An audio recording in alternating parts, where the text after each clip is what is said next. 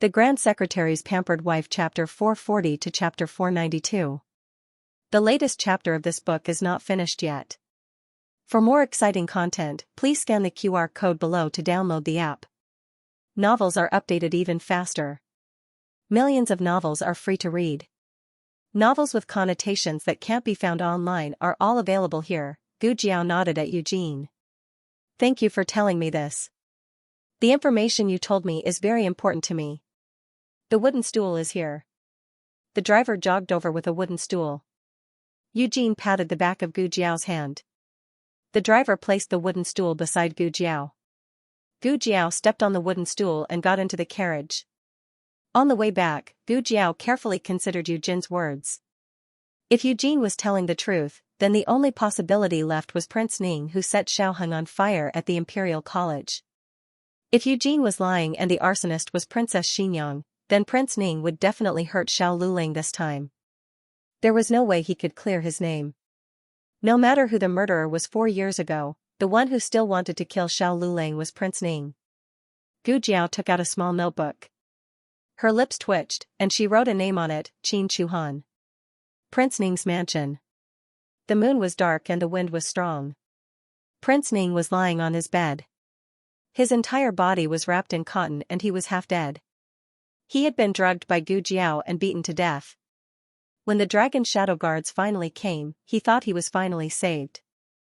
Who knew that the nightmare had just begun? The dragon shadow guards were temporarily sent by His Majesty to find Xiao Luling. The dragon shadow guards' first mission was to find him, and their second mission was to protect him. Gu Jiao beat him very hard, but he could also take the beating. Thus, although it hurt, he didn't suffer any internal injuries. The dragon shadow guards determined that he didn't suffer any fractures and could continue to find him. They grabbed him and got into the carriage. The driver was gone, so the dragon shadow guards personally became his driver. Other than not suffering from internal injuries, Ning Wang's entire body was in pain. The dragon shadow guard's driving skills were obviously not good. Ning Wang's intestines were about to break. His head hit the wall of the carriage 7 or 8 times, and his butt rubbed against the floor 17 or 18 times. Actually, he could turn over, but he didn't want to grind an iron rod into a needle. Therefore, he could only sacrifice his butt. Finally, his arm was dislocated, and the dragon's shadow guard determined that his injury was in urgent need of treatment. Then, the dragon's shadow guards carried him back to the palace. Only God knew how long his dislocated arm had been swinging in the air. It was so swinging that he didn't even feel that it was his arm anymore. This was simply a nightmare. Your Highness, it's time to drink your medicine. Qi Fei helped Ning Wang up. Prince Ning's entire body felt as if it had been crushed by a huge rock. Not a single part of his body belonged to him. Just the movement of sitting up and leaning against the bed head made Prince Ning break out in a cold sweat. He took the bowl with his other hand, which was not dislocated. Even though it wasn't dislocated, it wasn't very stable after being trampled by Gu Jiao. In the end, Qi Fei couldn't stand it and personally helped his master drink the medicine. Prince Ning leaned against the cushion behind him and recalled what happened today. He still felt that it was inconceivable. How dare she? That's right. How could a commoner's daughter dare to go against a country's prince, even if she hugged the 2 thick thighs of the Empress Dowager and the Emperor? In terms of closeness, he was their blood relative. Other than Princess Ningyin, he was the only person who could receive the favor of both the Empress Dowager and the Emperor.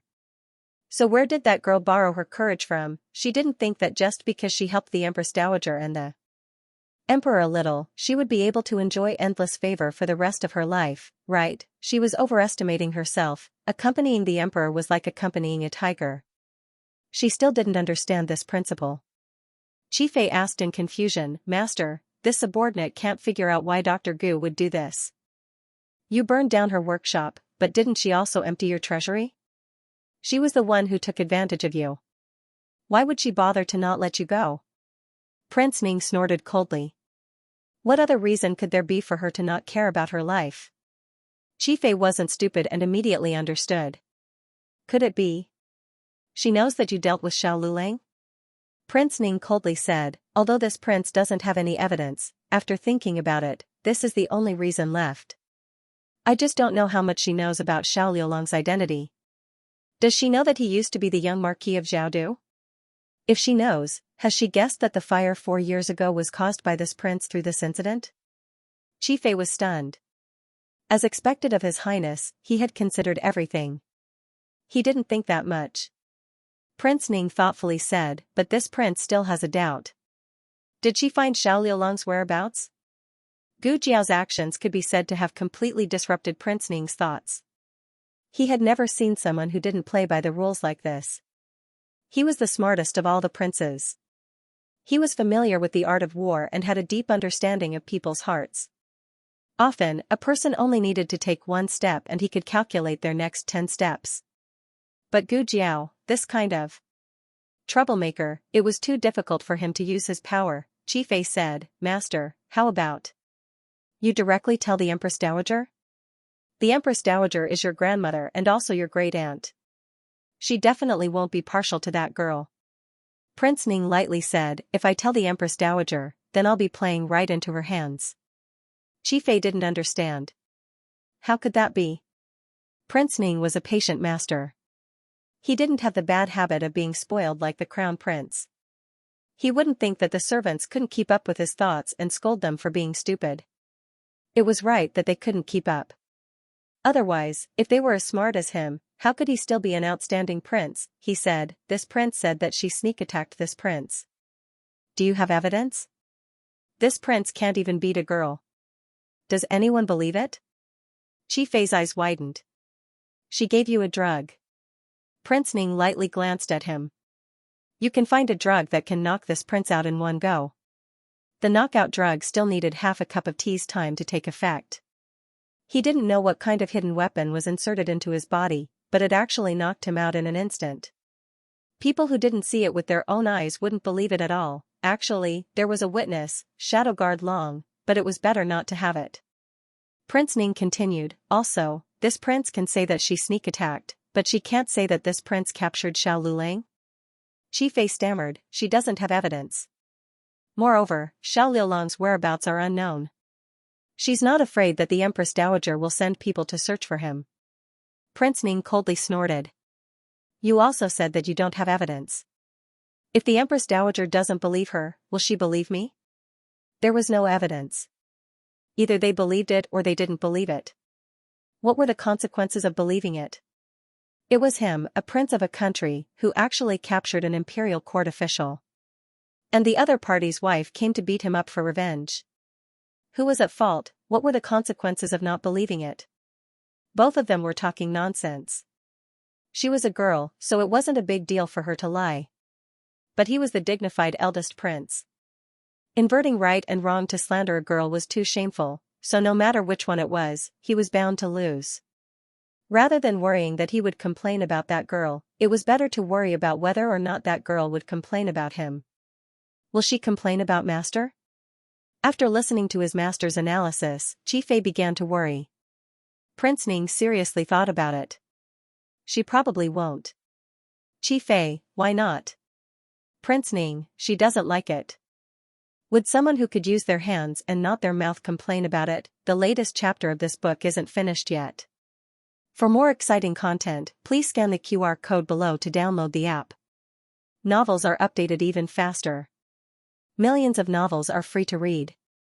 Novels with connotations that can't be found online are all available here. https://www.zhhbqg.com/896428964286/11008262. HTML Genius memorized this website's address in a second. www.zhhbqg.com Biku Pavilion's mobile reading website, mzhhbqg.com. The latest chapter of this book is not finished yet. For more exciting content, please scan the QR code below to download the app. The novel will be updated more quickly. Millions of novels will be read for free. All the novels that can't be found on the internet are available here. While they were talking, there was a faint breathing sound outside the door. Who is it?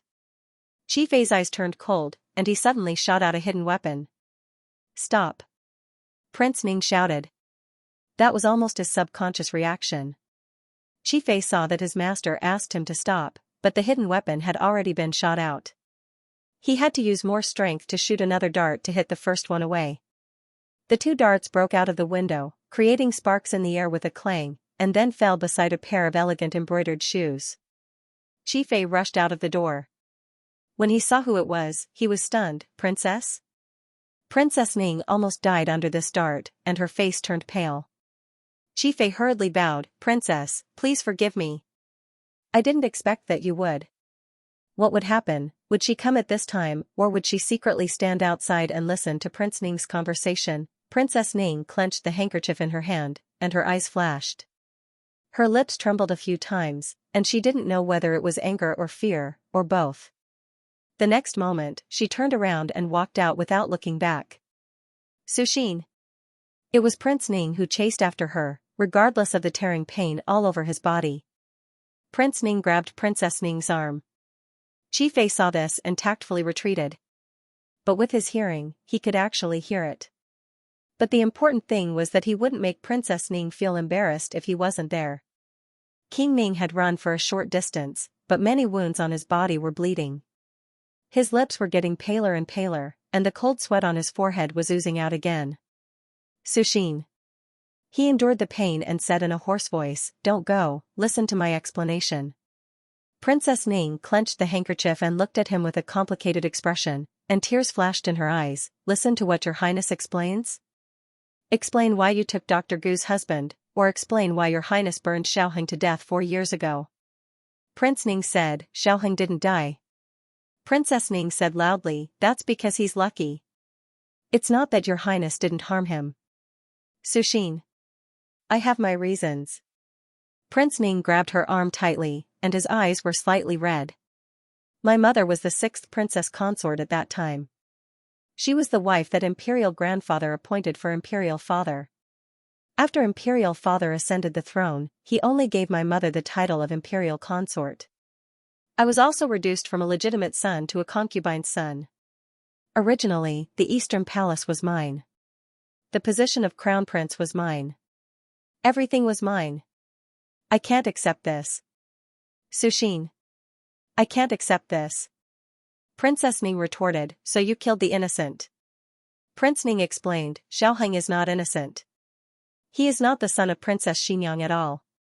He is the flesh and blood of a female slave. It was because Princess Xinyang experienced the pain of losing her son that she placed her love on him. That child didn't need to die. The one who should die is him. He stole everything from that child. His death is not worth regretting. Princess Ning looked at him in disbelief, as if she was greatly frightened. Her body swayed and she took a few steps back.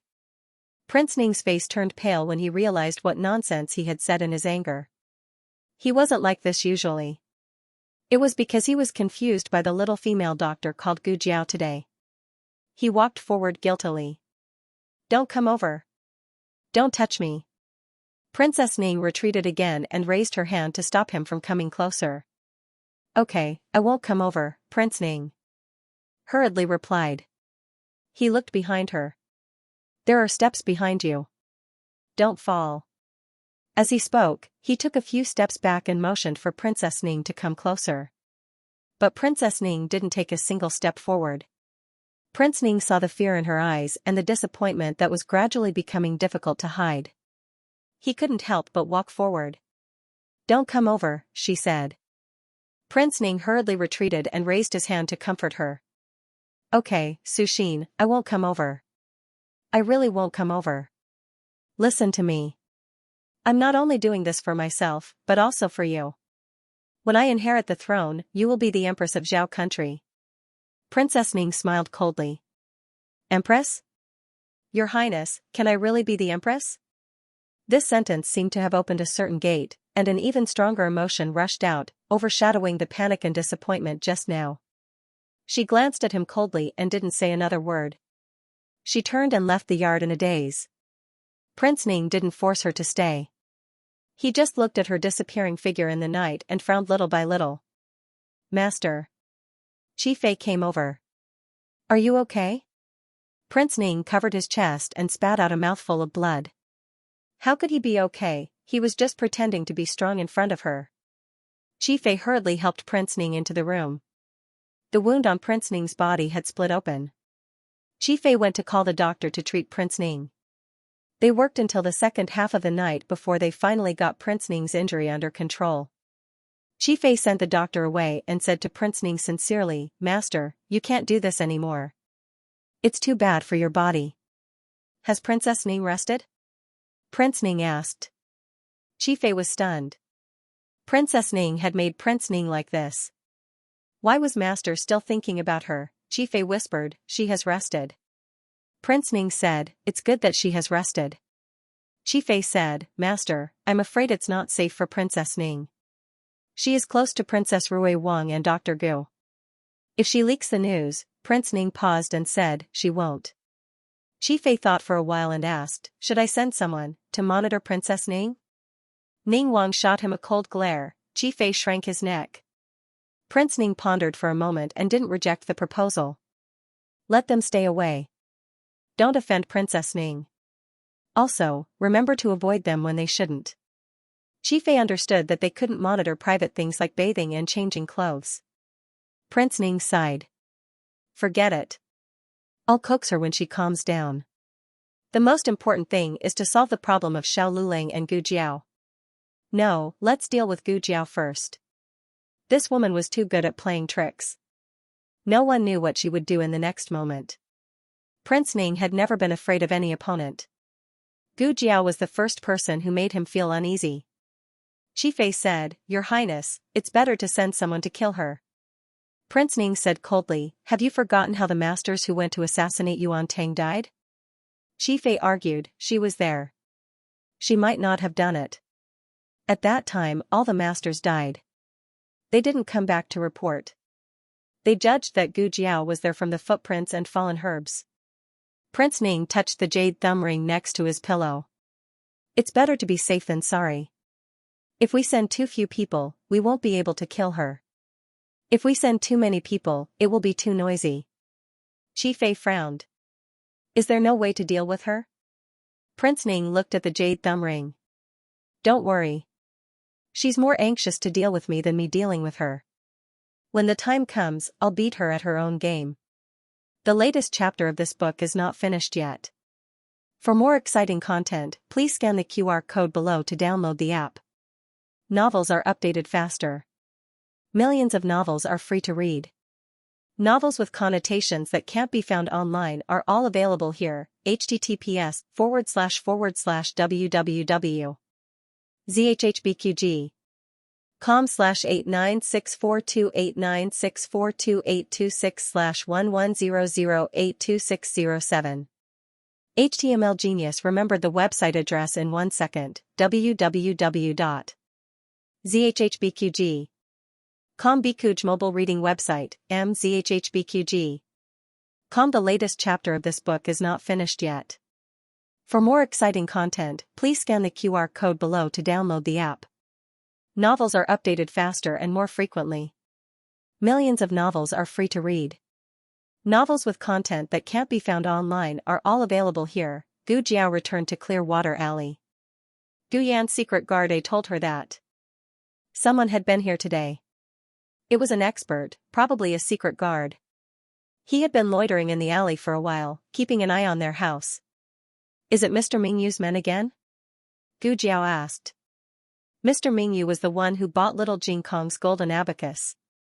It was obvious that he wanted to get close to little Jing Kong. He had even sent men to keep an eye on Clearwater Alley.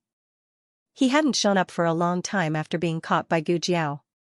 "It's not the same person from last time," said the secret guard. Gu Jiao made an O sound. Then there was no doubt that it was Prince Ning's men. He must have been sent by Prince Ning to find out about Xiao Liulang's whereabouts. Prince Ning also wanted to know if Xiao Lulang had been found, or if he was already hiding at home. "Then did he find Xiao Lulang?" Gu Jiao asked again. Secret Guard said, "No, the young master has been in the study and hasn't come out.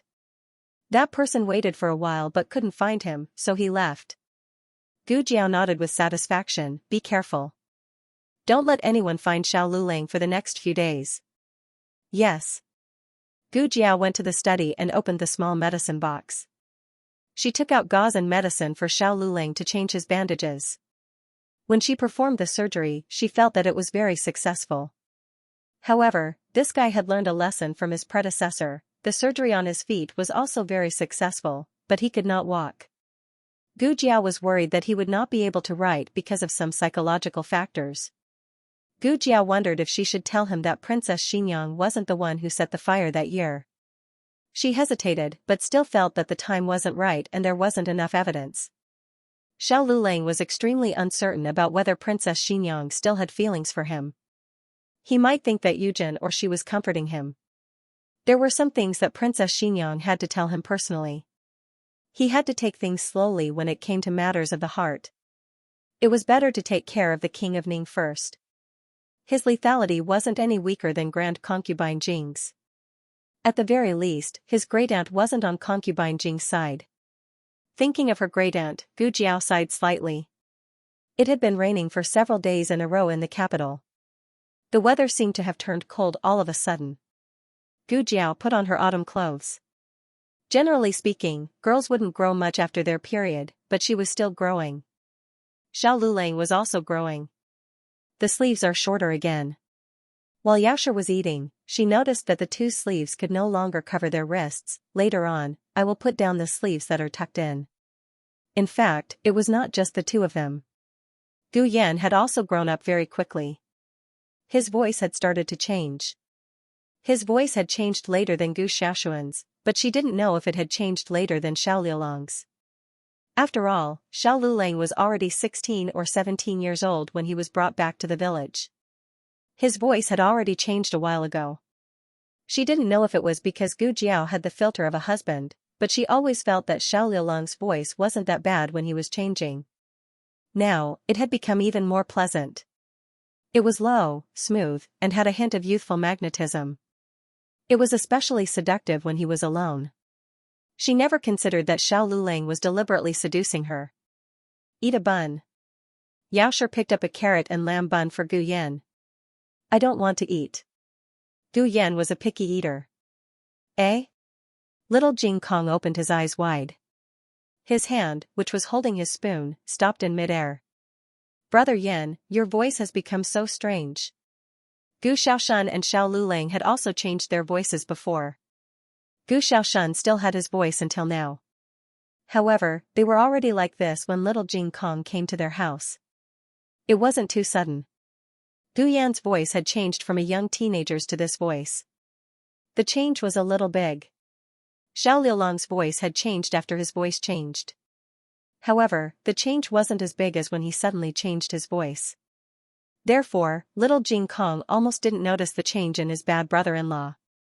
However, he immediately noticed Gu Yan's change. Gu Yan still hadn't adapted to his new voice. He was a little excited and a little embarrassed. He cleared his throat and stuffed a pork bun into little Jing Kong's mouth. Eat your food. Little Jing Kong wanted to argue with him. However, he suddenly bit into the candy inside. He suddenly felt that eating pork bun was more interesting than exploring Brother Yan's new voice. The sky was clear today.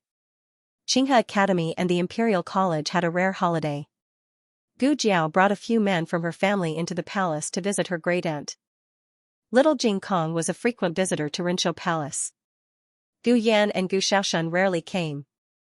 After all, they were people who needed to attend special classes. They couldn't afford to be hurt. They entered the palace as usual. The token was already covered with dust. Empress Dowager Zhuang was busy reviewing the memorials. Coincidentally, a palace maid knocked her favorite glazed flower lantern into the inkstone. The entire lantern was dirty.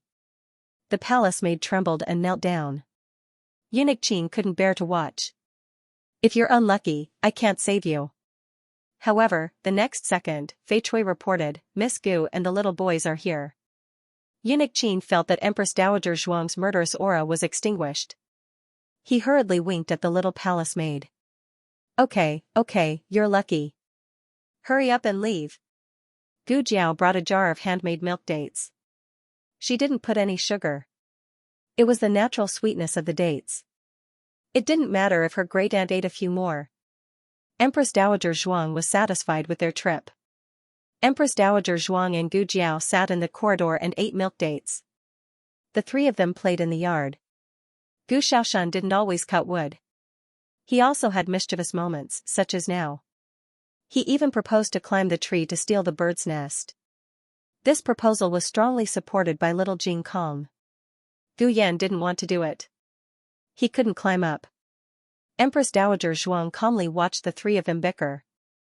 Gu Yan, with her eloquent tongue, outsmarted the little carpenter and the little monk. In the end, she successfully dragged the little carpenter into her camp and went fishing.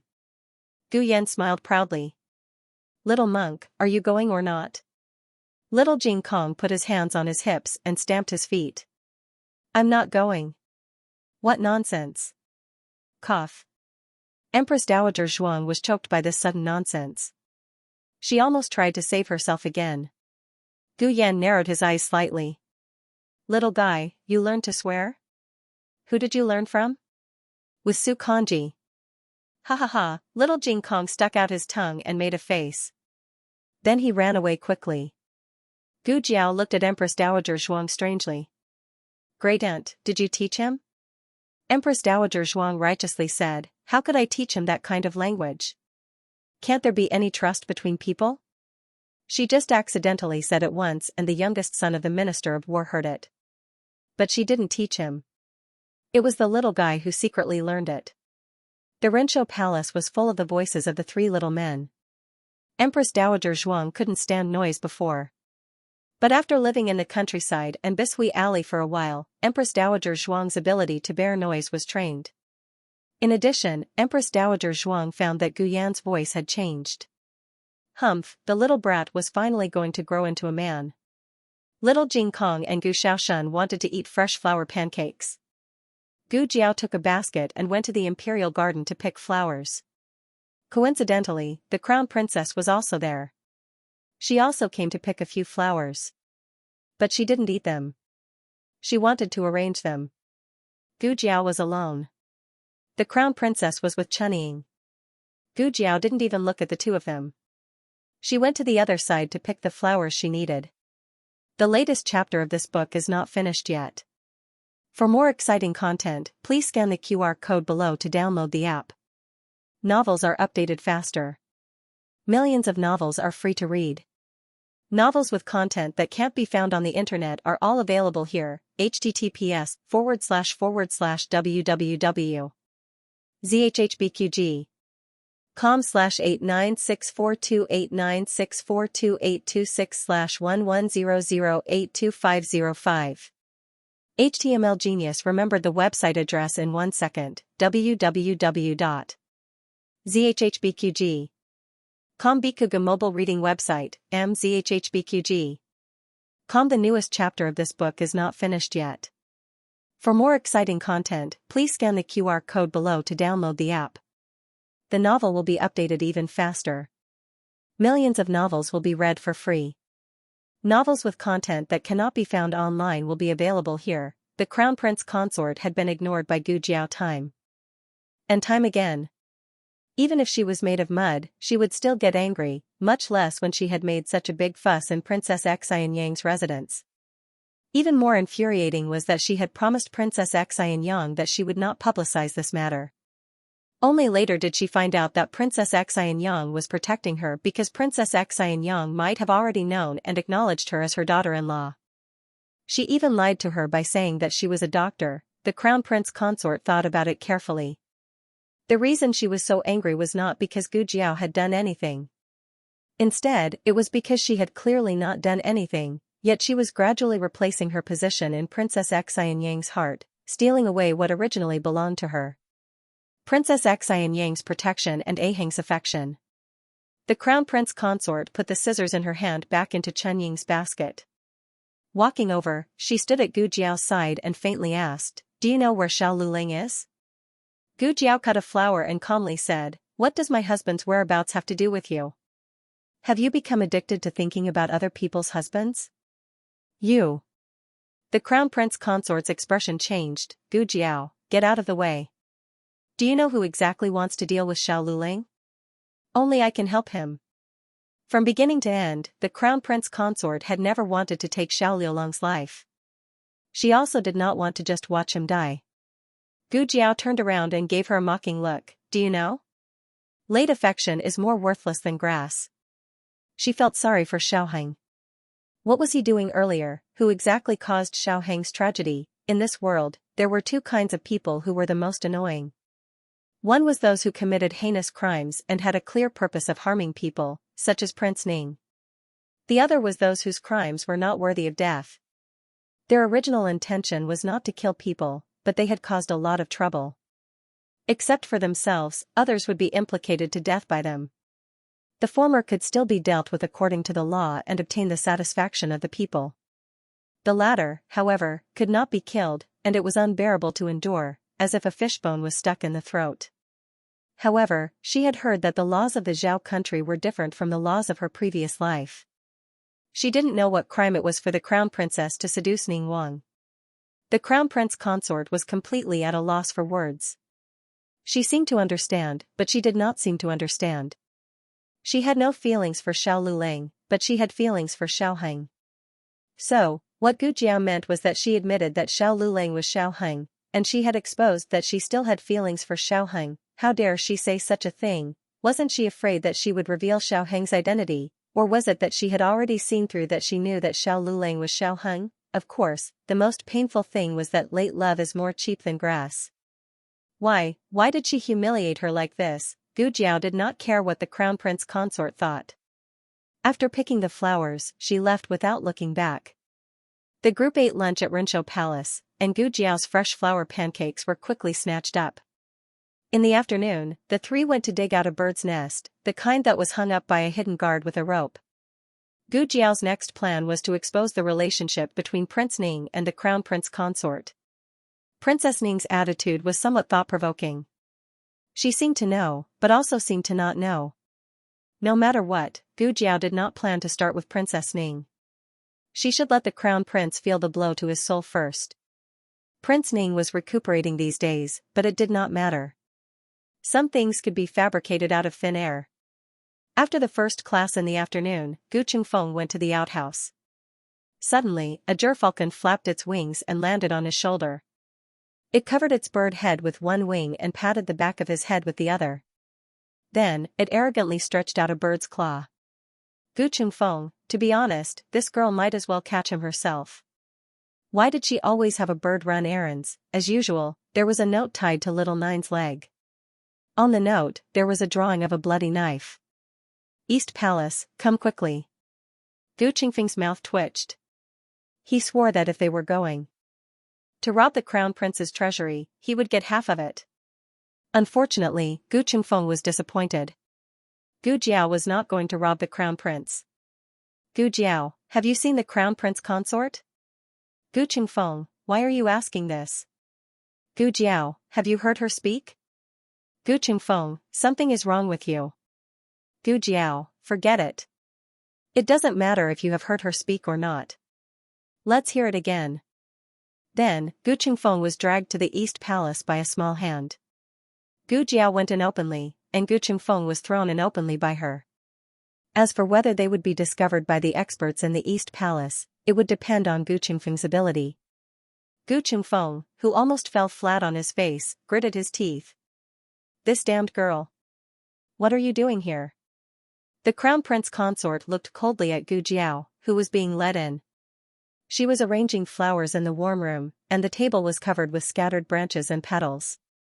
Gu Jiao sat cross-legged across from her. I came to talk to you. The crown prince consort cut a peony. What is there to talk about between you and me? Gu Jiao said, there is nothing to talk about.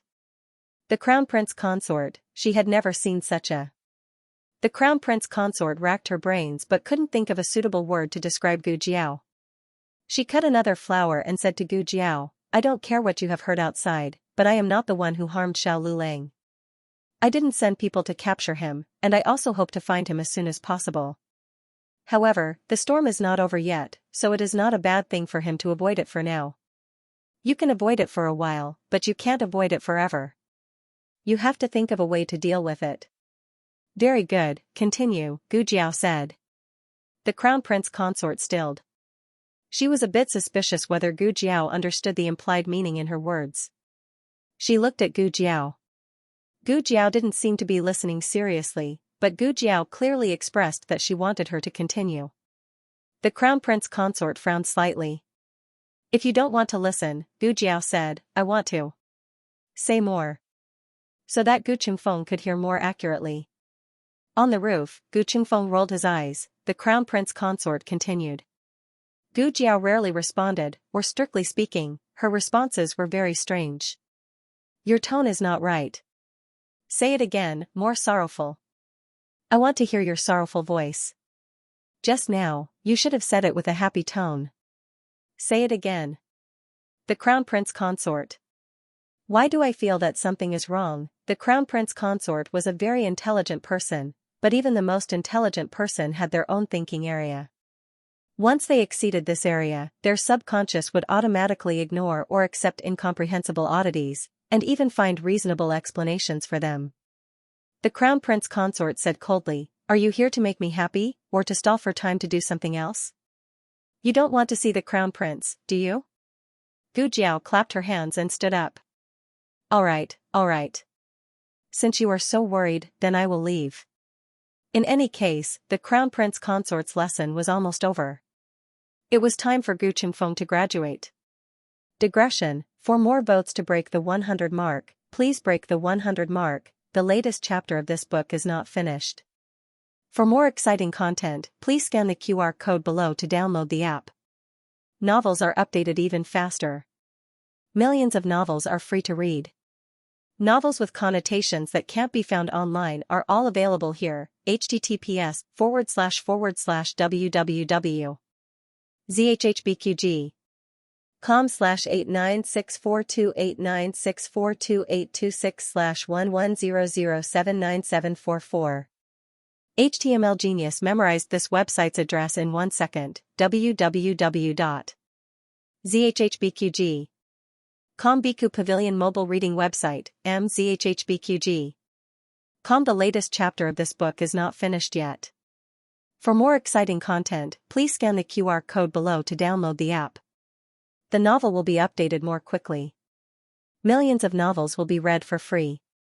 There are all kinds of novels that can't be found online. After leaving the East Palace, Gu Jiao checked the results of Gu Qingfeng's study. Gu Qingfeng refused in his heart. Gu Jiao took out a bottle of hair growth agent and got it done easily. After making sure that Gu Qingfeng was the main tool, Gu Jiao started to prepare to lure the crown prince. First, she had to choose a moment when the crown princess was alone. She couldn't let the crown princess have an alibi. Then, she could guide the crown prince to catch the adulterers. Coincidentally, Empress Xiao asked the crown princess to have dinner at the Cunning Palace in the evening. The East Palace had been busy recently, so Qin Chuyu was taken back to the Cunning Palace. After dinner, Qin Chuyu wanted to go to the Cunning Palace to find little Jing Kong. Empress Xiao asked the crown princess to go with Qin Chuyu. The crown princess didn't dare to refuse and went with Qin Chuyu. The two little B*****s were crazy together. They went from the Rinshou Palace to the Imperial Garden, and from the Imperial Garden to the Supreme Liquid Pool. The crown princess was ordered to watch Qin Chuyu, so she had to follow. But she couldn't keep up with the two little guys. Soon, she lost them. The crown princess only had Chunying with her. It was easy to send her away. Gu Jiao walked over. Do me a favor. Take it over there. The crown princess frowned. You again? Are you haunting me? Gu Jiao raised her eyebrows. Are you going to help me? If the crown princess came to ask Gu Jiao wouldn't help her. But the crown princess was different. She had a background and status, so she had to help her. The crown princess looked at Gu Jiao's basket and said to Chunying, take it for Dr. Gu. Yes. Chunying took the basket reluctantly and walked towards the pavilion with Gu Jiao. Gu Jiao walked halfway and said to Chunying, take it to the Rinshou Palace. I want to pick some fruits. Chunying choked. Didn't she say she only wanted to take the pavilion? Why did it become the Rinshou Palace? My crown princess is there alone. I'm worried. I'll ask her to pick fruits with me, okay? That's why I'm worried. Chunning muttered in her heart, but she didn't dare to show it on her face. This was the imperial palace, and Xianxia and the servants were nearby.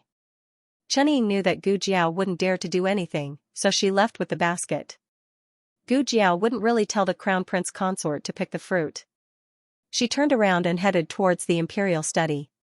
Today, the crown prince was in the imperial study. Eunuch Qin had given him a message. When Gu Jiao arrived at the imperial study, the crown prince had just come out. The crown prince looked at her strangely. Why are you here? What are you doing here?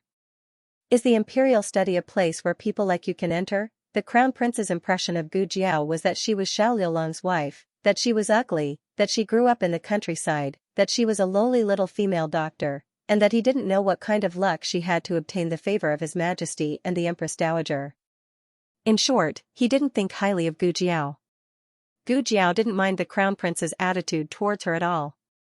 He came out, so she didn't have to make up an excuse to bring him out. I was passing by. Gu Jiao said without changing her expression. Is the crown prince going back to the Eastern Palace?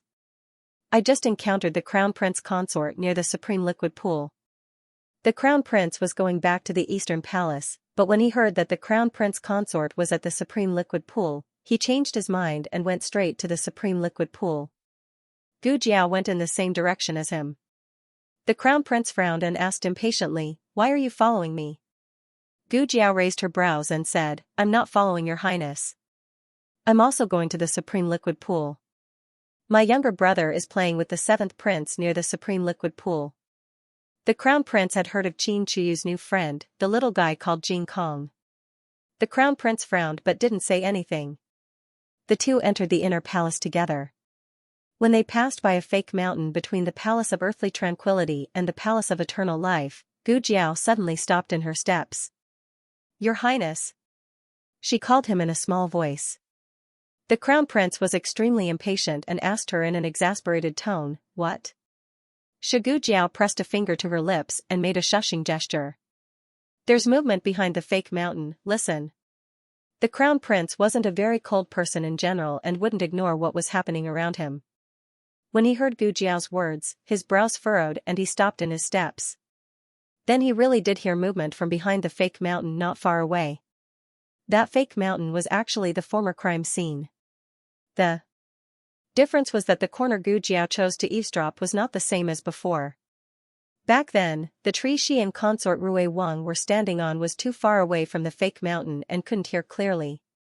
Right now, she was standing on a small path with the crown prince and was half the distance from the fake mountain.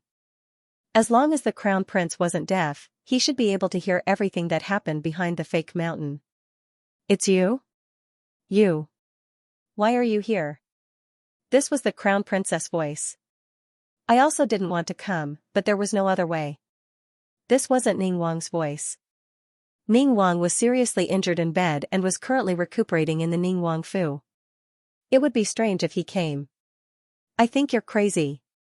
This is the Imperial Palace. Coming to see me in broad daylight, aren't you afraid of being discovered?" "Don't worry, my martial arts are very good. I won't be discovered." "Leave." "I'll leave after delivering Master's message. Master wants you to remember that you are his woman and remember your identity. Don't always hide from him. If there's a next time, he won't be able to guarantee that your relationship will be resolved." "Are you threatening me?" "I've delivered the message, so I'm leaving." "Wait. How? How are his injuries?" A concerned and worried tone. "If you're really worried about Master, why don't you personally visit him? You haven't seen Master in so long, don't you miss him?" She sighed bitterly. "What's the use of missing him? Can I leave the Imperial Palace whenever I want? What if people suspect me?" "Don't worry, as long as you want, Master will arrange it for you." Actually, there was nothing else when she asked about his injuries. The last few sentences were improvised by Gu Qingfeng. He added random lines again. Gu Jiao had been observing the crown prince's expression from beginning to end. The crown prince didn't react at all when he heard the first two sentences, but he frowned slightly when he heard the third sentence. And when he heard the words "I'll leave after delivering master's message," his frown deepened. He was clearly a bit angry. No, this was his reaction after being cuckolded. Wasn't it a bit wrong? With the crown prince's feelings for Wen Linlang, he should have drawn his sword and charged forward.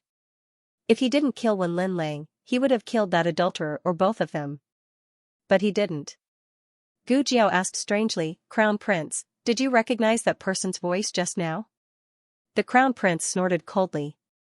"How could I recognize it? I don't know him." Gu Jiao gaped. "You don't know him? Don't you think the voice just now was a bit familiar? It sounded like the Crown Princess, wasn't it?" "Familiar?" The Crown Prince thought carefully and said, "I think so. It sounded a bit like Linlong's voice, but it's still a far cry." Gu Jiao. How did he recognize it, or was this man's trust in the Crown Princess so blind that it was unshakable? "Moreover, Linlang wouldn't betray me," the Crown Prince said. As expected, it was the latter. "Crown Prince, oh Crown Prince, you're really blind and green." The original plan was for the Crown Prince to hear Wen Linlong's voice and suspect that she had an ambiguous relationship with a man outside the palace. Gu Jiao would then secretly throw out some false evidence to point at Prince Ning. As long as the crime of having an affair with the Crown Princess was confirmed, Prince Ning would be powerless. Who would have expected that the Crown Prince, this pig of a teammate, would be so useless? Gu Jiao didn't want to pay attention to him anymore. The Crown Prince said coldly, "I have to go and see who dares to cause trouble in the harem here." "Go, go, go. It would be strange if I could see." Of course, the Crown Prince couldn't watch. After Gu Qingfeng finished his performance, he used his qinggong to leave. The Crown Prince clenched his fists. "Damn it, I will definitely investigate this thoroughly." Gu Jiao rolled her eyes. The first plan was ruined. It didn't take long for the news to reach King Ning's ears.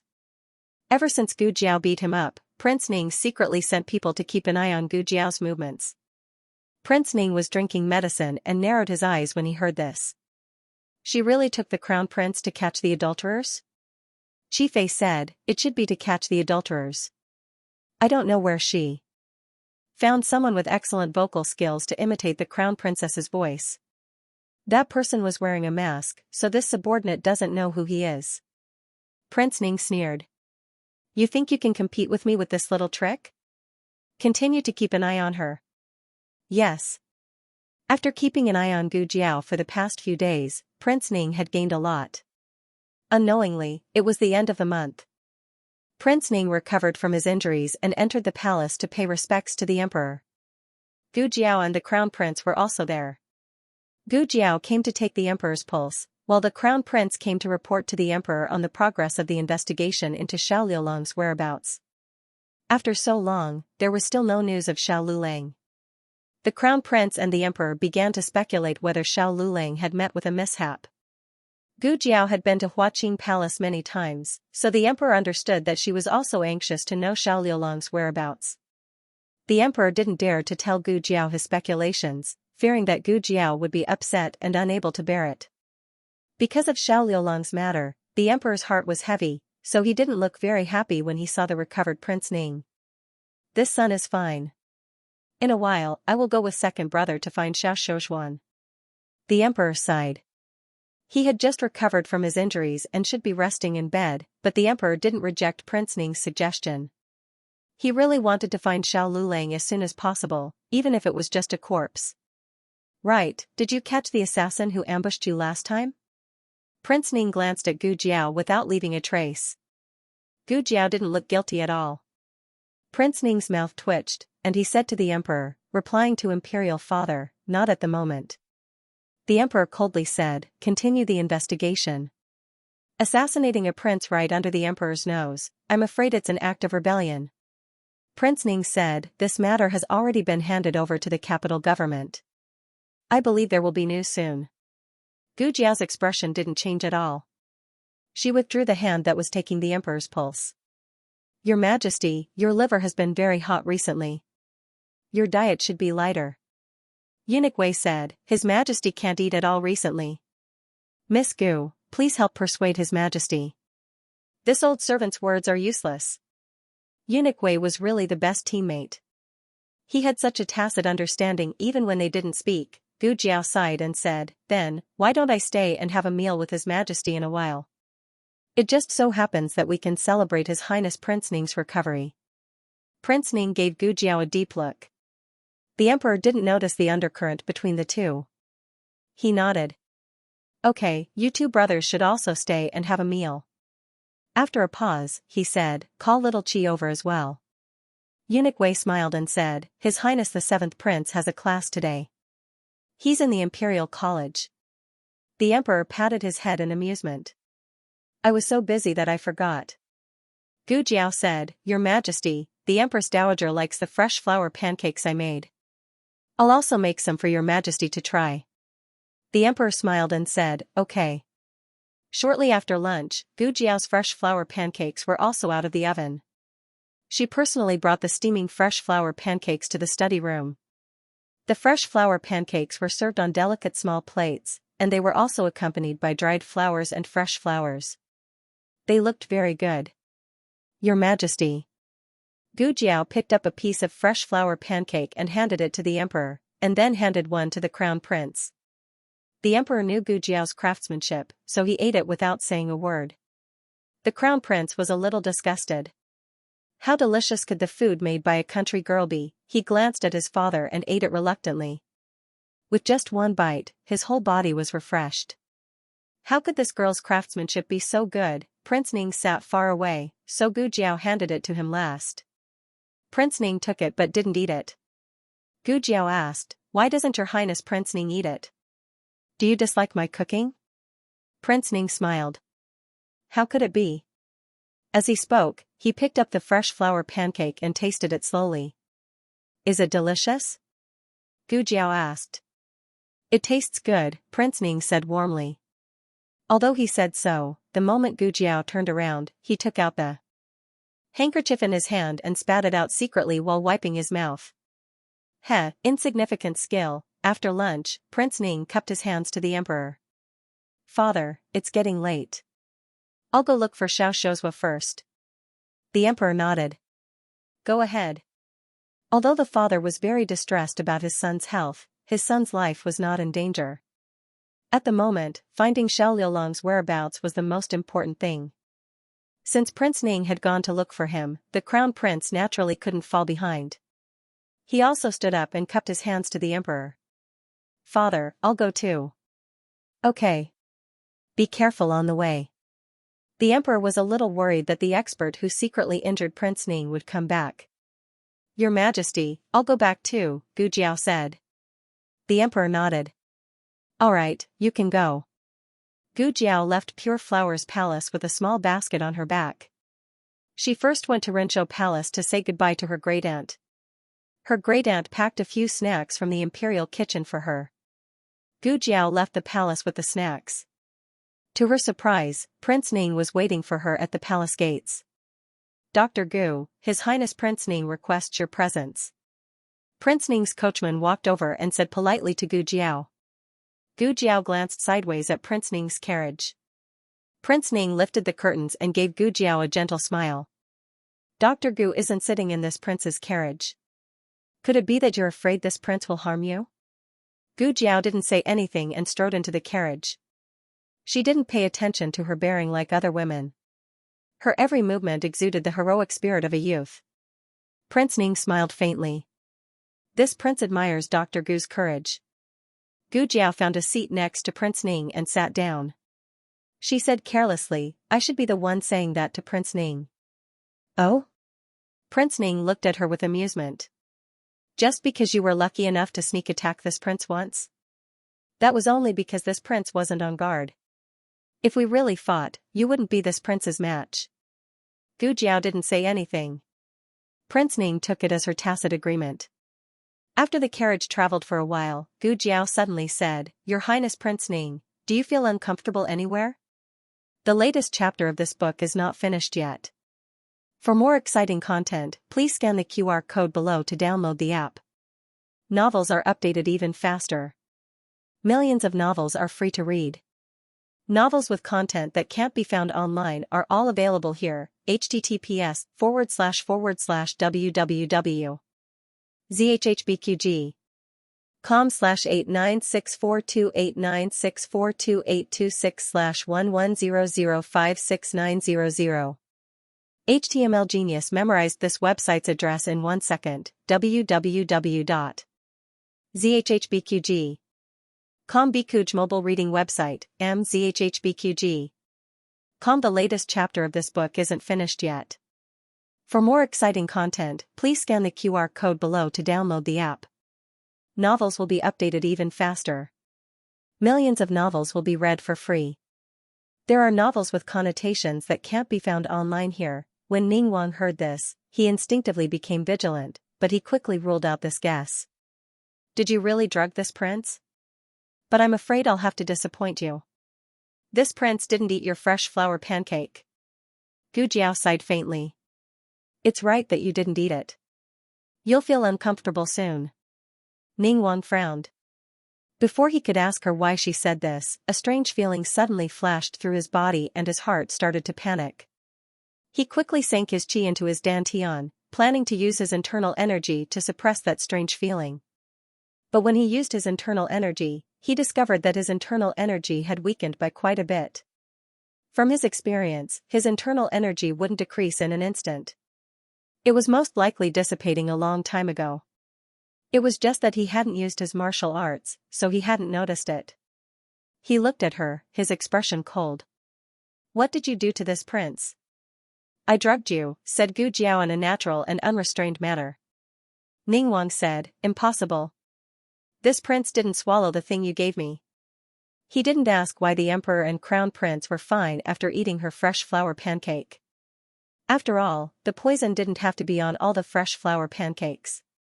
She was the one who gave him the fresh flour pancake, so it was entirely possible that she put it on the fresh flour pancake she gave him, or on the table where he used. Gu Jiao raised her eyebrows.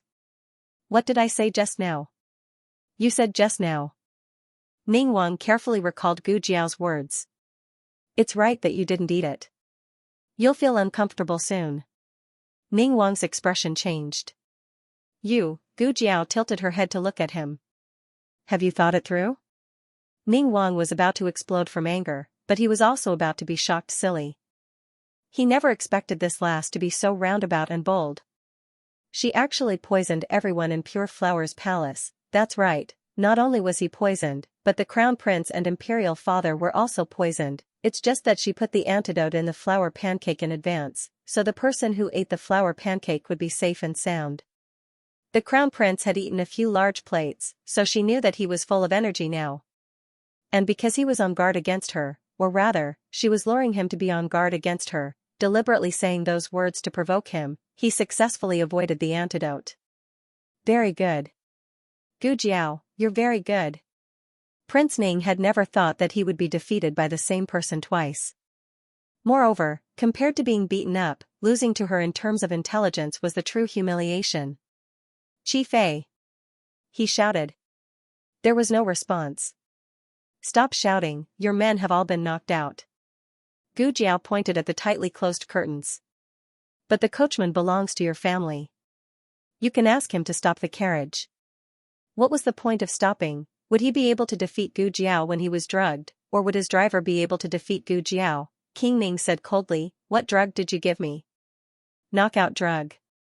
Gu Jiao said. To be honest, Prince Ning could hold on until now, which was much longer than she imagined, which showed that his internal strength was very profound. Well, she also wanted internal strength. Prince Ning narrowed his eyes at her. What are you going to do to me? Gu Jiao blinked. Guess? Prince Ning took a deep look at her, and then he smiled coldly. The anger and uneasiness just now seemed to disappear in an instant, and he became arrogant and disdainful. Prince Ning said, Gu Jiao, do you really think that I can't see through your little tricks? Do you really think that I'm just recuperating in my mansion these days? Gu Jiao said, oh, you investigated me. What did you find? What you are most worried about, I found that. Prince Ning's lips curled up. This prince knows what you are planning. You want to drug this prince so that this prince will do something unforgivable to the crown prince consort, and then be caught by the crown prince. Ha! He sneered. So naive, Dr. Gu. Do you really think that you can knock out this king's subordinates so easily? Gu Jiao looked up at him. Prince Ning pointed at himself. I am the eldest son of the imperial family and have been in the middle of the whirlpool of imperial power since I was young. How do you think I have survived until now? How did I become imperial father's most beloved and valued son? Just because I am the eldest son? Dr. Gu, I said that you are still young, and there are many things that you don't understand. You are still too inexperienced to fight with me. Gu Jiao frowned. Her ears hurt from listening to his bullshit, but it could be summed up in a few words: I am going with the flow. Was it that hard to speak like a normal person? Gu Jiao looked at him with disdain.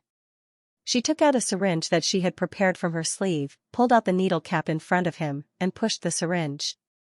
When Prince Ning saw this, his heart instinctively filled with the fear of being pierced by needles. Last time, she had used this kind of hidden weapon to instantly numb his body.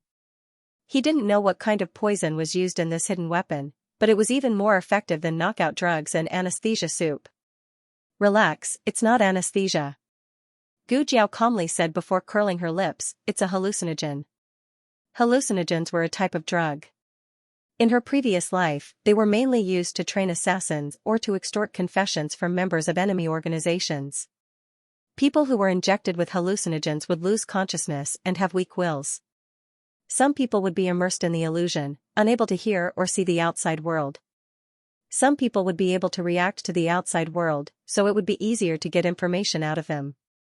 She just didn't know which type Prince Ning would fall into after being injected. Gu Jiao's lips curled into a wicked smile. Prince Ning's body trembled. The emperor was afraid of needles. Unfortunately, Prince Ning was also afraid of needles. As expected of father and son. Prince Ning's entire face turned white. Gu Jiao, you better not act rashly. Otherwise, you won't be able to bear the consequences. Gu Jiao said unconcernedly, oh, what consequences? Prince Ning smiled coldly. For example, why don't you go home and see if Xiao Lulang is still there? Gu Jiao's injection stopped. Eastern Palace. The crown prince had just returned from outside. The imperial guards were still waiting for him outside. His clothes had just been scratched, so he had to change his clothes and go out again. Just as he stepped into the bedchamber, Chunying stumbled over with a pale face. Your Highness. Your Highness, it's not good, the crown princess is missing. The crown prince frowned. Speak clearly. Why is Lin Lang missing? Chunying choked. This servant followed the crown princess to Zhu Street to visit Princess Xinyang. On the way back, the crown princess said she was going to buy some refreshments for your highness, so this servant went to buy them. But when this servant came out of the tea house, the crown princess was no longer in the carriage. The imperial guards and driver were all knocked unconscious. In a dark room, the doors and windows were tightly shut, and the smell of incense rose in spirals. The crown princess slowly opened her eyes and looked around in confusion. Suddenly, she found herself lying on a soft bed. It took her a long time to adjust to the dim light in the room. Then, she found a person lying next to her. A man. The man's eyes were slightly closed, as if he had fallen into a deep sleep. After she saw the man's appearance, a light flashed through her eyes. She sat up and stared at the sleeping Xiao Lulang. Aheng, is that you? Xiao Lulang did not respond. It's you, right? You really came back, you came back to find me. Why aren't you saying anything? Are you angry at me? Sorry, I didn't do it on purpose. I didn't want to hurt you. After you left, I was very sad. Seeing you again, I finally understood that the person in my heart has always been you. I really regret not being able to marry you. Don't like anyone else. Don't like her. She's not worthy of you. The crown princess softly said, lovingly stroking Xiao Liulang's cheek. Being able to see you like this is really good. In the future, don't leave me again. Xiao Liulang's eyes had opened long ago, but unfortunately, his expression was sluggish. It seemed that he did not hear a single word the crown princess said. The crown princess gently smiled with a trace of a young girl's shyness. Pulling away his arm, she gently lay down in his embrace. Her hand wrapped around his strong waist, and she sweetly called out, let's never separate again, alright? In the future, let's live happily, alright? Xiao Lulang finally reacted. Holding her tightly in his embrace, he blankly responded, "All right." The crown princess smiled with incomparable sweetness. Xiao Luling called out a person's name. She did not hear it clearly, but she did not seem to mind at this moment. As long as Aheng was with her, she would be with her forever. She did not care about anything else. Aheng was hers. Aheng pressed her down.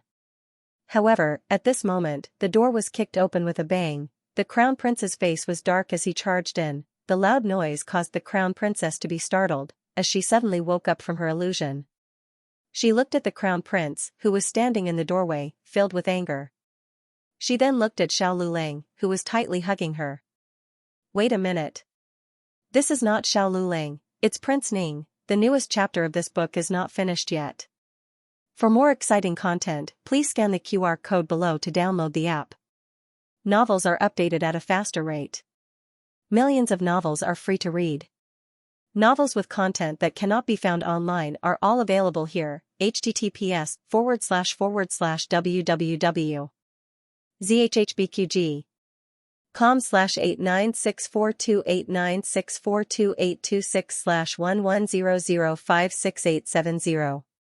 HTML Genius memorized this website's address in 1 second. www.zhhbqg.com Biku Pavilion's mobile reading website, mzhhbqg.com. The newest chapter of this book is not finished yet. For more exciting content, please scan the QR code below to download the app. Novels are updated even faster. Millions of novels are free to read. Novels with connotations that cannot be found online are all available here. The crown princess face turned pale. How could it be like this? Was it not Xiao Lulang? No, it should not be Aheng, right? How could it become Prince Ning? Her first reaction was to stare at the adulterer on the bed. The crown prince's gaze became even colder. The crown prince's throat was filled with a metallic sweetness. He felt that he was on the verge of collapse. He fiercely pinched himself. This was not a dream. This was real. This was King real, his Lin Lang, the sincere and gentle Lin Lang, the knowledgeable Lin Lang, the Lin Lang that was in harmony with him. How could she do this sort of thing with another man behind his back? Everything happened too quickly. He did not even have time to react. In his great shock, all the blood in his body seemed to have frozen. Every word that Wen Lin Lang said was like a knife, fiercely stabbing at the crown prince. If he said it hurt, it did not seem like it.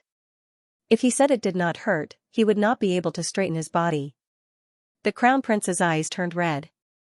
He staggered and crashed into the wooden door behind him.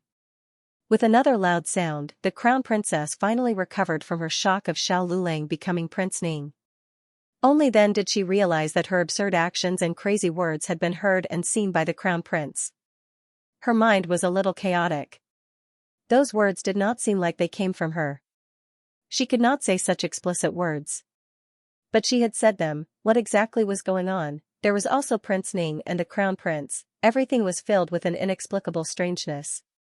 But the situation was urgent, and she did not have the time to sort it out. She looked at the crown prince, who looked as if he had been struck by lightning. Her gaze moved, and she pulled up her clothes without leaving a trace. Following this, she got out of bed and arrived in front of the crown prince with red eyes. Reaching out, she grabbed the crown prince's hand. "Your Highness, let me explain." The crown prince almost subconsciously avoided her. Dodging like this, he could not avoid crashing into the door again. The place that had hurt earlier felt double the pain. This pain caused him to instantly wake up. He looked at Wen Linling in disbelief, his face full of hurt. "Why did you do this? Why would he do that?" She didn't want to do that at all. God knows what happened.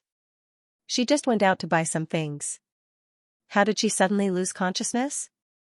When she woke up, it was already. The crown princess complained tearfully, "Your Highness, believe me. I don't know what happened to me either." "I was assassinated," the crown prince said. "Assassination? Did someone put a knife to your neck and force you to say those words? Did someone tie your hands and feet to prevent you from escaping? You were willing, Wen Linling. This monarch heard everything. You said you had him in your heart. He's the one you've always liked." As the crown prince spoke, he was on the verge of collapse. He was born as the empress's legitimate son and had unparalleled nobility. Furthermore, he had Marquis Schwamping's powerful uncle backing him up. He could get whatever he wanted and had never suffered any setbacks. He wasn't as naughty as little Chi, so he didn't receive much punishment. His life had been smooth sailing for more than 20 years. Now that there was such a drastic change, it was as if even the sky had collapsed. "Who is the adulterer?" he asked with bloodshot eyes. The Crown Princess trembled and reflexively moved a step to the right to block the Crown Prince's line of sight. The Crown Prince recognized her because he recognized her voice. In reality, the room was too dark, so the Crown Prince didn't see that the person on the bed was Ning Wang. No matter how confused the Crown Princess' mind was, she knew that she couldn't let the Crown Prince discover that the man was his older brother. Otherwise, this wouldn't be a normal misunderstanding, it would be a calamity. The Crown Prince wasn't usually so sensitive, but he was provoked today and noticed the Crown Princess' imperceptible movements. It didn't matter if his heart was broken or if his pride as a man was hurt. In short, he didn't even have any pity for Wen Linlang right now. He rudely pushed the Crown Prince consort aside and strode forward. Gu Jiao had injected Ning Wang with a larger dose, a whole 2 times, so he woke up a bit later than the Crown Princess. He more or less understood what was going on. He thought that he could beat Gu Jiao at her own game, but he didn't know that he had fallen into the other's trap from the moment he had this idea. He could find Xiao Liulong's whereabouts because Gu Jiao told him to find Xiao Liulong's whereabouts. The person he had the hidden guards take away probably wasn't the real Xiao Liulang, but a substitute. Ning Wang had guessed correctly about this point. This was the inspiration that Dual Blades sect gave Gu Jiao. There was something called a human skin mask in the Jianghu. The main material was fish glue and fish skin, and it was very realistic. If one didn't look carefully, they wouldn't be able to see it. If one moved too much, they would be exposed. But it would be fine if they were careful. The person who replaced Xiao Liulang and was taken away was Gu Qingfeng. He had already escaped without a trace by now. Ning Wang knew that the Crown Prince was walking towards him. He knew that he couldn't let the Crown Prince see him. Otherwise, he wouldn't be able to wash away his crime no matter how favored he was. He grabbed the blanket on his body and abruptly covered the Crown Prince's head the moment he approached. Immediately after, he got off the bed and quickly walked out the door, but then he heard a thud as he fell face first onto the ground. F***ck, who tied his feet up. This fall wasn't light, and Ning Wang's brain was muddled. The Crown Prince was so busy that he was in a mess. After a long time, he finally pulled the blanket off his head. His hair crown had been pulled loose, and his hair was a mess. He cut a sorry figure. He didn't care about his royal bearing and first stretched out his leg to fiercely kick the other party, sneak attacking the Crown Prince. Tired of living? No, he had already King slept with his woman. Wasn't he tired of living? Good, good, good. This monarch wants to see who exactly this audacious adulterer is. It was already impossible for the Crown Princess to pounce over. After all, she didn't know martial arts and couldn't stop the Crown Prince. As for Ning Wang, he was already muddled from the fall. What else could he do? The Crown Prince couldn't be bothered to use his hand to grab him, so he added another kick and flipped the other party over. It didn't matter if he didn't look, but when he did, he was struck by lightning again. Big brother? The shock of discovering that the adulterer was Ning Wang was even greater than the shock of discovering that the Crown Princess had cuckolded him. He couldn't accept the reality in front of him. Ning Wang took advantage of his daze to grit his teeth and take out the dagger at his waist to cut the ropes around his feet. Actually, there was nothing that couldn't be salvaged with just a glance. At most, Ning Wang would tell the Crown Prince afterwards that he was innocent, and the adulterer was just wearing a human skin mask similar to his. Ning Wang had only said good from beginning to end. From the Crown Prince's reaction, he didn't recognize his voice. His top priority was to quickly leave this place and think of a way to prove his alibi. But the Crown Prince pulled him back. Big brother, is that you? The Crown Prince asked dazedly. Ning Wang turned his face away and didn't look at the Crown Prince. But the Crown Prince rolled up his right sleeve. When Ning Wang was 11, he had once taken his younger brothers to ride horses. At the time, the Crown Prince and Rui Wang had been young, only 8 years old. Their horses had collided, and they had almost fallen off their horses. In order to save them, Ning Wang had been injured. The crown prince remembered that there was a long scar on Ning Wang's right forearm. After so many years, the scar had faded a lot, but it could still be seen. The moment he saw the scar, the crown prince finally couldn't hold back his tears, and they fell with a plop. Why? Big brother. Why, his heart was in so much pain. Why Linlang? Why big brother? Although he and his big brother weren't born of the same mother, he had always respected his big brother's character. He didn't dislike this big brother, and he had never thought that as the crown prince, he would do anything to him. Even if his empress mother warned him day and night that noble consort Zhuang and Ning Wang had to be on guard, he had never really taken it to heart. Today's unforeseen event was very sudden for anyone. It was as if all the cloths covering one's shame had been pulled down overnight. The ferociousness and ugliness within the imperial family were completely exposed at this moment. The crown prince was too well protected. The only thing he had done in his life was to have a private affair with Wen Linlang. However, that was also due to love. He got along with her as a friend. Before marrying Wen Linlang into the Eastern Palace, he had never touched a single strand of Wen Linlang's hair. If Xiaoheng hadn't died, if he and Wen Linlang hadn't gotten married, no matter how much he missed her, he wouldn't have used such a method to get involved with her. He couldn't understand Ning Wang's actions. Of course, he couldn't understand Wen Linlang either.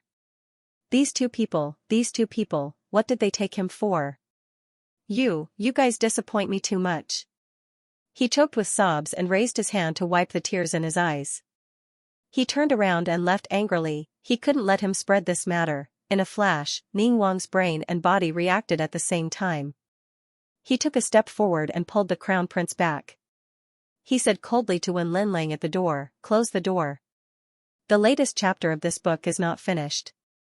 For more exciting content, please scan the QR code below to download the app. The novel will be updated even faster. Millions of novels will be read for free. There are all the novels that can't be found online here. https://www.zhbqg.com/896428964286/1100534338. HTML Genius remembered the website address in a second. www.zhbqg.com Biku Pavilion mobile version reading website, mzhbqg.com. The latest chapter of this book is not finished yet. For more exciting content, please scan the QR code below to download the app. Novels are updated even faster. Millions of novels are free to read. Novels with content that can't be found online are all available here. The Crown Princess expression changed. What do you want to do? Prince Ning said with a fierce gaze. He knows about us. If he speaks of this, you know the consequences. The Crown Princess, of course she knew. It wasn't her first day marrying into the imperial family. She had memorized the imperial family's laws and was familiar with them.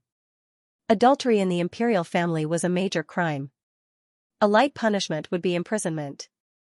A heavy punishment would be stripping her of her status and demoting her to a commoner. If the emperor was angrier, it wasn't impossible for her to be sentenced to death, but the crown princess looked at the dizzy crown prince who had been thrown to the ground by Prince Ning and hesitated for a moment. Prince Ning shouted, "What are you hesitating for? You aren't betting on how sincere the crown prince is to you, right? What misconception did his endless tolerance for you give you that he would still forgive you even after you betrayed him?" Yes, the crown princess did plan to do so. When a person had no bottom line for their indulgence, they would have the misconception that they could be forgiven for anything they did. She didn't go to close the door, but Prince Ning did. The door closed behind her with a bang. Her pupils contracted violently as she looked at him in disbelief. "Do you know what you are doing?" Prince Ning came to her and looked down at her. "Wen Linlang, you and this prince have been in the same boat for a long time. You can't wash your hands clean and can't escape." Wen Linlang shook her head in a daze. Tears flashed in her eyes, either because of resistance or fear. She shouldn't have come to this step. She was the most talented woman in the Zhao kingdom. She had unparalleled intelligence and an alluring appearance. She wasn't a fish in a pond. One day, she would transform into a dragon and become a dragon among men. "Alright, Linlang, if you can't do it, this prince won't force you." Hurry and leave. Let this prince take care of the aftermath. Prince Ning's tone suddenly became gentle. He held the crown prince consort's shoulder and gazed deeply at her. Holding her hand, he said, "It was this prince's lack of consideration. Your hand shouldn't have done these things. They are clean." The crown princess's eyelashes trembled slightly. King Ming said, "You may leave." The crown princess opened her mouth. "You." Prince Ning glanced at the crown prince who was struggling to hold his head and said, "He's about to wake up. Trust me, I will do everything cleanly and won't implicate you. Go back to the palace immediately and don't worry about anything else." Tears welled up in the crown princess's eyes. Prince Ning smiled, "Trust me this time, The crown prince consort pulled her hand back. Holding back her tears, she turned around and dazedly walked towards the door. Behind him, the sound of the crown prince's stumbling footsteps could be heard. She closed her eyes as tears rolled down her cheeks. Prince Ning's voice rang out slowly, "Second brother, ever since you were young, Big Brother has always given in to you. The position of crown prince was given to you, the Eastern Palace was given to you, the famous bow that you liked, and the Fergana horse that you loved. Wouldn't it have been better if you had just left? Why did you check Big Brother's arm? Do you know that you're making things difficult for Big Brother?" The crown prince felt dizzy. He knew a little martial arts, but he was not very proficient in it. Even if the medicinal effects still remained in Prince Ning's body, he could still easily crush him. The crown prince faintly heard Prince Ning's words, but his brain could not react. Prince Ning took off the crown prince's token and took out the money. He picked up the dagger that had fallen to the ground. "Sorry, second brother. Big Brother has given in to you for so many years. It's time for you to give in to Big Brother this time." As he spoke, he gripped the dagger tightly and stabbed it towards the crown prince's neck. In the blink of an eye, a stool smashed towards his head with great force. Caught off guard, he was smashed to the ground. The crown prince consort threw away the stool in her hands and helped the crown prince up. Your Highness, wake up." The crown prince had been thrown quite badly by Prince Ning. When he opened his eyes, his entire head was in pain.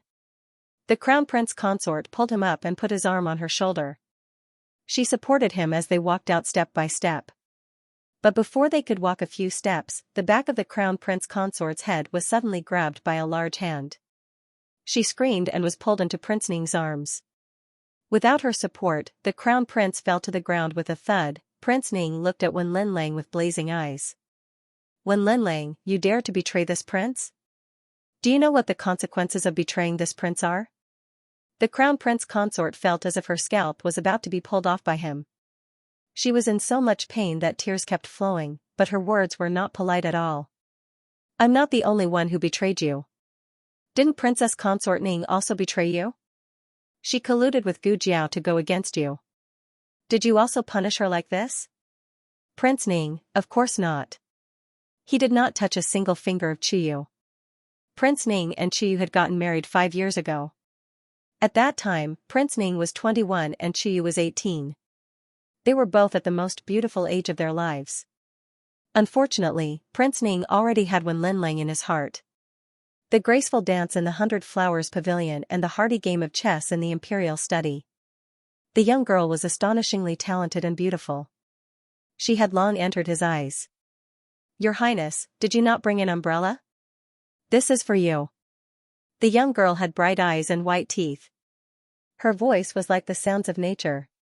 Her smile was warm, and her eyes were clean and pure. When she looked at him, there seemed to be light in the depths of her eyes. When she left, her mischievous smile was so innocent that it captured his entire heart. It was a long time before he found out that she was Xiao Hang's fiancée. Prince Ning said coldly, "She did not provoke me." The crown prince consort looked at him with pity. "Who do you think gave me that umbrella back then?" "It was Chu Yu. She told me to bring it to you." The Chu family's daughter had taken a fancy to Prince Ning, who had no fate with the throne. She had rejected many marriage proposals and married into Prince Ning's estate. In the end, it was a miscalculation. It was not appropriate to say that Wen Linlang really did not have any feelings for Prince Ning. Otherwise, she could have completely refused to bring an umbrella for Prince Ning. But it was also not entirely correct to say that she had too many thoughts. She was just used to winning people's hearts. She did not expect Prince Ning's heart to be poisonous. This man was not as gentle and harmless as he looked on the surface. He was a smiling tiger with a knife hidden behind his smile. When she realized this, it was already too late for her to withdraw. The Crown Prince Consort's words stunned Prince Ning for a moment. If it was not such a critical moment, he might have been stunned for even longer. He quickly came back to his senses. He grabbed the Crown Prince Consort's hand and forced the dagger into her hand. Fine. Since you are not willing to leave, why don't you do it yourself? The Crown Prince Consort struggled to shake her head. However, she was not Prince Ning's match. Prince Ning grabbed her wrist and forced her to point the dagger at the Crown Prince's heart. When Lin Lang used the last of her strength to resist Prince Ning, she could not kill the Crown Prince. Empress Xiao and Marquis Xianping would tear her apart. At least Prince Ning had the protection of the Zhuan family and the Empress Dowager. What did she have? She only relied on the Crown Prince's favor and her identity as the Crown Prince Consort. If she lost even this, she would be completely powerless to reverse the situation. Your Highness, please leave quickly. The Crown Prince finally regained some consciousness. He watched in horror as Prince Ning grabbed the Crown Prince Consort's hand and stabbed it at him. He did not know where he got the strength from, but he actually kicked the two of them down. Then, he scrambled toward the door. But before he could even cross the threshold, he was pulled back by Prince Ning. The Crown Prince trembled as he looked at him. Eldest brother, Prince Ning grabbed his neck and raised the dagger in his hand. Stop. A familiar shout came from the corridor across the street. Immediately after, a tall and powerful figure flew over. He grabbed Prince Ning's dagger with one hand and grabbed the Crown Prince from Prince Ning's hand with the other. It was the Dragon Shadow Guard, not to mention that Prince Ning had been drugged. Even if he had not been drugged, he was not the Dragon Shadow Guard's match. The Dragon Shadow Guard only used an instant to subdue Prince Ning. He found a suitable place to place the limp Crown Prince and made him freeze on the spot. The Emperor walked in with an ashen face. Eunuch Wei and Gu Jiao entered with him. Prince Ning knew that Gu Jiao would bring people to catch the adulterers, but he thought that person would be the Crown Prince. He never expected that Imperial Father would also be here. To be precise, she had personally brought him here. The Emperor's expression was extremely cold. He clenched his fists tightly and used all the strength in his body to stop his body from trembling. If he did not see it with his own eyes, who would believe that the two brothers would be like this? This was his most beloved eldest son, he was the pride of his life. It was true that he had appointed Qin Chi as the Crown Prince, but if Qin Chi really could not take on such a big responsibility, he had seriously thought that he could change Qin Chuhan to the Crown Prince before he died. But now, look at what this eldest son had done. Unfilial son. The Emperor slapped Prince Ning in the face. The latest chapter of this book is not finished. For more exciting content, please scan the QR code below to download the app. The novel is more complete and updated faster. Millions of novels are free to read. There are all the novels that can't be found online here. https://www.zhbqg.com/89642896428226/1100301228. HTML Genius memorized the website address in a second. www.zhhbqg.com Biku Pavilion mobile version reading website, mzhhbqg.com. The newest chapter of this book is not finished yet. For more exciting content, please scan the QR code below to download the app. Novels are updated even faster. Millions of novels are free to read. Novels with content that can't be found online are all here. There are many things that if you don't see, you may never guess in your entire life. The Emperor had high hopes for King Ning, but now he was disappointed. He used almost all of his strength in this slap, carrying endless shame and anger. It made King Ning bleed from the corner of his mouth. Gu Jiao felt that the Emperor didn't even use this much strength when he was running for his life. Ning Wang started to panic the moment the Dragon Shadow Guard appeared. However, after being slapped, he calmed down instead. He casually wiped the blood from the corner of his mouth and sneered at Gu Jiao. He then looked at the angry emperor and said mockingly, "Imperial father didn't even ask what happened and decided that it was my fault. Is Imperial father teaching his son a lesson or protecting his dignity as the emperor in front of outsiders?" The emperor was not so vain. He admitted that it was embarrassing for the little divine doctor to see this, but if the little divine doctor didn't see it, wouldn't he be embarrassed? This eldest son actually thought that he was just protecting his dignity as the emperor. His eldest son had killed his own brother, so what dignity did he have? After that slap, the emperor had used up all of his strength. After being scolded by this unfilial son, he almost fell down on the spot. He tried to stabilize himself and looked at him with disappointment and anger. "Zhen will ask you the truth of the matter, but no matter what difficulties you have, it is not a reason for you to draw your sword against your brother." King Ning clenched his fists. He looked at Gu Jiao, who was enjoying the show, and his lips curled in mockery. "Are you satisfied with the current situation?" The emperor naturally heard these words and his brows furrowed. Gu Jiao looked at the bruised and swollen King Ning and said, "It's okay. It would be better if you fell more miserably." King Ning and the crown prince were brought back to the imperial palace. Because the crown prince's injuries were serious, the emperor had Gu Jiao accompany him to treat the crown prince. The crown princess was also brought back. When the emperor arrived at the scene, he only saw the scene of Prince Ning attacking the crown prince. He did not know about the dispute between the three of them, but he would soon know. Gu Jiao would treat the crown prince with great care. Ning Wang was imprisoned in Pure Flower's palace by the emperor. The emperor didn't interrogate him for the time being, not because he didn't have the heart to, but because he collapsed as soon as he returned to the palace. He hadn't completely fainted, but after the upheaval, he was suddenly mentally and physically exhausted, and could no longer support his dragon body. Eunuch Wei's heart ached as he helped the emperor onto the dragon bed. "Your Majesty, don't be sad. Don't be angry and harm your body."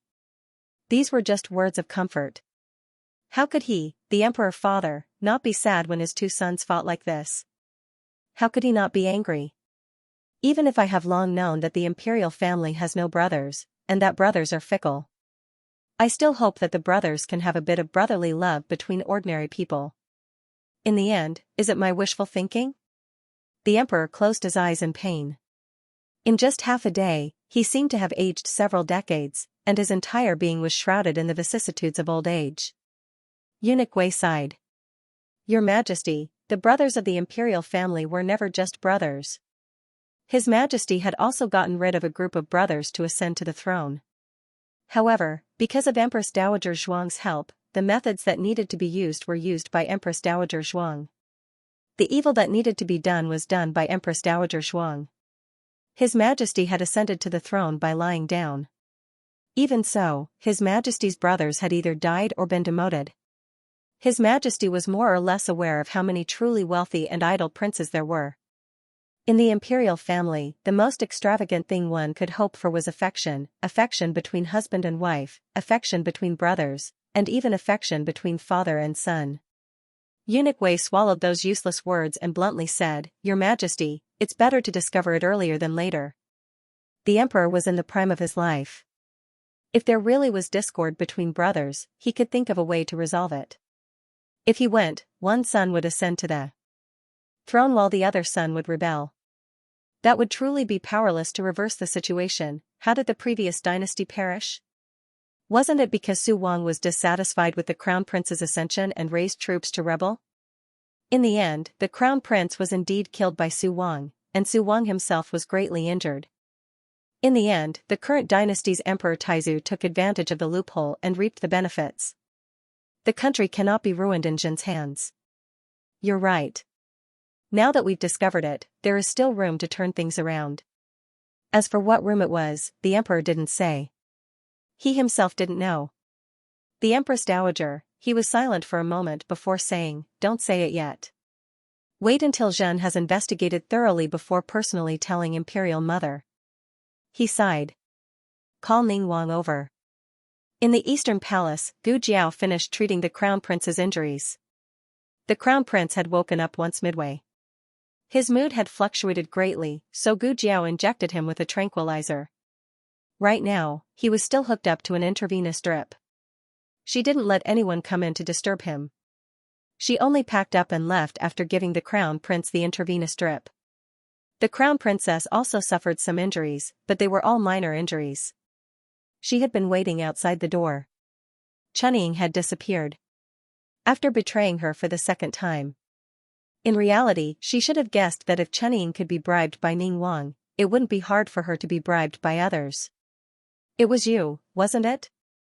The crown princess asked as she looked at Gu Jiao, who came out with a small medicine box. Gu Jiao looked at her strangely. What was me? The crown princess said coldly, it was all you. You were the one who knocked me out. You were also the one who bribed Chunying to lure the crown prince over. She had disappeared near the tea house. Even if Chunying really wanted to report, she would have gone to Ning Wang. After all, she had a private relationship with Ning Wang, so it couldn't be ruled out that Ning Wang had taken her away. However, Chunying went directly to find the crown prince. Wasn't this clearly giving the crown prince a chance to discover her relationship with Ning Wang? If you think so, then do as you wish. Gu Jiao didn't care about this. She was the one who knocked the crown princess out, but she wasn't the one who bribed Chunying. It was Yuan Tang. Yuan Tang was also the one who dealt with Ning Wang's subordinates. Ning Wang caused one of Lu Yixing's fingers to be chopped off. Yuan Tang had to take revenge for this no matter what. The crown princess gritted her teeth and said in a low voice, "Don't make it sound like you didn't do it. What drug did you give me? Why would I say those things?" Gu Jiao was a bit curious about what she said. She had also injected the crown princess with a hallucinogen.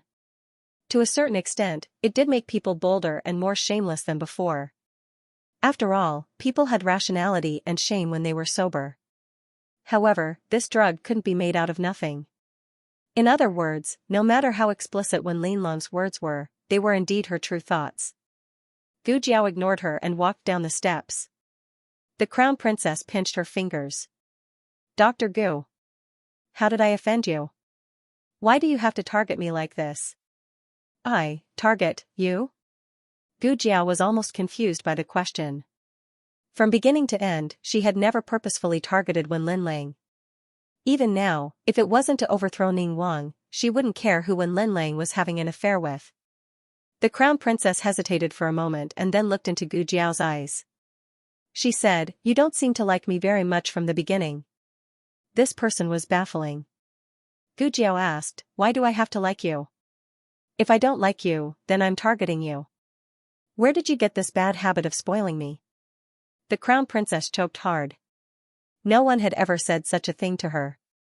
When she was young, she had received a piece of chestnut cake that only her brothers could eat because of her sweet mouth. From then on, she knew that it was important to capture other people's good impressions. And she seemed to have a talent in this area. As long as she was willing, there was no one she couldn't please. But this Marquis Fu's daughter who grew up in the countryside always treated her with disdain.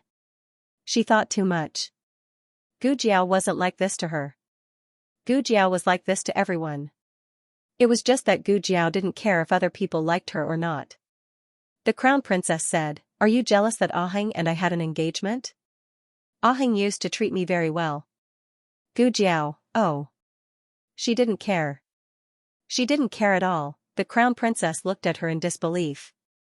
She didn't understand how she managed to not care. It couldn't be that she still didn't know Xiao Liulong's true identity. Gu Jiao turned to look at her, her expression solemn. "I care about him and the people he cares about, but you aren't among the people he cares about."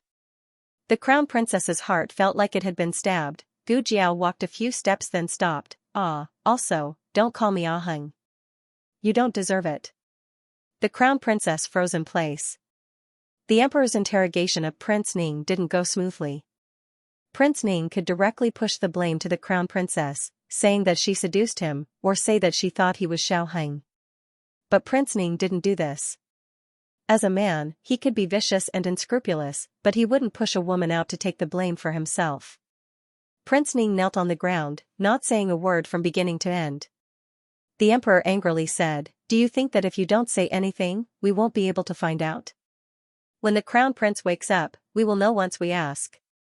Prince Ning's heart was dead. "Then Father Emperor can go ask." Either way, Father Emperor already won't believe son. The emperor was truly angered half to death by this son. Before this matter, this son was as obedient as he could be. What was it? Now that the matter had been exposed, he couldn't even be bothered to put on an act. The emperor looked at him with disappointment and said, "If you don't even say it, how can we believe you?" Digression, are there any more monthly tickets? The newest chapter of this book is not finished yet. For more exciting content, please scan the QR code below to download the app. Novels are updated even faster. Millions of novels are free to read. Novels with content that can't be found online are all available here. https://www.com/8964289642826/110030126. HTML Genius memorized this website's address in 1 second. www.zhhbqg. Bikuga mobile reading website, mzhhbqg. The newest chapter of this book is not finished yet. For more exciting content, please scan the QR code below to download the app. Novels are updated even faster. Millions of novels are free to read. Novels with connotations that can't be found online are all available here. Since the King of Ning didn't say anything, the emperor could only send someone to the Eastern Palace to summon the Crown Prince. The Crown Prince woke up not long after Gu Jiao left. He didn't make a sound and just stared dazedly at the top of the tent. "It's you, right? You really came back, you came back to find me. Why aren't you saying anything? Are you angry at me?" "Sorry, I didn't do it on purpose. I just realized that the person in my heart has always been you. I really regret that I couldn't marry you. Don't like anyone else. Don't like her. She doesn't deserve you. It's so good to see you like this. Don't leave me again in the future. Let's never be apart again, okay? Let's have a good life in the future, okay?" The Crown Prince wanted to remove Wen Linlong's voice from his mind, but he found that he couldn't do it no matter what. Those words echoed in his mind again and again like a knife that pierced his heart into a sieve. The Crown Princess knelt by the bed and looked at him with her arms on the edge of the bed. This position was especially intimate when they were in love, but right now, it was a display of her lowering herself. Ever since she married the Crown Prince, she had always been protected. The Crown Prince had never wronged her. He would worry about whether the floor was cold, whether her knees were tired, whether her arms were sore. Right now, she had been kneeling by the bed for almost an hour, but the Crown Prince hadn't said a word. "Your Highness." She finally couldn't help but speak. She grasped his cold and numb hand and pleaded, "Believe me. I was framed by someone. It was Gu Jiao. She drugged me, so I said those nonsense." In her relationship with the Crown Prince, it seemed that the Crown Prince had the upper hand, but in reality, she had always held the initiative. The Crown Prince listened to her and was always easily coaxed by her. But the Crown Prince didn't react in time this time. He was like a puppet whose soul had been sucked out as he stared dazedly at the top of the tent. "Your Highness." The Crown Prince consort raised her hand to caress his cheek. In the past, he always liked to pull her hand and place it on his face, smiling as he called her Linlang. There were some things that one would never lose in one's lifetime. She thought that she could easily get it back after losing it. From the bottom of her heart, the Crown Prince consort could not believe that the Crown Prince no longer paid attention to her. "Your Highness." She held the Crown Prince's hand again and said to the Crown Prince, "This concubine was really drugged. This concubine was going to buy snacks for your Highness. Does your Highness still remember Clear Lotus Pavilion? His Highness likes the desserts from Clear Lotus Pavilion the most, especially the lotus fragrance crisps there." The Crown Prince actually didn't like lotus cake. It was only when he first met Wen Linlang that he ate lotus cake. This dessert walked into his heart along with her. From the age of 13 until now, it had been a full 10 years. The simple love he had when he was young had turned into deep love later on. The only thing that had not changed was that this person had always been in his heart, and her weight had become heavier and heavier. The Crown Prince had once felt that even if Wen Linlang wanted his life, he would be willing to give it to her.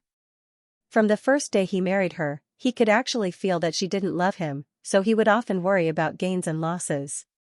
But he never gave up. He believed that as long as he treated her well, there would be a day when she would give her heart to him. But he hadn't expected that she would give it to King Ning and not to him. The Crown Prince consort said in a choked voice, "Your Highness, believe me. I was really drugged. I don't even know what I'm saying. We grew up together. Don't you know what kind of person I am?" Yes, they grew up together, so he knew her too well. She was smart and resourceful. If she didn't connive, how could she let King Ning get close to her? What chilled the Crown Prince's heart wasn't her sincere words. Those words could indeed be said to be drugged or something. But when King Ning held her hand and gently said that he would take care of the aftermath, that was the knife that truly pierced his heart. "Your Highness, are you suspecting this concubine and King Ning?" Yes, this concubine and King Ning did have some dealings, but this concubine was forced. This concubine does not have the support of the maternal family and has no power or influence. "The only thing I can rely on is your Highness' love," but he actually used Your Highness to threaten this concubine. The Crown Prince consort's tears fell, each drop landing on the back of the Crown Prince's cold hand. He said that he would kill Your Highness and kill this concubine. The Crown Prince's throat moved, and he finally weakly said, "In your heart, is it Aheng, or King Ning?" The Crown Prince consort suddenly froze. Eunuch Wei came to the Eastern Palace to summon the Crown Prince. The Crown Prince rolled over. This monarch does not want to see anyone. The always weak Crown Prince actually had the courage to disobey the Emperor's orders after being injured. Eunuch Wei did not know whether he should be happy for the Crown Prince or not. With such a large matter happening, it could not be hidden from Kunming Palace and Yongshou Palace. Empress Xiao was worried about her son and went to the Eastern Palace first. Empress Xiao said, "Eunuch Wei, I must trouble you to tell His Majesty that the Crown Prince's injuries are too severe and he cannot get out of bed. In a bit, this one will ask the Crown Prince and will personally go to Pure Flower's palace to explain the situation to His Majesty." This was the only thing they could do. Eunuch Wei regretfully looked at the Crown Prince, whose soul seemed to have been sucked dry. Sighing to himself, he returned to Pure Flower's palace. Empress Xiao tucked in the Crown Prince's blankets. The Crown Prince probably did not want Empress Xiao to see his sorry state. He felt that it was very shameful, and he also felt very pained and wronged. He faced the inside the entire time, burying his head firmly in his chest. "Mother Empress, son." Just as the Crown Princess was about to speak, Empress Xiao raised her hand, indicating that there was no need to speak. Empress Xiao went to the Eastern Palace's study and sternly said, "Bring over the Crown Prince and the Crown Princess palace servants." Chuning and the other palace servants were brought over and kneeled on the ground. Empress Xiao did not ask anything. Her first words were, "Use torture." Eunuch Su waved his horsetail whisk and went to fetch the wooden splints. Together with a few nannies and eunuchs from Cunning Palace, he used the splints on the 8 people. Among these 8 people, Chuning was the one who knew the most. Although the others didn't participate in anything, as long as a person did something, it was inevitable that they would leave behind traces. The few of them pieced things together and managed to piece together quite a bit of information. For example, the Crown Princess often left the palace alone. Another example was that it was Chuning who reported the Crown Princess' disappearance today. Empress Zhao's cold gaze landed on Chunying's face. Chuning shuddered and fell to the ground, trembling. Empress Xiao had plenty of ways to pry open a palace maid's mouth. How could a daughter of the Xiao family be a kind person? It was obvious just by looking at the Marquis of Xianping. That guy's intestines were all black. How could his sister be innocent? Empress Xiao gave Eunuch Su a look. Eunuch Su understood and dragged Chuning away. Chuning did not even last 15 minutes in Eunuch Su's hands before she confessed everything. The Crown Princess and Ning Wang were connected. Chuning was bribed by Ning Wang. This time, it was the hostage of the Qin state who did it. Chuning was bribed by the hostage of the Qin state. Chunying's original words were not so clean. She was scared out of her wits and spoke incoherently. However, Eunuch Su had worked by the Empress side for so many years. How could he not have some ability? He had extracted all the key points that needed to be extracted. Empress Xiao said, "So this time, it was the hostage of the Qin state who planned this, but the relationship between the Crown Princess and Ning Wang is real?" Eunuch Su secretly gave her a thumbs up. As expected of the Empress, she summarized it more incisive than him. Empress Zhao's gaze was cold. However, she did not lose her rationality because of anger. She was still the dignified and elegant empress of a country. She asked calmly, I was thinking, why did the hostage of the Qin state do this? What benefits does it bring him? Exposing the scandal of the royal family and humiliating the royal family, it was too simple. It was not strange for ordinary people to do this. However, Yuan Tang was a prince of the Qin state. What he wanted was definitely not more than humiliating the royal family. In the long run, pretending not to know, allowing Ning Wang to grow stronger, and allowing Ning Wang to maintain his relationship with the crown princess was the real way to push the royal family of the Zhao state into trouble. It seems to be revenge. Does Ning Wang have a grudge against him? Empress Xiao caught the key point immediately. Go and invite the sixth prince of the Qin state to the East Palace. Eunuch Su said, yes.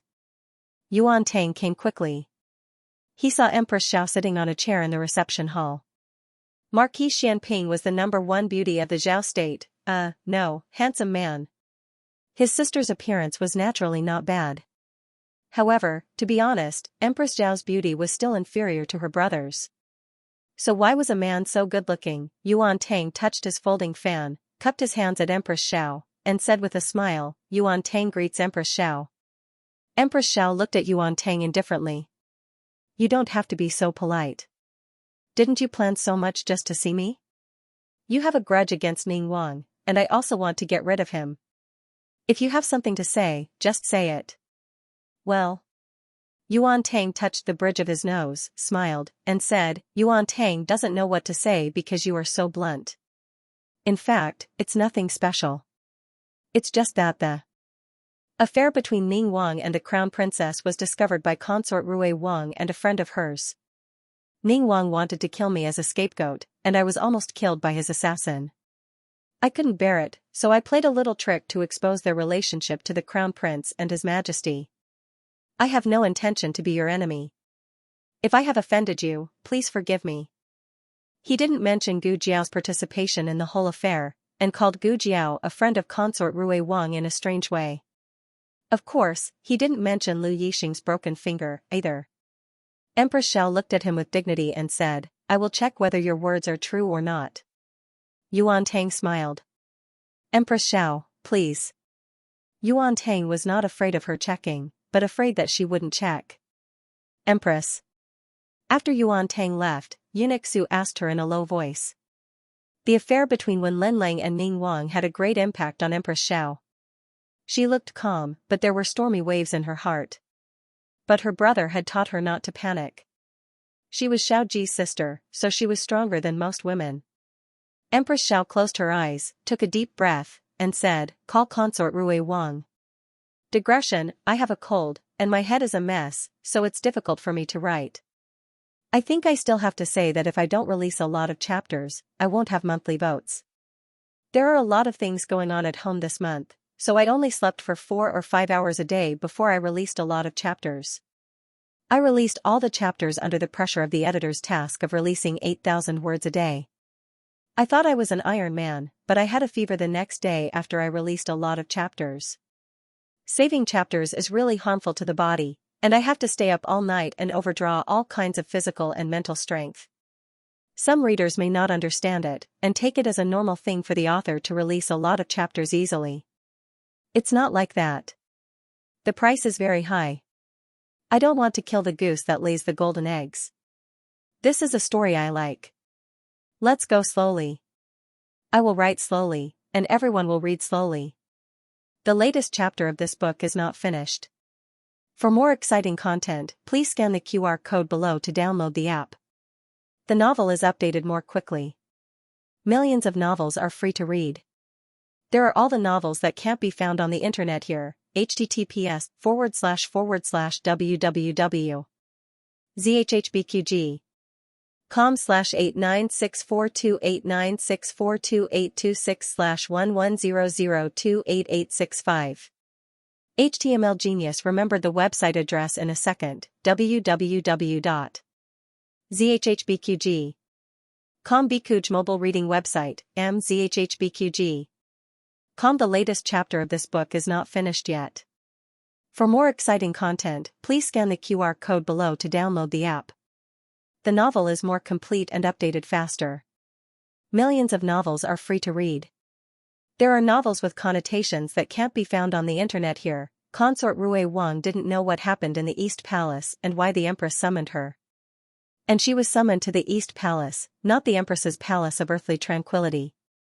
Coincidentally, Rui Wang was not in the mansion, and Consort Rui Wang didn't have anyone to make a decision, so she had to take the carriage sent by eunuch Su.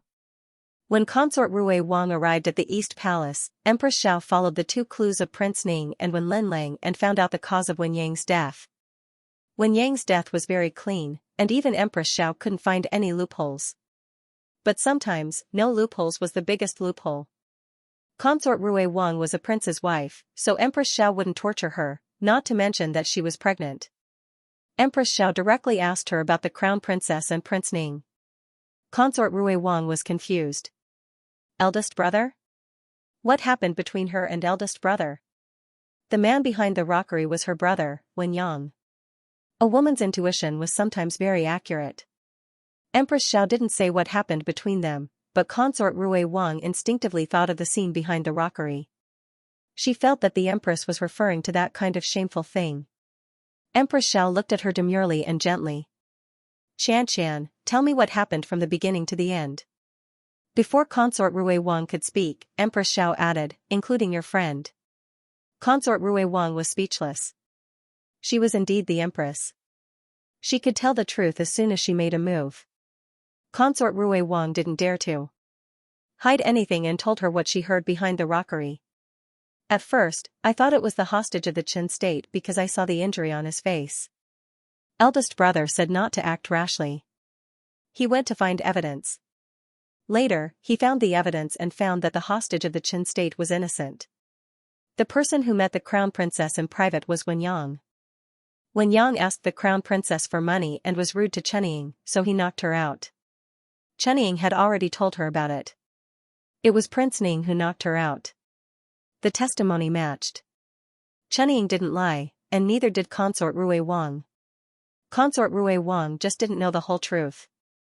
Imperial Mother, could it be that day? After Consort Rui Wang finished explaining, a bold guess suddenly emerged in her heart. Empress Xiao smiled faintly and said unhurriedly, she's about to give birth, right? Don't overwork yourself. This consort likes you and Old Third very much. If you have time, come visit Cunning Palace more often. This was an olive branch extended to Rui Wang and his wife. Rui Wang and his wife did not have much ability. In terms of maternal family, Du Qianqian's maternal grandfather was Duke Luo. Even if her mother was only a concubine's daughter, there was still a layer of relationship. Moreover, there was one thing that Empress Xiao couldn't figure out. The couple seemed to be very lucky. They saved the bridge collapse accident by accident and gained face in front of the envoy of the Liang Kingdom. If something really happened to Prince Ning, Rui Wang and his wife, who were on good terms with Prince Ning, would definitely be implicated. At this time, Empress Xiao stood out to protect the two, which was tantamount to sending charcoal in snowy weather. It all depended on whether Rui Wang and his wife were willing to rely on Empress Xiao. Empress Xiao investigated until midnight to get all the evidence. Then she got up and went to Pure Flower's palace. Noble consort Zhuang received the news later than Empress Xiao. She met Empress Xiao as soon as she arrived at Pure Flower's palace. Empress.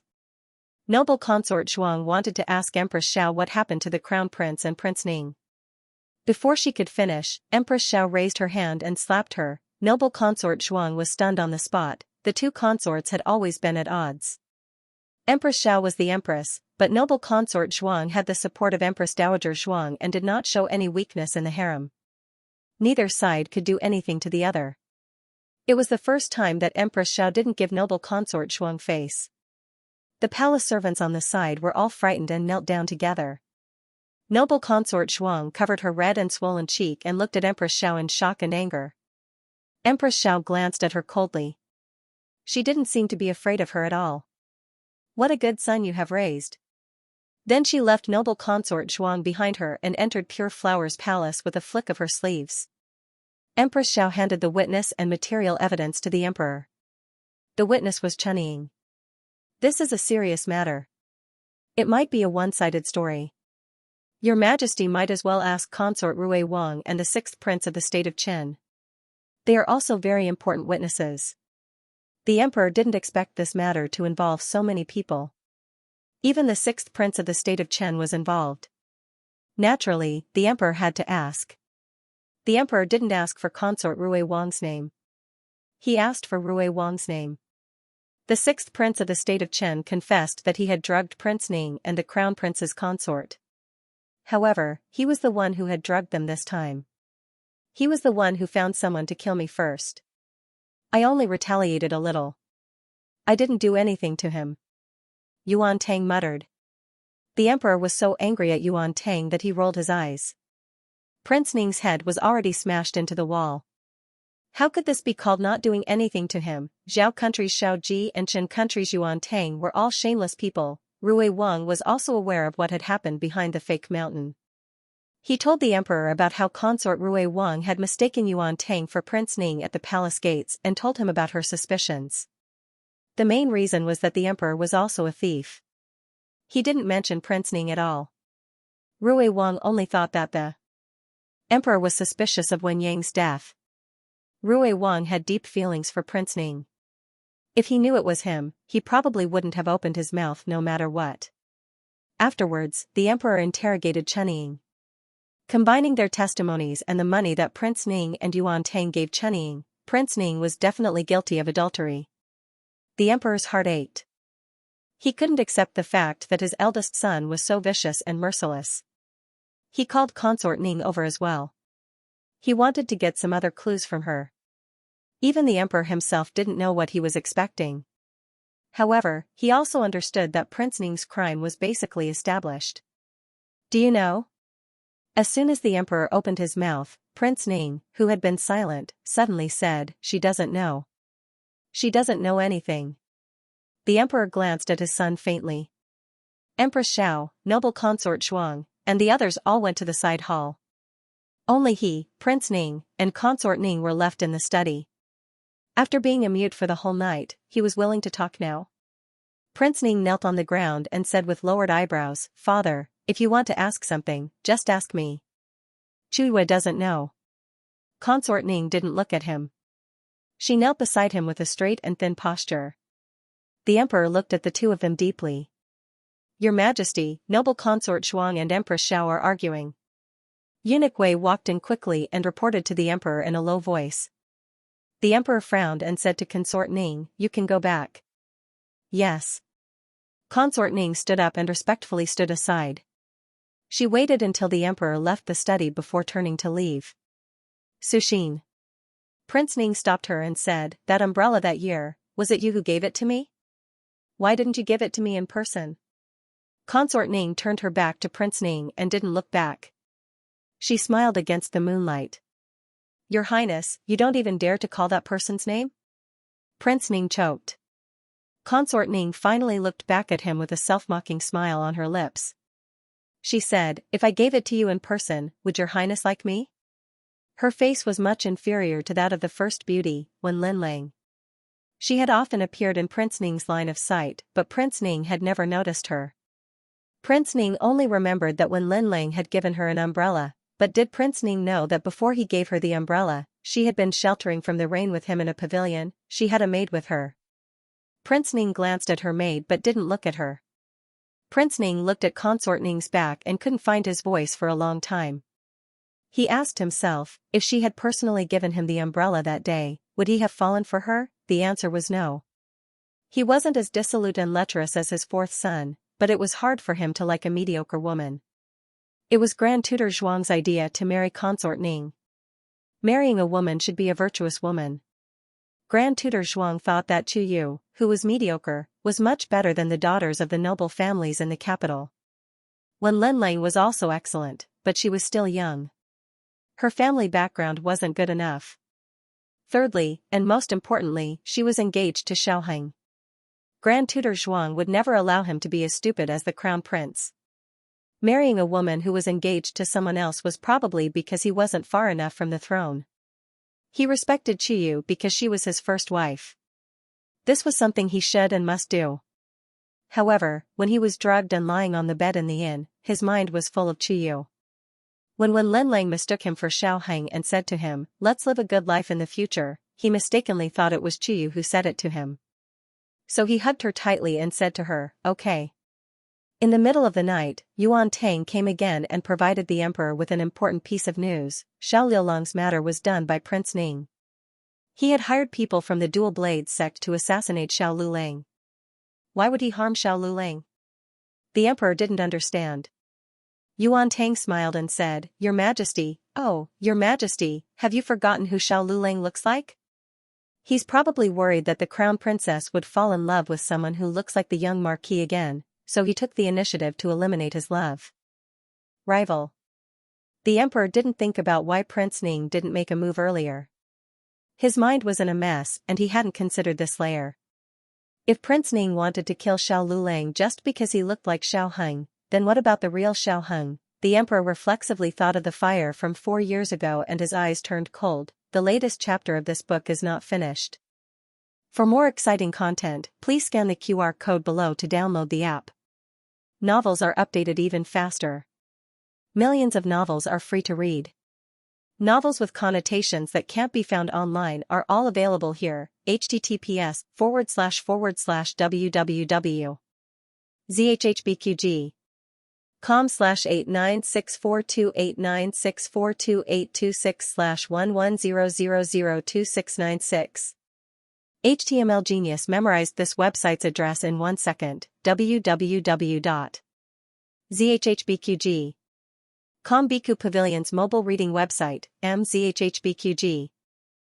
The latest chapter of this book isn't finished yet. For more exciting content, please scan the QR code below to download the app. Novels are updated even faster. Millions of novels are free to read. Novels with connotations that can't be found online are all available here. Ning Wang's matter was of great importance and brought shame to the entire imperial family. The emperor did his best to suppress the news and even used both kindness and power on Yuan Tang, hoping that he would keep his mouth shut about this matter. Yuan Tang agreed verbally, but the emperor didn't care what he did behind the scenes. Unless Yuan Tang was killed, he would be absolutely safe. However, the emperor wasn't a tyrant and his methods were far less ruthless than Empress Dowager Zhuang and the previous emperor.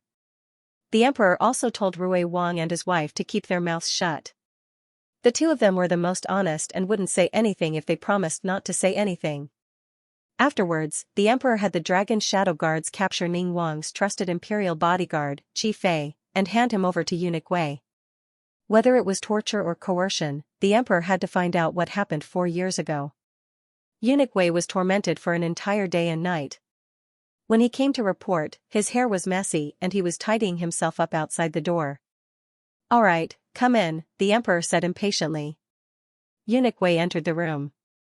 He had served the emperor for many years and the relationship between master and servant was very deep. He looked at the emperor with a complicated expression and wanted to say something, but hesitated. "Speak," the emperor said. "We can take it." Eunuch Wei sighed. The murderer 4 years ago was indeed His Highness Ning Wang. The cup in the emperor's hand fell to the ground and shattered with a bang. "Not good. Not good, Your Highness. His Majesty wants to depose Ning Wang." Inside the Longevity Palace, a palace maid rushed in while holding her skirt. Noble consort Zhuang's expression changed abruptly. She didn't care that her hair was still half done and turned to go to Pure Flower's palace. She knelt on the ground with Ning Wang. Ning Wang seemed to have been crushed by the blow and his face was ashen. Noble consort Zhuang knelt in front of the emperor and grabbed his clothes. She sobbed and begged, "Your Majesty. Don't depose Honor. Honor is your son. You watched him grow up." At that time, Honor was the only child in the 6th prince's estate. "Have you forgotten how much Your Majesty loved Honor?"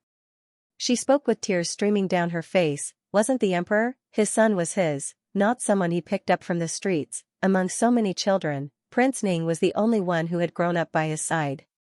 He had personally taken care of him. As a prince of a country, he had changed his diapers, bathed him, fed him, and taught him his homework.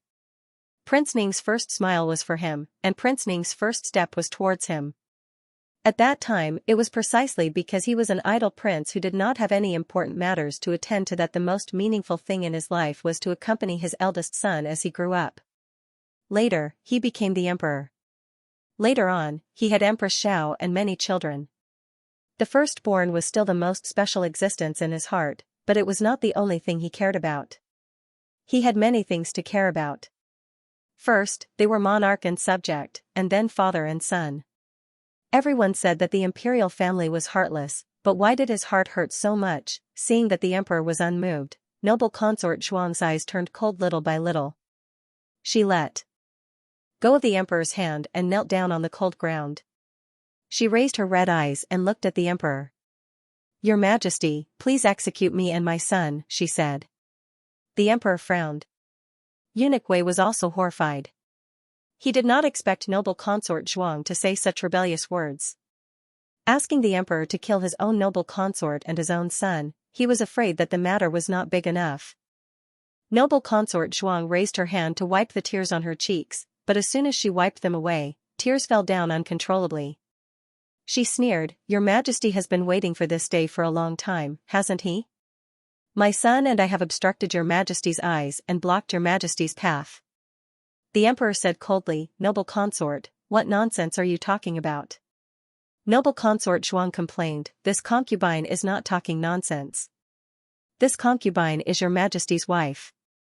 After your Majesty ascended the throne, you did not confer this concubine the title of empress. It is said that a wife who has gone through hardships should not leave the hall, but what is the difference between demoting a wife to a concubine and letting this concubine leave the hall? When your Majesty sees me and my son, you will remember your disgraceful decision. We are your Majesty's sore point. Your Majesty, it is better to have a short pain than a long pain. Please get rid of this sore point." The emperor was so angry with noble consort Zhuang that he did not want to talk to her. "I can see now why Honor has become like this. It is all because of your bad influence." She usually behaved as she thought in her heart. It was she who instilled in Han the idea that everything should belong to him and his mother, causing Han to lose his balance and embark on a path of no return. Wasn't the reason why he didn't let Zhuang Mingzhu be the empress back then obvious enough? With Empress Xiao and Marquis Xianping restraining them, the Zhuang family was still able to do whatever they wanted. It could be imagined that if Qin Chu Han became the empress's son, the first thing the Zhuang family would do was to kill him, the emperor, and support Qin Chu Han to ascend the throne. Of course, his decision at that time was based on the premise that he was afraid of Empress Dowager Zhuang and the Zhuang family. Now, he understood that his mother didn't mean him no harm, but he still didn't regret his decision. As long as Zhuang Mingzhu became the empress, it was hard to guarantee that the Zhuang family wouldn't do anything to him. Whether Empress Dowager Zhuang connived with the Zhuang family to plot against him, or if Empress Dowager Zhuang fell out with the Zhuang family to protect him, it was bound to lead to a bloody storm in the imperial court. At that time, he was drugged by old concubine Jing and hated Empress Dowager Zhuang very much. He wouldn't accept her kindness at all, so the worst result was that all three sides would be defeated and injured. If there was internal trouble in a country, there would be foreign trouble. Noble consort Zhuang pleaded with the emperor to no avail, so she got up and went to Rinzhou Palace.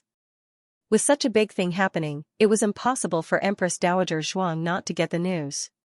She also expected that noble consort Zhuang would come to find her, so she didn't hide and directly asked eunuch Qin to let her in.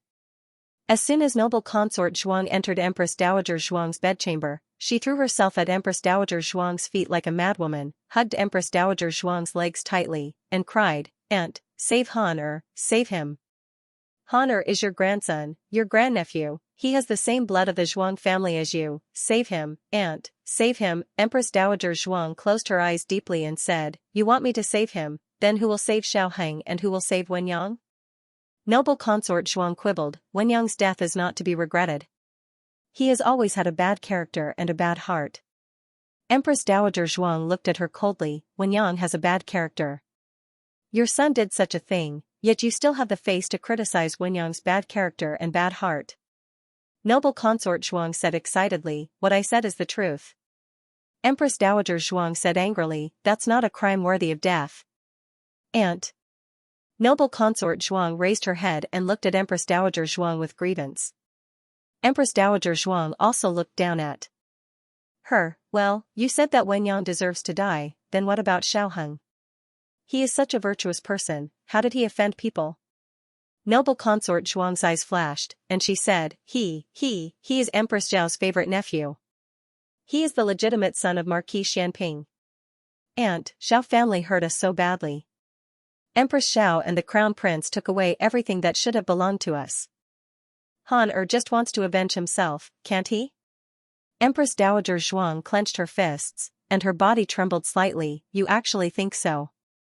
Noble Consort Zhuang knew that she had misspoken, so she quickly corrected herself. No, Aunt, I just said it out of anger. What I really want to say is that Han definitely didn't hurt Xiaoheng. They wronged him. They wronged Han. Empress Dowager Zhuang said lightly, is that so? Even the emperor wronged his own son. Noble Consort Zhuang was startled at first, then she gritted her teeth and said angrily, Aunt, you actually didn't want to save Han because Han sent people to capture the new top scorer who looked like Xiaoheng. Aunt treated the new top scorer much better than Han. Auntie was biased. Aunt didn't think about what she used to exchange for her status today. Without the Zhuang family, would Aunt be where she is today? Back then, His Majesty was suspicious of Aunt many times, and we, mother and son, were reduced to this state because of Aunt. Now, Aunt and His Majesty have buried the hatchet, and the relationship between mother and son is deep. It's a pity that Han and I have become stepping stones for all of you. Noble Consort Zhuang was driven out. Empress Dowager Zhuang slumped in the chair and weakly leaned back. It was impossible for Empress Dowager Zhuang to be indifferent when something happened to Prince Ning. In any case, she had loved him. Whether it was Prince An or Prince Ning, they were all children she liked. If she didn't compare Prince Ning and Xiao Lulang, there wasn't much of a comparison. The two feelings were different. However, in this matter, Empress Dowager Zhuang didn't favor Xiao Lulang. Prince Ning did make a mistake. Empress Dowager. Eunuch Qin came in with a bowl of ginseng soup. You haven't eaten for 2 days and your complexion doesn't look good. Drink some ginseng soup to nourish your body. Otherwise, Miss Gu and Xiao Shouxia will worry again. Empress Dowager Zhuang sighed, I can't drink it. Eunuch Qin comforted, you don't have to take Noble Consort Zhuang's words to heart. Empress Dowager Zhuang said tiredly, she is like this in front of me. I really don't know how she teaches her children in private. I was also wrong. I gave them an illusion that they shouldn't have. She was in a high position and didn't get along with the emperor. It was inevitable that people would think that she would break with the emperor one day. The latest chapter of this book is not finished yet. For more exciting content, please scan the QR code below to download the app. Novels are updated faster. Millions of novels are free to read.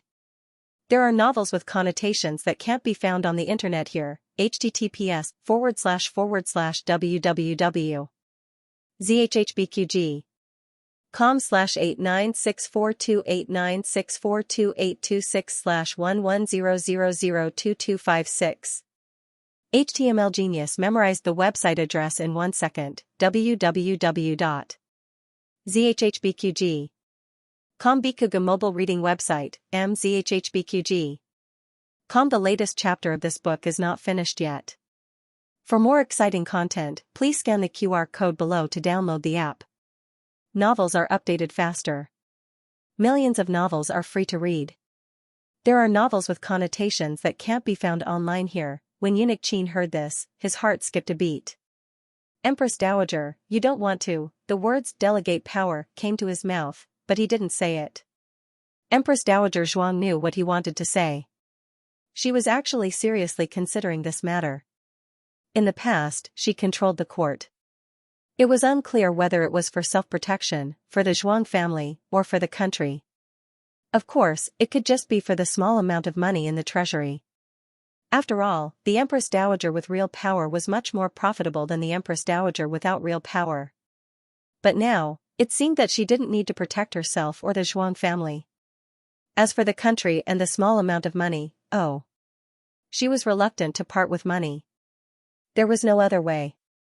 There were many children at home. Eunuch Qin didn't know that his Empress Dowager's thoughts had already gone astray. He sighed, alas, you have already warned the Zhuang family. It was the Zhuang family's appetite that was too big to be controlled.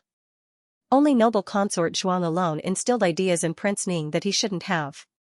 How could it cause Prince Ning to go astray? Perhaps Grand Tutor Zhuang also played a role. Now, they sent the child's future under the guillotine. How does His Majesty plan to deal with Prince Ning? Empress Dowager Zhuang asked. Eunuch Qin said, I heard that he will be removed from the throne, demoted to a commoner, expelled from the capital, and exiled to a bitter and cold place.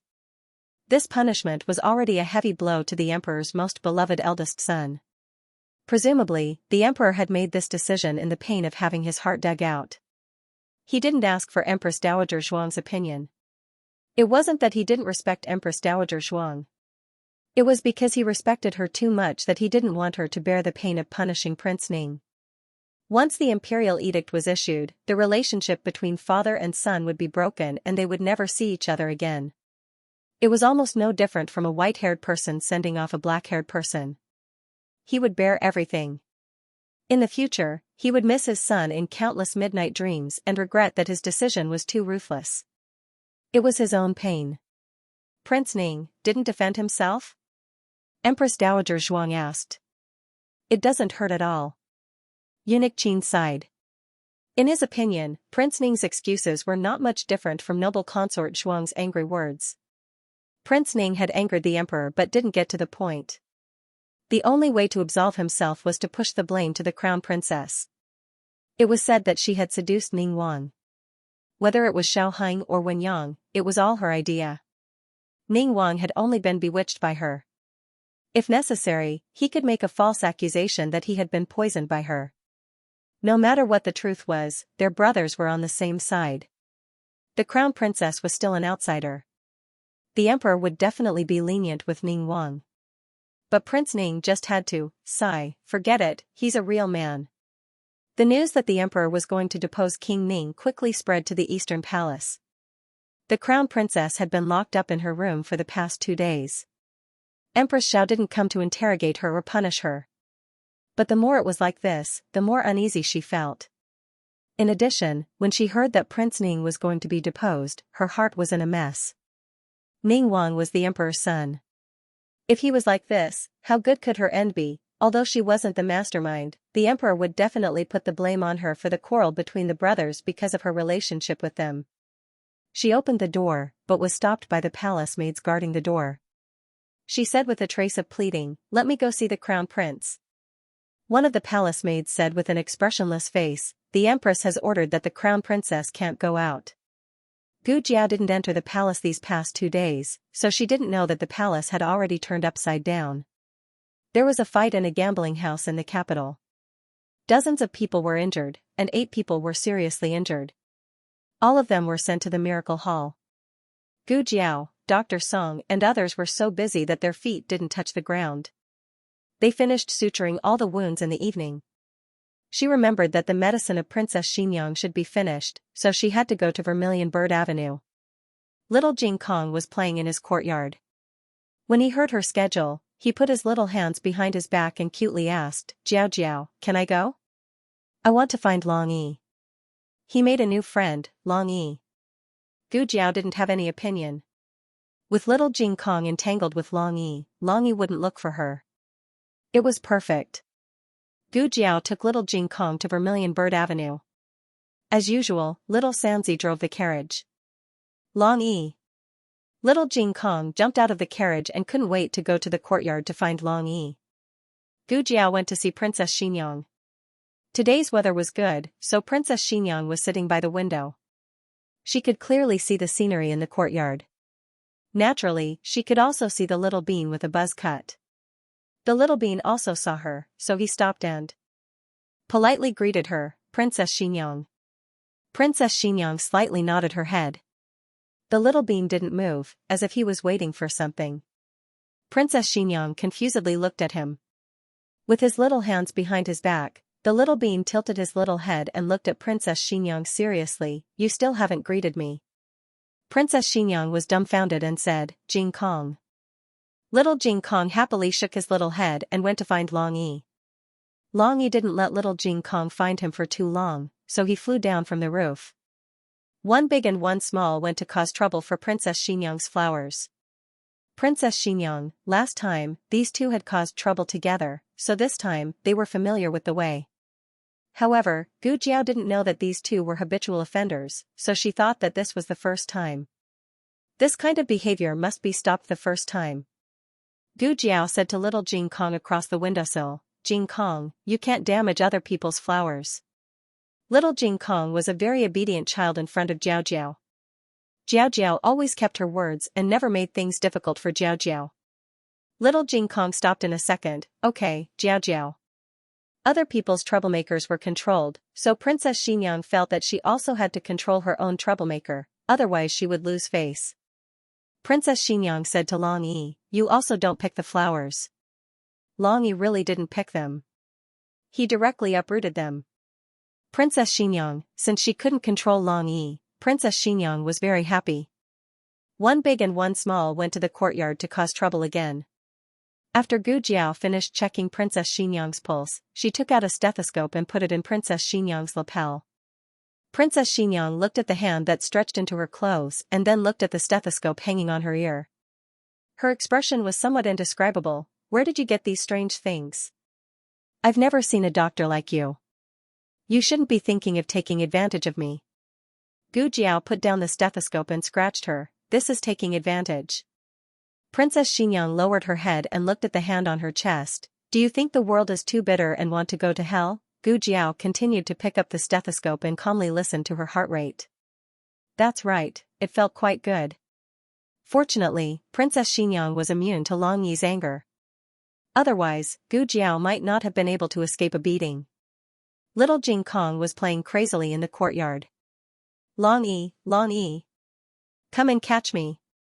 He hid behind a tree and made a face at Long Yi. In the next second, Long Yi appeared behind him. "Yeah." Little Jing Kong's hair stood on end. He waved his little arms and ran away. "He looks very much like Aheng." Princess Xianxia looked at little Jing Kong, who was waving his little claws and running away. "When he was young." She added, "Other than his face, his demeanor and small movements are very similar." Gu Jiao, that's right. They slept in the same room every day and fought from morning to night. Princess Xianxia looked at the two people playing in the courtyard and said, "Long Yi thinks of him as a 4-year-old Xiaoheng." Oh, Gu Jiao didn't think about this. After all, Xiaoheng had already grown up. It was impossible for him to turn back into a child. However, the Shadow Dragon Guard's brain circuit seemed to be different from normal people. Long Yi could accept the existence of Xiaoheng and also accept the existence of young Xiaoheng. They didn't interfere with each other. What would happen if they both appeared at the same time? Speak of the devil. Little Sanzi's voice came from the door. "Eh? Big brother Xiao. Why are you here? Are you here to pick up Miss Gu?" Miss Gu is inside. Xiao Lulang didn't know that Gu Jiao was here. He was just passing by. But little Sanzi directly dragged him in. Long Yi, who was catching little Jing Kong, heard the movement at the door. He turned his head and looked at Xiao Lulang at the door.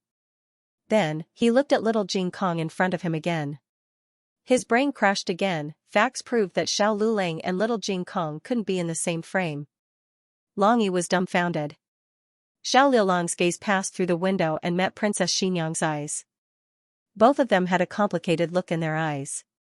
Xiao Lulang looked at Gu Jiao again. Then, he turned around and walked out of the courtyard and returned to the carriage. Princess Xianxia lowered her eyes and picked up the cup of tea that had already cooled down on the table. She pretended to ask casually, "Has his hand healed?" Gu Jiao put away the stethoscope and raised her eyebrows. "Why don't you ask him yourself?" Princess Xianxia said indifferently, "If you don't want to say, then forget it." Gu Jiao sighed helplessly and said, Okay, I'll say it. It hasn't healed." Princess Xianxia's fingers tightened around the teacup. Gu Jiao pointed at her fingertips and sighed. "It left a small scar. I have to apply scar ointment every day. It will take 3 months for my skin to recover." Princess Xianxia faintly looked at her. "Can't you say it all in one breath?" Gu Jiao spread her hands, that's why I told you to ask him yourself.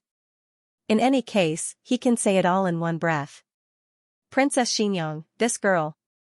Little Jing Kong played in the courtyard for a while. He ran into the room with his forehead full of sweat and said to Gu Jiao, Jiao Jiao, I also want a mask. Gu Jiao took out her spare mask from her small basket and handed it to him.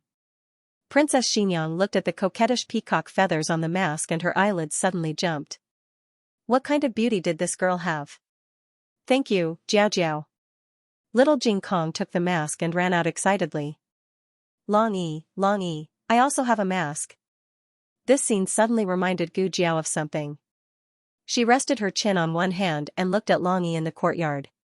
She asked Princess Xianxia, Princess, why doesn't Long Yi have a tattoo on his face?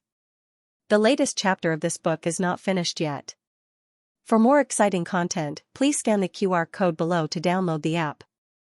Novels are updated at a faster rate. Millions of novels are free to read. Novels with connotations that can't be found on the internet are all available here. https://www.zhhbqg.com/896428964286/1100011520. HTML Genius 1 second remember this website address, www.zhhbqg. Bikuj mobile reading website, mzhhbqg. The latest chapter of this book is not finished yet. For more wonderful content, please scan the QR code below to download the app. Novels are updated even faster. Millions of novels are free to read. Novels with connotations that can't be found on the internet are all here. Did you take off his mask? Princess Xianxia asked. The Shadow Dragon Guard's mask was not easily taken off. She didn't know whether Xiaoheng took it off or not, but the grass on the graves of other people who tried to take off Long Yi's mask was already 2 meters high. I took it off once. Gu Jiao said truthfully. Princess Xianxia sighed slightly and didn't ask why she took it off. Since it was already taken off, there was no point in asking. However, taking off the Shadow Dragon Guard's mask is a very dangerous thing. In the future, it's best if you don't do it casually. Princess Xianxia kindly reminded. Gu Jiao nodded her head, okay. Princess Xianxia couldn't help but look at Gu Jiao. This girl could sometimes choke people to death, and sometimes she was so obedient that she could soften people's heart. She drank a mouthful of tea and said, Long Yi's tattoo is not on his face, it's on his back. It's an azure dragon. Oh? Gu Jiao opened her eyes wide. It's fine if it's on his back, but it's unexpectedly a dragon. Is it because of this that he's called Long Yi? Princess, do you have other Shadow Dragon Guards? Are they also like this? Gu Jiao asked. No, only Long Yi is like this. The others all have a black tortoise tattoo on their face. Princess Xianxia said. They were the same as the Emperor's Shadow Dragon Guards. But why was Long Yi so special? Gu Jiao asked again, are the others as good as Long Yi? Princess Xianxia shook her head again, no, Long Yi's martial arts are the highest. This was strange. Why was Long Yi's martial arts the highest? Or rather, why did the late emperor give the Shadow Dragon Guards with the highest martial arts to Princess Xianxia? Did the late emperor want Princess Xianxia to rebel? As if guessing Gu Jiao's doubts, Princess Xianxia faintly pulled up the corner of her lips and said, the late emperor gave me the Shadow Dragon Guards to guard against Marquis Xianping. Gu Jiao. The heart of an emperor is like a needle at the bottom of the ocean. Gu Jiao paused and asked, if Marquis Xianping were to rebel, would you kill him? Princess Xianxia did not hide it. Perhaps she was tired of hiding it for so many years, or perhaps she felt that Gu Jiao would not reveal it. She said, I have to do this. Could it be that this was the reason why this couple was at odds with each other? Because there wasn't even basic trust between them? Gu Jiao thought for a moment and asked, does Marquis Xianping know? Princess Xianxia looked down at the tea leaves in her cup. I don't know if he knows. Gu Jiao felt that with Marquis Xianping's brain, he should have guessed it. She just didn't know how he felt about marrying a princess who could kill him at any time. It was rumored that the couple did not get along, but it seemed that Marquis Xianping was very protective of Princess Xianxia. Since Princess Xianxia decided to raise Xiaoheng as her own flesh and blood, Marquis Xianping decided that Xiaoheng was his only legitimate son. Gu Jiao, oh, I don't understand the men of ancient times. If it was to guard against Marquis Xianping, then the actions of the former emperor were reasonable. But, Gu Jiao still felt that something was wrong. Gu Jiao had seen the strength of the dragon shadow guards with her own eyes. A few standard versions were enough, there was no need to specially send a super version of Long Yi. Gu Jiao asked, Princess, how many dragon shadow guards did the former emperor give you? Princess Xianxia said, 5, why? The former emperor only gave His Majesty 4. The more Gu Jiao thought about it, the more she felt that something was amiss. It was important to guard against Marquis Xianping, but the safety of the ruler of a country was equally important. It was acceptable to give 5 to the emperor, and it was also acceptable to give half each. However, Princess Ho Xinyang and Emperor Bo were somewhat strange. Princess, are your other dragon shadow guards the same as Long Yi, that? Gu Jiao pointed at her own head. Princess Xinyang understood Gu Jiao's meaning. It seemed that Long Yi had not been thoroughly tamed. She shook her head for the 3rd time, no, those dragon shadow guards are not like that. Gu Jiao stared at her, and a bold guess flashed through her mind, Princess, is Long Yi really a dragon shadow guard given to you by the former emperor? He didn't randomly come in, right? Could it be that a lost death warrior saw his own kind, so he ran with them in confusion? Those people couldn't beat him, and couldn't get rid of him, so they could only accept their fate and let him follow them. Princess Xinyang frowned, and carefully pondered for a long time, and suddenly realized, I was wondering, before the former emperor died, he clearly said that he would give me 4. How come there was 1 more in my hands? I thought the former emperor changed his mind at the last moment, and gave me 1 more. Gu Jiao, so Long Yi really randomly came in. Ning Wang's matter not only involved the Eastern Palace couple, but also the cause of Xiaoheng's death. The emperor decided to summon Princess Xinyang into the palace, and personally confess this matter to her. Gu Jiao just happened to plan to enter the palace to see her great-aunt, so she rode on Princess Xinyang's luxurious carriage and entered the palace together. Originally, the emperor and Princess Xinyang didn't get along well, and now it was like sitting on pins and needles. Your Majesty. Princess Xinyang entered the study of Pure Flower's palace, and slightly bowed to the emperor. The emperor opened his mouth, but didn't speak. He was worried that he would carelessly call her imperial sister. She was obviously his imperial sister. You, sit. The emperor hinted Princess Xinyang to sit. Princess Xinyang sat on the chair opposite to the emperor, and said neither quickly nor slowly, Your Majesty summoned me into the palace so late, is there a matter? The emperor steeled his heart, and said with a stern face, We have something to say to you. It's about Xiaoheng. On the other side, Gu Jiao carrying a small basket went to Rinshou Palace. Little Jing Kong went to Rinshou Palace to greet his great-aunt, and then went to find his new friend, Long Yi. He planned to introduce Long Yi to his old friend, Qin Chuyu. Qin Chuyu had recently moved back to Cunning Palace. Little Jing Kong didn't know, and thought that he was living in East Palace. Little Jing Kong took Long Yi to East Palace to find Qin Chuyu. East Palace.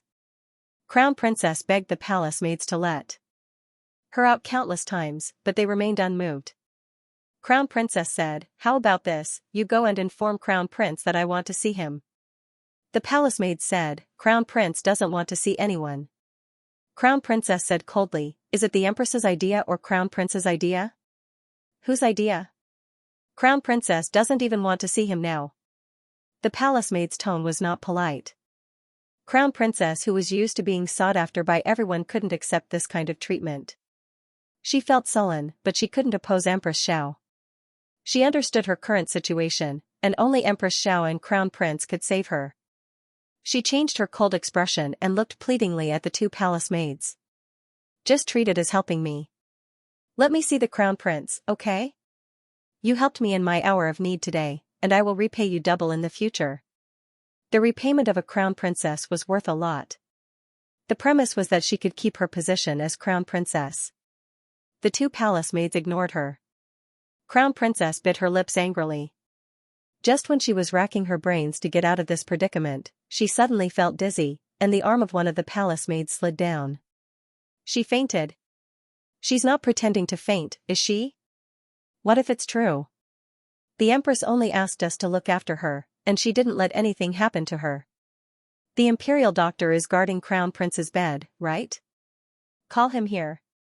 The Imperial Doctor was called over, and he felt the pulse of Crown Princess who was lying on the bed. When he was done, his expression suddenly turned grave. Crown Princess woke up slowly, and looked at the Imperial Doctor weakly. Doctor, what happened to me? Please call Imperial Doctor Chen over as well. The Imperial Doctor didn't answer Crown Princess's question, but turned to order the palace maids at the door. The palace maids frowned and went to call Imperial Doctor Chen over from Crown Prince's room. Imperial Doctor Chen was also startled after taking Crown Princess's pulse. The two looked at each other in dismay. Imperial Doctor Luo said, Imperial Doctor Chen, the pulse you took is. Imperial Doctor Chen nodded. Imperial Doctor Luo understood. He stood up, took a step back, and cupped his hands at Crown Princess, saying, Congratulations, Crown Princess. It's a pregnancy pulse. You are 1 month pregnant. I have a child?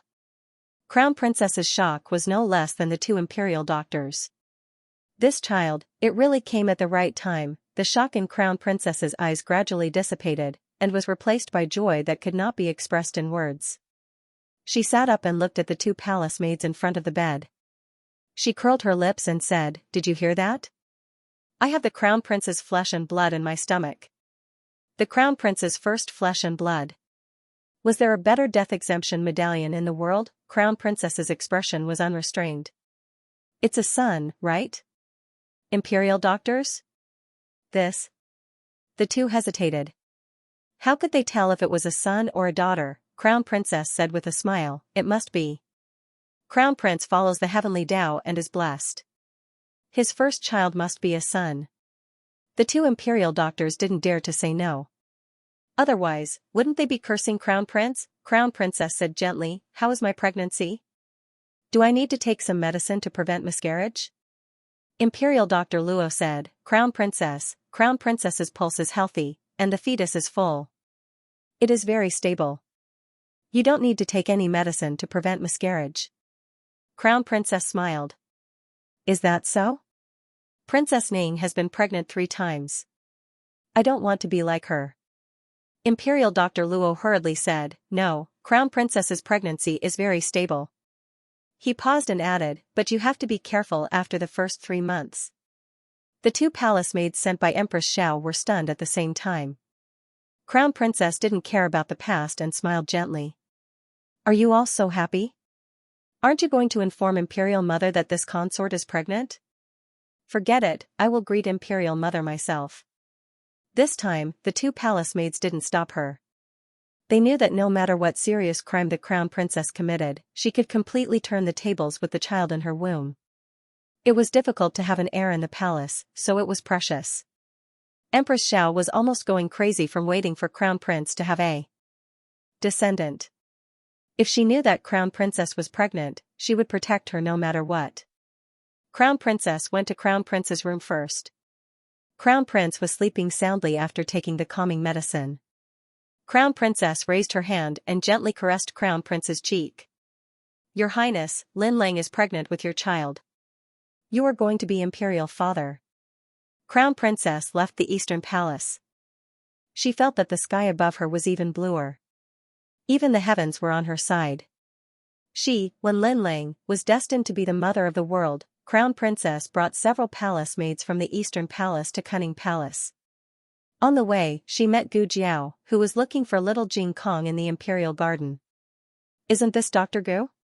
Crown Princess walked over unhurriedly, glanced at Gu Jiao, and said, Dr. Gu, are you here to pick flowers or to admire the scenery in the Imperial Garden today? Gu Jiao didn't even bother to look at her. Crown Princess stood beside her, turned around, and looked at her with a smile that wasn't a smile. Are you very surprised that I was able to walk out of the Eastern Palace? Gu Jiao didn't know that Crown Princess was under house arrest in the Eastern Palace by Empress Xiao, so she didn't understand why she asked this question. Crown Princess, however, thought that she was pretending to be calm.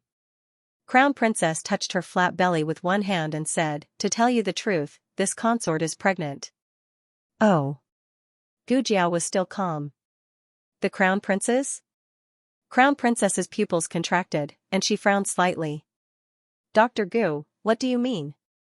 Are you trying to humiliate me? I'm the crown prince's consort. If the child in my belly isn't the crown prince's, then whose? Gu Jiao said, Prince Ning's? Crown princess gritted her teeth. Dr. Gu, please be careful with your words. Oh. Gu Jiao said, I was just casually speaking, no need to be so agitated. What did it have to do with her whose child it was? Crown princess said seriously, it's the crown prince's. Don't talk nonsense outside and ruin this consort's reputation. This consort didn't haggle over the things you did to this consort in the past because of Princess Xianxia, but if you slander the imperial bloodline, then not only will this consort not let you off, the crown prince and Empress Xiao won't either.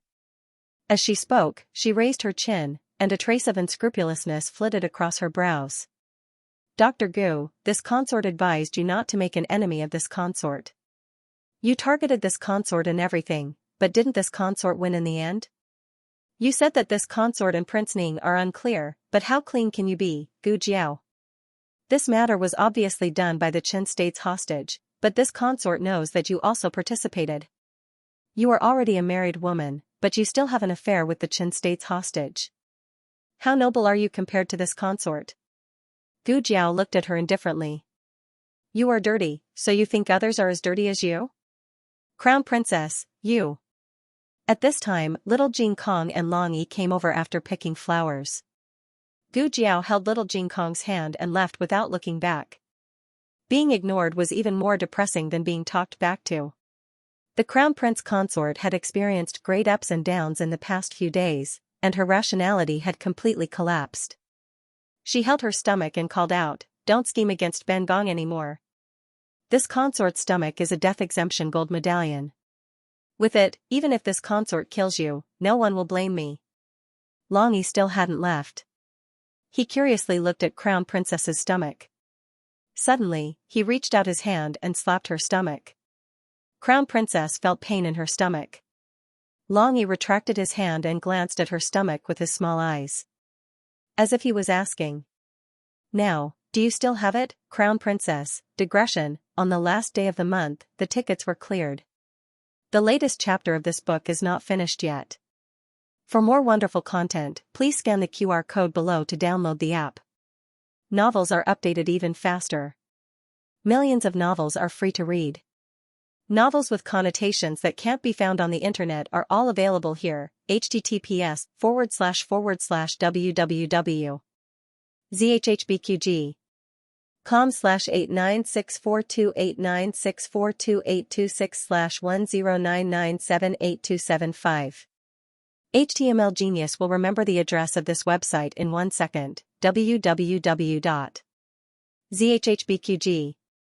Biku Pavilion Mobile Reading Website, mzhhbqg.com The latest chapter of this book is not finished yet.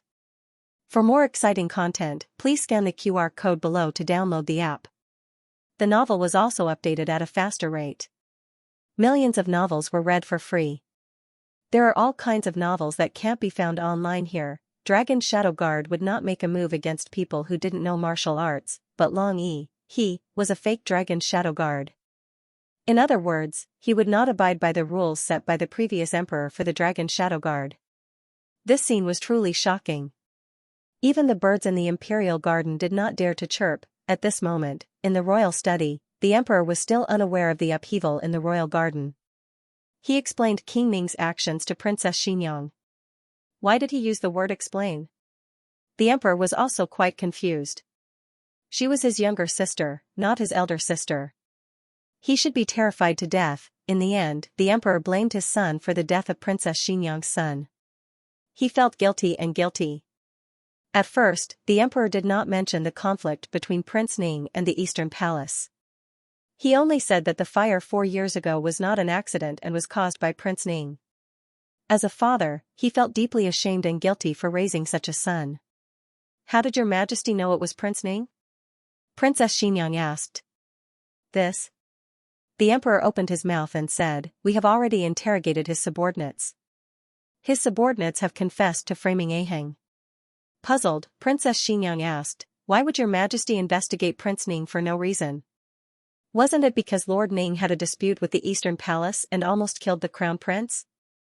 He followed the vine to find out about Lord Ning's feelings for Wen Linlang, and then followed the vine to find out what happened 4 years ago. No, why is your focus a little off?" A trace of resentment flashed through His Majesty's eyes as he was unwilling to expose his family's dirty linen. Princess Xianxia just looked at the emperor quietly. She had no intention of moving past this topic. The emperor was confused. "You don't care about the cause of your own son's death? Why do you care about my son's affairs?" The emperor had no choice but to tell him about how he found Prince Ning killing his brother at the inn. Princess Xianxia was still confused. Just because he wanted to kill the crown prince, His Majesty suspects that Xiaoheng was also killed by him? If a person is bad, all the bad things are his fault. Emperor. Really, if we don't talk about this, we can still be brother and sister. Wait, why aren't you wondering why Prince Ning killed the crown prince now? Is your focus always so hard to fathom? Forget it, forget it. So what if it was shameful? His own son had done something like killing his own brother. There was not much dignity to speak of. The emperor then narrated the dispute between Ning Wang and the crown princess in full detail. Princess Xianxia said, "So, the crown prince caught the two of them red-handed? Emperor, can you focus on something else?" "Well, sort of," the emperor said vaguely. Princess Xianxia fell silent. The emperor saw that she did not speak. Sure, you did not know how to comfort her. He hesitated for a while, then sighed and said, "We are very sorry about Aheng's matter. We are also very sad.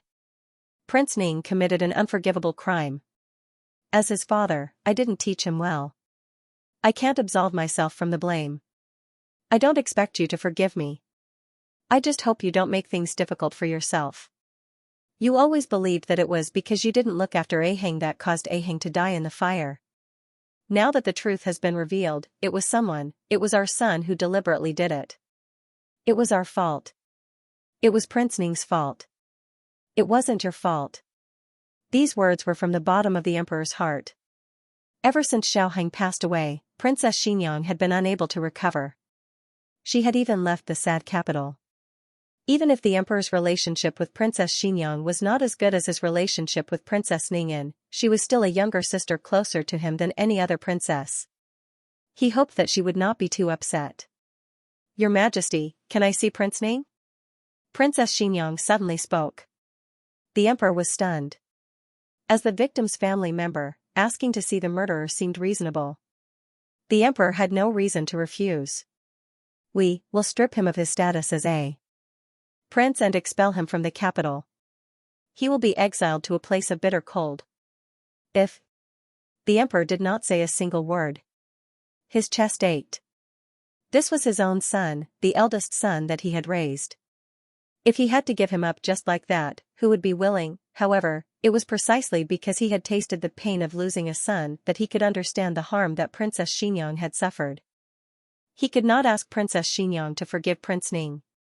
Even if Princess Xianxia wanted to kill Prince Ning, what could he say? Only Prince Ning was allowed to kill her son, but she was not allowed to avenge him. The emperor's eyes reddened.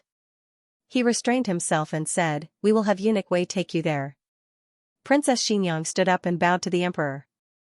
Led by Eunuch Wei, she went to the side chamber where Prince Ning was imprisoned. In the pitch-black side chamber, Prince Ning's hair was disheveled and his face dirty. He was in a sorry state. There was a faint green circle around his mouth, and his eyes were indifferent and dull. "Princess, please." Eunuch Wei stood outside the door and gestured to Princess Xianxia. Princess Xianxia stepped inside. Eugene followed behind her, planning to go in as well. "Wait outside," Princess Xianxia said to Eugene. Eugene paused. "Yes." Eugene and Eunuch Wei waited outside. Seeing Princess Xianxia walk towards Prince Ning in the corner, Eunuch Wei wanted to remind her not to get too close, but he swallowed his words. If Prince Ning really wasn't afraid of death, then he should hold Princess Xianxia hostage. If he really did that, when Marquis Xianping came to investigate, even His Majesty wouldn't be able to save Prince Ning's life. Prince Ning sat on the ground in the corner, his back against the wall. His face was shrouded in a layer of shadow. His eyes were slightly closed. It was unknown whether he hadn't heard the approaching footsteps, or whether he had heard but didn't care. Princess Xianxia stopped in front of him and looked down at Prince Ning. Who are those people? Prince Ning had been locked up in Pure Flower's palace for the past few days until his body and mind were numb. He didn't pay attention to anyone, nor did he plan on paying attention to this palace servant who had suddenly come to ask him questions. But when he heard a familiar voice, he instinctively opened his eyes and saw Princess Xianxia's frosty face. Half of Princess Xianxia's face was bathed in sunlight, while the other half was shrouded in shadow. She looked cold and sinister. Prince Ning could ignore anyone, but he couldn't ignore Princess Xianxia. His gaze paused on Princess Xianxia's face for a moment, then he lowered his eyes. I don't understand what Aunt is saying. You don't understand? Fine, then Aunt will tell you in detail until you understand. In any case, Aunt has plenty of time. Princess Xianxia sat down in the chair across from him and looked at him from afar. Did you really have the guts to kill Xiaoheng? Prince Ning smiled faintly. It seems that Aunt knows everything. Whether or not I had the guts, I still killed him. Is Aunt here to denounce me? If you want to kill me, do as you please. Princess Xianxia stared at him without blinking. You killed Xiaoheng, and then what? Just to benefit the crown prince? Prince Ning said, I originally planned on taking her as a secondary consort. Princess Xianxia sneered. Is that so? Can you? Of course, not. Grandfather wouldn't agree. Empress Dowager Zhuang and His Majesty also wouldn't agree. He wasn't like the crown prince, who would rather give up the position of crown prince to marry Wen Linlang.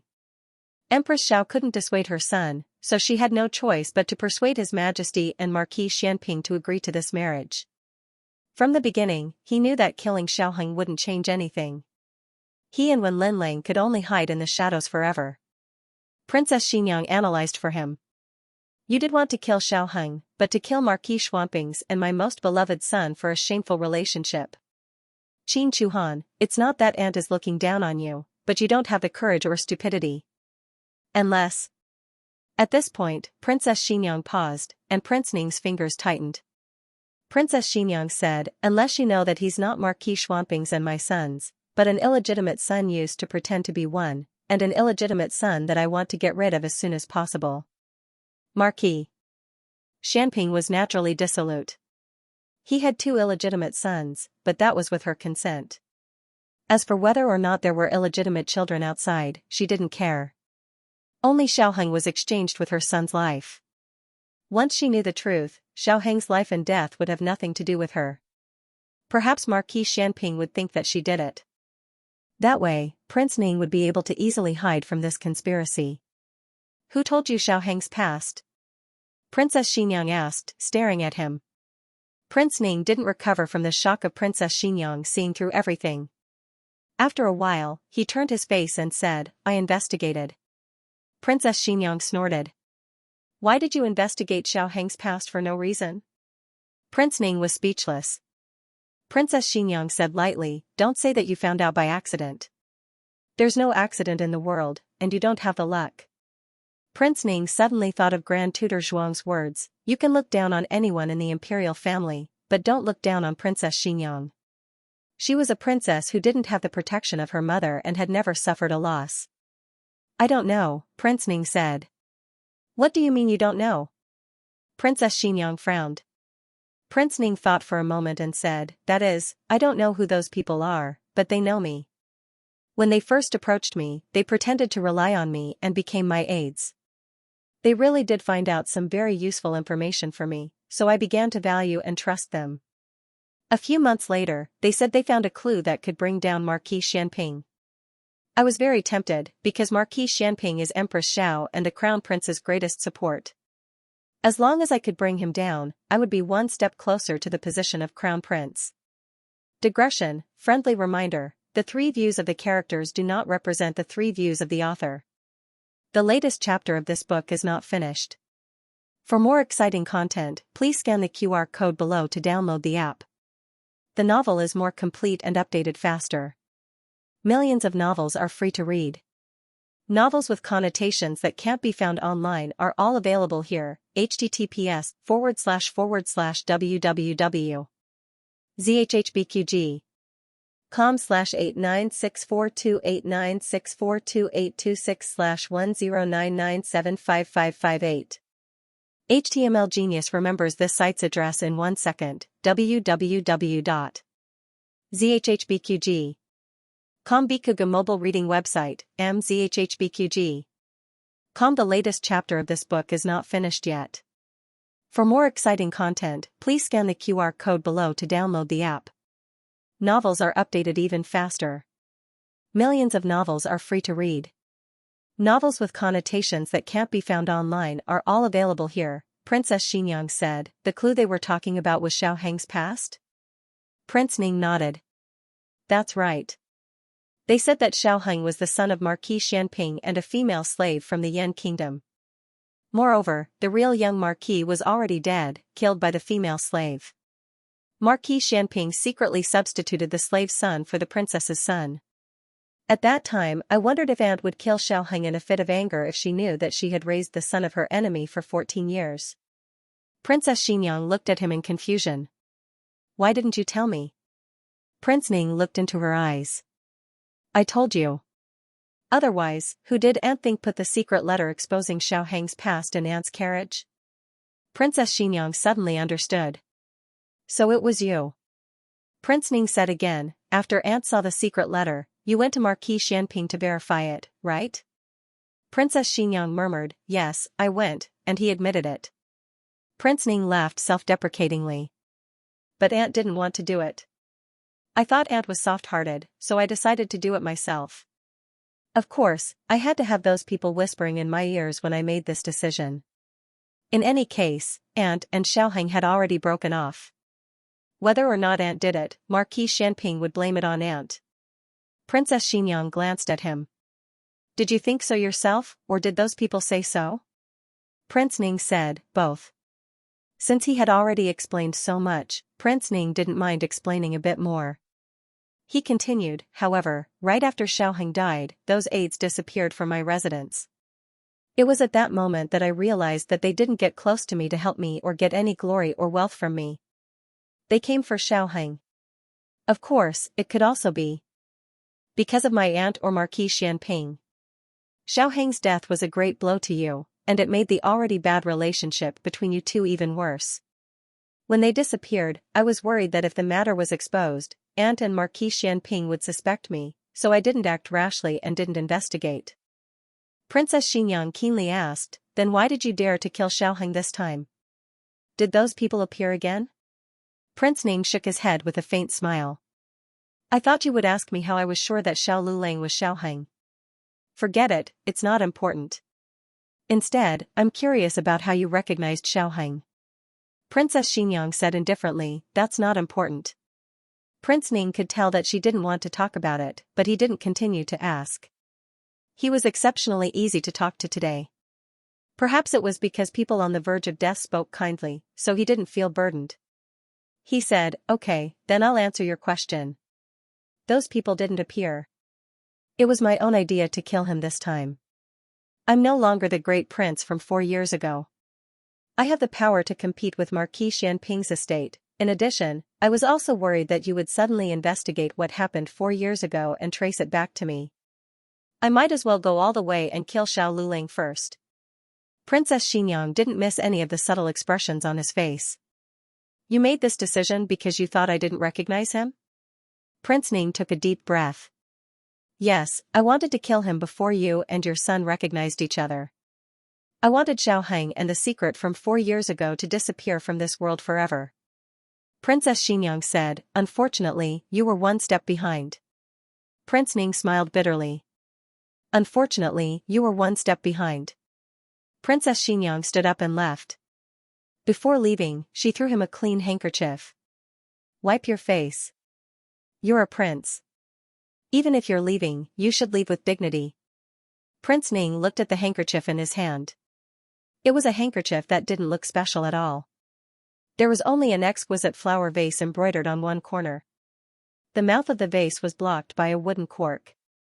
Princess Xianxia stepped over the threshold and suddenly turned back. She said neither quickly nor slowly, "When I have time, I'll visit Princess Ning and the two little princesses." Prince Ning tightened his grip on the handkerchief. Princess Xianxia was threatening him, either he kept his mouth shut about Xiao Heng's matter, or she would take the lives of Chu Yu, Ning Xian, and Ning Yan. After seeing Prince Ning, Princess Xianxia asked Eunuch Wei to bring a message to the emperor. She then directly left. Eunuch Wei only thought that she was recalling her son who had died early and was sad. He softly agreed. "Where's Long Yi?" Princess Xianxia asked.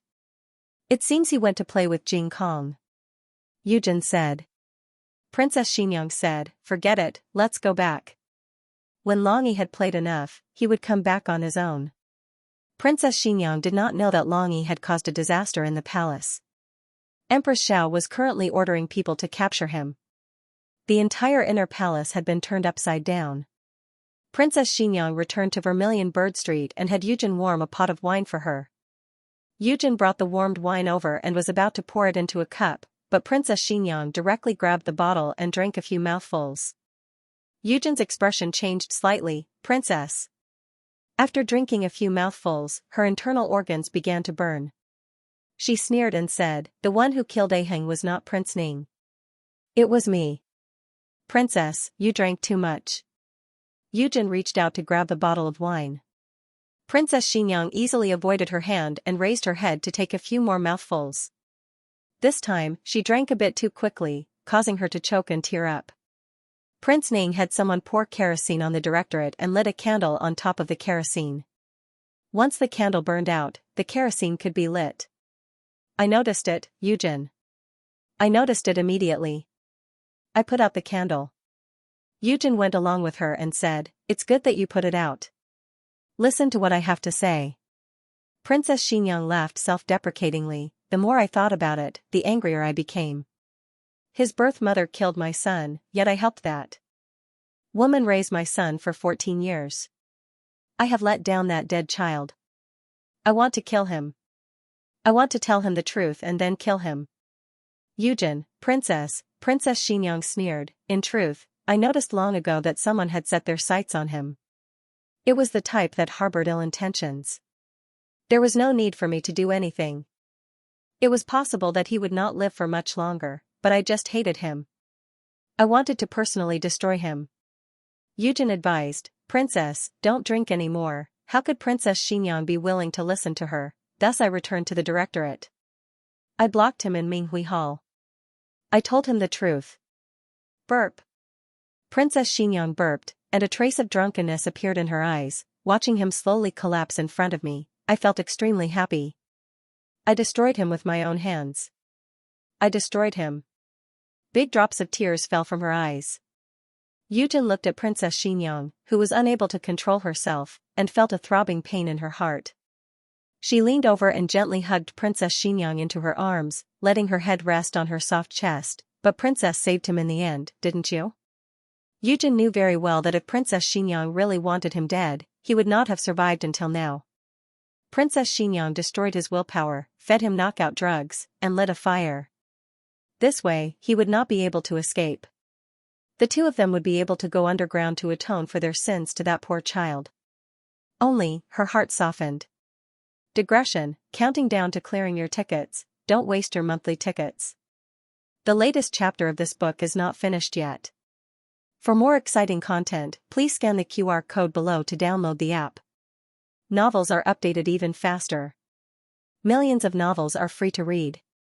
Novels with connotations that cannot be found online are all available here. https://www.zhhbqg.com/89642896428226/1099745513.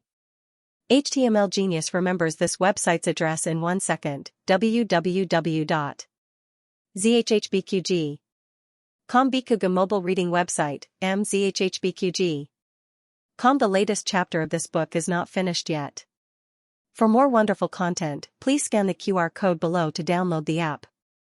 Novels are updated even faster. Millions of novels are free to read. Novels with connotations that can't be found on the internet are all available here. In order to make the plan succeed, she sent Long Yi away. She had no choice but to extinguish the fire herself. She was also injured. After that, she carried the unconscious Xiaoheng out of the Imperial College. She thought that the matter would end here. Unexpectedly, the next day, the Imperial College spread the news that Xiaoheng had been burned to death. But Xiaoheng was clearly lying in front of her eyes. She clearly remembered that she had extinguished the fire. Then, who set the fire afterwards? She couldn't help but think of Xiaoheng lying on the ground after being drugged. He looked at the fire burning in from outside the window. When she told him about his past, he had already given up all hope. However, at that moment, his eyes were full of struggle and pleading. It was as if he was begging her to let him go. After a long time, she realized that at that time, he might not have been begging her to let him go. He might have been begging her to let that innocent youth go. He knew that the Imperial College was hiding a youth. Clearly, after she left, someone had come. She didn't remember Xiaoheng having a friend who was similar in age to her. For a moment, she couldn't guess the identity of that youth. Ning Wang had only gone once. The first time, the fire oil and candles were prepared by Ning Wang. However, the fire that burned that youth to death was caused by that group of people. In the end, that group of people didn't trust Ning Wang. As a result, they personally made a trip. They mistook that youth in the Imperial College for Xiaoheng and burned him to death. That group of people's whereabouts were very strange. Moreover, they knew how to avoid Long Yi. She looked at Xiaoheng on the bed and suddenly thought of a plan. Young master? Suddenly, a maid's cry came from outside the door. Eugene turned her head and looked towards the direction of the door. She saw that Xiao Lulang had entered the courtyard at an unknown time. Moreover, he was standing less than 10 steps away from the windowsill. Eugene looked at Xiao Lulang in astonishment, and then looked at the Xianxia princess, who was lying on the table, drunk and unconscious. For a moment, she didn't know what to say. She didn't know if Xiao Lulang had heard what Princess Xianxia had just said. Just as she decided to ask Xiao Lulang, a young eunuch suddenly appeared outside the door and hurriedly said, oh no, something has happened. Long Yi was in trouble. He killed the crown princess's fetus with one strike. Empress Xiao heard two pieces of shocking news in the Palace of Earthly Tranquility. The first was that the crown princess was pregnant. Empress Xiao was overjoyed. Even though the crown princess had an ambiguous relationship with King Ning, she had carefully investigated Wen Linlong's whereabouts. This child was the crown prince's. The crown prince was already 23 years old. He was finally going to be a father. She was finally going to have a grandchild, but before she could be happy enough, the bad news of the crown prince consort's miscarriage came. Empress Xiao almost fell on the spot. It was Long Yi's doing. To be honest, even Gu Jiao hadn't predicted Long Yi's action. Strictly speaking, it wasn't all Long Yi's fault. The crown princess had repeatedly emphasized that the fetus in her belly was a death-free gold medallion, so Long Yi really thought it was a gold medallion. Long Yi had only broken a gold medallion. Long Yi also didn't understand why everyone wanted to catch him. Long Yi took out a small gold medallion from his bosom and handed it to the crown princess. It was as if he was saying, "Here, I'll compensate you." The crown princess was so angry that she almost fainted on the spot. When Gu Jiao and Long Yi were together, it was inevitable that people would think that Long Yi had been instructed by her. Even the crown princess believed it without a doubt. She didn't believe that Gu Jiao didn't target her. Moreover, every time Long Yi was rude to her, Gu Jiao was there. This made her suspect that she had been instructing Long Yi. She spoke in a dignified manner, but secretly let Long Yi do it for her. She was truly sinister and vicious. When Empress Xiao arrived at the imperial garden, the imperial physician had also arrived. The imperial physician felt the crown princess's pulse with a solemn expression. Empress Xiao hurriedly asked, "Imperial physician, how is it?" The imperial physician cupped his hands and said regretfully, "Empress, the fetus is gone." "Impossible." "Imperial physician Luo. Didn't you just say that my pulse was very good? Is this fetus very stable? Otherwise, how could she have the courage to get out of bed and look for Empress Xiao?" The imperial physician thought in his heart, "You can't stop yourself from courting death." why did you have to come out? You were hit by the secret guard, and the fetus in your belly was also gone. Imperial physician Luo didn't dare to say this. Empress Xiao was furious.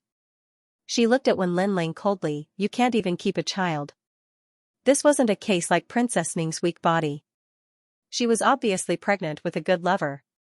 The loss of this child was too depressing. Empress Xiao even had the heart to kill Wen Linling. Of course, if it was in the past, Empress Xiao wouldn't be so ruthless. But now that the matter between Wen Linling and Princess Ning was exposed, Empress Xiao couldn't wait to kill her. Wen Linling was right. This child was indeed her golden ticket to avoid death. For the sake of the child, Empress Xiao would protect her from the emperor. But look at what Wen Linling had done. Wen Linling certainly couldn't take the blame. Empress Xiao would hate her to death. She pointed at Gu Jiao and said, Mother. It's her. She asked this secret guard to hurt the fetus in my belly. Little Jing Kong stomped his feet, nonsense. Jiao Jiao didn't do it. The huge noise alarmed Rinzhou Palace. Eunuch Qin rushed over with the palace servants. Gu Jiao asked Feizue to take little Jing Kong away first. Then she said to the crown princess, do you have the guts to say what you just said to me in front of the empress again? The crown princess choked. Gu Jiao said, you don't dare to say it? Fine, I'll say it for you. Dr. Gu, I've advised you not to be my enemy. You've always targeted me, but didn't I win in the end? You said that I have an ambiguous relationship with Prince Ning, but how clean can you be, Gu Jiao? This matter was obviously done by the Qin state's hostage, but I know that you're also involved. You're already a married woman, but you still have an affair with the Qin state's hostage. How noble are you compared to me? Stop scheming to deal with this consort. The fetus in my belly is a golden ticket to avoid death. With it, even if I kill you, no one will blame me. What? Do you still think you're innocent? The crown princess's expression changed. When Empress Xiao saw the crown princess's expression, she knew that Gu Jiao was telling the truth. She didn't expect that the crown princess could be so arrogant. From her words, it seemed that she and Gu Jiao had disagreements for a long time. She dared to show off in front of Gu Jiao. Did she think that the fetus in her belly had a long life? It was true that the one who caused her to have a miscarriage was the culprit, but she, who gave others a chance, was not innocent. Empress Xiao said to Gu Jiao, Dr. Gu, you can go. Leave this guard here.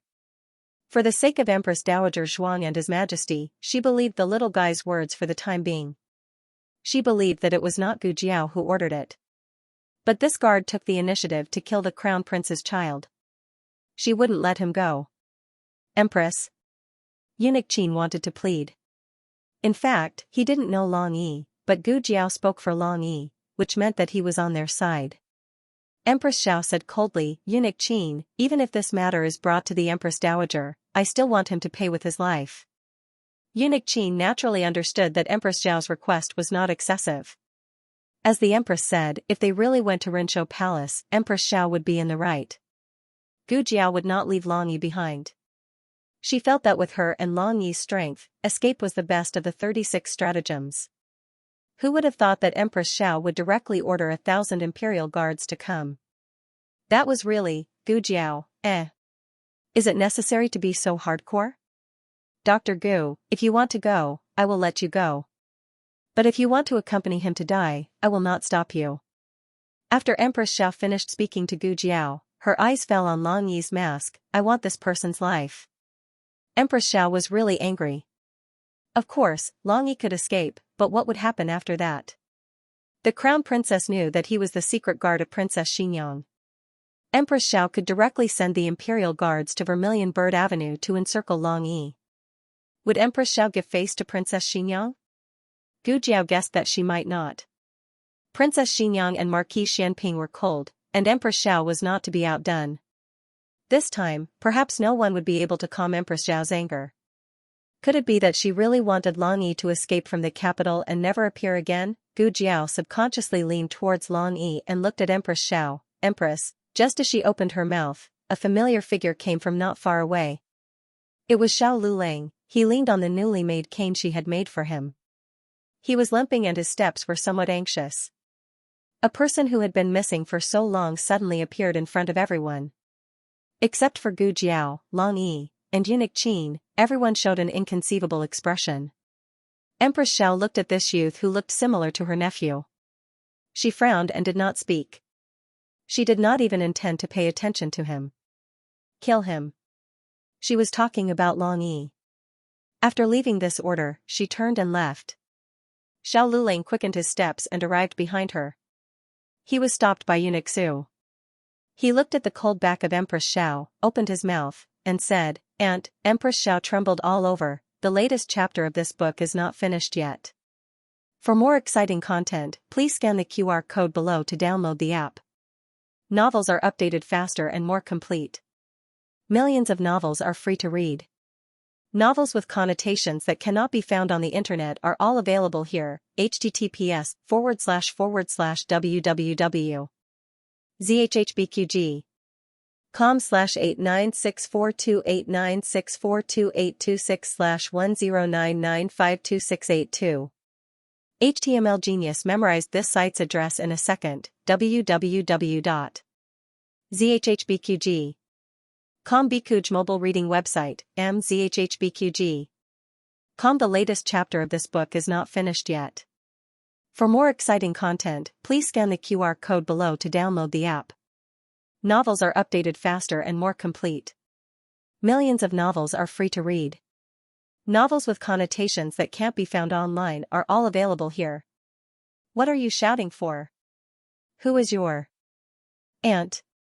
Eunuch Su scolded in a low voice. Don't think that you can come here and claim relatives just because you look a little like the young Marquis. What would happen if the palace people heard this? Xiao Lulang looked at Empress Xiao, who stopped in her tracks. Empress Xiao did not turn around. His throat moved and he said with difficulty, "Has the sapling that Aheng planted in Aunt's bedroom grown taller?" "Aheng, what are you doing?" "I am planting a tree. I want to plant a very, very big tree for Aunt. Spring is here, the tree will bloom many, many flowers. Peony flowers, Chinese peony flowers, morning glory. Autumn is here, the tree will bear many, many fruits. Dates, peaches, pears, and chestnuts." "Chestnuts? Who taught you to say this? Also, you have so many flowers and so many fruits, are they all from this tree?" "Yes." "You can't. Other people's small trees can't, but Aheng's tree can." The little being confidently patted his small chest and began to plant trees in Kuan-Ning Palace while sweating profusely. Xiao Lulang choked. Aheng planted trees for Aunt. Did they bear dates, peaches, pears, and chestnuts? Aheng, it was her Aheng. Empress Xiao suddenly turned around and looked at Xiao Lulang with red eyes in disbelief. How could it be? Wasn't Aheng already dead? She even saw the corpse. If he was Aheng, why didn't she hear her eldest brother mention it? Why didn't he come to find her after entering the palace so many times? What the hell is going on? Empress Xiao walked towards Xiao Lulang in a daze. Eunuch Su glanced at his master with a complicated expression and tactfully retreated to the side. He also dismissed the irrelevant palace servants to a distance of 30 feet. Empress Xiao came in front of Xiao Lulang. Xiao Liulang's eyes were red, but he held back his tears. Empress Xiao raised her hand and carefully touched his cheek. Tears fell down. "Are you really Aheng?" "You." Her fingertip fell on his right eye. "What about this mole?" "It's gone," Xiao Lulang said.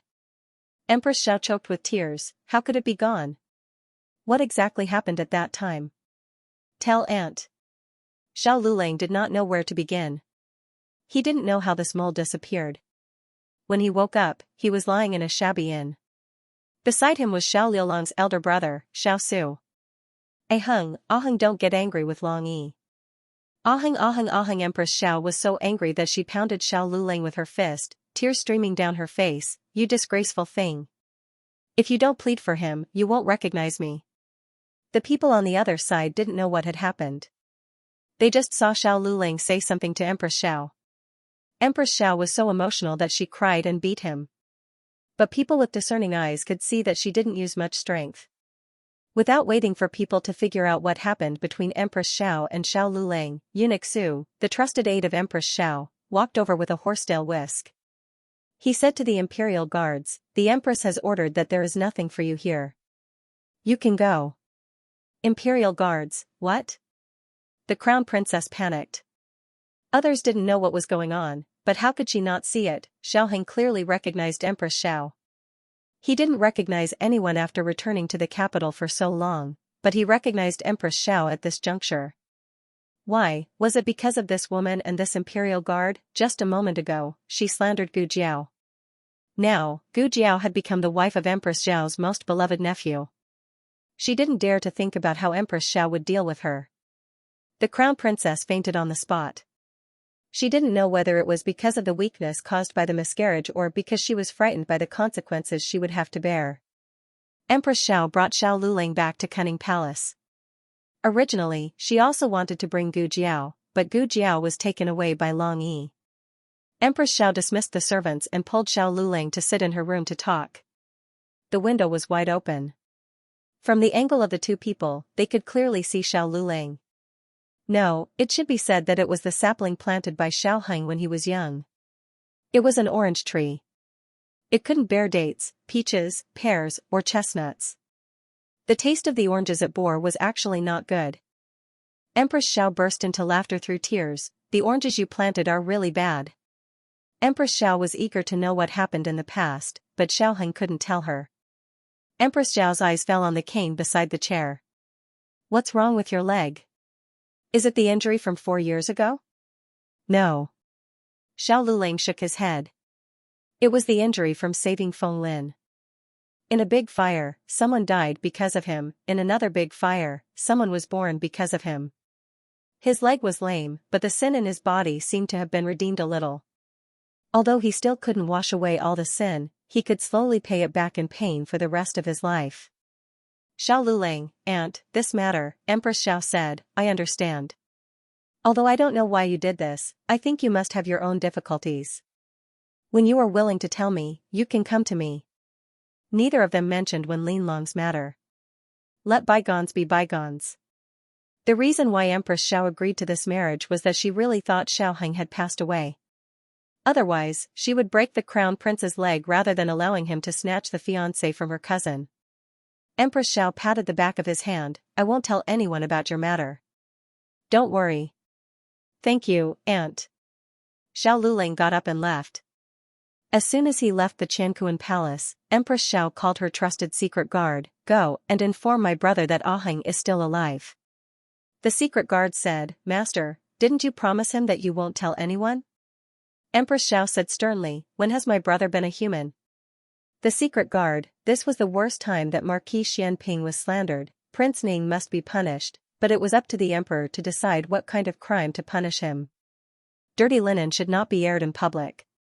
The private contact between Prince Ning and the crown princess was not disclosed, but when Yang and Xiaoheng were both killed by Prince Ning, the announced motive was to attack the crown prince. One was the crown prince's brother-in-law, and the other was the crown prince's cousin. No matter how one looked at it, Prince Ning was indeed targeting the people around the crown prince. Wen Yang did not have a good reputation, but the young marquis was famous all over the world. He was the white moonlight in many people's hearts. Hearing that he was killed by Prince Ning, the people were all against him. Naturally, there were also those who spoke up for Ning Wang, believing that the current emperor had been deceived. Prince Ning is such a noble and upright person. How could he do such a vicious thing? Is it possible that someone is targeting Prince Ning? I hope His Majesty will not listen to slander and let Prince Ning be wronged. Could it be the crown prince? Think about it, the crown prince married the young marquis's fiancée. If the young marquis didn't die, could he marry Miss Wen? As for Wen Yang, he is the crown princess's brother on the surface, but he is not a good person at all. Killing him is helping the crown princess vent her anger. There were more and more people on the streets who defended Prince Ning.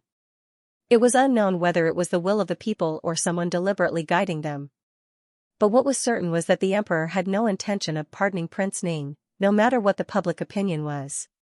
Grand Tutor Zhuang asked to see the emperor but was directly refused. Grand Tutor Zhuang went to Rinshou Palace, hoping that Empress Dowager Zhuang could order the emperor to pardon Prince Ning. Order? Empress Dowager Zhuang was so angry that she laughed. Since when can Aijia's words command the emperor? Grand Tutor Zhuang snorted coldly. Hasn't the Empress Dowager always done this? Haven't the Empress Dowager and the Emperor done a lot of things over the years?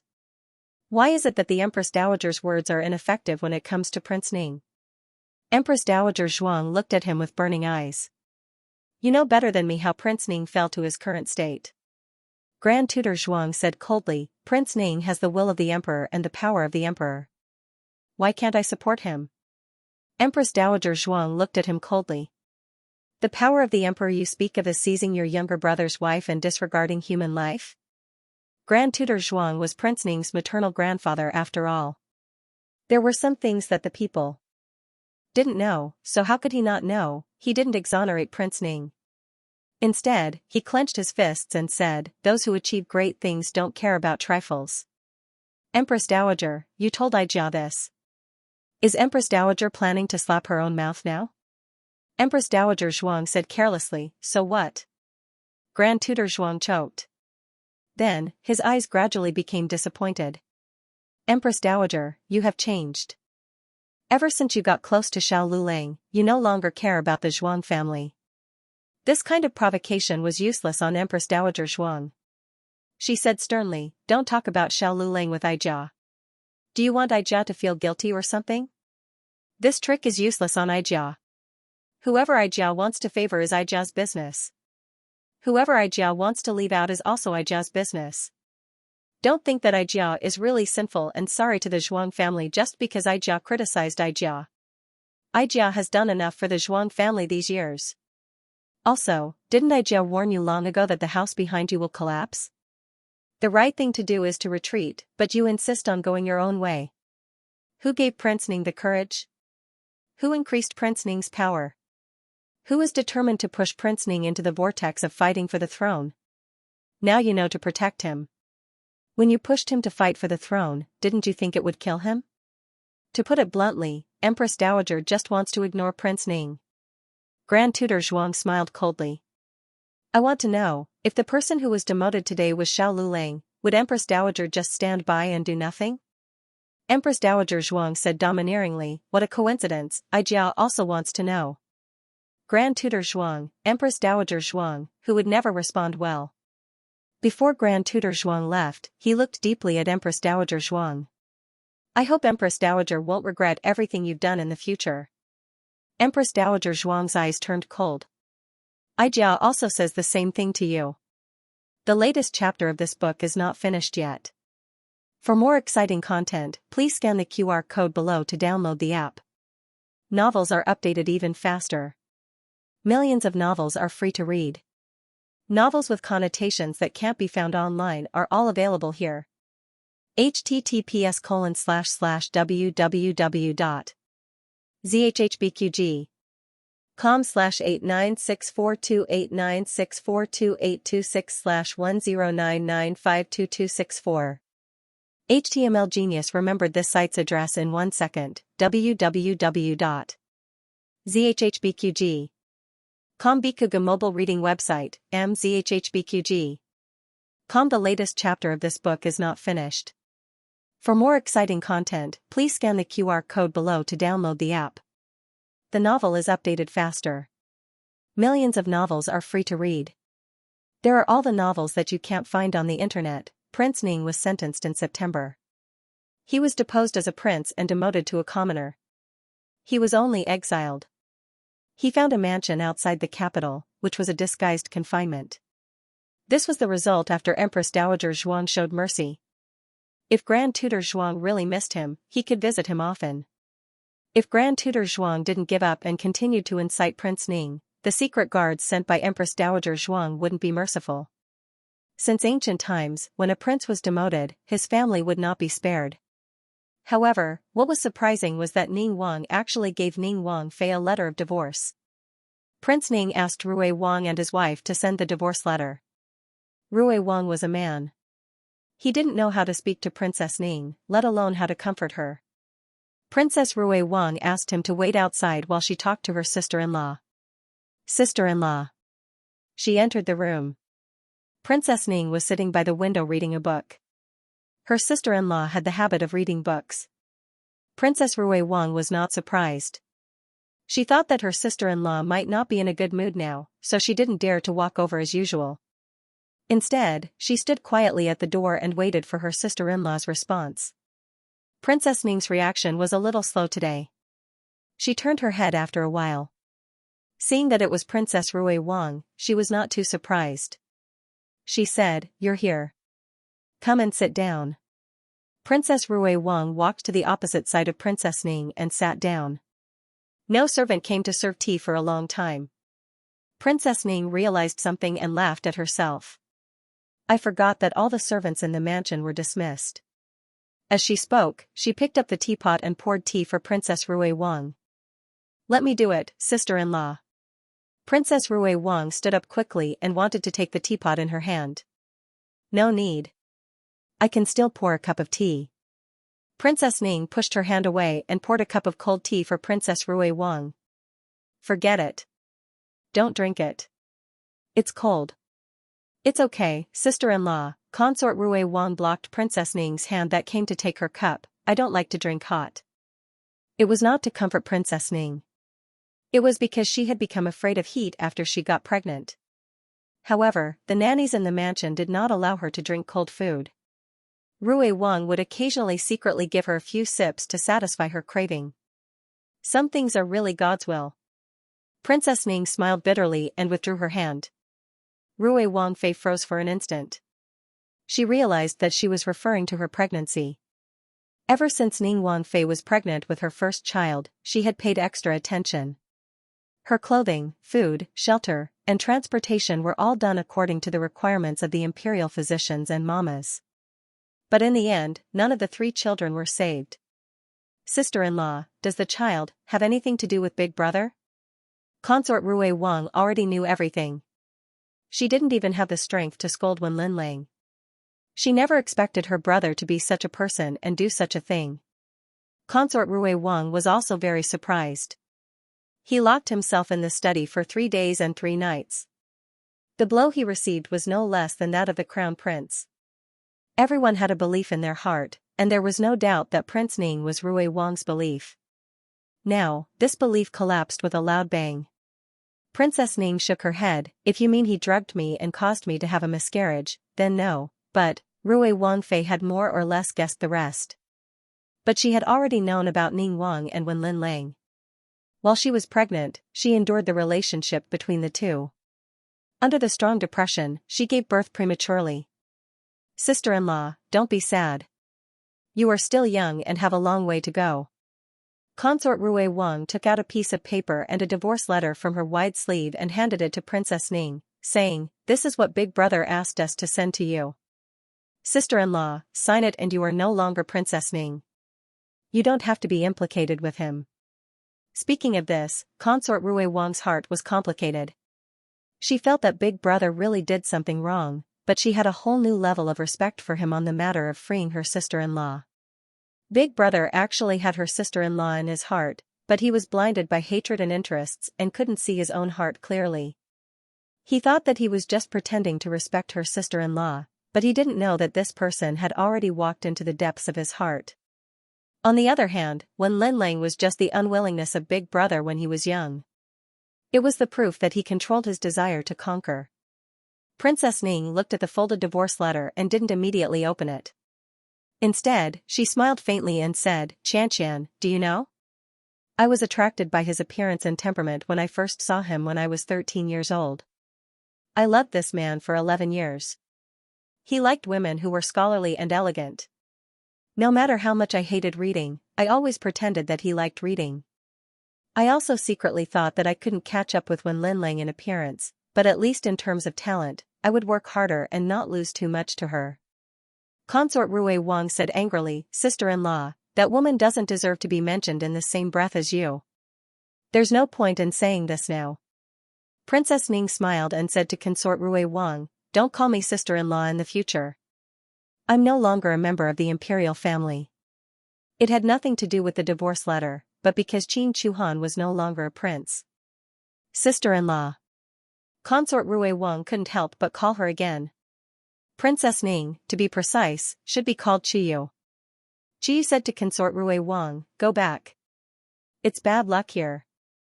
Consort Rui Wang looked at her with heartache. "Father said that you can stay for a few more days." Qiyu smiled as if nothing had happened. It's not like I don't have anywhere to go. Consort Rui Wang opened her mouth. Sister-in-law. No, Sister Chu. No, it's awkward if I don't call you sister-in-law. Qiyu said, then just call me that. It's just a name.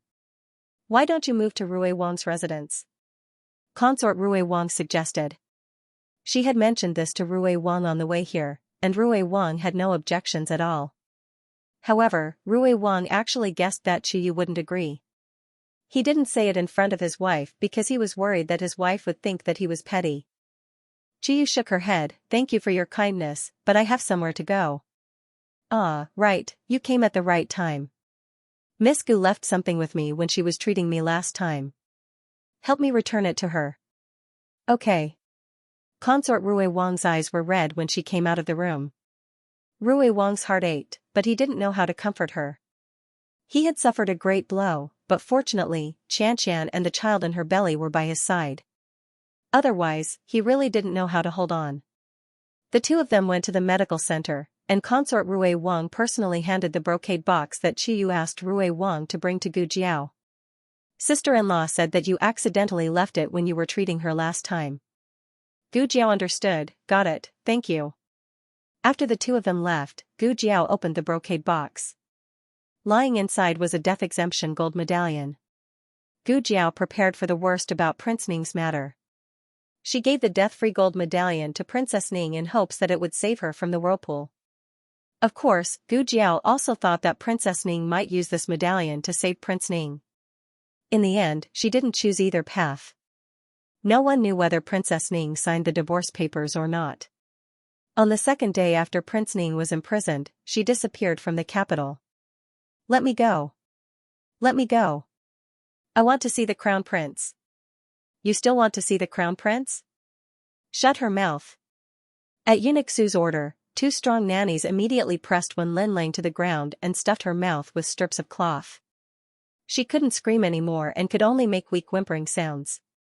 Eunuch Su waved his horsetail whisk and said, the Empress ordered that the Crown Princess has contracted a serious disease and should go to the temporary imperial residence to recuperate immediately. Wen Linlang shook her head desperately. She wasn't sick. She didn't want to go to the temporary imperial residence to recuperate. Everyone knew what would happen if she went to recuperate. In less than a year and a half, she would die of a serious illness in the temporary imperial residence. Empress Xiao tried her best to cover up the Crown Prince's shame. Prince Ning had just been demoted. At this critical moment, the Crown Princess was sentenced for some crime, which would easily cause people to have wild thoughts. Only the excuse of recuperating was perfect. When Linlang was dragged into the carriage rudely. At the moment of leaving the palace, Gu Jiao happened to come out of the imperial palace. Eunuch Su and others hurriedly bowed to Gu Jiao respectfully. Dr. Gu. When Linlang was pressed to the ground in a sorry state. Where was her former glory? She glared fiercely at Gu Jiao. Are you satisfied? You've ruined everything I painstakingly built. You've achieved your goal. However, Gu Jiao only glanced at her indifferently. She recognized her, but there wasn't a trace of pride in her eyes. She looked at her calmly as if she was looking at an unrelated passerby. Even the details of how she had angered Gu Jiao in the past seemed to have been forgotten by Gu Jiao. It was at this moment that when Linlang suddenly realized that Gu Jiao wasn't pretending to be aloof. She really didn't care about her. This wasn't because of Gu Jiao's kindness and tolerance. It was purely because she didn't catch Gu Jiao's eye. Gu Jiao had already stood at a height that she couldn't reach. She was like a mighty warrior looking at the blue dome of heaven. How could she pay attention to whether or not there was a little bug stinging her under her feet? This analogy was actually a bit exaggerated, but Gu Jiao really didn't care about Wen Linlang. Wen Linlang didn't understand. How was she worse than Gu Jiao? Other than her lack of medical skills, what else did she lose to Gu Jiao? Not to mention that she was devastatingly beautiful. But Gu Jiao had such an unsightly face. Wasn't Gu Jiao afraid at all? Gu Jiao walked out of the palace magnanimously. Not only was she not afraid, but she was also a bit arrogant. Digression, a new month has begun. Looking for a wave of guaranteed monthly votes. The latest chapter of this book isn't finished yet. For more exciting content, please scan the QR code below to download the app. Novels are updated even faster. Millions of novels are free to read. Novels with connotations that can't be found online are all available here. https://www.zhbqg.com/896428964286/109949949474. HTML Genius memorized this site's address in a second. www.zhbqg.com Bikuga mobile reading website, mzhbqg.com. The latest chapter of this book is not finished yet. For more wonderful content, please scan the QR code below to download the app. Novels are updated even faster. Millions of novels are free to read. Novels with connotations that can't be found online are all available here. After Gu Jiao left the palace, she directly went to Vermilion Bird Avenue. Princess Xianxia's first course of treatment had already ended. The effect was pretty good, so she was about to start the second course. Gu Jiao took out the medicine from the small medicine box and put it in a small porcelain bottle and handed it to Princess Xianxia. Neither of them mentioned the matter of the imperial palace. In fact, even if they didn't mention it, Princess Xianxia had already heard about it. After all, she also had some old people in the palace. When necessary, they would send news to her. For example, last time when the Imperial Guards captured Long Yi, it was her old subordinates who tipped her off. But at that time, she was drunk. It was Xiao Lulang who entered the palace and calmed Empress Xiao's anger. Needless to say, it was definitely because he confessed his identity to Empress Xiao. More and more people knew his identity. This paper ball couldn't contain the fire anymore. "Princess, what are you thinking about?" Gu Jiao noticed Princess Xianxia's absent-mindedness. "Nothing." Princess Xianxia came back to her senses and looked at the medicine bottles on the table. "Is this all?" "It seems there's one bottle less than last time." Gu Jiao explained, "Princess's heart disease is getting better. You don't need to take the other medicine." Princess Xianxia nodded. Yujin walked over and took the medicine bottles. Gu Jiao planned to get up and leave. Princess Xianxia hesitated and called out to her, "What happened to his leg?" Gu Jiao looked at her and said, "Princess, do you want to ask how his leg was injured? Or do you want to ask if his leg can be treated effectively?" Princess Xianxia said, "Both." Gu Jiao placed the small basket back on the table. He was injured while trying to save someone. About 2 years ago, he didn't receive proper treatment at first, causing his right foot to be disabled. Every step he took was as painful as a needle piercing his heart. Princess Xianxia's hand tightened. Gu Jiao continued, "About a year later, he underwent surgery to correct the injury on his right leg. But because he was lame for too long, his right leg muscles were weak and he still couldn't walk. He used half a year to rehabilitate. The rehabilitation process is very tiring." Princess Xianxia's eyelashes trembled slightly. "Then why isn't it better?" "The wounds on your body have healed," Gu Jiao pointed at her chest, "even my scalpel can't do anything about it." Lord Ming's demotion had caused a great disturbance in the capital city. Grand Tutor Zhuang intended to manipulate the people's hearts and tried to use public opinion to confuse the truth. However, Empress Xiao was not to be trifled with. "No matter how much money your Grand Tutor Zhuang gave me, I'll give you 3 times that." At least she wasn't as stingy as her brother. The final beneficiary of the matter of manipulating the hearts of the people was the old chancellor. He would write a whitewashing story for whoever he took the money from and sell it to the waiter and storyteller in the tea house. The lines he wrote were logical and meticulous, with profound meanings expressed in simple terms. His choice of words and sentences were appropriate, and he had a strong sense of immersion. He was well received by the tea house staff and storytellers. Empress Xiao successfully defeated Grand Tutor Zhuang with her character of squandering money like water, which was completely different from her brother's, and obtained the old chancellor's ultimate whitewashing set meal. Of course, old chancellor didn't use his real name to get in touch with both parties. The 3 parties used the study room as their contact point. Old chancellor played 2 roles and used the identity of 2 writers to get in touch with both parties. Empress Xiao thought that the writer she found was better, but in fact, it was just that the money was in place. The old chancellor made a small profit. He patted his bulging pouch that was filled with banknotes. He didn't have to worry about Zhuang Jin's robbing his private stash anymore, then, as soon as he entered the room, he was robbed. The old chancellor, oh, my banknotes haven't even warmed up yet. Lord Ning's case caused a great uproar. In comparison, the news that the crown princess suddenly went to the temporary imperial residence to recuperate due to a serious illness seemed to be calmer. In fact, whether it was Lord Ning or Wen Linlang, they didn't have much to do with Bishui Ali. What they cared about most was that child Lu Lang. Recently, that child seemed to have lost weight again. Auntie Lu came to ask, Auntie Hua, what's wrong with your Lu Lang? I saw that he had a lot on his mind several times when I came to visit. Empress Dowager Zhuang sighed, alas, he misses his mother. Ah, he has a mother. Auntie Lu and the neighbors had never seen or heard this family mention it. She thought that Xiao Lulang was a child without a mother. Is his mother pretty? His father was pretty. Auntie Lu thought of Marquis Xianping and thought that he was better looking than Auntie Hua's son. In fact, no one told her that Marquis Xianping and Xiao Lulang were father and son. However, when they stood together, no one would think that they weren't. Not bad.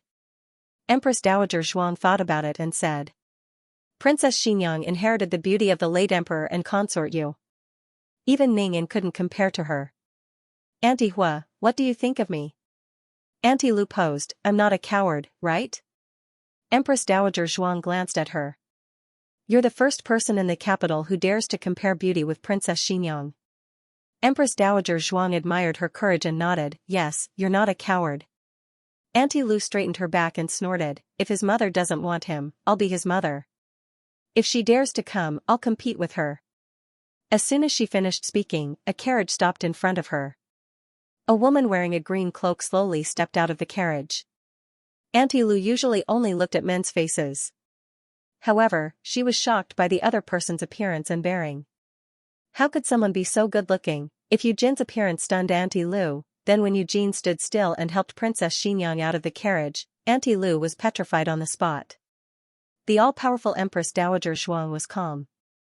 She patted Auntie Lu's arm, here, the person you want to compete with is here. Auntie Lu, when Princess Xinyang saw Empress Dowager Zhuang, she was slightly shocked. She wasn't shocked that she was here, but that she was dressed like a common old lady. She even crossed her legs and leisurely ate melon seeds. Even when she saw her, she didn't have the slightest intention of restraining herself. At first glance, she knew she was experienced.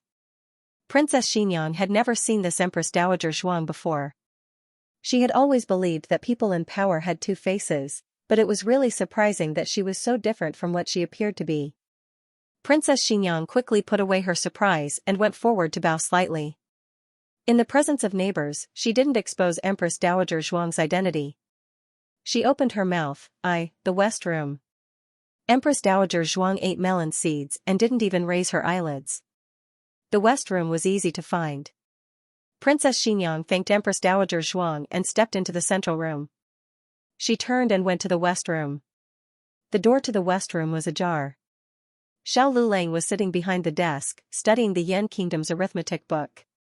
At first, Gu Jiao thought that the book was about advanced mathematics, but after carefully flipping through it, she realized that it wasn't just advanced mathematics. It covered a wide range of fields. Some of the contents were from the book, while others were like small notes that the book's owner had casually jotted down. Xiao Lulang hadn't been to the Hanlin Academy these days. He had been studying this in the study. He was so engrossed in his study that he didn't even notice that someone had come. Princess Xinyang quietly walked into the room and looked at the furnishings. It was not worth mentioning compared to the Vermilion Bird Avenue and the Princess Mansion, but there was a touch of warmth and bookishness in the clean and simple room. The warmth came from the small messy boxes on the ground. Little Jing Kong was messing with his things again. He had no place to put his things, so he had to rummage through the boxes and cabinets to find them. However, it was this seemingly out-of-place mess that made the silent and cold room have a trace of a home. Xiao Liulang's desk was now divided into 3 parts. The largest part was occupied by little Jing Kong. As for the other 2 parts, one was Xiao Liulang's private area, and the other was his and little Jing Kong's common area. The little guy had also drawn a line on the desk. Just looking at the line on the desk, Princess Xinyang couldn't help but think of the big one and the little one fighting for territory. Princess Xianxia couldn't hide the bitterness in her heart.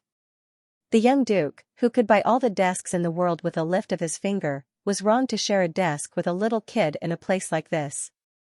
However, perhaps because of his cooking experience, she was more receptive than before. Xiao Lulang didn't raise his head until he finished the math problem in his hand. It had been half an hour since Princess Xianxia entered the room. Xiao Lulang looked at Princess Xianxia, who was quietly looking at him from across the desk. A trace of astonishment flashed through his eyes. "Can I say a few words to you?" "I'll leave after that," Princess Xianxia said with a normal expression. Xiao Liulang's eyes flashed slightly. He paused and said, "Okay." Princess Xianxia turned around and closed the door. Then she sat down across from Xiao Lulang. The afternoon sun shone quietly through the window. In the courtyard, the neighbors were gossiping about whose wife was about to give birth and whose cat was missing. It made the west room even quieter. They hadn't sat together like this for 4 years, and both of them were a little uncomfortable. However, this discomfort came from the breakdown of their relationship as mother and son. Neither of them knew what the other was thinking, nor did they know if they should continue to maintain their relationship. Finally, Princess Xianxia spoke first. "Tell me about your experience. Where did you go after leaving the capital?" The latest chapter of this book is not finished yet. For more exciting content, please scan the QR code below to download the app. Novels are updated even faster. Millions of novels are free to read. Novels with connotations that can't be found online are all available here. https://www.zhhbqg.com/89642896428226/1099923504.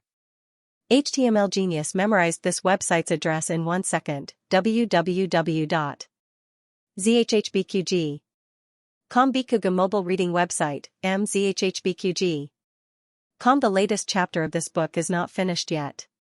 For more exciting content, please scan the QR code below to download the app. Novels are updated even faster. Millions of novels are free to read. Novels with content that can't be found online are all available here. Xiao Lulang was silent. It wasn't clear if he didn't want to answer, or if he didn't want to answer. Princess Xianxia said, "Forget it, I'll go first." Xiao Lulang sneered, "What do you want to say? That you don't want me, don't want to see me, and don't even want me to appear in the capital, so you came here to drive me away? I don't even have the right to stay in the capital anymore, right?" Princess Xianxia's pupils constricted violently.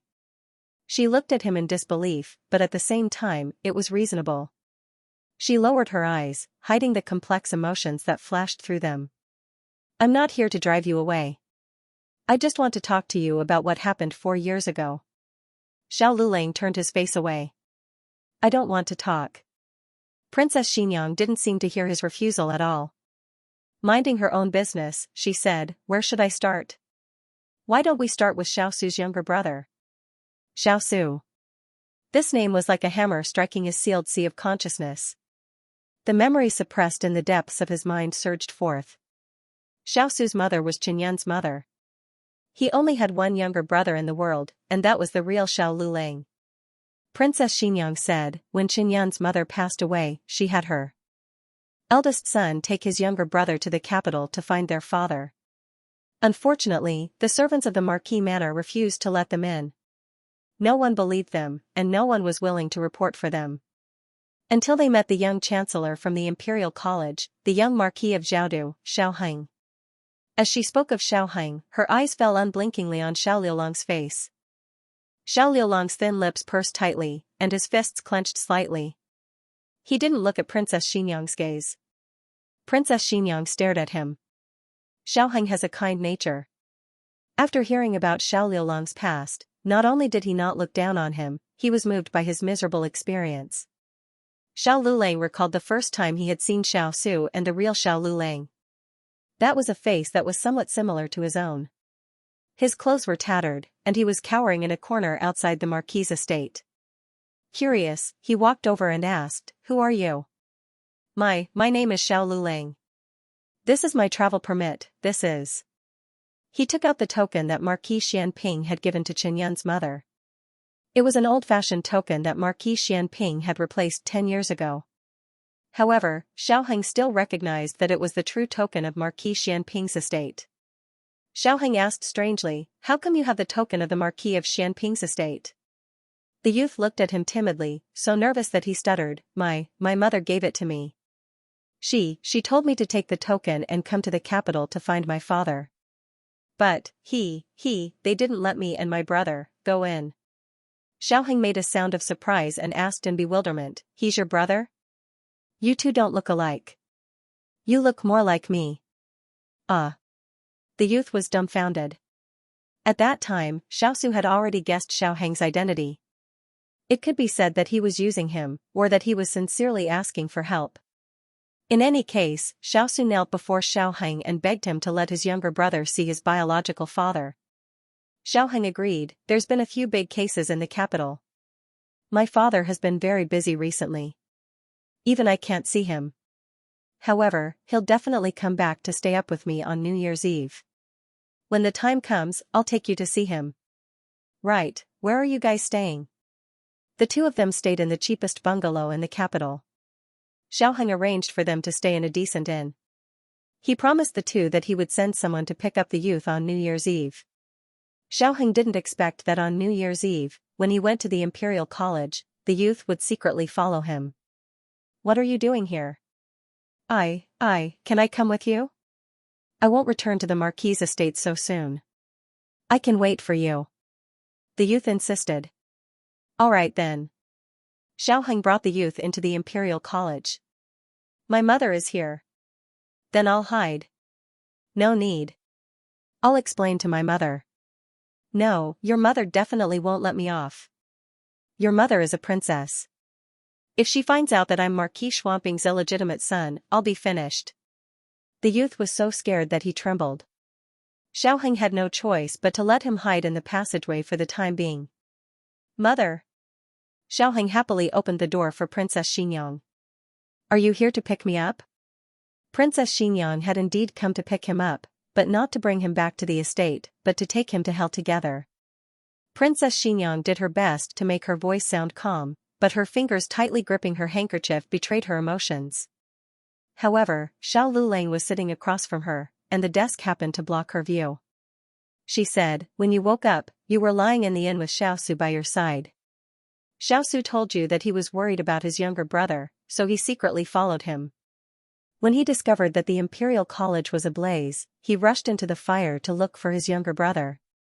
In the end, he didn't find his younger brother, but instead found you, who was on the verge of death. He had no choice but to carry you out. Then he told you that he saw a masked man rescue an unconscious woman." Xiao Lulang was slightly startled. How did you know?" Princess Xinyang smiled faintly. "How did I know? How did I know this story, and how did I know about Xiao Su? As the princess of a country, it wasn't too difficult for me to investigate my son's whereabouts when he was alive. I was the one who found Xiao Su, and I made up the story." Xiao Su had never entered the Imperial College. He was indeed worried about his younger brother, but the Imperial College wasn't a place where he could enter just because he wanted to. It wasn't that Xiaoheng hadn't thought of this, but other than this possibility, he couldn't think of any other possibility. Xiao Lulang looked into Princess Xinyang's eyes without blinking. "So in the end, who was the one who rescued me? Was it Long Yi?" Princess Xinyang subconsciously grasped her left arm. When she carried Xiaoheng out of the fire, a piece of burning beam broke down, almost hitting Xiaoheng's head. She raised her arm to block it, but her entire arm was burned. Even now, it was unbearably ugly. This time, Princess Xinyang avoided his gaze. She lowered her eyes and said, "That year, there was something you didn't know.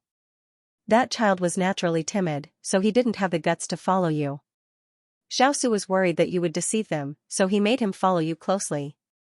The two of them had temporary travel permits in the capital, and New Year's Eve was the deadline. If Marquis Xianping didn't recognize this son of his, they would have been sent out of the capital the next day. "Brother Xiaosu's death had nothing to do with you, so don't blame yourself." Xiao Lulang raised his hand and touched his right eye. He said in a daze, "Then my mole," Princess Xinyang said, "I burned it with a flame." "Why?" Xiao Lulang asked. Because your mother had the exact same mole on her face. I didn't want that group of people to find you. When people grow up, their appearance will change, but this mole is too obvious. Princess Xianxia didn't say these words. She lowered her eyes and spread out the handkerchief in her hand. She said indifferently, in short. Xiao Lulang looked at her with burning eyes. You still haven't answered me. Who rescued me from the fire? If it wasn't Xiao Su, then who was it? You clearly already know who it was, so why do you have to force me to say it myself? Xiao Liulang's eyes were slightly red. When I found out that I was rescued by Xiao Su, I actually let out a sigh of relief. It was Xiao Su who took me away, it wasn't you who didn't want me. Now, you're telling me that everything was your idea. You gave me to Xiao Su. You had him take me away from the capital. You used this method to get rid of me. That was the mother he had relied on for 14 years, even if she personally sent him to hell, he wouldn't be able to hate her, it was all his sins, and he deserved whatever fate he got. Only, he would also feel pain. Xiao Lulang raised his hand and quickly wiped away the tears that were about to fall. He pretended that he had never cried. He laughed at himself and looked out the window. That's right. I caused your son's death and stole everything that belonged to your son. I was originally his substitute. Later on, you found out that the substitute had become a scourge. It would be strange if you didn't want to get rid of me. He had clearly accepted this fact a long time ago. For 4 years, he had been numbing himself in his mind day and night. But why did his heart still feel like it was being stabbed by a knife? He raised his hand again to wipe away his tears. He stubbornly looked out the window, refusing to let her see his red eyes. How could Princess Xianxia's heart not feel like it was being stabbed by a knife? He wasn't a substitute. He never had been. The first day she held him by her side, she clearly knew that this wasn't the fetus in her womb. But so what, he cried all night and would only calm down in her arms. He didn't drink his wet nurse's milk and forced her, the noble princess of the imperial family, to personally feed him.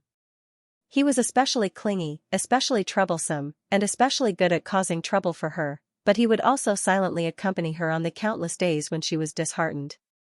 As long as she turned her head, she would always be able to see that little face full of stars. The little guy clasped his hands behind his back. Like a little adult, he tilted his head and raised his eyebrows with a pleased expression. I'm here. No matter when mother turns her head, Ahang is always here. It wasn't that she didn't try to treat him as her dead son, but the little guy seemed to have his own unique abilities. His entire body was filled with his unique aura. He glowed like a little sun. That was slowly rising. He was her Ahang. He would not replace anyone and could not be replaced by anyone. The newest chapter of this book is not finished yet. For more exciting content, please scan the QR code below to download the app. Novels are updated even faster. Millions of novels are free to read. Novels that can't be found online are all available here. https://www.zhhbqg.com/8964289642826/1099233313. HTML Genius memorized this website's address in 1 second. www.zhhbqg.com Bikuga mobile reading website, mzhhbqg.com. The latest chapter of this book is not finished yet. For more exciting content, please scan the QR code below to download the app. The novel was also updated at a faster rate. Millions of novels were read for free. There are all kinds of novels that can't be found online here. Inside the house, the mother and son were grieving like a river. Outside the house, however, they were eavesdropping on the corner of the house. One head on top of another, they leaned against the crack of the door, wishing they could gouge out their ears and eyeballs and send them in. Little Jing Kong was the smallest, so he was at the bottom. Above them were Gu Shaoshan and Gu Yan, and above them was Great Aunt. Grand Aunt was not as tall as the two of them, but her aura was stronger, so the two of them could only obediently lower their bodies. Yaoshi also came to join in the fun. Yu Jin's purpose of guarding the door was to prevent anyone from eavesdropping. But the old and the young could not use force or soft methods. They would never admit that it was because the Empress Dowager was here. In the end, Eugene gave up resisting. If you want to listen, let's listen together. Long Yi walked over, and seeing a group of people had stuck their head to the crack of the door, he remained silent for 2 seconds, then also stuck his head to the crack of the door. Thus, he stuck himself higher up. Everyone raised their heads in unison. You're blocking the light, Long Yi, except for little Jing Kong, who lacked social experience. Even though he could understand every word, he couldn't understand the meaning of the sentence. The rest of the people had roughly understood the relationship between the mother and son, as well as the ins and outs of what had happened that year. Little Jing Kong, bad brother-in-law, is indeed hang. He still refused to admit it. Well, that was the only message he understood. Gu Yan, so my brother-in-law is the young chancellor, the young Marquis of Zhaodu. Gu Shaoshan, I told you to be careful of candles when the weather is dry. The fireproof measures for the imperial colleges are not good enough. Yao Shi, my son-in-law is too pitiful. What sort of sin did he commit?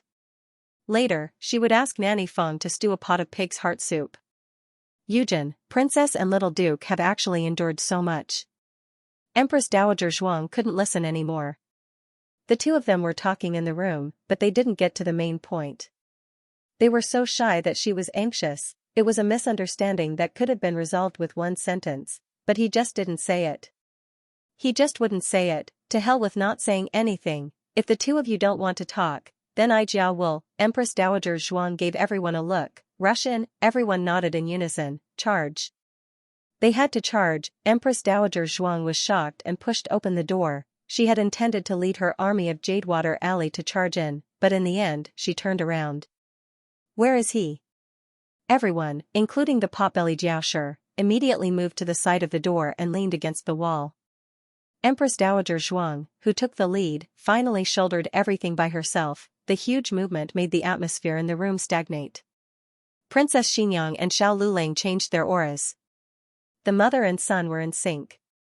Their brows relaxed, their shoulders relaxed, their backs straightened, and their eyes were calm and cold. It was as if nothing had happened. The two of them were just talking about the weather today.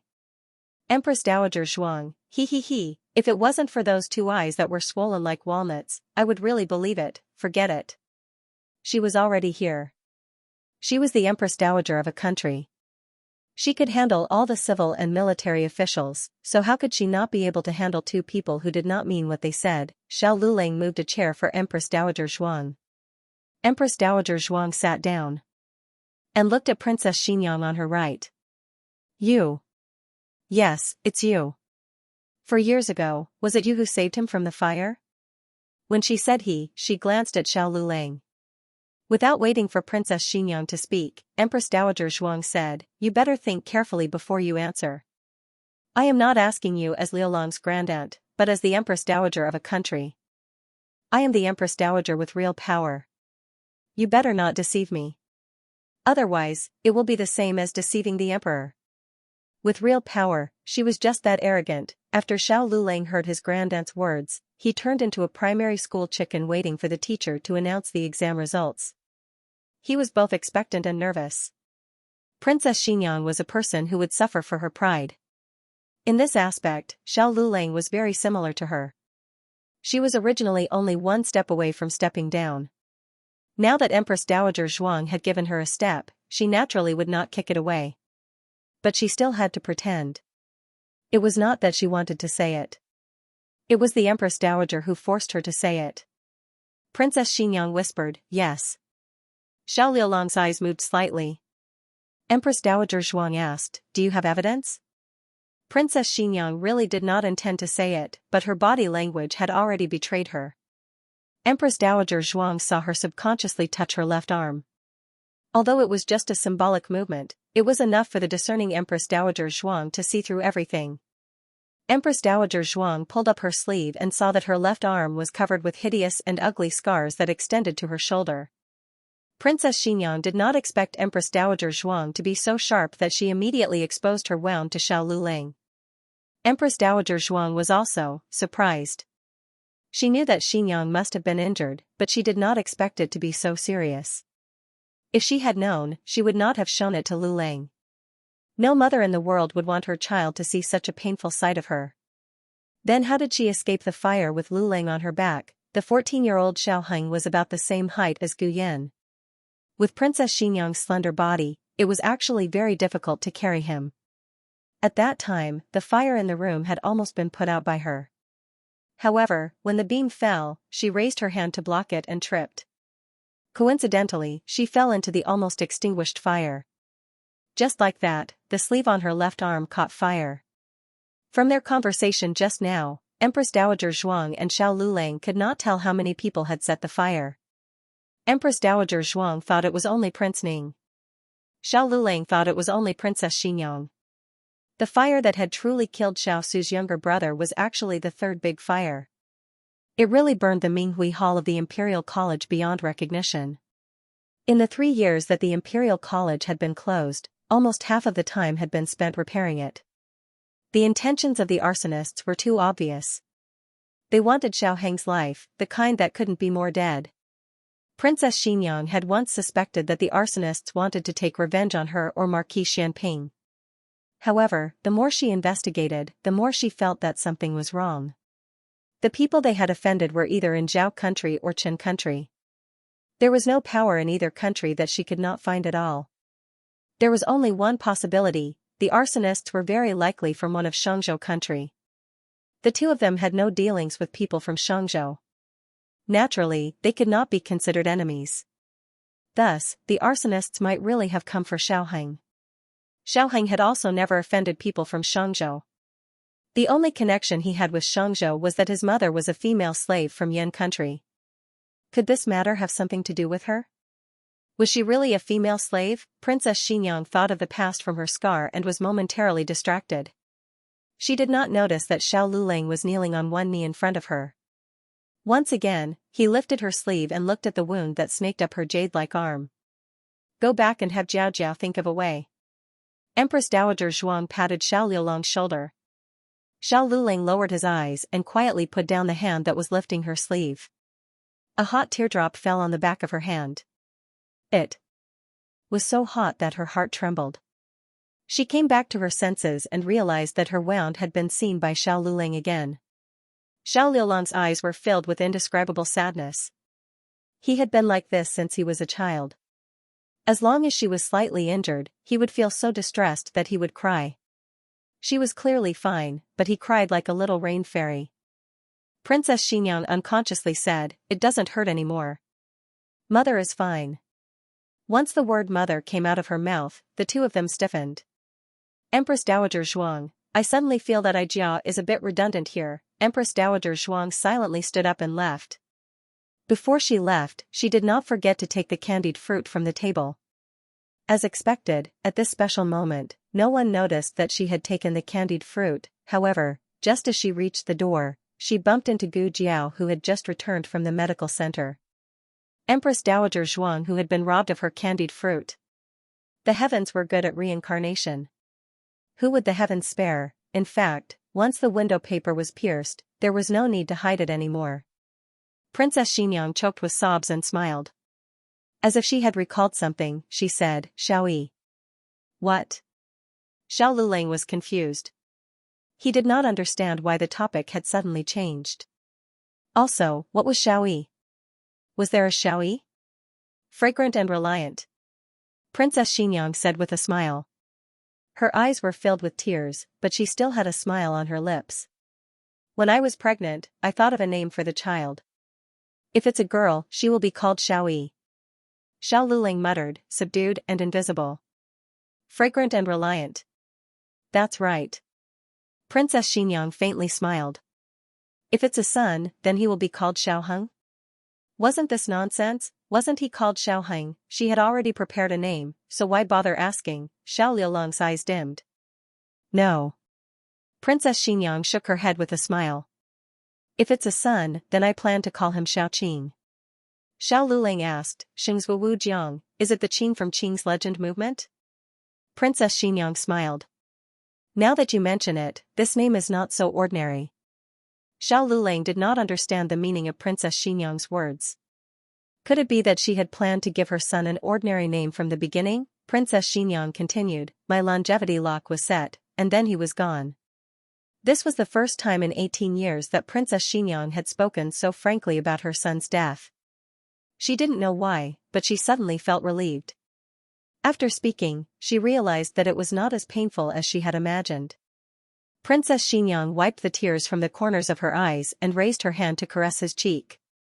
Looking at his red eyes, she choked with sobs and solemnly said, "Xiaoheng is Xiaoheng, Xiaoqing is Xiaoqing. I have never mixed you up. You did not steal his life. Xiaoheng's life is your own life. I know very well that you are Xiaoheng. I have always known. And I have always loved him deeply." Xiao Liulong's heart was filled with sour and bitter emotions. He nervously clenched his hand. His eyes were red and the light in his eyes flickered. His throat swelled painfully as he said, "I am Xiaoheng." Princess Xianxia held his cheeks with both hands and smiled tearfully. "Yes, you are Xiaoheng. You are my child." He had finally found the name he had lost. He was Xiaoheng. He was his mother's child. Digression. Oh, are there any more monthly tickets? The latest chapter of this book is not finished. For more exciting content, please scan the QR code below to download the app. Novels are updated even faster. Millions of novels are free to read. Novels with connotations that cannot be found online are all available here. https://www.zhhbqg com/8964289642826/1099198887. HTML Genius memorized this website's address in 1 second. www.zhhbqg.com Bikuga mobile reading website, mzhhbqg.com. The latest chapter of this book isn't finished yet. For more exciting content, please scan the QR code below to download the app. Novels are updated at a faster rate. Millions of novels are free to read.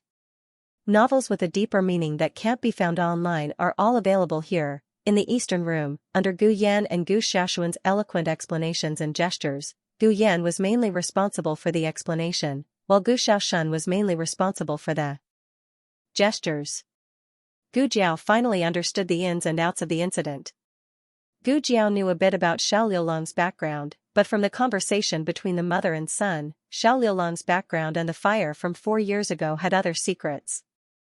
Gu Jiao felt that the person who set the fire shouldn't be Prince Ning, at least not when Xiaoheng was burned to death. Both Princess Xianxia and Prince Ning should have had the idea of setting the fire, but neither of them succeeded. The former was soft-hearted and stopped at the last moment, while the latter was probably nipped in the bud by Princess Xianxia before it could happen. Then who could it be? Why would they do this? Xiaoheng was only a youth who stood aloof from worldly affairs. If one had to point out who he was an eyesore, it could be those who were jealous of his talent or the Zhuang family. However, with Marquis Xianping and Princess Xianxia's strength, there shouldn't be anyone who had the guts or ability to harm their son.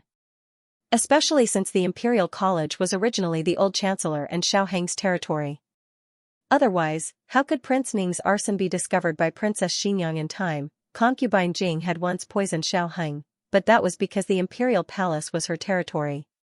Furthermore, Princess Xianxia and Marquis Xianping had protected Xiaoheng very well after that, so ordinary enemies had no way to harm him. Thus, that fire wasn't set by an ordinary enemy. As for whether it was revenge against Marquis Xianping or Princess Xianxia, Gu Jiao felt that it was neither. Judging from Princess Xianxia's behavior in sending Xiaoheng away, the other party might have been targeting Xiaoheng himself. That person or power seriously threatened Xiaoheng's safety. For the sake of Xiaoheng's survival, Princess Xianxia had no choice but to do this.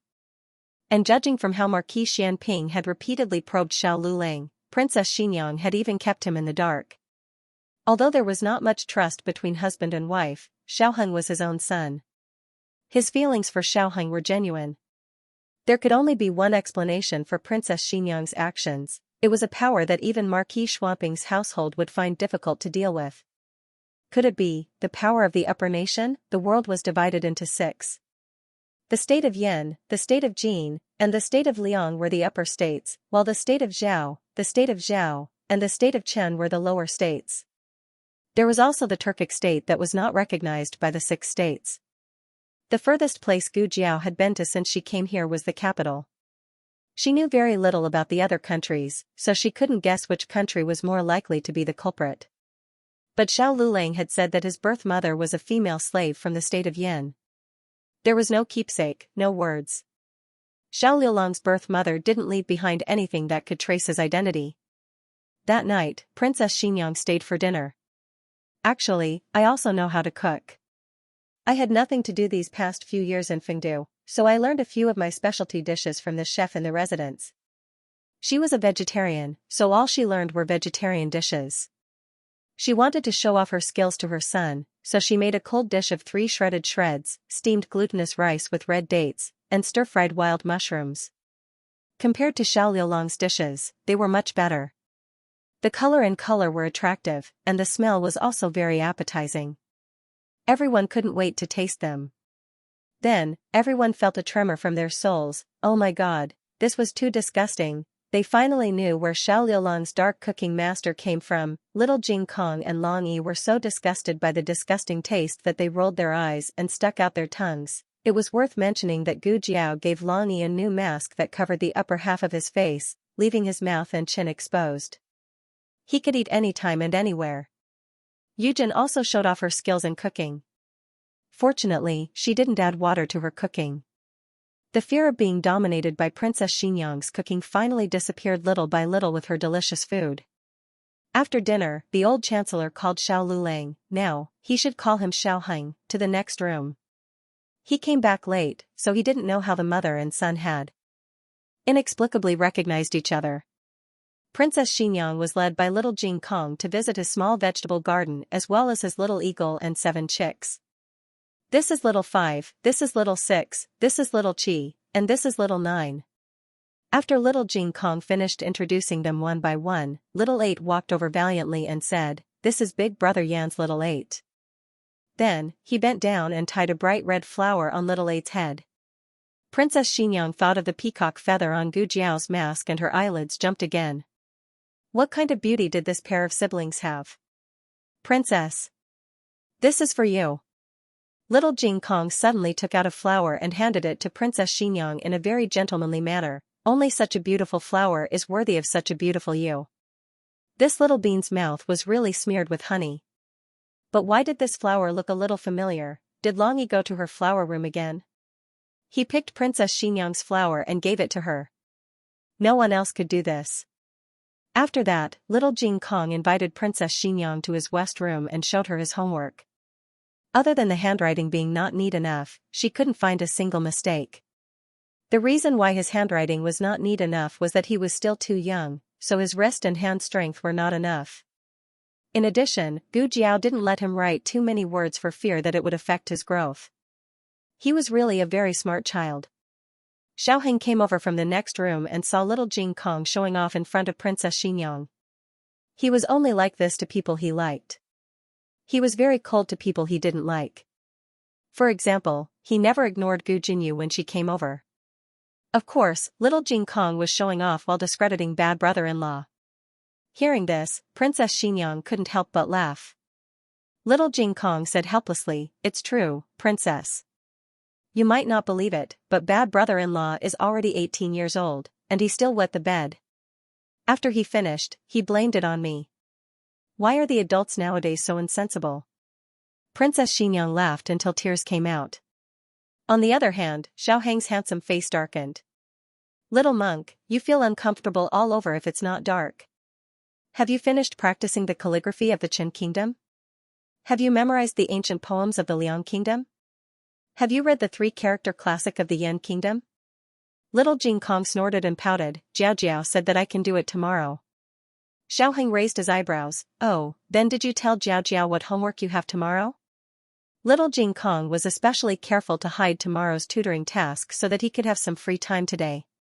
The little guy blinked guiltily. In the end, the fear of being found out by Jiao Jiao and being disappointed in him took over. He unwillingly jumped down from the chair, tiptoed to pick up the book on the table, and went over to his granduncle's side to do his homework. Princess Xianxia still had a smile on her face. She hadn't smiled like this in a long time. The little guy reminded her of Ah Heng when she was young. "Jing Kong is the same as when you were young," she said with a smile.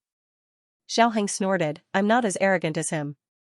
Princess Xianxia said, oh, then who was it that ran to the throne room to show off after memorizing a poem? Xiaoheng's expression suddenly froze. A shameful memory burst forth from the abyss of his consciousness. An adorable little ball chirped as he followed behind the emperor, using both his hands and feet to climb up step by step. He was panting as he climbed, and the hat on his head was crooked. He stood up and clumsily adjusted his hat. Looking at the numerous civil and military officials, he said in a childish voice, I need to memorize a poem. Today, I'm memorizing. That wasn't him, he didn't admit it. He didn't remember. He didn't. Princess Xianxia stayed until late at night before leaving. Xiaoheng sent her to the door. She had already said what she needed to say. Xiaoheng had already guessed what she shouldn't say, but she was still a little worried.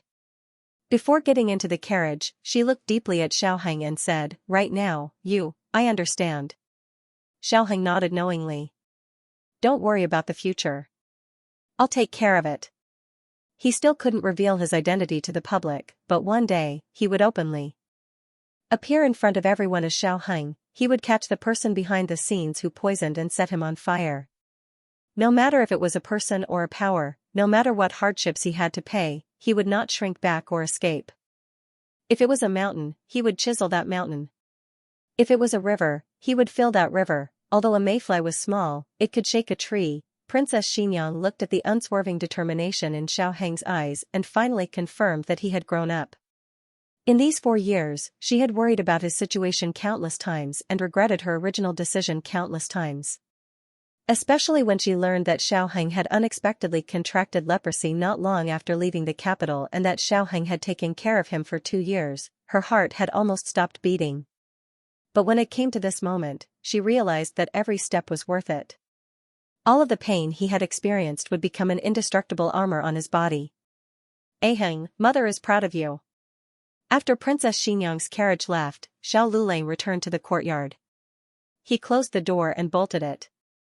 Turning his head, he saw a person sitting on the swing. The crescent moon was like a hook. The moonlight fell on her shoulders, and her water-like skirt gently swayed in the night wind. Xiaoheng looked at her small back and walked over. It was now late at night, and everyone was asleep. The night seemed especially peaceful. He also softened his voice, still not sleeping? Gu Jiao grabbed the rope of the swing with both hands and tilted her head to look at him. Her eyes sparkled as if they had gathered the stars of the Milky Way. Are you happy? Xiaoheng froze for a moment then quickly reacted. She was talking about him reuniting with Princess Xianxia. He grunted, I'm happy. Gu Jiao let go of her left hand and moved to the right to make some space for him. This swing was made for little Jing Kong. He had asked for it to be a little bigger, but he was small, so it was only a little bigger than a single-seater swing. Xiaoheng sat down next to her. The two's bodies had no choice but to stick close to each other. In the cool night wind, there was a special kind of warmth. Thank you, he said. Gu Jiao looked at him in confusion. Thank you for pulling me out of the mire. Thank you for pushing me to the capital. Thank you for forcing me to face the past that I did not dare face. In the end, I found the truth. He was too embarrassed to say these words. He looked at her gently and changed the topic. You also seem very happy. Gu Jiao shook her small head. If you're happy, then I'm happy. The softness in Xiaoheng's heart was touched. He raised his hand and gently patted the top of her head. She seemed to like being patted on the head, so she rubbed her head against his palm. Her hair exuded a faint fragrance of flowers and honey locust. Every strand of her hair exuded a silent invitation, as if to say that he could touch her hair as he wished after washing it. Xiaoheng couldn't hold it in and let out a low laugh. Gu Jiao looked at his smile and was suddenly dazed. He did not smile often, but every time he smiled, it could make people's hearts stop beating. Gu Jiao stared at him blankly. Suddenly, a perverted idea flashed through her mind. She wanted to hide him and put him in her cage, where no one could find him. She was good and bad. Jiao Jiao. His voice interrupted her thoughts. Gu Jiao blinked.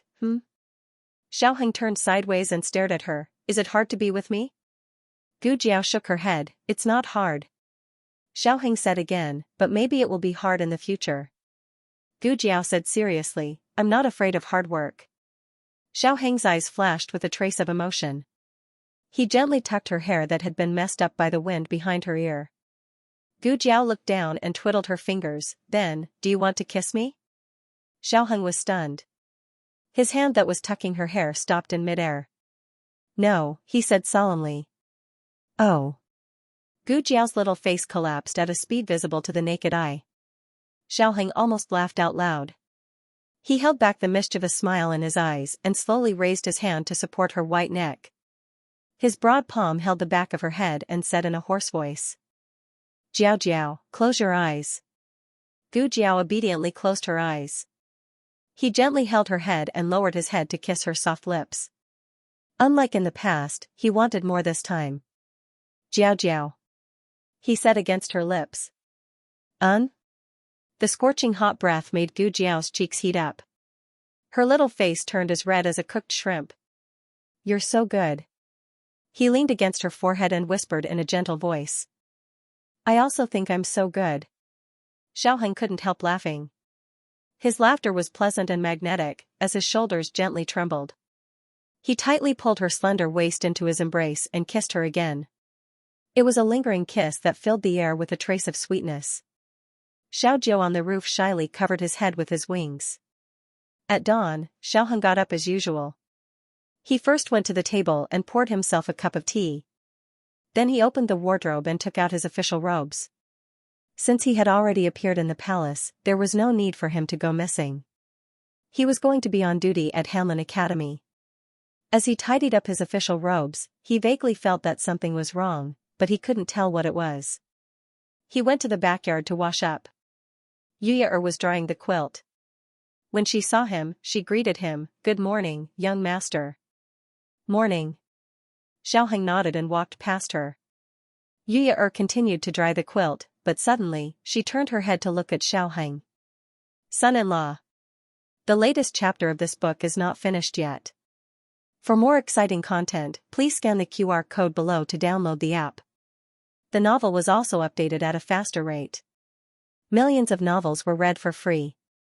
There are all kinds of novels that can't be found online here. https://www.zhbqg.com/8964289642826/1098957006. HTML Genius memorized the website address in a second. www.zhbqg.com. Bikuga mobile version website, mzhbqg.com.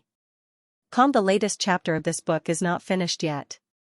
For more exciting content, please scan the QR code below to download the app. Novels are updated at a faster rate. Millions of novels are free to read. Novels with content that can't be found online are available here. After hearing Yuya's words, Xiaoheng lowered his head to look at his legs. He finally understood where the strange feeling came from when he was changing his clothes. He didn't use a cane, nor did he limp. He walked out like a normal person. Son-in-law. Your legs are healed. Your legs are healed. Yuya was so excited that she repeated it twice in a row. If it weren't for the fact that the others were still asleep, she would have repeated it 3 or 4 times. Coincidentally, Gu Jiao also woke up at this time. She came out of the east room. Xiaoheng immediately gestured for Yuya to keep quiet. Yuya was stunned. Xiaoheng signaled her to keep it a secret with his eyes. Yuya finally understood. Her eyes flashed and she nodded. Gu Jiao walked towards the two of them. Yuya continued to dry the quilt. In fact, she should have greeted Gu Jiao. Yuya was a polite servant girl, but she was too guilty to help the young master do bad things. She didn't dare to look at her young miss at all. Fortunately, Gu Jiao didn't care about trifles and didn't notice Yuya's strange behavior. On the other hand, she hadn't seen her husband wear an official's robe for many days. At first glance, she saw him wearing it. Gu Jiao drooled on the spot for a few seconds at the sight of his handsome face in the morning. Xiaoheng acted as if he didn't notice and greeted her, Good morning. Good morning, Gu Jiao replied blankly. Xiaoheng suppressed the corners of his lips that were about to curl up. He limped to the side of the well and began to draw water. Gu Jiao wouldn't let him do heavy work. Gu Jiao took a few steps forward and wanted to take the wooden bucket from his hand. "Let me." Xiaoheng raised his hand slightly. This action caused her to miss the wooden handle of the bucket and grab his hand instead. Xiaoheng cleared his throat, glanced at Jie behind him, and said seriously, "It's early in the morning, be careful." Gu Jiao. After breakfast, little Jing Kong and his son-in-law went to the Imperial College, while Gu Yan and Gu Xiaoshun went to the Qinghe Academy. Everyone in the family already knew Xiaoheng's identity, but they also knew that his affairs were very complicated, so they didn't want to publicize it. Therefore, they still called him Xiao Lulang. "I'm going to the Hanlin Academy," Xiaoheng walked over with his cane and said to Gu Jiao, who was packing up a small medicine box and preparing to go to the clinic. Thinking of something, Gu Jiao said to him, "By the way, how's your hand? Does it still hurt? Can you write now?" The stitches had been removed long ago, and he had been doing rehabilitation for the past few days. He used his left hand to hold a spoon when eating. "It doesn't seem to be very good." Xiaoheng stretched out his right hand and said without changing his expression, "I don't have much strength." "Is that so? Let me take a look." Gu Jiao put down the small medicine box. Xiaoheng limped in front of her and stretched out his right hand. His hand was white and clean, and his fingers were long and slender with distinct joints. Even his fingernails were glossy. Gu Jiao couldn't help but sigh again. In her previous life, this pair of hands was either a surgeon's or a pianist's. She began to examine his wound. There was a faint layer of scar ointment on the wound. Compared to before, the scar had faded a little, but it was still very eye-catching on this perfect hand. Gu Jiao pressed the wound and asked, "Does it hurt?" Xiaoheng was slightly stunned. Then, he seemed to react quickly and said, "It hurts, but it's not very obvious." Gu Jiao asked, "Does it hurt even if you don't touch it, or does it only hurt when you touch it?" Xiaoheng said, "It only hurts when you touch it." Gu Jiao paused, then put her hand in his palm and said, "Hold it for a while." Xiaoheng held her hand. Her hand was so small that he could wrap it all in his large palm. Because of practicing martial arts and working hard, there was a faint layer of calluses on her palm and between her thumb and index finger. It was not as soft as Princess Xinyang's hand. He heard that the hands of those noble ladies were so soft, but he didn't like those soft hands. "Is that all you can do?" Gu Jiao frowned. "Is my hand the same as my legs? Do I need to?" He sighed and stopped talking. "I'll test it again." Gu Jiao found a brush and handed it to him. Then, she spread out a piece of paper on the table and said, "Write a word." Xiaoheng held the brush and wrote the word Jiao without much hesitation. That was a word too horrible to look at. It was worse than Gu Jiao's. Gu Jiao was stunned. "That's it?" He looked a little disappointed and said, "It doesn't seem to be too effective." Gu Jiao frowned and said, "Then, you need to strengthen the rehabilitation and add a hand massage." Xiaoheng looked at her deeply and said, "Okay." Gu Jiao said, "I'll take you to Hanlin Academy and give you a massage on the way." Xiaoheng slightly raised the corner of his mouth and said, "Okay." Lu Quan came back after taking the old chancellor and little Jing Kong. Seeing that the two were still there, he said to Xiaoheng, "You haven't gone to Hanlin Academy yet. Come on up. Don't walk there today, or you'll be late." In the past, Xiao Lulang usually walked to Hanlin Academy for rehabilitation. Gu Jiao had the same idea. The two got on the carriage, and Gu Jiao sat next to Xiaoheng. She took his hand and carefully put it on her lap. After autumn, Yaoshi asked everyone in the family to add more clothes, but the soft touch on Gu Jiao's leg clearly showed that she was secretly wearing less underwear. Xiaoheng couldn't help but feel a little restless.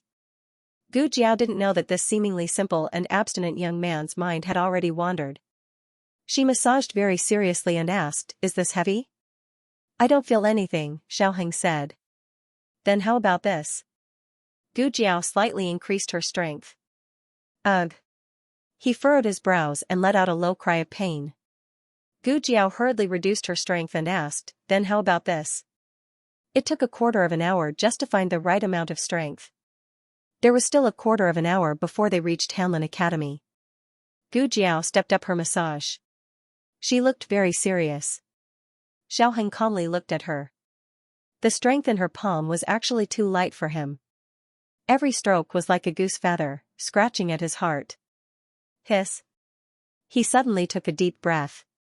Gu Jiao looked at him strangely and asked, "What's wrong? Did I press harder again?" Xiaoheng slowly exhaled and said, "No, you didn't. You continue." After a while, he suddenly said out of nowhere, "Eat more." Gu Jiao didn't understand. Why did she have to eat more? Could it be that she had lost weight recently? Digression, fill in the blanks. Beauty Xiao, eat more, quickly, 2 words. The latest chapter of this book is not finished yet. For more exciting content, please scan the QR code below to download the app. Novels are updated even faster. Millions of novels are free to read. Novels with content that can't be found online are all available here. https://www.zhhbqg.com/89642896428226/10989437 HTML Genius memorized this website's address in 1 second. www.zhhbqg.com Bikuga mobile reading website, mzhhbqg.com. The latest chapter of this book is not finished yet. For more exciting content, please scan the QR code below to download the app. Novels are updated faster and more frequently. Millions of novels are free to read. Novels with content that you can't find online are all available here. Xiaoheng went to the Hanlin Academy. Ning Ziyuan was already waiting for him in his office.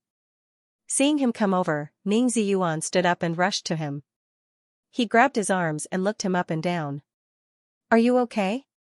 I heard that you were taken away by an assassin. What kind of evil person is this?" The emperor was going to announce that Ning Ziyuan had taken away Xiao Lulang, but he was stopped by Empress Xiao and Princess Xinyang. Although Princess Xinyang didn't tell Empress Xiao the truth about Xiaoheng, Empress Xiao understood that once the news of Ning Ziyuan's assassination of Xiao Lulang was leaked, Xiaoheng's identity could no longer be hidden. After all, no matter how one looked at it, Ning Ziyuan had no reason to kill Xiao Lulang, unless Xiao Lulang's identity was hidden. Xiaoheng said, "I'm fine. It was done by a sect in Jianghu. They wanted to extort some money from me, but they've already been dealt with. The Dual Blade sect wasn't innocent. They had been wiped out by the Imperial Guards long ago." "Are you really okay?" Ning Ziyuan looked at him suspiciously. "I heard that your hand was also injured." "Let me see." The 2 old men looked at him, and to be honest, they were a bit. Ning Ziyuan insisted. Xiaoheng reluctantly reached out his hand. His injuries were mainly on the back of his hand and wrist. The palm of his hand had already healed and no traces could be seen. Ning Ziyuan looked at the crisscrossing scars on his white hand and couldn't help but shake his head. "What a pity. Can you still write?" "Yes," Xiaoheng said. Hearing this, Ning Ziyuan was finally relieved. "Alas, I was really scared to death when you were taken away. At that time I was wondering if you were an eyesore because you advanced too quickly. I even suspected Zhuang Yuheng. However, I met him several times, and he didn't seem to have a guilty conscience, so I dismissed my suspicions. Does that Jianghu sect have any brains? How much money can a poor country boy have? Ah. Did her sister-in-law strike it rich? I heard that the business of the magical hand hall has been very good recently. You guys should pay attention to it. If you have too much money, it's hard to avoid attracting people's attention. It's best if you hire a few servants who know martial arts." "Okay," Xiaoheng answered. The 2 of them sat on opposite sides of the desk. Ning Ziyuan thought of something and suddenly smiled, saying, "But this time, you brat, can be considered a blessing in disguise. You don't have to take the exam at the end of the month." Wang Shozhua flunked the exam this time and was severely reprimanded by Master Han. He was almost demoted to editor. "What about you?" Xiaoheng asked. Ning Ziyuan said proudly, "As for me, I'm just ordinary. I'm only 3rd. First place is Zhuang Yuheng." The new Hanlin officials weren't the only ones taking the test. The old Hanlin officials were also taking part in the test, with the exception of Lord Han and the attendant. They were the examiners and examiners. It was not surprising that Ning Ziyuan and Zhuang Yuheng were among the top. They had just passed the fall and spring quarter examinations, so their exam skills were still in peak condition. The Hamlin officials who ranked behind them were not necessarily less talented than them. They were just not as good at the exam as they were. But it's a pity. Ning Ziyuan suddenly frowned. What's wrong? Xiaoheng asked. Ning Ziyuan said, didn't Attendant Yang leave? His official position is empty. It's said that someone will be promoted. Right now, Zhuang Yuheng is very popular. Zhuang Yuheng was the grandson of Grand Tutor Zhuang. He was the new second place on the imperial exam and had taken first place in the exam. Other than his lack of experience, which was his only shortcoming, he was almost flawless. He had even taken the crown prince's place as a hostage in the Qin kingdom. He was a meritorious official of the Zhao kingdom. In the afternoon, the Hamlin Academy really did announce the good news that someone had been promoted to attendant. However, it was not Zhuang Yuheng. It was Xiao Lulang. You're really something. Ning Ziyuan patted Xiaoheng's shoulder excitedly. Xiaoheng did not understand how the position of attendant had fallen into his lap. Although he did intend to fight for it, after he was injured, he pretended to disappear for half a month. After that, he rested at home for 10 days. He even missed an exam. At the time, he guessed that the position of attendant would not be his. Lulang, congratulations. Ning Ziyuan said sincerely. Xiaoheng said to him, congratulations to you too. Ning Ziyuan had also been promoted. He had been promoted from a 6th-rank attendant to a 6th-rank attendant. Coincidentally, he had taken over Xiao Liulang's position. Ning Ziyuan cleared his throat. Ahem, I'll take over your official position. As for your room, I won't kindly accept it. He was so close to the latrine. If the weather got hot, he would suffocate. It was better for him to stay in his own room. Xiaoheng moved to the attendant's room. Attendant Yang had stayed here before. However, he had not stayed for long and had left in a hurry. Therefore, he had packed everything that needed to be packed away. It was a clean and empty room. After becoming an attendant, in addition to the changes in the room, his salary had also increased from 5 taels to 8 taels. This was his official salary. In addition, he would be given 10 horses of clothing and 10 stones of millet every year.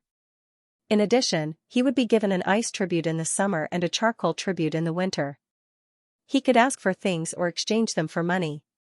Hamlin Academy was generally a government office with little money. It was not as profitable as the 6 ministries. However, after gaining experience in Hamlin Academy, people would look up to him wherever he went. The ministers in the cabinet were all from Hamlin Academy. Grand Secretary Yuan, Grand Tutor Zhuang, and even the old Chancellor, Zhuang Xianxia, and Headmaster Li were all from Hamlin Academy. Among them, Grand Secretary Yuan had been an attendant all the way to a 5th-rank Hamlin Academy scholar. Later, because he was involved in an incident, he was demoted to a barren land. 5 years later, he returned to the capital and entered the cabinet as a 7th-rank attendant. He then became the first Grand Secretary of Zhao country. The others all chose other offices after leaving Hamlin Academy. Ning Ziyuan came over to help him move things. Outside the door, a few Hamlin officials walked by. Their conversation could be heard. Did you hear? Royal Princeton is going to be transferred to the cabinet? Who did you hear that from? He heard the conversation between Lord Han and Royal Prince, and you even eavesdropped on Lord Han. No, I was just passing by. I heard it by accident. Lord Han said that if you go to the cabinet, you should not delay your studies. The foundation of ruling a country is in these books. That was definitely not the original words. However, everyone saw that he was deliberately hiding it and did not ask. After all, it was not necessarily a good thing to know too much about some things. They quickly walked away and the sound of their conversation gradually disappeared. Ning Ziyuan had a look of realization. I was wondering why he stopped fighting with you. He must have found a better place to go. What was their purpose in entering the cabinet? Wasn't it to enter the cabinet in the future and become an assistant minister? Even if that was not the case, going to the 6 ministries was also excellent. Those who truly wanted to stay in Hanlin Academy for the rest of their lives were probably rare. Xiaoheng did not say anything. This was probably Grand Tutor Zhuang's idea. With Zhuang Yuheng's qualifications, it was a bit far-fetched to enter the cabinet. It was probably because Empress Dowager Zhuang's attitude towards Prince Ning that made Grand Tutor Zhuang feel uneasy. He no longer trusted Empress Dowager Zhuang wholeheartedly. He wanted more power in the hands of the Zhuang family. Right now, in the cabinet, the 2 secondary secretaries were his people, half of the 6 cabinet scholars were also his people. If an Junwang was added, in the future, after Grand Secretary Yuan abdicated, the cabinet would completely belong to the Zhuang family. Ning Ziyuan saw that Xiao Lulang was deep in thought and thought that he was disappointed. He quickly patted his shoulder and comforted, "Lulang, don't be discouraged. You will also be able to enter the cabinet one day."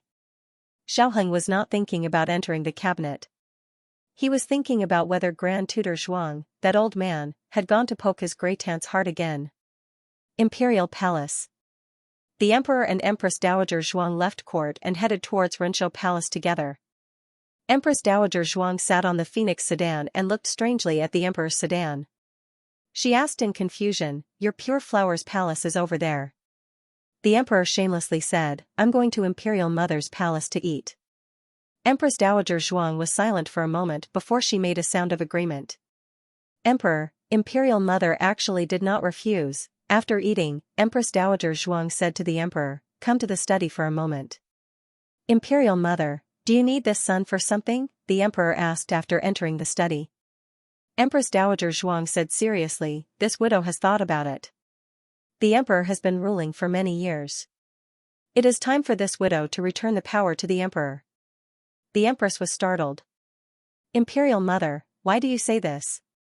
Empress Dowager Zhuang sighed. "From tomorrow onwards, this widow will no longer be ruling from behind the curtain." A sentence flashed through the Emperor's mind.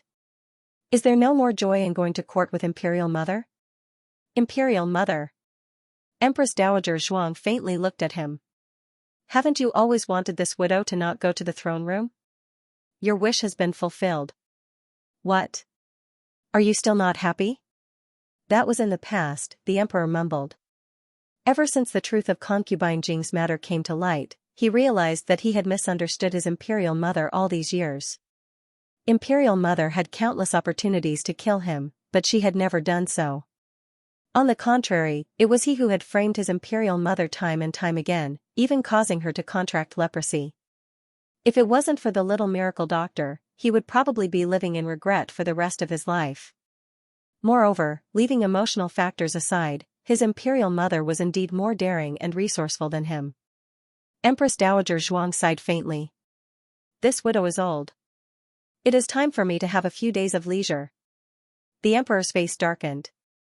"Imperial Mother, you actually just want to go to Jadewater Alley to play cards. And the kind that doesn't bring him along." Empress Dowager Zhuang. Cough, is it that obvious? The latest chapter of this book is not finished yet. For more exciting content, please scan the QR code below to download the app. Novels are updated at a faster rate. Millions of novels are free to read. Novels with connotations that can't be found online are all available here. https://www.zhhbqg.com/896428964286/1098928885. HTML Genius memorized the website address in 1 second. www.zhhbqg.com. Bikuj mobile reading website, mzhhbqg.com. The latest chapter of this book is not finished yet. For more exciting content, please scan the QR code below to download the app. Novels are updated faster. Millions of novels are free to read. Novels with content that can't be found online are all available here. The Emperor looked at her bitterly with an expression that said, "I knew it." Empress Dowager Zhuang flatly denied, "I didn't. When can't I go play cards?" The Emperor continued to complain, "Then Imperial Mother doesn't want to go to bed early." Empress Dowager Zhuang, when did your brain become so good? Her habit of getting up early for many years was gone in a year and by Shui Alley. It was quite helpless.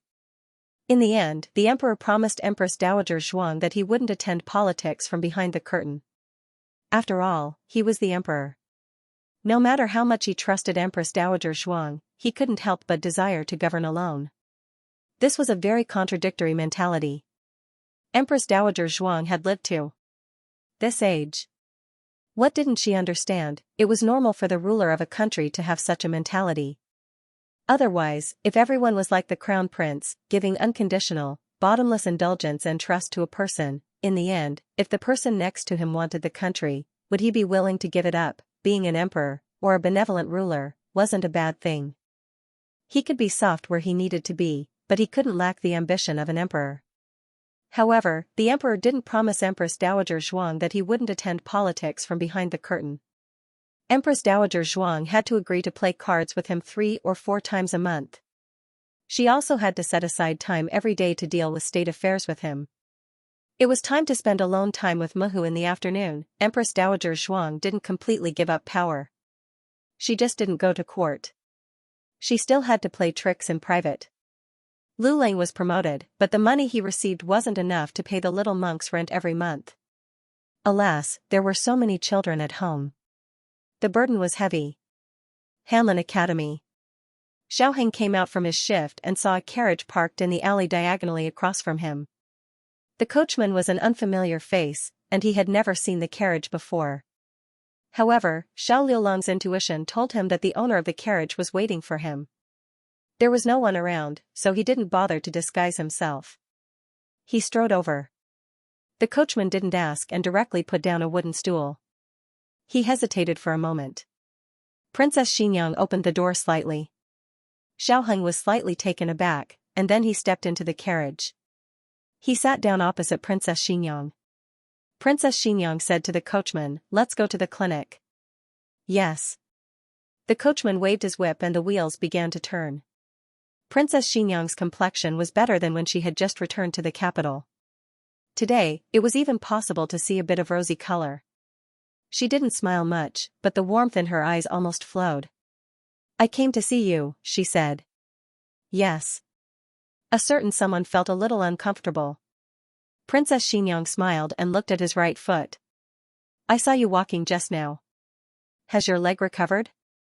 "Yes, it's done." Xiaoheng answered vaguely and did not hide anything. After being separated for so long, it would be difficult for them to return to their previous intimacy. Moreover, she had hurt him deeply. Princess Xianxia felt even more awkward than Xiaoheng, but she didn't show it on her face. Princess Xianxia smiled and pointed at the cane beside him, asking, "Then why don't you throw this away?" "I'll throw it away in a few days," Xiaoheng said. "Oh." Princess Xianxia instantly understood. A mother knew her son best.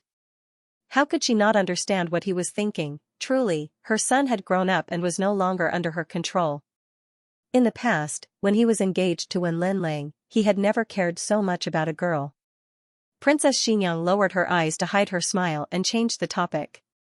"Have you heard about Zhuang Yuheng entering the cabinet?" "I have," Xiaoheng said.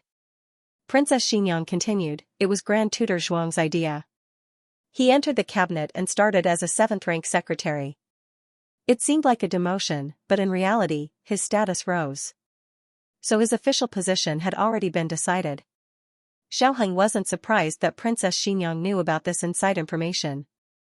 Back when he was still the young Marquis of Zhaodu, he often saw all kinds of jaw-dropping insider information in Princess Xianxia's study. "I heard that Grand Tutor Yuan appreciates you." Princess Xianxia's words had a hidden meaning. Xiaoheng paused. "It can't be considered appreciation. He only met me once or twice and said a few words to me." Xiaoheng understood Princess Xianxia's meaning. She was worried that he would feel unbalanced because Zhuang Yuheng had been promoted faster than him. If so, she could also use her connections to get him into the cabinet. "I'm doing very well in the Hanlin Academy," Xiao Lulang said bluntly. Some things could be taken shortcuts, but others weren't. In his opinion, getting involved in the cabinet at this time wasn't necessarily a good thing. Princess Xianxia was secretly relieved. Just now, she had been probing Xiaoheng's intentions. When he was young, Xiaoheng was a very competitive child. He wanted to be first in everything. Of course, he really did have the ability, but officialdom was like a battlefield. Sometimes, although you won the battle, you lost the battlefield. Xiaoheng's current temperament was far beyond her expectations. As the two were talking, the sound of galloping horse hooves suddenly came from ahead.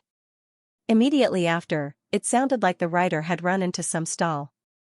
Miserable cries rose up one after another. Aya! The horse is out of control. Princess Xianxia's coachman shouted loudly. It wasn't their horse that was out of control, but the other side's. It was rampaging, knocking down passers-by, and had no intention of stopping. Seeing that it was about to hit their carriage, it was too late to turn around.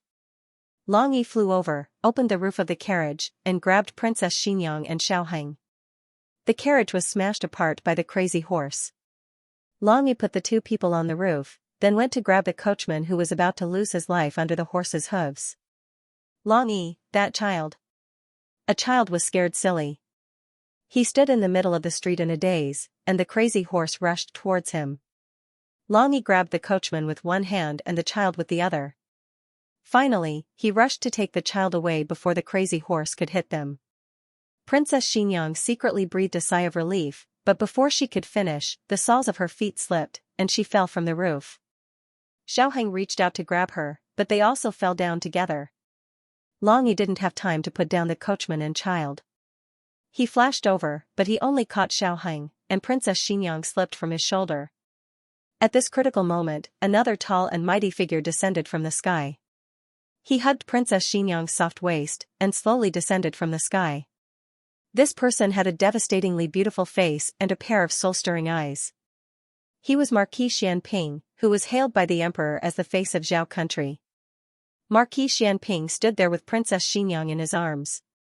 His posture was handsome.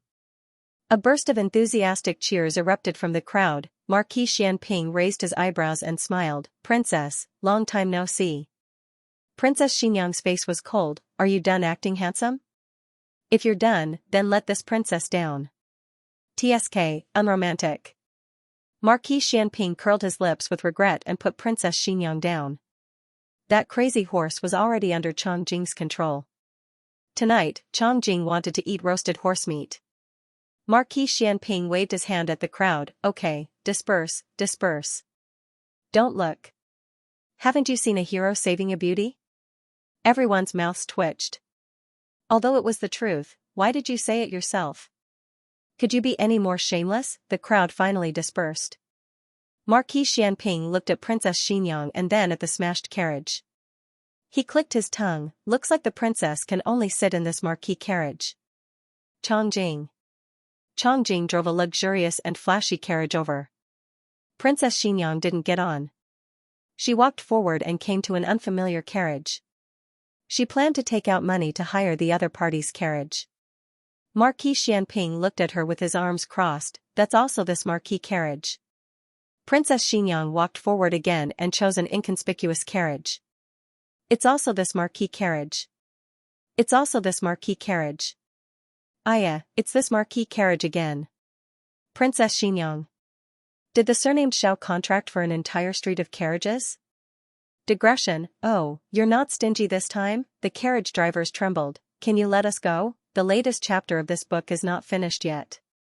For more exciting content, please scan the QR code below to download the app. Novels are updated faster. Millions of novels are free to read. Novels with connotations that can't be found online are all available here. https://www.zhhbqg. com/89642896428226/1098695119. HTML Genius memorized this website's address in 1 second. www.zhhbqg. Bikuj mobile reading website, mzhhbqg. The latest chapter of this book isn't finished yet. For more exciting content, please scan the QR code below to download the app. The novel will be updated even faster. Millions of novels can be read for free. There are novels with connotations that can't be found online here. Princess Xianxia finally got into the first luxurious and flashy carriage with a dark face. Marquis Xianping also got into the carriage and threw the whip in his hand to Changjing. Be steady. The princess doesn't like bumps. Oh. Changjing took the whip and lashed it down, causing the carriage to jolt. Marquis Xianping, the couple sat down in the carriage. Marquis Xianping looked at Princess Xinyang calmly and said with a faint smile, I went to Fengdu Mountain to find you, but you didn't want to see me. Instead, you ran back to the capital. Why? Are you hiding from me? Why should I hide from you? Princess Xinyang said mildly. Marquis Xianping's lips twitched, revealing a roguish smile. Come on, Qin Fengwan. Ever since Xiaoheng died, you've been hiding from me. Sometimes, I even suspect that the fire was set by you. You don't have the face to face me at all? Princess Xinyang turned her face away. Heh. Marquis Xianping looked at the roof of the carriage and said nonchalantly, enough. Let your whatever you take Xiaoheng down. He's flying around in the sky. Even if he's not tired, I'm tired for my son. After Xiaoheng was rescued by Long Yi, or to be exact, after Marquis Xianping appeared, Xiaoheng had Long Yi take him away. However, Marquis Xianping's seemingly casual words had many important points. First, he knew about Long Yi. Second, he had already determined that Xiao Lulang was Xiaoheng. Long Yi had always been a secret guard in the princess's residence. It was only after going to Fengdu Mountain that Long Yi gradually came into the light. During this time, Long Yi had never met Marquis Xianping. In other words, Marquis Xianping already knew about Long Yi's existence before the fire at the Imperial College. Since he even knew about the most powerful Long Yi, then the other dragon shadow guards naturally wouldn't be a problem. As for when he knew, there was no way to know. Perhaps it was 4 years ago or even earlier. As for the second matter, judging from the situation in the capital, Princess Xinyang guessed that Marquis Xianping had gone to Fengdu Mountain to ask her to come back and identify Xiaoheng. Now that she had appeared in the same carriage as Xiaoheng, he already had the answer without her personally telling him. Marquis Xianping said, Changjing, go and catch those two flying in the sky. Changjing, who was driving, leaped into the air. After a while, Changjing returned to the carriage with a swollen face. I can't win. Changjing felt wronged, but she didn't say anything. Marquis Xianping snorted, you deserve it. I'll let you drive recklessly next time. Changjing's face was full of black lines. So you were just taking revenge on me for bumping off the carriage? Changjing was a little emotional. He really wanted to drive the carriage until it flew, but he couldn't beat Marquis Xianping, that old fox. This was a very sad story. Inside the carriage, Marquis Xianping leaned lazily against the wall of the carriage. Behind him was a soft and thick pillow. His slender legs were crossed, and one hand was on the armrest while the other was gently placed on his leg. His slender fingers tapped on his knee. Princess Xinyang sat across from him with an indifferent expression and didn't say a word. Marquis Xianping smiled lightly. Qin Fengwan, do you want to say it yourself, or do I have to ask you one question at a time? Princess Xinyang asked, what do you want me to say? Marquis Xianping said, everything. Princess Xinyang looked at him. Why don't you first tell me what happened with the crazy horse just now? Marquis Xianping said, what? You suspect that I did it? I'm not that bored.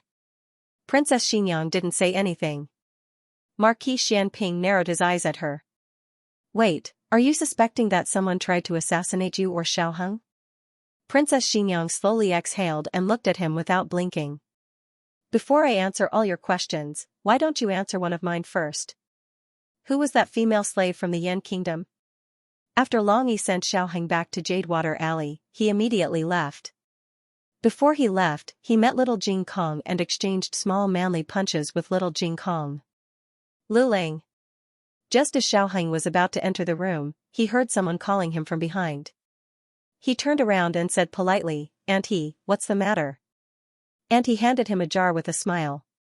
This is the pickled vegetables I just made. Take it. No need. I haven't finished the ones you gave me last time. Xiaoheng declined. Auntie stuffed the jar into his arms and said, not allowing him to refuse, take it, take it. You have a lot of family members, so you can finish it all at once. Besides, it's just a jar of pickled vegetables. It's not that valuable. Xiaoheng was not good at rejecting such pure kindness, so he accepted it shyly. Thank you, Auntie He. As soon as Auntie He left, Uncle Zhao from next door came over again. He called him Lulang and gave him a basket of eggs. He said that Gu Jiao made salted duck eggs last time and gave some to the neighbors. He didn't have anything to give in return, so these eggs were laid by his own chicken. That's right. Since little Jing Kong persisted in running chickens for a year, Pushui Ali also started to raise poultry one after another. Yaosher called out to him from inside. He's here. Xiaoheng carried the jar and the basket into the house. His family did not change the way they addressed Xiaoheng. Xiaoheng felt that this was also very good. He did not have a courtesy name, so in the future, Lulang would be his courtesy name. He was Xiaoheng, and he was also Xiao Lulang. He would finish Xiao Liulang's unfinished life for him. He would see the scenery that Xiao Lulang had not seen before. Xiaoheng's clothes were too small, so Yaosher bought new ones for him. The last time he tried them on, the sleeves were a little narrow, so Yaosher changed them. Xiaoheng tried them on again. They fit him very well. He thanked Yaosher and told Yaosher about how Auntie He and Elder Zhao had come to deliver things. They're too polite. Yaosher did not know whether to laugh or cry. She asked Yuya to keep the things properly. Xiaoheng returned to the west room. Little Jingkong had finished school early today. At this time, he was sticking out his little butt and plunging into his big box. He threw out the things inside with a swish, and no one knew what treasure he was looking for. Xiaoheng felt a headache coming on. He had just cleaned up for him the day before yesterday. Xiaoheng poked a certain someone's little butt with his walking stick. What are you doing? Little Jingkong stopped rummaging and pulled his little head out of the box. He turned around and looked at Xiaoheng while panting. He said disappointedly, I knew it's a bad brother-in-law. Jiao Jiao would not poke his little butt. Why is it so messy again? I'm looking for something. Jiao Jiao's birthday is coming soon. I want to give Jiao Jiao a surprise. Gu Jiao's birthday was next month. There were less than 40 days left. Xiaoheng looked at the little guy's sweaty face and suddenly said mischievously, what a coincidence. I want to give Jiao Jiao a surprise too. Little Jing Kong patted his little chest and said, then my surprise will be bigger than yours. Xiaoheng raised his eyebrows. That's not necessarily true. Little Jing Kong put his hands on his waist and stamped his feet. Jiao Jiao likes me the most. Xiaoheng curled his lips. But she'll definitely like the surprise I give her the most. Little Jing Kong stared at him. You. What's your surprise? The little guy suddenly became nervous. Princess Xianxia was right. Little Jing Kong was very similar to Xiaoheng when he was young. For example, their strong desire to win was almost the same. Xiaoheng bent down and looked at him at eye level.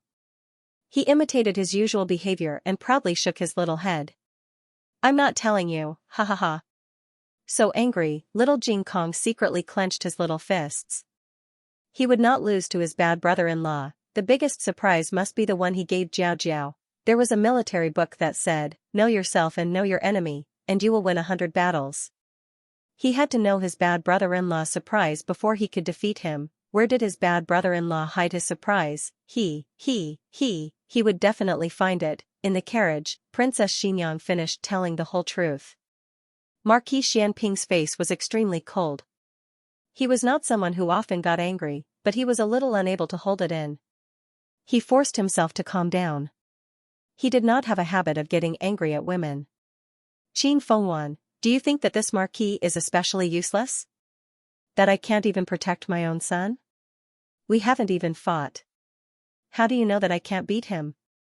Princess Xianxia said, Look, I knew you would have this reaction. You didn't meet them. No matter how much I say, you will only think that I am exaggerating. Alright, just treat it as me. Hating Aheng and not wanting to see her, so I deliberately sent her away. Marquis Xianping frowned. What do you mean just treat it as me? If it's true, then it's true. If it's not, then it's not. You scholars like to beat around the bush. You have 7 or 8 meanings in one sentence. I don't understand. Princess Xianxia turned her face away and said, if you don't understand, then forget it. Either way, that woman was provoked by you. It was you who caused Aheng to suffer and also caused my son's death. I won't defend Xiaoheng's matter, but your son's death. Marquis Xianping paused. He seemed to have realized that there was something wrong with the way he addressed her. After pondering for a moment, he said, your son and mine really were not caused by this marquis. I'm afraid this debt cannot be counted on this marquis. The newest chapter of this book is not finished yet. For more exciting content, please scan the QR code below to download the app. Novels are updated even faster. Millions of novels are free to read. Novels with connotations that cannot be found online are all available here. https://www.zhhbqg.com/896428964286/1098685525. HTML Genius remembered this website's address in 1 second. www.zhhbqg.com Bikuga mobile reading website, mzhhbqg. The latest chapter of this book isn't finished yet. For more exciting content, please scan the QR code below to download the app. The novel will be updated even faster. Millions of novels will be read for free. Novels with connotations that can't be found online are all available here. Princess Xianxia's tone was as cold as ice. Why can't you be blamed? If the woman you brought back didn't attract the assassins, how could my son have been poisoned? Marquis Xianping's frown deepened. You think the group of assassins who poisoned him was after her? Wasn't it? Princess Xianxia asked back. Marquis Xianping fell silent. Princess Xianxia sneered. You don't dare to speak? Haven't you always hated being the scapegoat? Tell me, how did I wrongly accuse you? Marquis Xianping looked at her with a complicated expression. Qin Fengwan, will this affect your relationship with Xiaoheng? What do you mean? Princess Xianxia didn't understand. Marquis Xianping's gaze was deep. Do you think that group of assassins who came after his mother will make you resent him? Without waiting for Princess Xianxia's reply, Marquis Xianping continued, I'm not a good person to begin with. It wasn't easy for me to be a human, but I was wronged. Qin Fengwan, you asked yourself. No matter what the result is, don't blame me. Princess Xianxia felt an ominous premonition rising in her heart. Marquis Xianping looked at her, his gaze solemn and cold. Qin Fengwan, we agreed that you wouldn't fall in love with me, and it's best if I don't like you. On the night of our wedding, you told me not to touch you and that we would always be husband and wife in name and not interfere with each other. But then, I touched you and you got pregnant. Let me ask you, do you want this child? If you do, he'll be my legitimate son. I, Xiao Ji, will only have one legitimate son in my life, and that's your child. If you don't want it, I won't say anything. The stomach is yours, so it's up to you to give birth to it. You know very well whether I want this child or not. Back then, the princess's residence and Marquis Xianping's residence were heavily guarded.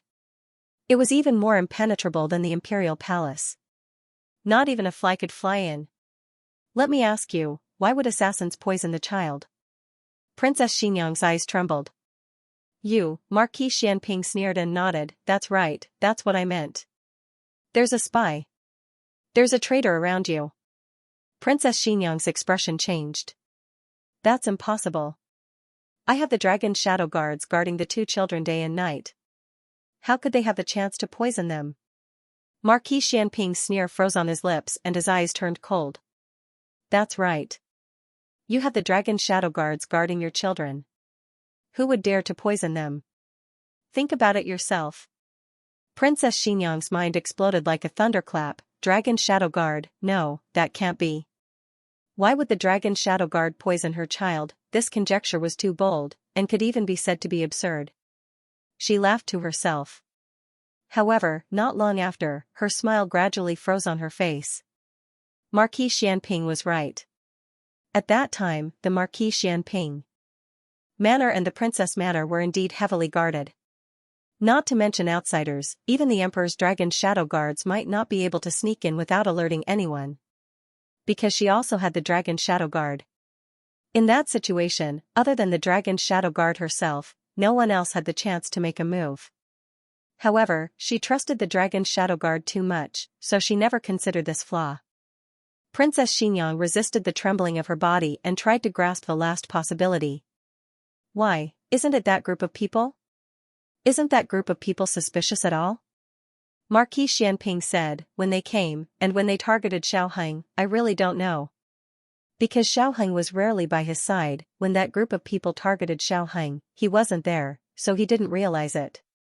He said seriously, but I can tell you clearly that when the two children were in trouble, that group of people had not yet arrived in Zhao country. Princess Xianxia looked into his eyes. Why are you so sure? Marquis Xianping met her examining gaze without dodging. She said it herself. She said that if she didn't die, she would attract that group of people. When he said this, there wasn't a trace of emotion in his eyes. Princess Xianxia moved her eyes away. What she said before she died? Yes, Marquis Xianping said. Then is she really dead? Princess Xianxia asked. Marquis Xianping sighed. In any case, I buried her myself. Princess Xianxia smiled bitterly. You even buried her yourself. That's rare. Marquis Xianping pursed his lips and didn't argue with her. He looked deeply at her. She didn't implicate Xiaoqing, and Xiaoqing didn't die because of her and Xiaoheng. Princess Xianxia's focus was on that name. You still remember his name? Marquis Xianping paused with a complicated expression and sighed. How could I not remember? I chose the name. Have you forgotten? Princess Xianxia cast a sidelong glance at him. That's because you only recognize that character, right? Marquis Xianping, after being married for so many years, could she give him some face? Marquis Xianping's feelings for Xiaoheng actually came very slowly, or more accurately, it came very complicated. At first, he recognized Xiaoheng as his legitimate son. When Princess Xianxia wanted to raise Xiaoheng by her side, he refused in his heart. But Princess Xianxia had just experienced the pain of losing her son, and he couldn't deprive her of her right to be a mother at that point. In the past, he really did treat Xiaoheng coldly. He wasn't a competent father, but Princess Xianxia was an excellent mother. She taught Xiaoheng very well. Aside from not practicing martial arts, he became very elegant. This was the opposite of his desire to teach a Xiaoji who could kill in all directions. This child wouldn't even kill a chicken, let alone kill in all directions. I've said all that needs to be said. You can think about the rest yourself. After Marquis Xianping finished speaking, he lifted the curtain and had Changjing stop the carriage. He sat in the carriage behind and left. Are we going to the princess's residence? Changjing asked. Princess Xianxia was immersed in the terrifying storm of chaos and didn't hear Changjing's words. Yes, okay. Changjing said to herself and drove the carriage to the princess's residence. The princess's residence still retained its original appearance, including the 2 delivery rooms. She treated Marquis Xianping with respect and didn't interfere with each other. This was the agreement before the wedding. Marquis Xianping said that he touched her, but that was his way of saying that he took responsibility for everything. But actually, she couldn't blame him. She drank too much wine and took the wrong medicine. Marquis Xianping looked at her and asked seriously, Qin Fengwan, do you know what you're doing? He had a reaction, but he was very restrained and calm.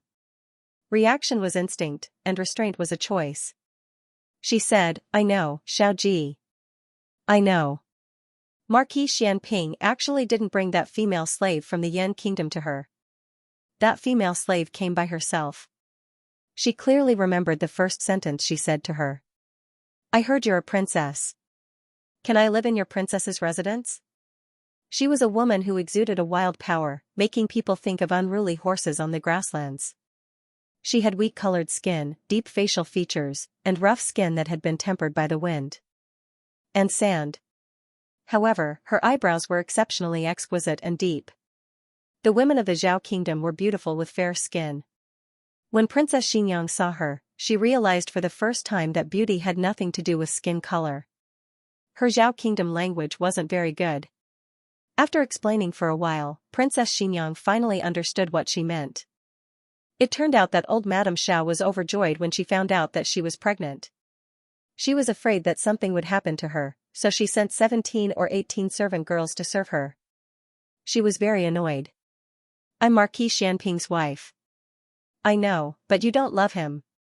That's why you can live in my princess residence with your belly sticking out." Princess Xinyang didn't know whether to say that she didn't know what was good for her or that she was extremely daring. In the end, Princess Xinyang still let her live in. There was no other reason than that she was a female slave from the Yan kingdom and knew many things about the Yan kingdom. Princess Xinyang was thirsty for knowledge. They got along very freely. She was different from the women of the Zhao kingdom. She had a different kind of free and straightforward character and didn't have many tricks up her sleeve. Thus, Princess Xinyang never expected that she would kill someone else's son in order to let her son live. But on second thought, wasn't this something she would do? She really was a ruthless and decisive woman. No wonder she could be brought back by Marquis Xianping. Marquis Xianping was dissolute and unruly outside, but he still abided by the rules in the residence. He wouldn't easily touch the servant girls in the residence. Old Madame Xiao had cried, made a fuss, and threatened to hang herself to get the 2 illegitimate sons. He also never brought back any woman. Xiao Heng's mother was the only one. He also wouldn't let other women offend her. There was once a courtesan who didn't know the immensity of heaven and earth who blocked her carriage and said she was willing to go home with her and be her cow or horse. She only asked to be able to wait by her and Marquis Xianping's side. The next day, that courtesan disappeared from the capital. After thinking about so many things, Princess Xinyang's emotions finally calmed down. She began to seriously consider the possibility of the dragon shadow guards betraying her. The answer was almost impossible. If the dragon shadow guards could betray their master, then they wouldn't be the dragon shadow guards anymore. The dragon shadow guards were given to her by the late emperor. They only listened to her and the late emperor's orders. But before she and Marquis Xianping were engaged, the late emperor had already passed away. Could it be that he gave the dragon shadow guards the order to poison the 2 children from underground? How did he do it? A dream? Wait a minute, there was one person who wasn't the late emperor's dragon shadow guards. Long Yi.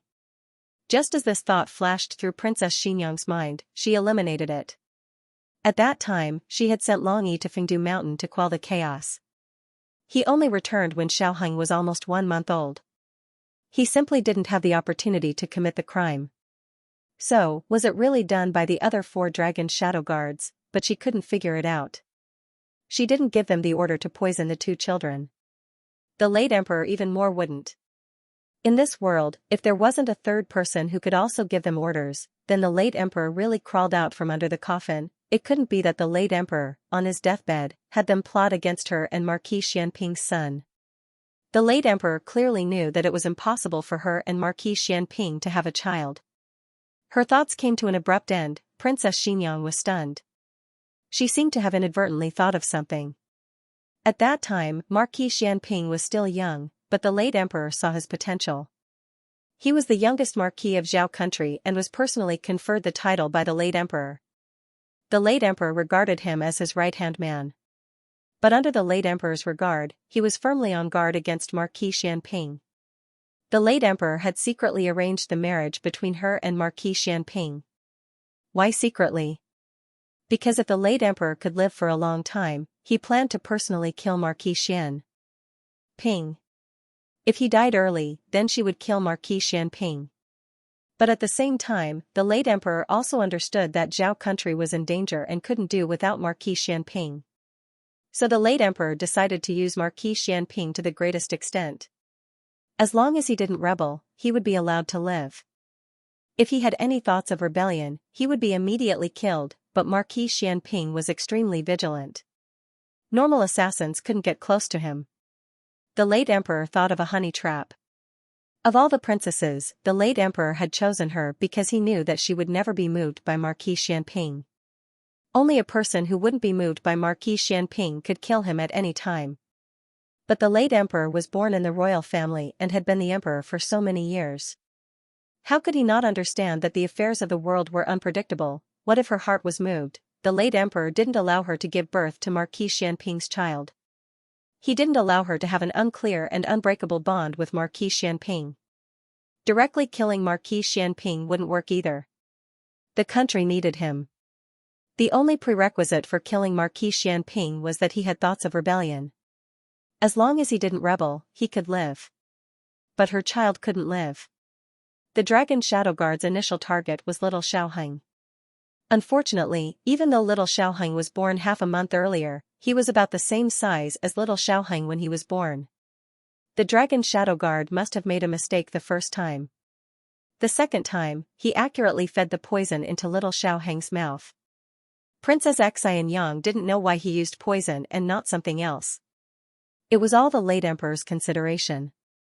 Perhaps it was to prevent the investigation of the Dragon Shadow Guard, or perhaps the late emperor left his grandson with the last bit of mercy and left him with a decent corpse. Princess Xianxia's strength was sucked out. Her legs weakened and she fell to the ground. Princess! Eugene flew in. She didn't wait for Princess Xianxia's return at Jade Water Alley. Instead, someone from the princess's residence sent a message saying that the princess had returned, but the situation seemed a bit off. She hurried over. Princess, what's wrong? Eugene knelt in front of her and asked while holding her slightly trembling shoulders. Princess Xianxia's face was bloodless. Her eyes were empty, as if they were filled with endless sorrow, but she couldn't cry a single tear. Princess Xianxia said with dull eyes, I thought that when father gave the Dragon Shadow Guard to me, he at least trusted me and thought I was the only one who could bear this heavy responsibility. Eugene supported her with heartache. Princess Xianxia laughed self-deprecatingly. But in the end, he still didn't trust me. He was on guard against Marquis Xianping, and on guard against me. The latest chapter of this book isn't finished yet. For more exciting content, please scan the QR code below to download the app. Novels are updated even faster. Millions of novels are free to read. Novels with connotations that can't be found online are all available here. https://www.zhhbqg.com/89642896428226/1098688080. HTML Genius remembered this site's address in 1 second. www.zhhbqg.com Bikuga mobile reading website, mzhhbqg.com. The latest chapter of this book isn't finished yet. For more exciting content, please scan the QR code below to download the app. The novel will be updated even faster. Millions of novels will be read for free. Novels with connotations that can't be found online are all available here. After Marquis Xianping got into the other carriage, the coachman asked him where he was going, but he didn't say anything. His mood was terrible, so he didn't want to reveal his emotions in front of Princess Xianxia when he got off the carriage. He was a man. No matter how angry he was, he could only hold it in and not vent it on a woman. The coachman didn't have the guts like Chongjing to take him to the princess's residence or Marquis Xianping's residence on his own. They just wandered aimlessly on the streets, circling the imperial city again and again. Only when the two horses were about to see stars did Marquis Xianping's calm voice finally come from the carriage. Go. To Jishui Alley. The coachman secretly sighed in relief. The sky was almost dark. Finally, they didn't have to wait until dawn. Marquis Xianping's mood slowly calmed down. When the emperor had arranged a marriage between him and Qin Fengwan, he was actually very surprised. His younger sister had already entered the palace as the empress, and the Xiao family was already firmly tied to the emperor's boat. There was really no need for the emperor to tie the knot. Moreover, his reputation wasn't good. It would be wrong for a princess to marry him. At that time, the emperor didn't tell him that everything was the late emperor's last will. He thought about it and wondered if the princess had taken a fancy to him. It wasn't impossible. After all, he was handsome. He grew up in the military camp and hung out with a group of men all day long. His father didn't teach him how to treat his wife well, but he vaguely knew that his mother wasn't happy. There were so many concubines at home who came to his mother to set the rules. His mother looked impressive, but she was actually very bitter inside. He had seen Princess Xianxia before. When a man looked at a woman, it would be a lie to say that he didn't look at her face, especially at first sight. Princess Xianxia was very beautiful, so beautiful that he couldn't describe it. No man wouldn't be moved by such a woman. He sincerely wanted to marry her. When he went through the wedding ceremony with her, he was still happily thinking that from now on, his Xiaoji would also have a family. He was wearing a bright red wedding robe and happily lifted her veil, but she used an ice-cold dagger to point at his heart, F***ck. Marquis Xianping's emotions, which had finally calmed down, surged again. He tugged at his collar, and a trace of irritation flashed across his brows. Not there yet? The coachman was startled by the seemingly calm but actually angry tone. He hurriedly said, "Quick, quick, quick, quick. Don't go to Jadewater Alley," Marquis Xianping said. "Ah? Then where are we going? Aren't you changing your mind a little too quickly?" It was not that Marquis Xianping did not want to see Xiao Heng, but he was a little irritated at the moment and was afraid that he would scare his son. After thinking about it, he wanted to find that old monkey, Gu Chao, to fight or something. When they arrived, they found out that old monkey had gone on a long trip. He didn't tell them where he was going. It seemed that he was going on a sightseeing tour. It was impossible to go sightseeing, not in this lifetime. The old monkey must have been sent by the emperor to do something. Marquis Xianping thought about it and obediently returned to Marquis Xianping's residence. He called Steward Lu over and listened to Steward Lu recount the recent events in the capital. Princess Xinyang had already mentioned the King of Ning. Old concubine Jing had learned about it from Steward Lu. Old concubine Jing had announced to the public that she had died suddenly. Steward Lu was in contact with Cunning Palace, so he naturally knew the inside story. Old concubine Jing was a remnant of the previous dynasty. She was the one who had ordered Xiao Heng to be poisoned when he was young. She was the one who had instigated the relationship between Empress Dowager Zhuang and the emperor. She was also the one who had planned Princess Ning An's marriage. Poor Princess Ning An, to fall into the hands of such a vicious mother. Steward Lu sighed deeply. Old concubine Jing's death had caused a stir in the capital for a while, but it had cooled down a long time ago. This was the first time Marquis Xianping had heard of it, so he should have been shocked. However, he had discovered that the old chancellor was targeting old concubine Jing before he left the capital, so he had more or less guessed that the old concubine wasn't as simple as she seemed. He just hadn't guessed that she had something to do with the remnants of the previous dynasty. According to Empress Xiao, old concubine Jing had been in close contact with the frontier fortress over the years. They all thought that she was communicating with Princess Ningyan, but in fact, she was contacting the remnants of the previous dynasty. The emperor had ordered Tang Yueshan to go to the frontier fortress as an imperial envoy. On the surface, he was there to visit Princess Ningyan, but in reality, he was there to clean up the remnants of the previous dynasty. The credit should have gone to my brother, but he's not in the capital. That's why His Majesty appointed Tang Ming. These were Empress Zhao's exact words. Marquis Xianping had no interest in credit. He was good at war, but that didn't mean he liked it. Some things were responsibilities and missions that had to be shouldered. If he couldn't protect his country, the country behind him would be destroyed, and his family would be destroyed. Empress Xiao didn't know about the old Marquis, but she didn't need to say anything. Marquis Xianping had guessed it himself. He must have gone north with Tang Yueshan. Tang Yueshan was a man who rejoiced in grandiose achievements. There was only one reason why he would allow the old monkey to travel with him: the old monkey wasn't going to war. Are they going to rescue Princess Ningyan? Marquis Xianping rubbed his chin thoughtfully. If the prince consort was also a pawn of old concubine Jing, then Princess Ning An's situation wasn't optimistic. Marquis Xianping couldn't help but frown at the thought of Princess Ningyan. Back then, Empress Dowager Zhuang seemed to want to set him up with Princess Ningyan, but that girl was always like a frightened rabbit. He didn't like it. He was a man who didn't know how to be gentle with women. He couldn't be tainted by such a weak rabbit. All right, you can leave, Marquis Xianping said tiredly. Marquis. Steward Lu smiled.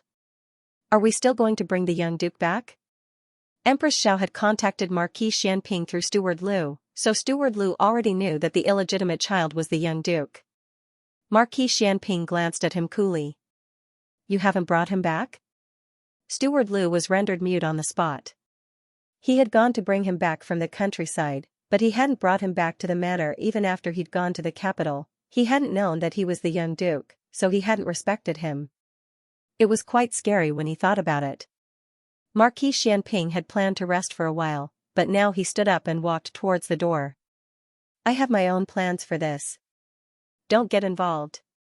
You don't have to go to Jadewater Alley in the future. Marquis, you don't plan to announce the young duke's identity for the time being? Yes. Marquis Xianping would have announced it a long time ago, but this time he was extra cautious. He wasn't afraid of those people, but he had lost Xiaoheng once. He couldn't lose him a second time. When he returned to the capital, he naturally had to report to the emperor. The emperor also expressed his regret that his son had killed Marquis Xianping's son. Marquis Xianping thought about it and decided not to tell the emperor. The emperor had taken away his mining rights before, so he was a person who held a grudge. Dusk fell. Marquis Gu finally got off work. The manor that Empress Dowager Zhuang had ordered was in the final stage and would be completed soon. In fact, he had ordered almost everything. He didn't need to supervise the work every day. However, the demand for bellows had increased recently. In addition, there were several farming tools from the people, water wheels, threshing machines, and grain elevators. The Ministry of Works was busy sending people to learn. With the bellows as an example, this time the Ministry of Works didn't dare to be arrogant anymore. They humbly asked the farmers from the people for advice. Speaking of which, it was strange. Were farmers all so awesome these days? The water wheels were much better than those of the imperial court. The water wheel technology of the Zhao state was also imported from the Liang state. The Liang state had the most advanced water wheels and axles. Combined with ponds, they could achieve a certain level of low water flow and high water flow. However, this kind of civilian water wheel took the advantages of vertical and horizontal wheels to the extreme. The height of water lifting was greatly increased. Even in places with steep terrain, the water flow could be low and high. Marquis Gu had been studying this all day. He hadn't had time to look at the threshing machines and grain elevators. He didn't know which talented person among the people had made such amazing things. The Ministry of Works had already sent people to investigate. Marquis Gu entered the courtyard. His family didn't seem to be there. Only 7 chickens were working in the vegetable garden to catch insects. There isn't even an old woman guarding the door. I asked 2 servants to come over, but they refused. Marquis Gu complained. After he finished complaining, he realized that a chicken had swaggered to his feet. He stopped and looked at the chicken. The chicken also looked at him. This was little Chi. However, Marquis Gu didn't recognize it. In his eyes, it was just a chicken, just like the other chickens. Speaking of which, it was really funny. Who would bring their chickens to the capital? Were there not many chickens in the capital? Thinking of this stingy behavior, Marquis Gu felt particularly embarrassed. His daughter was raised in the countryside and his son-in-law wasn't any better. He was really worried that the little guy in Yan and Yao Shi's womb would be led astray by them. Thinking of the little guy that was about to be born, Marquis Gu was in a rare good mood. He looked down at the chicken at his feet. He thought that the chicken wanted to peck him, but it didn't move for a long time. After a while, it swaggered off again. Then, Marquis Gu sadly discovered that it had pooped a pile of chicken poop on his shoes. Marquis Gu. Digression, recently, there have been more. Can the monthly votes also increase? The latest chapter of this book is not finished yet. For more exciting content, please scan the QR code below to download the app. Novels are updated even faster. Millions of novels are free to read. Novels with connotations that can't be found online are all available here. https://www.zhhbqg com/89642896428226/1098433327. HTML Genius memorized this website's address in 1 second. www.zhhbqg Bikuga mobile reading website, mzhhbqg. The latest chapter of this book is not finished yet. For more exciting content, please scan the QR code below to download the app. Novels are updated faster and more fully. Millions of novels are free to read. Novels with content that can't be found online are all available here. In the West Room, Xiaoheng was tidying up the mess in little Jing Kong. Ever since he heard that he had a bigger surprise for Gu Jiao, the little fellow believed that his surprise was hidden in the room. The little fellow rummaged through the boxes and cabinets, but he wouldn't put it back. This was his problem. His family had scolded him several times. Of course, every time he agreed, he would forget about it immediately. Perhaps he didn't forget, but it was as if he didn't clean up at all. Every time, he or Gu Jiao had to clean up again. Xiaoheng was so focused on cleaning up that he didn't know that Marquis Gu had come to the house, nor did he know that he was bullied by his chickens. Brother-in-law.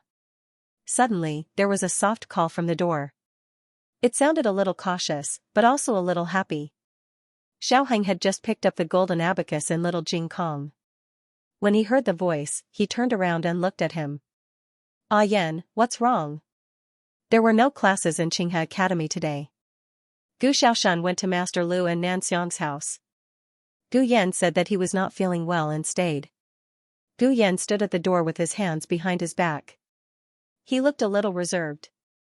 Since Gu Yan came to the house, it was the first time that he had shown this kind of. Well, Xiaoheng wanted to say that he was shy, but he felt that Gu Yan wouldn't be so thin-skinned. Besides, what was there to be shy about in front of him? It wasn't the first day they met. Can I come in? Gu Yan asked. Even the tone of his voice had become cautious. Wasn't this attitude change a little too big? Xiaoheng looked at Gu Yan strangely and said, "It's okay, come in. Do you have homework that you can't do?"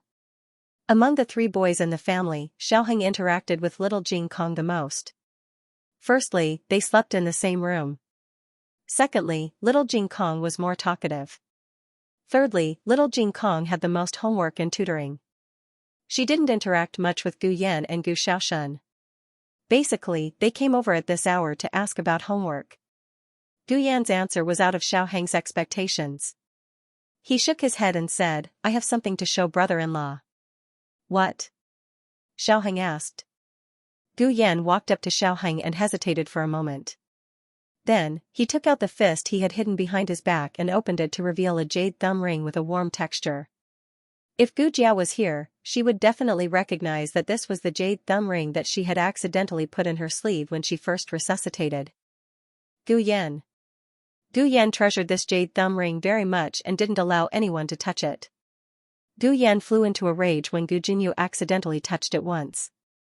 Gu Jiao was special. Gu Jiao touching it was equivalent to touching it himself, so Gu Yan didn't mind. Xiaoheng looked at the jade thumb ring in his hand and didn't know what he meant. Gu Yan took in his expression and a trace of disappointment flashed across his eyes. He lowered his eyes and said bitterly, "You really don't remember." "I remember that it's your jade thumb ring," Xiaoheng said. He didn't know if he was right. Gu Yan said sullenly, "No, it's yours." "Mine?" Xiaoheng was surprised. There were two meanings to this sentence. One was that it originally belonged to him. The other was that Gu Yan intended to give this jade thumb ring to him. Combined with the series of changes in Gu Yan's expression after he entered the room, Xiaoheng felt that it was unlikely to be the second meaning. Otherwise, Gu Yan wouldn't have said, "You really don't remember." "Is it for you?" Xiaoheng asked. He paused and said, "When we were young?" After becoming Xiao Lulang, he didn't remember giving Gu Yan any jewelry. Then, it could only be before he and Gu Yan left the capital. If he remembered correctly, Gu Yan went to the hot spring villa in Yuzhou when he was 4. "It was before I went to the hot spring villa," Gu Yan said gloomily. "My older brother didn't play with me, so I ran out of the house alone." He left the house by ditching the servants and crawling out of the house. This way of leaving the house was a little embarrassing. Gu Yan automatically skimmed over it. "I got lost, and then I met you." Getting lost was what he felt at the time. Now that he thought about it, he didn't really get lost. He didn't even run out of the back alley of Marquis Ding An's house. Xiaoheng pointed at the jade thumb ring in his hand, then, "I gave you this?" Gu Yan shook his head and said in a small voice, "You didn't give it to me. I wanted it." "Xiaoheng, I couldn't tell that you would ask strangers for things when you were young." "Gu Yan, I secretly ran out of the house." I wanted to go back, but I couldn't find the way. I cried loudly. You passed by and had the servants stop the carriage. You said that the child was cute. Kidnap him and let him be my younger brother. Xiaoheng, that's not right. Isn't this your short history? How did it become my dark history? I don't have a hobby of kidnapping children. Don't speak nonsense, Xiaoheng lightly coughed. I should just be joking, right? Gu Yan continued to sullenly say, then your servants carried me away. Xiaoheng embarrassedly, you must have been very scared at the time, right? Gu Yan shook his head, no, I was very happy. But after a while, you regretted it. You said that I wasn't fun and sent me back. Xiaoheng had no recollection of this matter. Xiaoheng was only 7 years old that year. Although he had reached the age where he could remember things, carrying Gu Yan away was just a spur of the moment. He didn't really take it to heart. He saw so many people every day. How could he remember a child that he had only played with for a short while? Gu Yan was different. He had a weak body since he was young. Madame Yao and Marquis Gu raised him very carefully and never allowed him to leave the house. The number of children he had seen could be counted on one hand.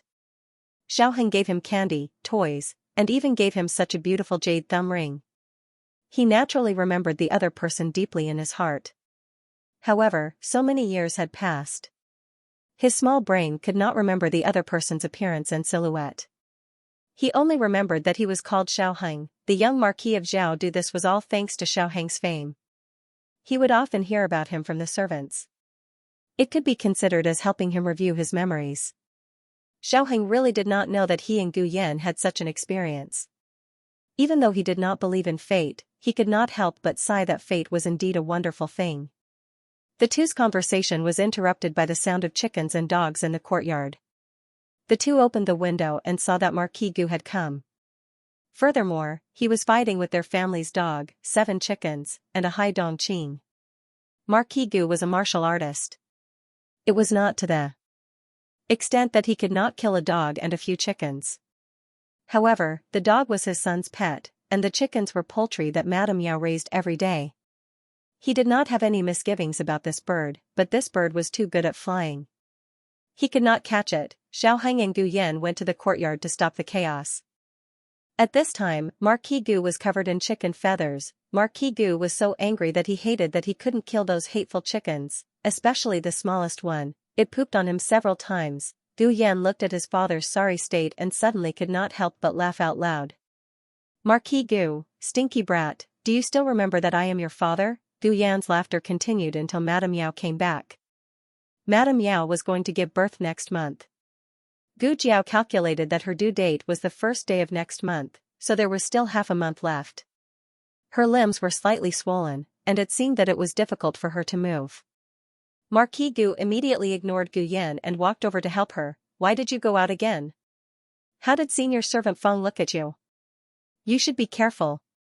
Madame Yao's action of crossing the threshold really scared him. Was a pregnant woman walking so fiercely? In the past, Madame Ling did not dare to do this. In reality, Madame Yao also felt that this pregnancy was easier than the first. If it was not for the fact that she was getting older, it would have been easier.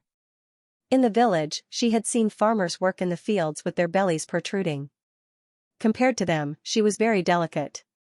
However, compared to the madams and mistresses of large families, she was still a bit fiercer. Marquis, how did you end up like this?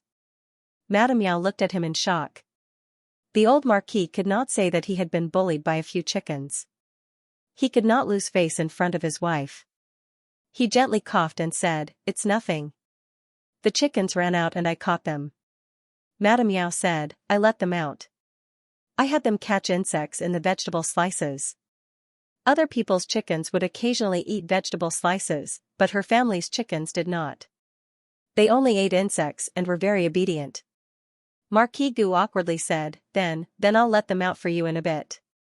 Madame Yao looked at her family's recipe and said, "No need. We've caught enough for today. Marquis should quickly go change your clothes." Marquis Gu went to the carriage to change his clothes. Then he went to the backyard to talk with Madame Yao. He came today to visit Madame Yao and also to announce good news to Madame Yao. Our son-in-law has been promoted. Madame Yao's eyes lit up. She unconsciously turned her head to look at Xiaoheng, who was chopping firewood with Gu Yan at the entrance of the kitchen. Lu Lang, you've been promoted? Xiaoheng had only received the document in the afternoon and did not have time to tell his family. Brother-in-law, you've been promoted? Gu Yan looked excitedly at Xiaoheng. Xiaoheng held the chopper and nodded. What position? What position? Gu Yan's little fanboy asked. Hanlin Academy's attendant. Xiaoheng said. Heh. Marquis Gu laughed in disdain. How great of an official am I? I'm just a Hanlin Academy's attendant. Royal Princeton is about to enter the cabinet as an assistant minister. The latest chapter of this book is not finished yet. For more exciting content, please scan the QR code below to download the app. The novel will be updated even faster. Millions of novels will be read for free.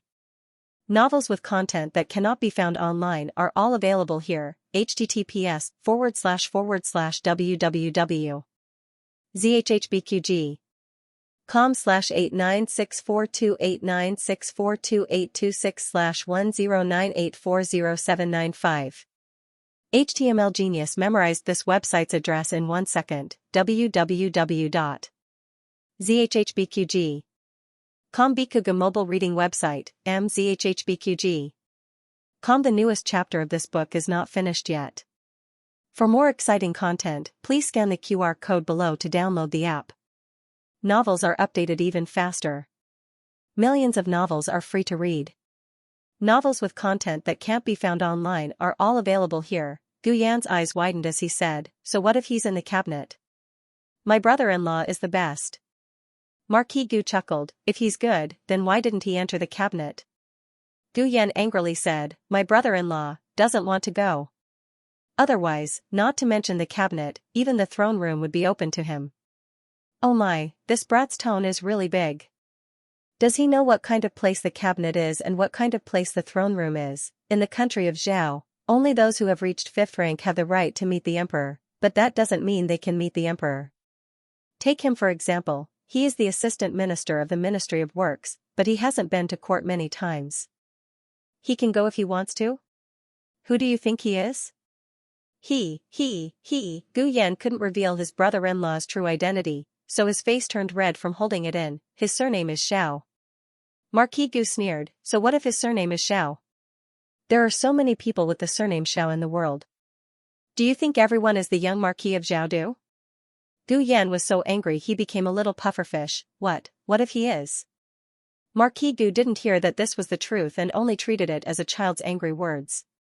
He pointed at Xiaoheng and said to Gu Yan, he is the young Marquis of Zhao. Do I call you father? Gu Yan looked at her father, at a loss for words. She silently replied in her heart, I. Mother. Father and son bickered, but Xiaoheng suddenly spoke. The father and son's voices suddenly stopped and they both looked at Yaoshi. They saw Yaoshi's face pale as she held her stomach. Her dress was wet. She said in disbelief, I think I'm about to give birth. Yaoshi's outburst came without any warning. She didn't feel any pain before her water broke.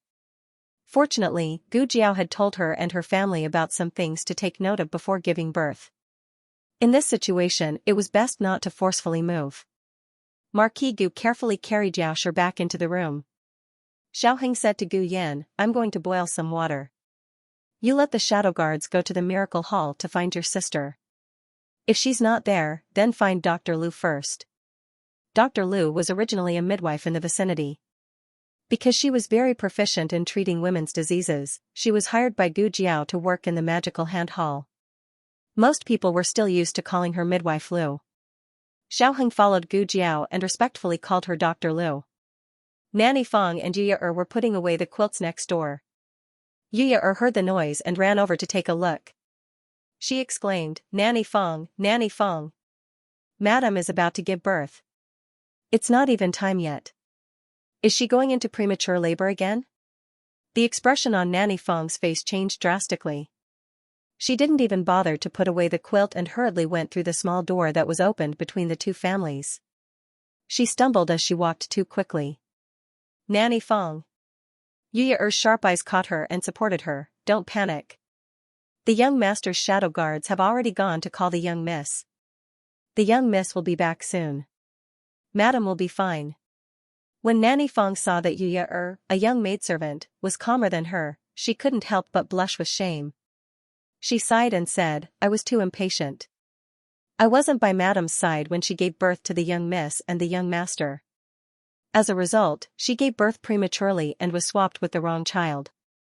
There's always been a knot in my heart. Couldn't empathize with her like Nanny Fong, but she still nodded in understanding. I understand. Nanny Fong, don't worry.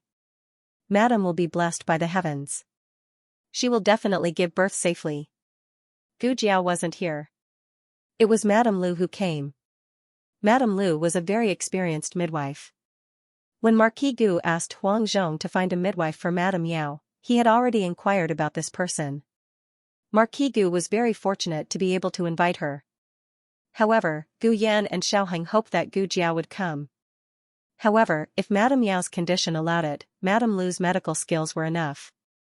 Unfortunately, Madame Yao's condition wasn't good. Did you make a mistake? My madam's pregnancy went very smoothly. She ate and slept as she pleased. She even walked with the wind. Her stomach wasn't big either. Everyone said that she had a good pregnancy. Madame Lu had been a midwife for many years. It wasn't uncommon for a midwife like Madame Yao to be unable to give birth after a successful pregnancy. A woman didn't just walk through the gates of hell on the day of giving birth. The entire pregnancy was full of unpredictable risks. However, the most risky pregnancy was the fetus. When it came to giving birth, both of them were at great risk. After all, if something happened to the mother, the child in the womb couldn't be saved. Madame Lu naturally wouldn't say anything discouraging in front of Madame Yao. She smiled and said, Don't worry. It's just beginning. Madame is completely in motion. I've already brought the birth-inducing medicine. Just take it with water. In the past, the birth-inducing medicine had always been prepared on the spot. Gu Jiao felt that this method was time-consuming and inconvenient, so she simply made it into a wax pill. Removing the wax coating, the pill inside could be directly swallowed or taken with water. However, no one expected that Madame Yao would vomit as soon as she ate it. During Madame Yao's pregnancy, there had been almost no morning sickness. Who would have thought that she would have such a large reaction when she was about to give birth? Madame Lu changed to feeding her some brown sugar water, but she also vomited until there wasn't a single drop left. This was bad. She couldn't eat medicine, and she couldn't feed food. Her strength would quickly run out. Go call Imperial Physician Luo. Outside the room, Marquis Gu ordered Huang Zhong. Yes. Huang Zhong replied and left without stopping. About an hour later, Imperial Physician Luo was brought over. Imperial Physician Luo checked Madame Yao's pulse. His expression was just as serious as Madame Lu's. At this time, there was no need for him to say anything.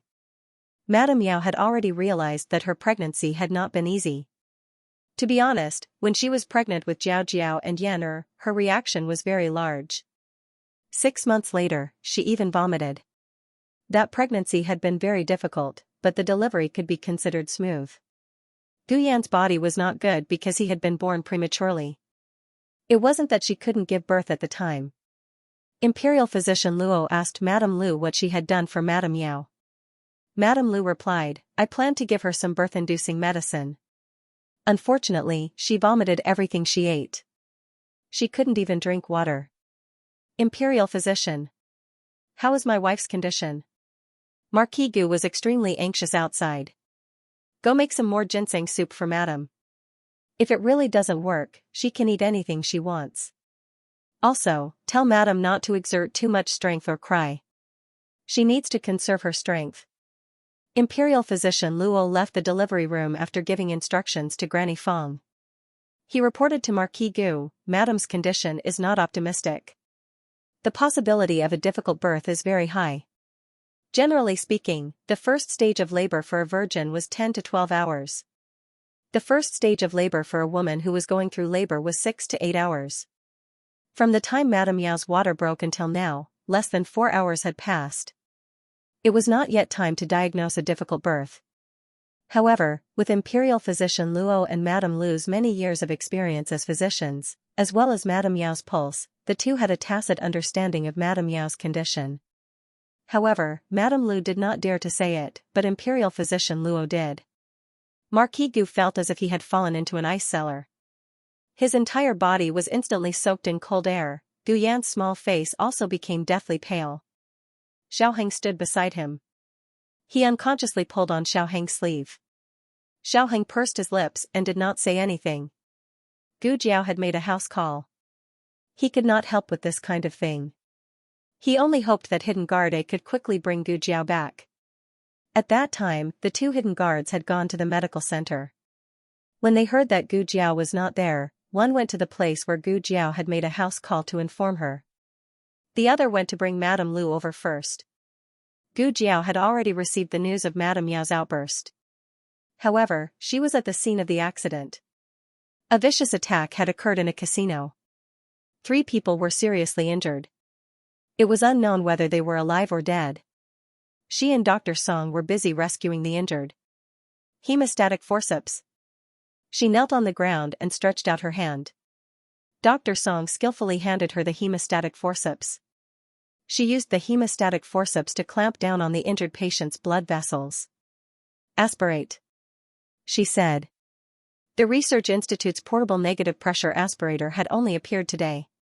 She did not know if it was because her strength had recovered, but the number of instruments in her small medicine box seemed to have gradually increased.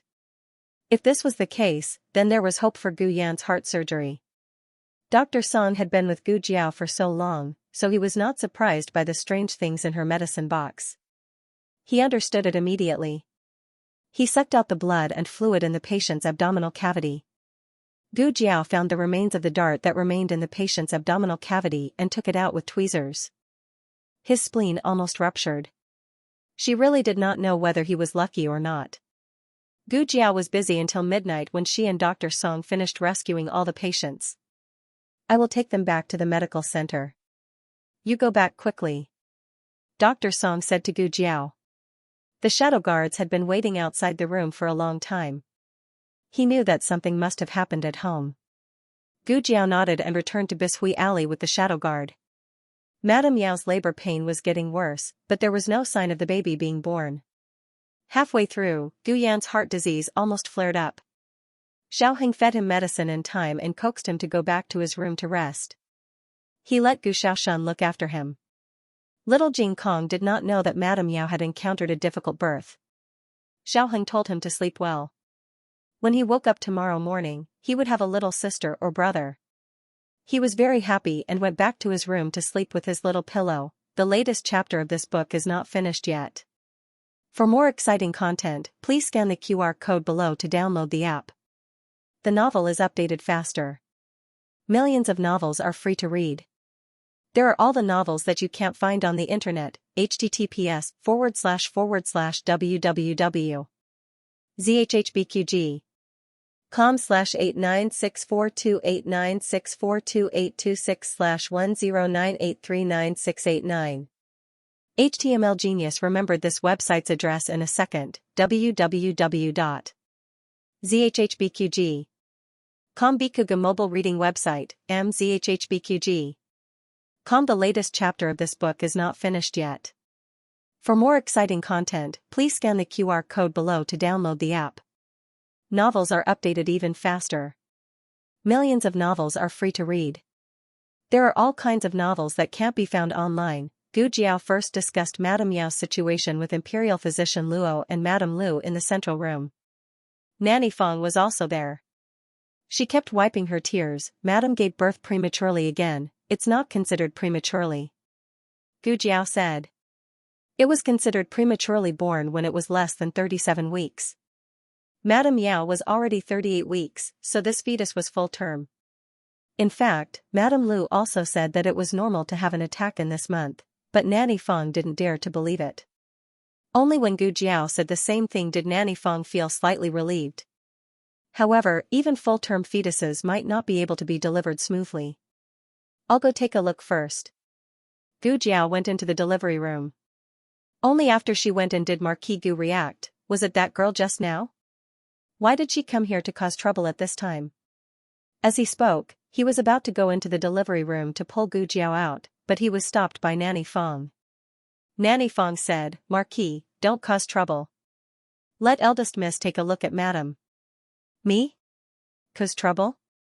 Marquis Gu pointed at himself. He seriously suspected that he had misheard. Wasn't that girl the one who caused trouble? No matter how insensible she was, she shouldn't have disturbed her mother at this time. Her mother was about to give birth. Jinyu was still the most sensible. "Father. Speak of the devil." Gu Jinyu jumped down from the carriage, covered in dust. She almost didn't care about her bearing as a rich young lady and ran towards Marquis Gu. "Father. Nanny Fong." He came in front of the two and also greeted Nanny Fong. Nanny Fong politely and distantly bowed. Second Mississippi Marquis Gu was burning with anxiety, so he didn't care that Nanny Fong's attitude towards Gu Jinyu was not as respectful as it was in the residence. Gu Jinyu also didn't seem to care. She looked at Marquis Gu and said, "Father, I heard that mother is about to give birth. Why is it so fast?" When Marquis Gu saw that Yaoshi had not given birth, he sent Huang Zhong back to the manor to bring a few stalks of superior ginseng and Ganoderma over. Coincidentally, Gu Jinyu saw them. Marquis Gu didn't have the time to ask her how she got the news. He said with a serious expression, "Your mother had a difficult birth." "What? Wasn't everything fine before? Why did you suddenly have a difficult labor?" Gu Jinyu had visited Yaoshi a few times in the summer alley and had a good understanding of Yaoshi's condition. Marquis Gu frowned. "I knew it. This girl grew up in the countryside, how would she know how to take care of people?" Gu Jinyu opened her mouth. "Father, that's not what I meant." "Don't blame elder sister," Nanny Fong said lightly. "Second young miss is really good at taking care of people. Why don't I see second young miss coming to serve madam tea every day?" Gu Jinyu said in a low voice, "I want to come too. I'm afraid elder sister won't be willing to see me." Senior servant Fong smiled faintly. "Eldest miss isn't at home for 9 out of 10 days. Even if I wanted to see her, I wouldn't be able to." Gu Jinyu looked at Nanny Fong aggrievedly. "Nanny, did Jinyu do something wrong that made Nanny unhappy? Nanny seems to only like elder sister and not me. This servant doesn't dare." Senior servant Fong bowed deeply. Marquis Gu looked impatiently at senior servant Fong. "That's enough. Don't just stand here. Quickly go and pull that girl out." Without waiting for senior servant Fong to speak, Gu Jinyu said softly, "Father, I'll go in and see mother." Marquis Gu agreed. Go ahead. Take good care of your mother." Jinyu was much more attentive than that girl. That girl was crude and only knew how to use her hands. How could she be half as considerate and gentle as Jinyu? Senior servant Fong was called by Yi. She was not paying attention and Gu Jinyu went in. The room was filled with the strong smell of mugwort. Madame Lu had used mugwort to smoke Yaoshi's stomach to induce labor. Unfortunately, it was useless. Gu Jinyu felt uncomfortable choking on the mugwort and came to the bedside with a frown. Imperial physician Luo had already left. Madame Lu and Gu Jiao were guarding the bedside. Gu Jiao examined Yaoshi. Yaoshi's main problem was that her uterus was weak and her uterus could not open. This caused the fetus to be unable to enter the birth canal smoothly. Although Madame Lu had been comforting her, Yaoshi still felt extremely afraid. On one hand, she was afraid and on the other, she was enduring the torment of labor pain.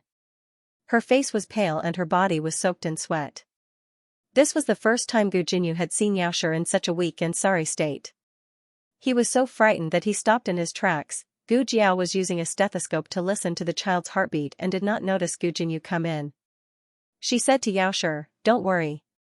I'll give you an injection to induce labor first. If it still doesn't work, I'll give you a cesarean section." "You are?" Madame Lu went to get a clean towel. When she turned around, she saw Gu Jinyu. She had never seen him before and could not help but feel puzzled. Gu Jinyu returned to his senses and suppressed the fear in his heart. He said to Madame Lu, "I'm here to see my mother." As he spoke, he walked to the bedside. However, before he could say the word mother, Yaoshi screamed from the torment of labor pain. That scream was truly pitiful. In addition, Yaoshi's entire face was contorted from the pain. She looked too frightening. Gu Jinyu paled and retreated a few steps. Coincidentally, she bumped into Nanny Fong, who was bringing in hot water. The hot water spilled and splashed all over Nanny Fong. The copper basin even fell to the ground with a clang. The baby in Yao Shi's womb was so frightened that he started to hiccup. Gu Jiao looked coldly at Gu Jinyu. Get out.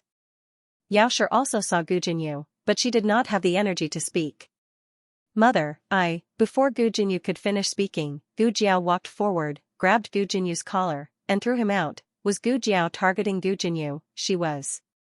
1. She did not like to be surrounded when she was practicing medicine. Another, Gu Jinyu was always grumbling.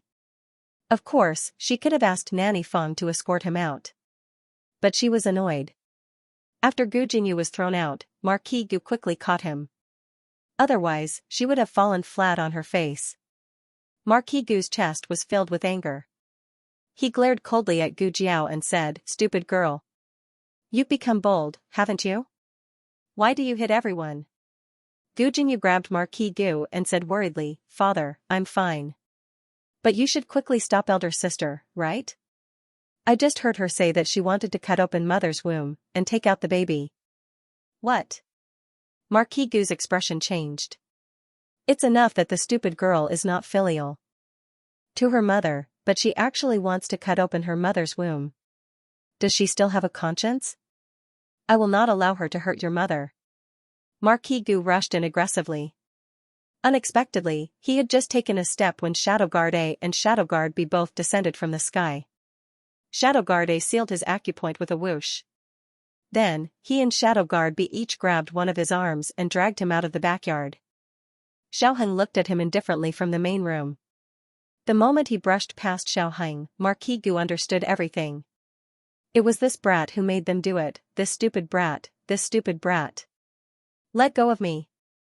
Whoosh, Shadow Guard B sealed his mute acupoint. Marquis Gu. Do you still remember that you are the Marquis's household shadow guards? The two shadow guards directly dragged Marquis Gu out of the yard. Huang Zhong skillfully took him from their hands and carried him onto the carriage. Marquis Gu, Huang Zhong, won't you beat them up for me? Huang Zhong rubbed his hands and said, I'm a bit hungry. Marquis, I'll go make a bowl of noodles. You're still in the mood to eat noodles? Can't you see that my acupoint has been sealed? You should at least take me with you. Huang Zhong decisively went nearby and made a bowl of hot and sour lamb noodles. He ate with great vigor. Gu Jiao hooked Yao Shi up with an intravenous drip and began to inject oxytocin into Yao Shi. Gu Jiao had indeed mentally prepared herself for Yao Shi's cesarean section, but the anesthetics and scalpel needed for the operation still did not appear in the medicine box. An hour later, Yao Shi's situation began to improve. The contractions became stronger, and she was able to eat. It seemed that she could try to give birth naturally. 2 hours later, when Yao Shi's cervix had dilated to 2 fingers, Gu Jiao gave Yao Shi a painless injection. At midnight, Yao Shi ate a bowl of brown sugar eggs. At midnight, Yao Shi drank half a bowl of ginseng soup. At midnight, Yao Shi could no longer eat anything. She tightly held onto Gu Jiao's hand like a drowning person holding onto a piece of driftwood. Jiao Jiao, if something happens to me, nothing will happen to you.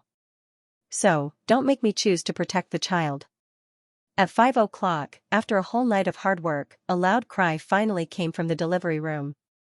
Yao Shi's entire body was drained. It was as if she had just been fished out of water. There was not a single dry spot on her body. Hearing the child's cries, she was so emotional that tears began to fall. Don't be emotional. There's still the placenta. Gu Jiao said. Yao Shi nodded with tears in her eyes and cooperated until the delivery was complete. After Gu Jiao finished the last stitch, she took off her gloves and washed her hands with disinfectant.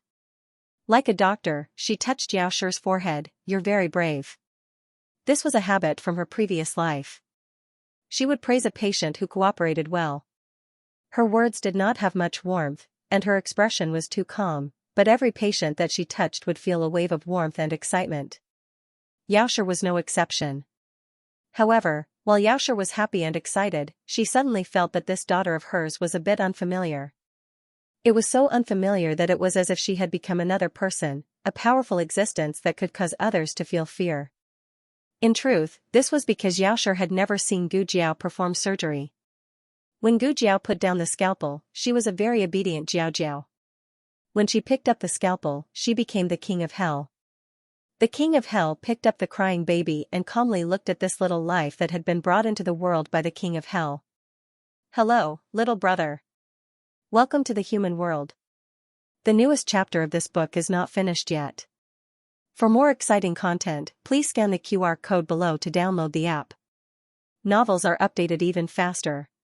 Millions of novels are free to read. Novels with content that cannot be found online are all available here. https://www.zhhbqg.com/89642896428226/1098171107. HTML Genius 1 second. Remember this website, www.zhhbqg.com. Bikuga mobile reading website, mzhhbqg.com. The latest chapter of this book is not finished yet.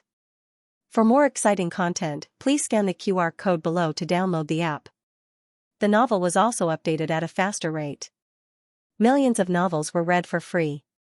There are all kinds of novels that can't be found online here. After the baby was born, Marquis Gu's acupoints were finally unsealed by the secret guards. I'll deal with you later. Marquis Gu glared coldly at Gu Yan's two hidden guards and hurriedly walked towards Xiaoshi's room. At this time, Xiaoshi was not in her own room. Her room had been turned into a delivery room and needed to be cleaned up. She was resting in Gu Jiao's east room. She collapsed from exhaustion and fell into a deep sleep. Madame Lu had returned to the medical center, and Nanny Fong was bathing the little fellow. Where's Madame? Marquis Gu looked at Yuya who was tidying up the room and asked. In the east room, Yuya said. Marquis Gu hurriedly rushed to the east room. The little fellow had already finished bathing and was now obediently wrapped in swaddling clothes by Nanny Fong. Marquis Gu looked at the little guy, and his heart skipped a beat. However, the first person he asked was Xiaoshi. Where is Madame? Nanny Fong moved to the side with the little fellow in her arms, revealing the bed behind her. She said softly, Madame is resting. How is she? Marquis Gu worriedly asked. As he spoke, he arrived at the bedside and tightly held Xiaoshi's hand. Is Madame all right? Nanny Fong sighed. Although the Marquis was a little muddle-headed, he treated the Madame well. She said, the Madame is fine. Marquis, do you want to see the child? Hearing that Madame Yao was fine, Marquis Gu's anxious heart finally settled down. His gaze fell on the swaddling clothes in Nanny Fong's arms, and he couldn't hide his excitement as he asked, is it a son or a daughter? Nanny Fong smiled and said, Congratulations, Marquis. It's a young master. Gu Jiao sorted out all the medical supplies. She destroyed those that could be destroyed and buried those that could not be destroyed. Then, she checked the small medicine box. The medicine box didn't seem to be as broken as it was when he first arrived. While she was recovering her strength, the medicine box seemed to be slowly recovering as well. Gu Jiao had actually guessed that the medicine box might not be a product of the three-dimensional space. It came from a higher dimension. Otherwise, there was no way to explain why it followed her. It might even have brought her brainwaves here. She saw it as three-dimensional because she was a person from a three-dimensional space. She could only see this dimension. But maybe the medicine box was not what she saw. Maybe there was a wall on its left, or maybe there was a cabinet on its right, but because of the different dimensions, she could neither see nor touch it. Gu Jiao tapped on the medicine box. But why would a high-dimensional space product have a three-dimensional shell? Are you also a defective product? Were you exiled to our time and space by your master? A gentle breeze blew, and the medicine box was as quiet as a chicken. Gu Jiao tidied everything up. The sky was a little white, and the courtyard, which had been busy all night, fell into a temporary silence. Gu Jiao was a little sleepy, but she couldn't fall asleep. She went to sit on the swing in the front yard. Not long after she sat down, Xiaoheng came over with his cane. Are you up or not? Gu Jiao looked at him and asked. The next second, she realized that her words were unnecessary. He didn't even change his clothes. He obviously didn't sleep all night. Xiaoheng sat down beside her and handed her a small yellow orange, saying, "Congratulations, Dr. Gu, on becoming an older sister." Gu Jiao peeled the orange and put half of it in his palm. "Congratulations to Lord Xiao for becoming a brother-in-law." Both of them laughed. The exhaustion of the night seemed to dissipate in each other's laughter. Gu Jiao divided the orange evenly. Each of them had 6 pieces. The two of them ate the orange in their hands. When Gu Jiao had the last piece left, she didn't eat it. Instead, she put it in Xiaoheng's palm. "Also, congratulations to Lord Xiao for your promotion." Xiaoheng raised his eyebrows. "Ah, my promotion gift is a piece of orange." Gu Jiao said, "Then as a sister, my gift is also a piece of orange." Xiaoheng said again, "As a brother-in-law, my gift is half a piece of orange." Gu Jiao, why did she have to compete with a scholar? Xiaoheng laughed softly. He looked at the piece of orange in his palm, which had even been peeled clean. He was a little reluctant to eat it. How about? He had just opened his mouth when he felt his right shoulder sink. Gu Jiao had fallen asleep on his shoulder. The golden morning light tore through the darkness and stepped through the clouds. It gently scattered in the quiet courtyard. Xiaoheng ate the last piece of orange and raised his hand to block the light in front of her eyes. "Son-in-law, me." Yuya walked out of the central room with small steps. She wanted to call the two of them to eat something, but she saw Xiaoheng put his index finger on her lips and shushed her softly. Yuya quickly covered her mouth. Xiaoheng kept raising his hand to block the glaring light for her until his arm became numb. Yuya called him a groundhog in her heart. Son-in-law is a peerless good man, he's too gentle, young miss, quickly submit to son-in-law." Xiaoheng waited until Gu Jiao fell asleep before he carried her in his arms. He wrapped one hand around her back and the other around her knees. He carried her horizontally and walked towards the west room. Little Jing Kong had already woken up. He went to look for his younger brothers and sisters. Xiaoheng placed Gu Jiao on his bed. Although they had slept together a long time ago, this was the first time she slept in his room. This feeling was very novel and made him inexplicably excited. His movements were very gentle, as if she was a fragile treasure. Little Jing Kong came back after visiting his younger brother. He was a little disappointed. His younger brother only knew how to sleep. It was not fun at all. When he came to the bed, he found Gu Jiao sleeping on his and his bad brother-in-law's bed. Huh? His eyes widened. The light in his eyes gathered again. He kicked off his shoes without saying anything. "I still want to sleep." Before he could jump onto the bed, he was lifted up by Xiaoheng. His little arms and legs flailed in the air. "Put me down. Put me down. I want to sleep." He wanted to sleep with Jiao Jiao. "You should go to school." Xiaoheng dragged him out without hesitation. Little Jing Kong went crazy. Why did a child have to go to school? Although Xiaoheng didn't sleep the whole night, he still went to the Hanlin Academy. After all, he had just been promoted yesterday. It was unreasonable to ask for leave today. Besides, he wasn't very tired and could still hold on. "I'll send you." Lu Quan said, "You should at least take a nap in the carriage." Xiaoheng didn't refuse. It was still early, so Lu Quan drove the carriage very slowly. Xiaoheng leaned against the wall of the carriage and closed his eyes to rest. Halfway through the journey, Lu Quan's carriage suddenly stopped. It didn't move for a long time. Xiaoheng opened his eyes and asked Lu Quan, "Uncle Lu, what's wrong?" "That." Lu Quan craned his neck and looked. He said, "It seems that a noble's carriage is coming."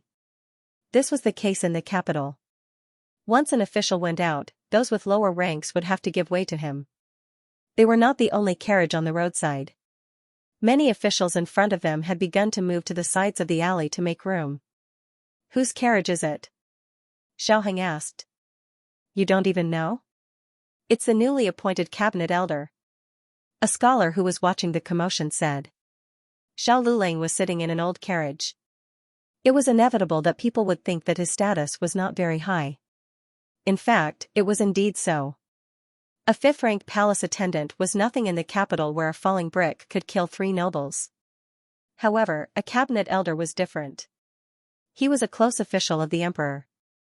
The other party added a small character in front of the cabinet elder. May I ask which cabinet elder it is? Lu Quan asked the scholar. Lu Quan was very familiar with the official positions in the capital. If it was only a cabinet elder, his position might not be as high as Liu Long's. If that was the case, they could refuse. The scholar said, which other cabinet elder could it be? It's Princeton of the Zhuang family. He was promoted to the cabinet elder after working in the Hanlin Academy for only 4 months. He is indeed the most talented scholar in the capital. The most talented scholar in the capital? Who gave him this title? He was first in the imperial examinations. His Lulang was the new Zhuang Yuan. What should they say? Xiao Heng's focus was not on the title of the most talented scholar in the capital. Yesterday, when Princess Xinyang mentioned Prince An's promotion to the cabinet elder, she said that he was conferred the title of a 7th-rank palace attendant. Today, the commoner said that he was a cabinet elder. Elder cabinet wasn't an official position, but rather a respectful title for the grand secretaries of the cabinet. However, not every grand secretary of the cabinet had the qualifications to be called elder cabinet. Only the grand secretary of the intermediate palace and the 2 assistant grand secretaries of Jianji Palace and Wenhua Palace had the qualifications to be called elder cabinet. As for the Wuying Hall, Wenyuan Pavilion, and Eastern Pavilion scholars, they were all called cabinet elders. Princess Xinyang's information could not be wrong. Prince An's official position was definitely the 7th-rank palace attendant. Above the palace attendant were the 6th-rank palace attendant, the 5th-rank palace attendant, the 4th-rank palace attendant, and the 3rd-rank palace attendant. These people did not have the qualifications to be called cabinet elder. Prince An's title of cabinet elder most likely came from his birth and status.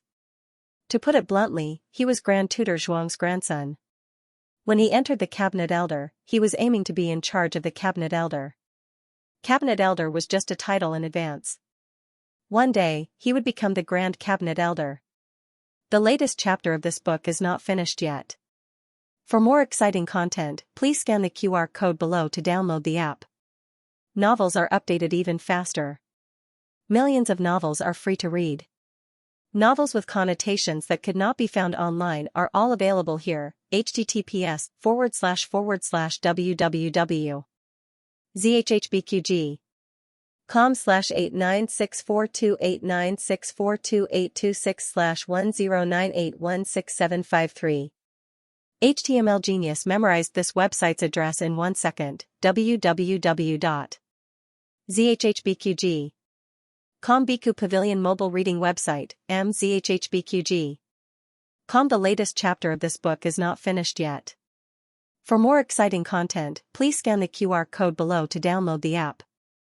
Novels are updated even faster. Millions of novels are free to read. Novels with connotations that can't be found online are all here. Lu Quan looked back at Xiao Heng and asked, Lu Lang, should we move aside? In terms of official position, Xiao Heng was now a 5th-rank attendant, but the other party was Royal Princeton. They couldn't afford to offend him. No. Xiao Heng said, if anyone should move aside, it should be him moving aside. Huh, what a big tone. Royal Prince An's carriage came to the opposite side of Xiao Heng's carriage. The voice that came from inside wasn't Royal Prince An's, but rather Grand Tutor Zhuang's. Someone in the crowd recognized his voice and shouted, it's the Grand Tutor. No one expected Grand Tutor Zhuang to be sitting in Royal Prince An's carriage. The officials who moved aside for Royal Prince An secretly rejoiced that they didn't put on airs and obediently moved aside. Otherwise, they would be the ones being slapped in the face by Grand Tutor Zhuang. Who was this kid? His voice sounded very young.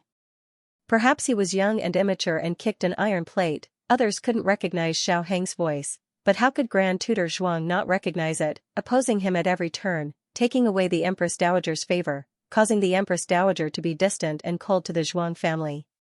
It was all this Xiao Liulang's doing behind the scenes. Grand Tutor Zhuang was warned by the Empress Dowager not to make things difficult for Xiao Lulang, but he couldn't make things difficult for Xiao Lulang. Grand Tutor Zhuang simply had the coachman open the curtain. He sat in the spacious carriage and the people could see the inside of the Zhuang family's luxurious carriage from different angles.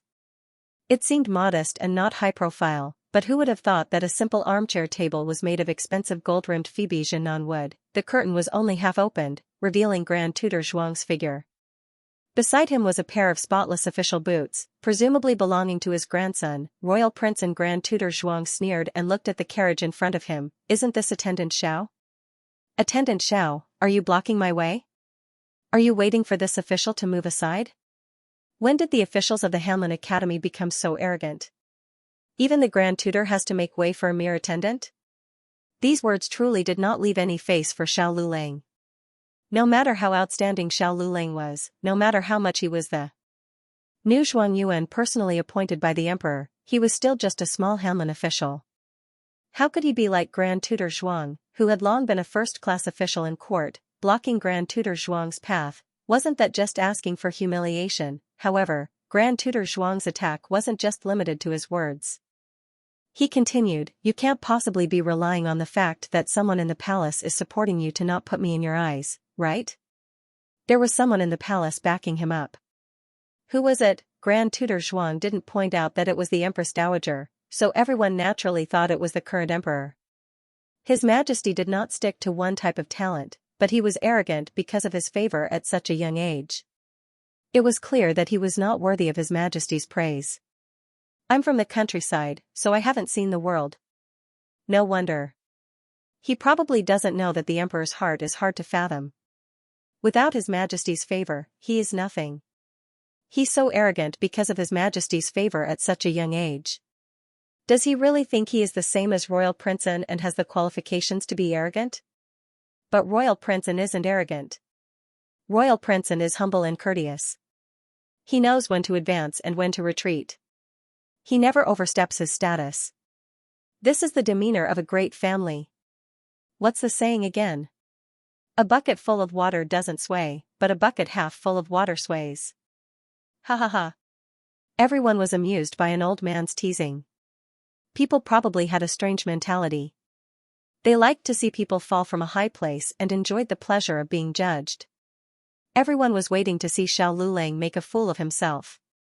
However, no one expected that a handsome man dressed in purple leisurely strolled out from behind the crowd. He had a powerful aura. The originally impenetrable crowd almost involuntarily opened a path for him. When Grand Tutor Zhuang saw this person, his expression froze. Marquis Xianping? Marquis Xianping stopped beside Xiao Heng's carriage and looked at Grand Tutor Zhuang with a faint smile. "Oh, isn't this Grand Tutor Zhuang? What a coincidence. You're also going to court? What time is it?" "Still going to court?" "Court has already been dismissed." No, he used the word also. "Are you, Marquis Xianping, so shameless? You say it as if you're going to court today." Grand Tutor Zhuang snorted coldly. "Marquis Xianping hasn't been to court in a long time. I'm afraid you've even forgotten the time of morning court." Marquis Xianping smiled. "That's right. His Majesty is benevolent. He sympathizes with my old injury that hasn't healed and spares me the pain of going to court." "Bullshit old injury that hasn't healed. You, Marquis Xianping, have never properly attended court." Of course, the emperor did say this. However, it wasn't because he sympathized with Marquis Xianping. It was because Marquis Xianping was too bold. The emperor was afraid that he would lose face for the officials of Zhao country. Thus, he gave him an excuse. "Is there a seat?" Marquis Xianping pretended to ask Lu Quan casually. "Ah, there is." "There isn't." Lu Quan and Xiaoheng spoke at the same time. The second sentence was said by Xiaoheng.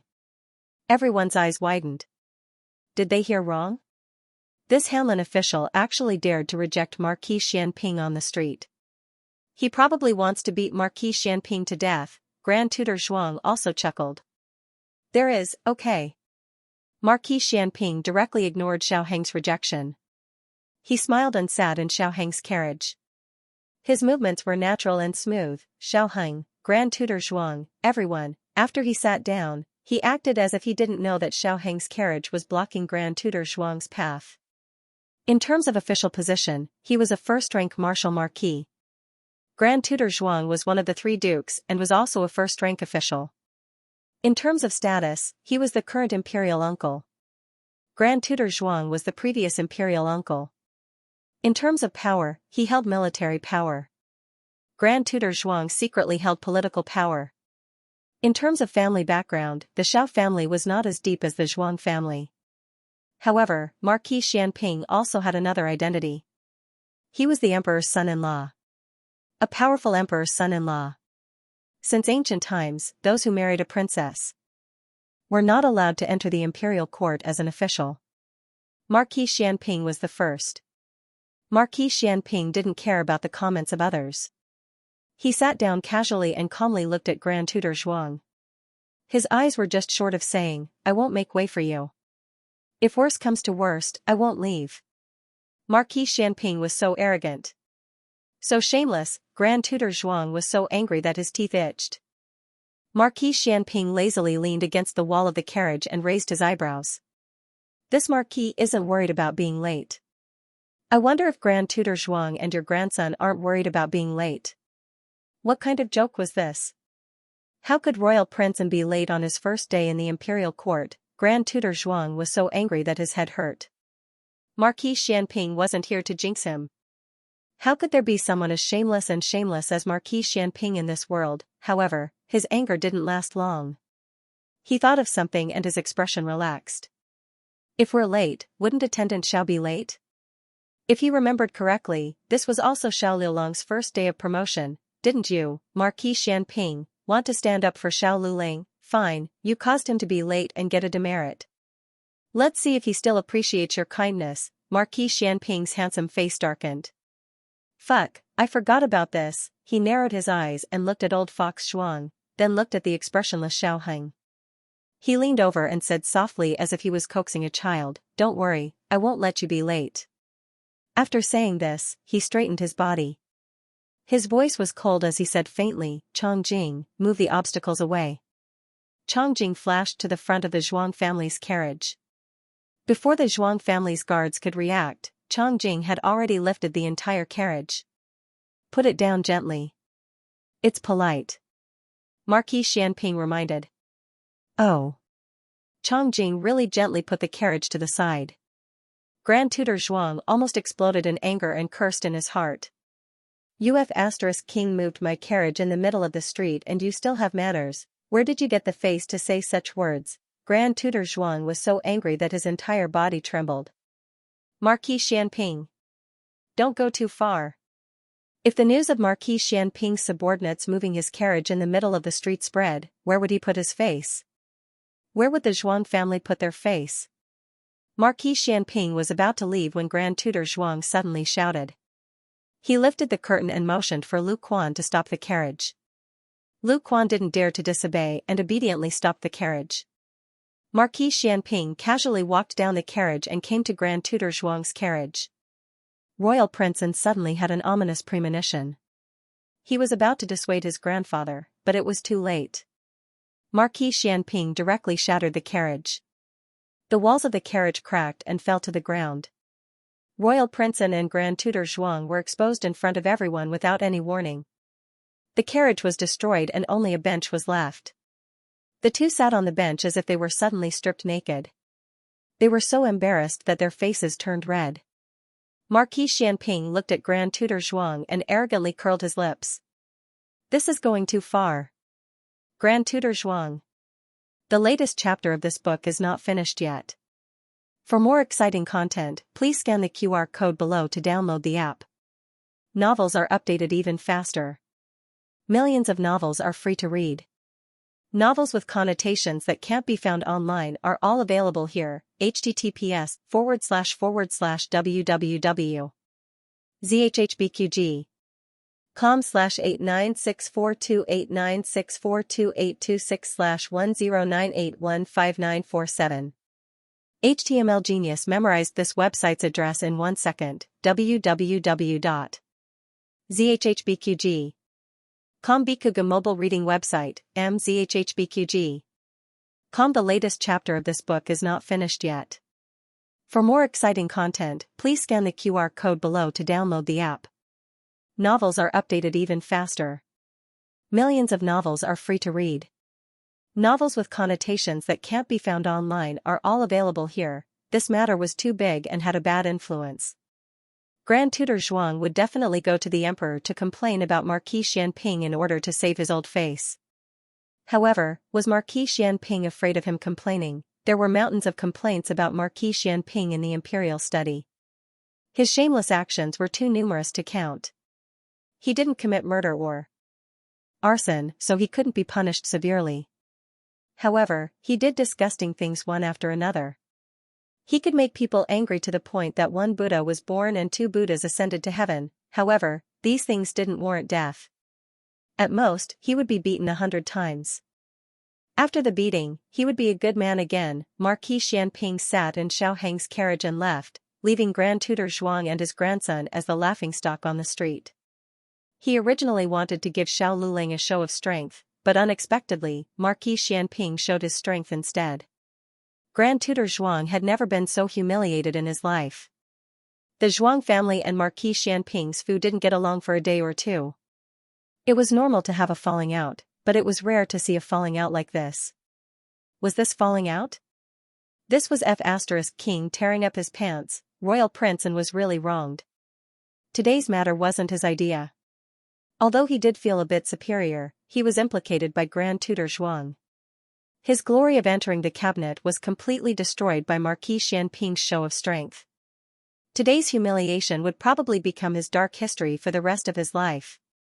Marquis Xianping sent Xiaoheng to Hanlin Academy. Along the way, Marquis Xianping wanted to talk to his son shamelessly countless times. However, Xiaoheng said, "I didn't sleep last night," and Marquis Xianping shut up. Marquis Xianping held it in all the way until Xiaoheng opened his eyes and planned to get off the carriage. Only then did he ask, "What did you do? Didn't sleep all night?" "Something happened," Xiaoheng said. Marquis Xianping. "How can I not know you have something to do? What is it? Tell me." He couldn't get angry with his son. The more he bullied Grand Tutor Zhuang, the more miserable he felt when being bullied by his son. Before Xiaoheng's accident, Marquis Xianping held the absolute dominant position in the relationship between father and son. For years later, the positions of the two had changed. "Why don't I apply for leave for you?" Marquis Xianping said. "No need." Xiaoheng calmly got off the carriage. Marquis Xianping followed. He had never compared his son's height in the past, but today, he suddenly looked at his son's head and realized that his son was too tall, almost taller than him. He was a military general. Since he was young, he had been rolling and crawling in the mud, so it was natural for him to grow taller. This brat did not do anything, nor did he see him run or jump, so how did he grow so fast? Seeing that Xiaoheng was about to enter Hanlin Academy, Marquis Xianping's sharp eyes noticed that his walking posture was very strange. He was someone who had survived the battlefield. Other than his face, there was not a single part of his body that was intact. He had probably suffered more injuries than Xiaoheng had fallen.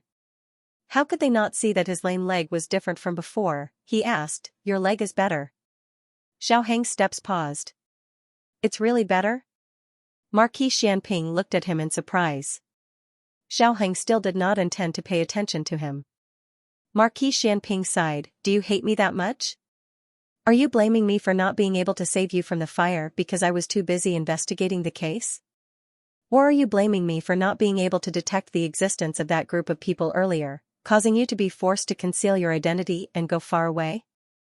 A straight man would never be able to find the main point when it came to admitting his mistake. He was so angry that he could dig out a vegetable garden with his toes. Xiaoheng's face was cold as he entered Hanlin Academy without looking back. Marquis Xianping was confused. Why was he angry again? Chongjing drove the carriage to the vicinity. Marquis Xianping sighed as he got into the carriage. He leaned against the wall of the carriage and said helplessly, "Chongjing, I'm too pitiful. Xiaoheng doesn't recognize me. I'm going to become a lonely old man." Marquis Xianping's original intention was to quickly say, "You're not old. You're in the prime of your life. You can still be beautiful for 20 more years." Unexpectedly, Chongjing fell into deep thought. After a while, Chongjing said seriously, "It's fine. If you die, I'll throw a basin for you." Marquis Xianping, After Gu Jiao's intensive medical practice for a day and a night, she was carried to the west room by Xiaoheng and fell asleep. Perhaps it was because she did not recognize the bed, or perhaps it was because this bed had a scent that she liked and felt at ease. She slept until the afternoon. Just before she was about to wake up, she had a dream. She dreamt of a boundless sea. On the sea, there was a battlefield. Marquis Xianping was on a battleship that was riddled with holes. He held a long sword in his hand and wore black iron armor. He was fighting on the deck that was filled with blood. In front of him was an island. Behind him was a city. Gu Jiao had never been to the city, but in her dream, she could call out the name of the city. Nanhai City, a small city in the southernmost part of the Zhao Kingdom. As for the island, it was originally part of Nanhai City. However, it had been invaded by pirates on the sea. Marquis Xianping's goal was to wipe out the pirates and take back the island. This pirate incident was not simple. Just as Marquis Xianping was going south to suppress the pirates, bad news came from the frontier fortress of the Zhao Kingdom. The remnants of the previous dynasty colluded with the Chen Kingdom. Tang Yueshan's army was defeated and Princess Ningyan was captured. In order to save Princess Ningyan, the old Marquis went into danger alone. Unfortunately, he fell into the trap of the remnants of the previous dynasty. The frontier fortress lost 3 cities in a row. The emperor was furious. He immediately summoned Gu Chongqing, who was far away near Fengdu Mountain, back to the court. He ordered him to reorganize the Gu army and go north to attack the enemy. Unexpectedly, before the army set out, news came from the frontier fortress that Gu Qingfeng and the old Marquis had both died. It turned out that after Gu Qingfeng learned that his grandfather had been captured, he quietly left the capital and went to the frontier fortress alone to save his grandfather. He was a flying frost. Logically speaking, it should be easy for him to steal someone from the enemy camp. However, something went wrong midway. He was discovered by the remnants of the previous dynasty and shot to death. The enemy cut off his head and hung it on the city wall with the old Marquis's head. This was a premeditated trap. The frontier fortress was cold. The 2 heads hung on the city wall for a whole month without any signs of decay. The old Marquis watched as his grandson was shot to death in front of him. He died with his eyes wide open. His pair of frozen red eyes were filled with anger and despair. Although Gu Chongqing had mentally prepared himself on the way here, seeing this scene with his own eyes, seeing his younger brother and grandfather's heads hung on the wall, still made his blood boil. He spat out a mouthful of blood in front of everyone. Gu Chongqing finally took back the frontier fortress, killed the remnants of the previous dynasty, and also annihilated the Chen army. However, the price was his legs and the 100,000 soldiers of the Gu army. 80,000 of them were not allowed to return. The heroic young men were stationed at the frontier. Because of this overly tragic dream, Gu Jiao did not immediately realize that she was sleeping on Xiaoheng's bed when she woke up. She sat at the head of the bed in a daze for a while, and the little strand of hair on her head stood up again. The events in the dream happened half a year later. However, with the precedent of the Twin Blades sect capturing Xiaoheng, Gu Jiao did not dare to guarantee that the events in her dream would not happen earlier. Why would it happen earlier? She did not know. Sometimes, she felt that her dreams were precognitive. However, recently, she suddenly had a misconception, as if they had happened before. She had experienced them, but she had forgotten them. This conjecture was very bold and could even be called absurd. That was why she said that it might just be her misconception. She suddenly thought of that transmigrator from the Yen Kingdom. She wondered if he or she had experienced the same thing as her. It would be great if she could ask him in person. Forget it. Now was not the time to think about this. It was better to think about what happened in the dream. If her conjecture was correct, then the most important question right now was whether the tragedy of the Gu grandfather and grandson, as well as the 100,000 soldiers of the Gu army, would happen earlier. Your Majesty! Your Majesty! Bad news! The emperor was reviewing memorials in the imperial study when Eunuch Wei walked in with a hurried expression. What's the matter? The emperor frowned and glared at Eunuch Wei. Eunuch Wei had been by the emperor's side for a long time. He should not have been so unruly. Eunuch Wei felt bitter. He did not want to, but this time, something really big had happened. He reported, "Your Majesty, Marquis Xianping has bullied Imperial Tutor Zhuang. Imperial Tutor Zhuang has come to complain to you." The emperor frowned. Imperial Tutor Zhuang? Marquis Xianping had bullied Imperial Tutor Zhuang. To be honest, he did not have a good impression of Imperial Tutor Zhuang. The Zhuang family had great power. On the surface, Imperial Tutor Zhuang respected him, the emperor. However, who knew how many obstacles he had secretly set up? No matter what, Imperial Tutor Zhuang had been a senior official for 2 dynasties. He was also the Empress Dowager's older brother, so he was his uncle in name. The emperor still summoned him to the imperial study.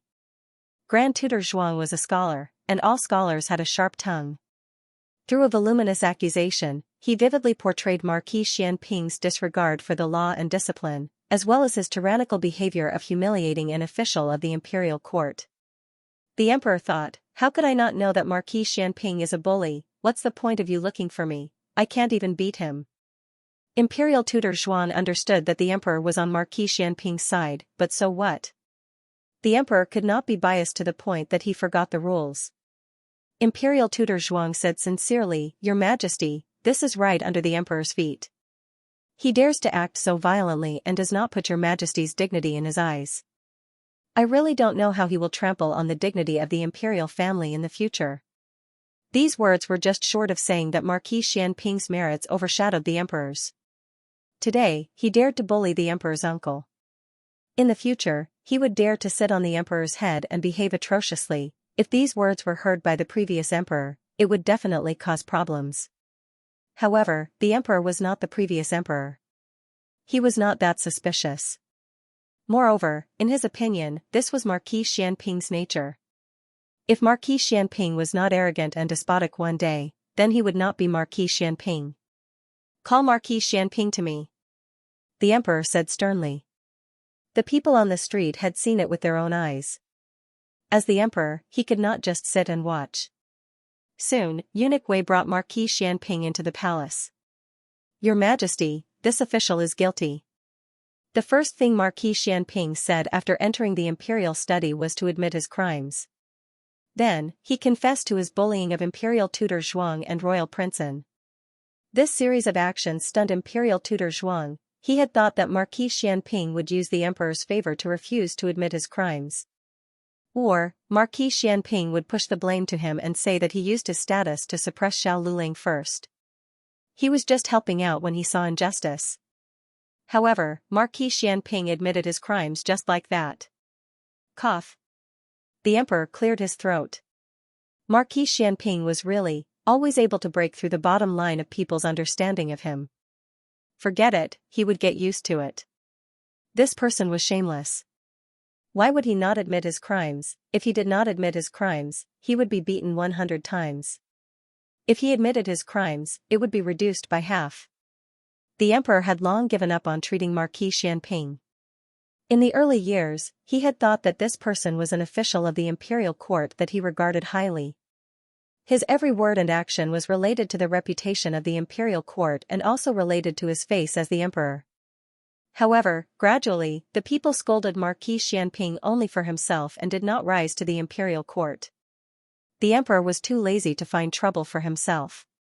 The emperor looked at Marquis Xianping and said seriously, "Seeing that you have a good attitude and actively admitted your crimes, I will punish you 50 times. In addition, your salary will be deducted for half a year." Marquis Xianping's face darkened. He could punish him with the plank, but he could not punish him with a salary penalty. Grand Tutor Zhuang was also not satisfied with this result.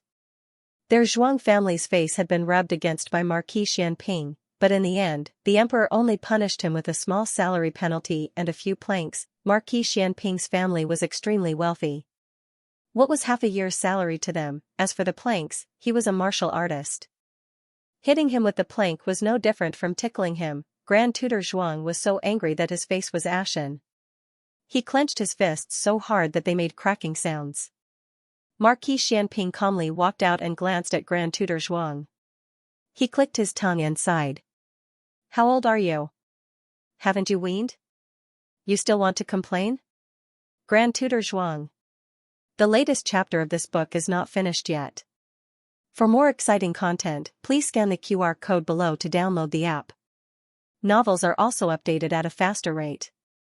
Millions of novels are free to read.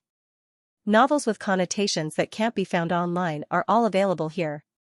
https://www.zhbqg.com/89642896428226/1097927110. HTML Genius memorized this website's address in 1 second. www.zhbqg.com Bikuga mobile reading website, mzhbqg.com. The latest chapter of this book is not finished yet. For more exciting content, please scan the QR code below to download the app. The novel was also updated at a faster rate. Millions of novels were read for free. There are all kinds of connotations that you can't find online here. When Marquis Xianping came out of the palace, he was surprised to find a familiar carriage parked nearby. It was Princess Xianxia's carriage. His brows furrowed. He wasn't sure if the other party had entered the palace or what. If they weren't here to find him, then there was no need for him to ask for a rebuff. Just as he was thinking this, the curtain of Princess Xianxia's carriage was lifted from the inside.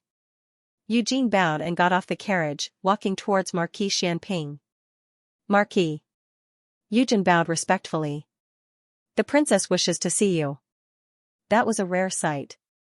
After being married for so many years, the number of days that Princess Xianxiang came to see him could be counted on one hand.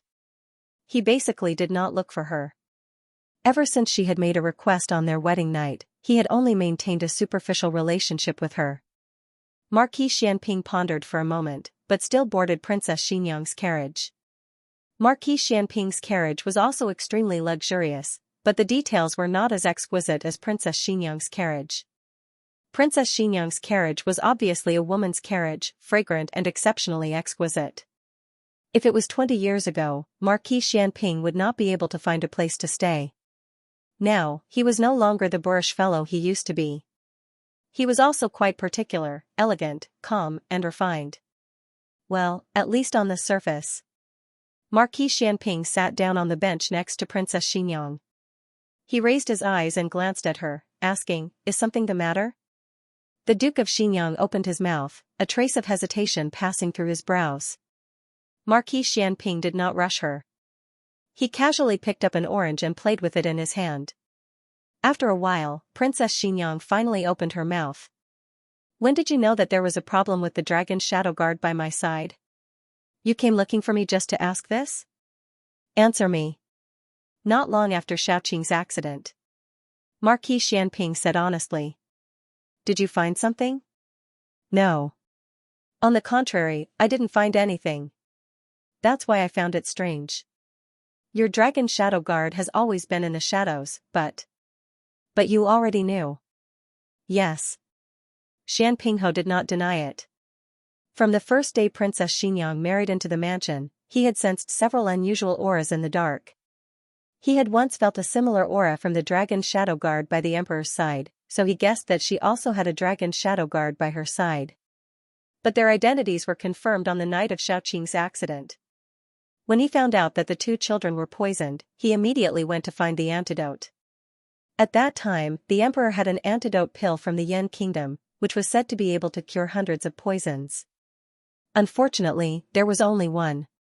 Xiao Heng's mother did not hesitate to kidnap Xiaoqing in order to let him get the antidote. But when she was capturing Xiaoqing, she almost entered Princess Xianxiang's room by mistake. At that time, a dragon shadow guard appeared and fought with her. At that time, you. Princess Xianxiang's voice interrupted Marquis Xianping's thoughts, but she seemed to be hesitant. Marquis Xianping weighed the orange in his hand and said, "If you want to ask, just ask. You don't have to consider whether I want to answer or not. If I don't want to answer, I will tell you directly." Princess Xianxiang said, "After you confirmed that the dragon shadow guard was the one who killed Xiaoqing, did you think about revenge?" Marquis Xianping faintly twitched his lips. "Would you believe me if I said I didn't?" Princess Xianxiang pursed her lips. "Then why didn't you take revenge?" Marquis Xianping said seriously, "First of all, they were only executioners. The one who gave the order was the late emperor. There were only two people who could order the dragon's shadow guard, the late emperor and Princess Xianxia. It couldn't have been Princess Xianxia who gave the order to kill her own son. It wasn't hard to come to this conclusion, but it was hard to accept it. Marquis Xianping chuckled. Every injustice has its perpetrator and every debt has its debtor. If I wanted to take revenge, I would go find the late emperor. Why would I make things difficult for a few executioners who only followed orders? Only a coward would vent his anger on a few subordinates instead of finding their master. This arrogant tone sounded like Marquis Xianping. Princess Xianxia said, just because of this? Marquis Xianping looked at her strangely and smiled. What are you expecting, Qin Fengwan? Expecting me to tell you that it was because you still needed them, so I reluctantly kept them? Qin Fengwan, I don't have as deep feelings for you as you think. That's good. Princess Xianxia let out a sigh of relief. Marquis Xianping looked at her with a faint smile and narrowed his eyes. Suddenly, he leaned over and placed one hand on her side, as if pinning her against the wall of the carriage. Qin Fengwan, you look very disappointed? Princess Xianxia turned her face away. I'm not. Marquis Xianping smiled carelessly, with a hint of coldness and mockery. It's too late to be disappointed. You were the one who rejected this marquis. Now, even if you put down your status to beg this marquis will not be tempted by you. After saying this, he coldly returned to his original seat. Then, have you ever been tempted by me? Princess Xianxia asked. Marquis Xianping's smile froze. No, he said. It's best if you haven't, Princess Xianxia said. Don't like me. I won't like you. Marquis Xianping's expression turned cold. Qin Fengwan, am I that bad? Princess Xianxia lowered her eyes and tightly gripped her handkerchief under her wide sleeves. It's not your problem. It's mine. I can't like any man. Marquis Xianping got off the carriage with a cold expression. Only when he was far away did Eugene get into the carriage. It was extremely difficult for Princess Xianxia to be alone with a man in this cramped space, even if this person was her husband of many years. She hid it very well on the surface, but the handkerchief in her hands had already been poked with several holes by her. Princess, are you okay? Eugene asked with concern. Princess Xianxia's face was smeared with a thick layer of makeup to cover her pale face. Otherwise, she would have been exposed long ago. I'm fine. She took a deep breath. Although she said she was fine, her body began to tremble slightly. Eugene had always known that the princess had an unspeakable problem. She couldn't have normal contact with men, especially in cramped spaces. At her worst, she would suffocate. The reason why no one had discovered it before was mainly because she was a princess and had a noble status. If she didn't allow anyone to approach her, no one else could. Moreover, she was also very good at disguising herself. If Eugene hadn't seen her faint in the carriage with her own eyes, she feared that she wouldn't have known her secret. All these years, other than little Marquis, only Long Yi was allowed to stay close to her. Even the other 4 dragon shadow guards were not allowed to approach her without permission. In fact, after so many years, the princess's situation had already improved a lot. Last time, when she was in the same carriage with Marquis Xianping, she didn't have any discomfort. This time, could it be that Marquis Xianping took liberties with the princess? Jade Water Alley. The good news of Yaoshi's birth quickly spread in the alley. Everyone came to congratulate her one after another. Du Yan and little Jing Kong each carried a basket of red eggs and went from house to hand them out. Marquis Gu didn't sleep the whole night and then looked after his son for the whole morning. At this moment, he was extremely tired and directly fell asleep beside Yaoshi. Yaoshi fed the child some milk and also couldn't resist the weakness of her body and fell asleep. In the end, she didn't have the energy like when she was young. At this time, Gu Jingyu came to Jade Water Alley. Last night, she was thrown out by Gu Jiao and was no longer able to enter the courtyard, so she returned to the Marquis's mansion first. Early in the morning, she heard the news from Huang Zhong that Yaoshi had given birth to a younger brother for her. She personally made soup to nourish Yaoshi's body. She carried the nourishing soup inside. Mother, I'm here to see you. Mama Fong was bathing the little fellow. Hearing this, she raised her head and made a hushed gesture. she whispered, Madam is resting. Ah. Gu Jinyu hurriedly covered her mouth with a guilty expression. There was a screen in front of Xiaoxia's bed. Gu Jinyu stretched her head behind the screen to take a look. Xiaoxia was sleeping very soundly. Marquis Gu was sitting on a chair with his upper body lying on the edge of the bed. He was also sleeping soundly. She quickly retracted her gaze and put the food box in her hand on the table. She curiously went to the basin and squatted down. Looking at the little fellow who was being fiddled with by Mama Fong, she said, He's so small. Mama Fong said, He's not small. He's white and chubby. Don't you know how to speak? How is little master small? He's clearly a big fat boy. After Mama Fong finished bathing little master, she wiped him dry with a soft towel, put on some small clothes, and wrapped him in swaddling clothes. He didn't cry or make a fuss during the entire process. He was very obedient.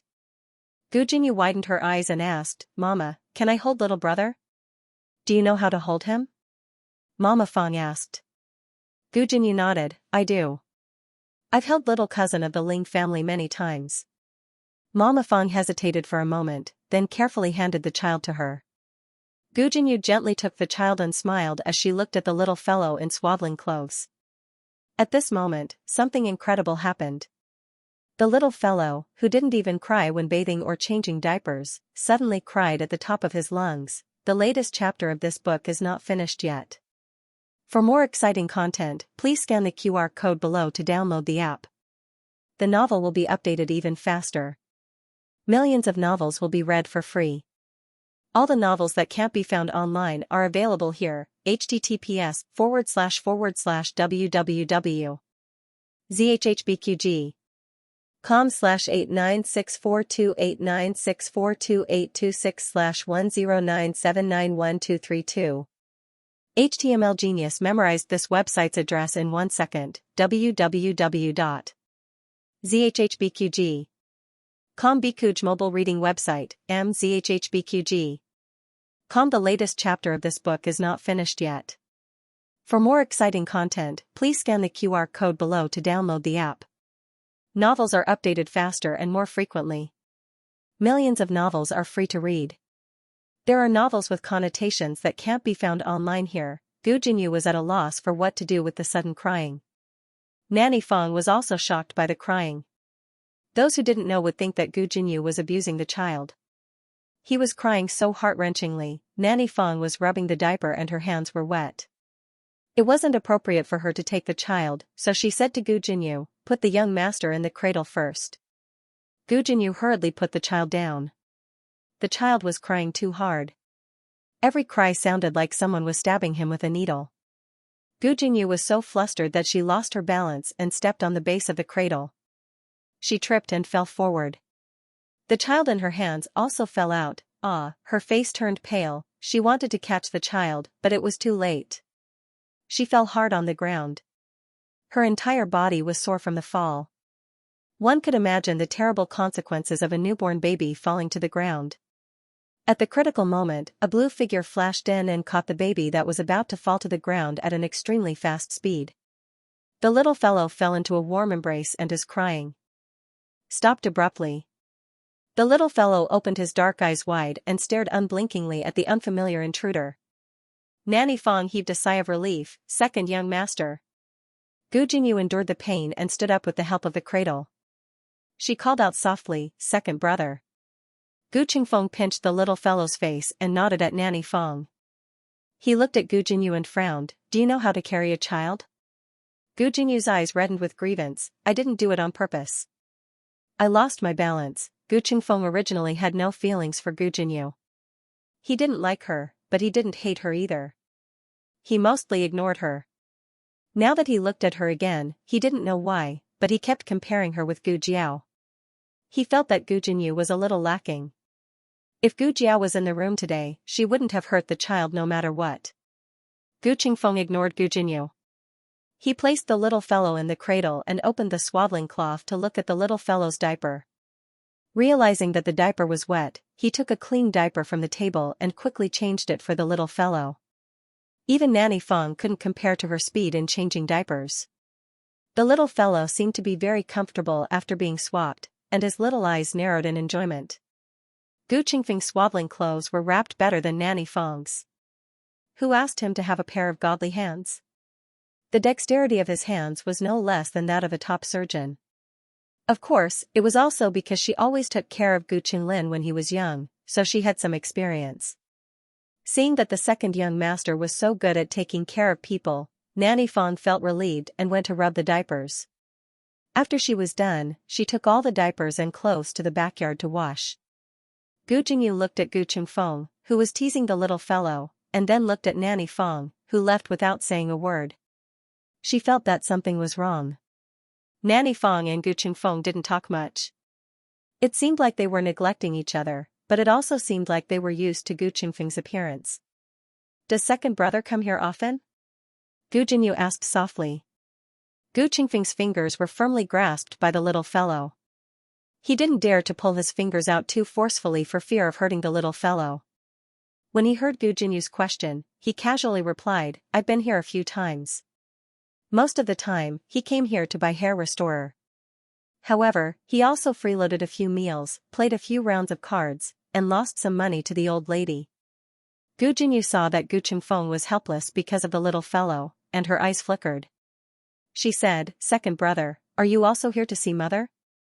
Gu Qingfeng was actually here to buy hair restorer for Gu Qingfeng.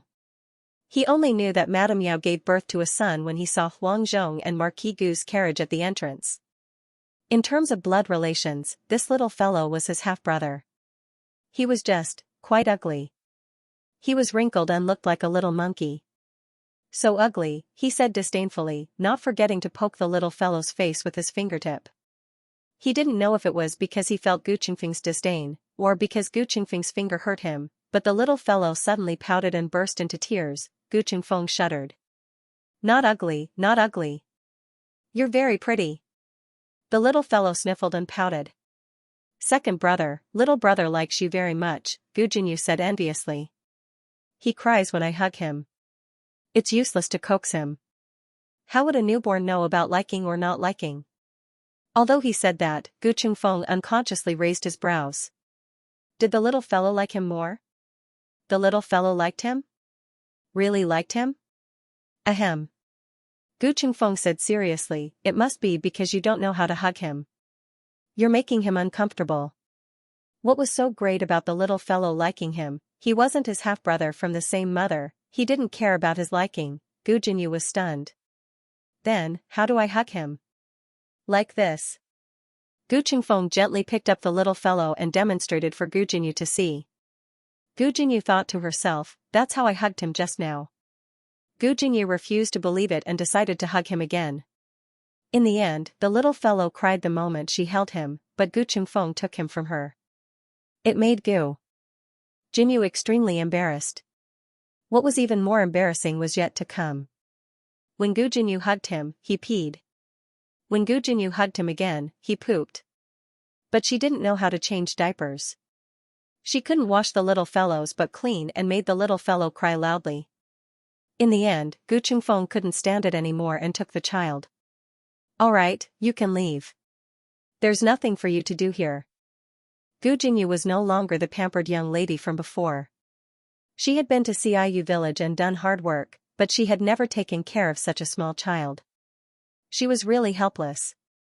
Moreover, she didn't know if it was just her imagination, but this child didn't seem to like her. The three little men who didn't like him at home were completely confirmed when they returned home. Gu Qingfeng carried the child to the west room. The three little men came to play with him one by one. The little fellow was very lazy and basically ignored them. But he also wouldn't cry. He wouldn't cry no matter who hugged him, except for Gu Jinyu. When Madame Yao woke up, Marquis Gu had already been summoned to the yamen. Gu Jinyu sat by her bed with red and swollen eyes.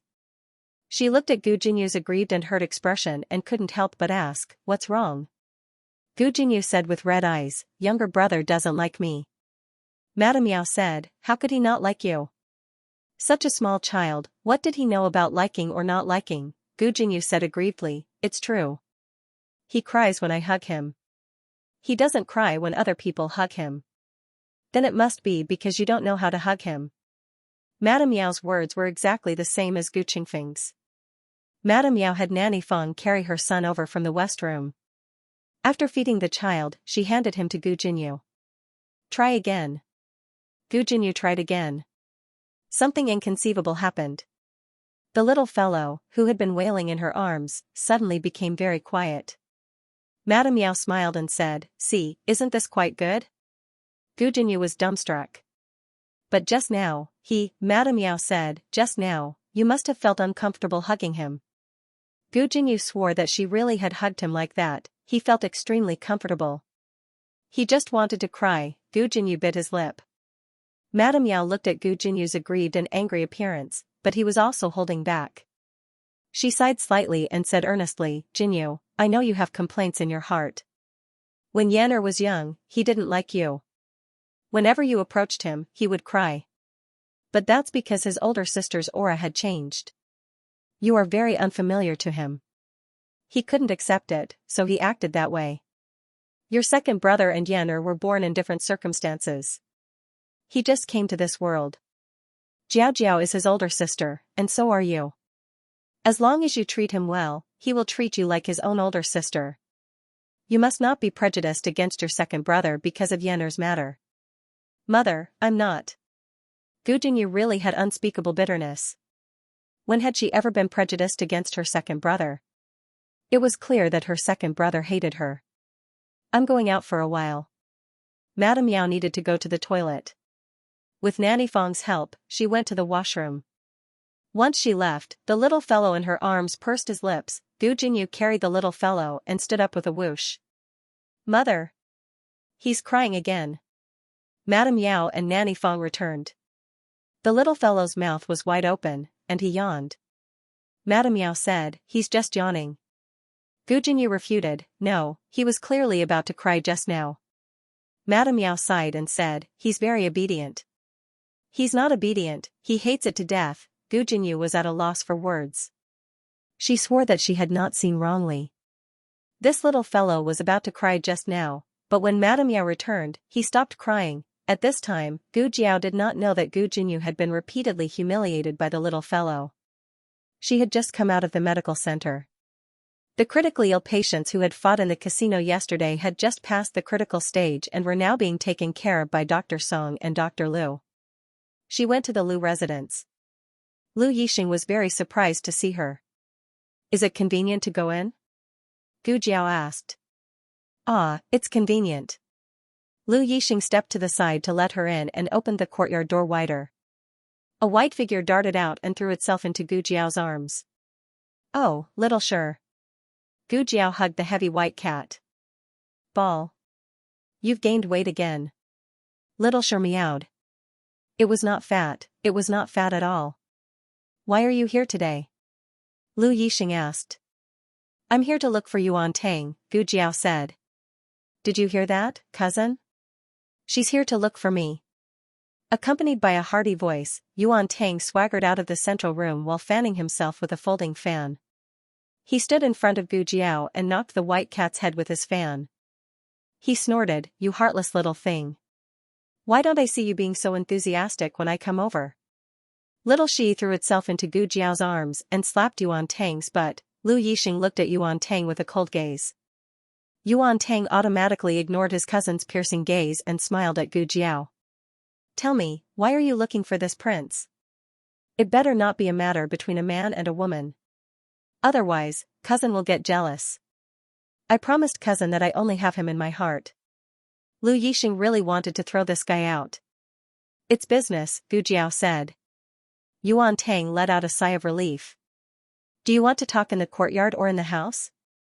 He spoke like a master. "Either is fine," Gu Jiao said.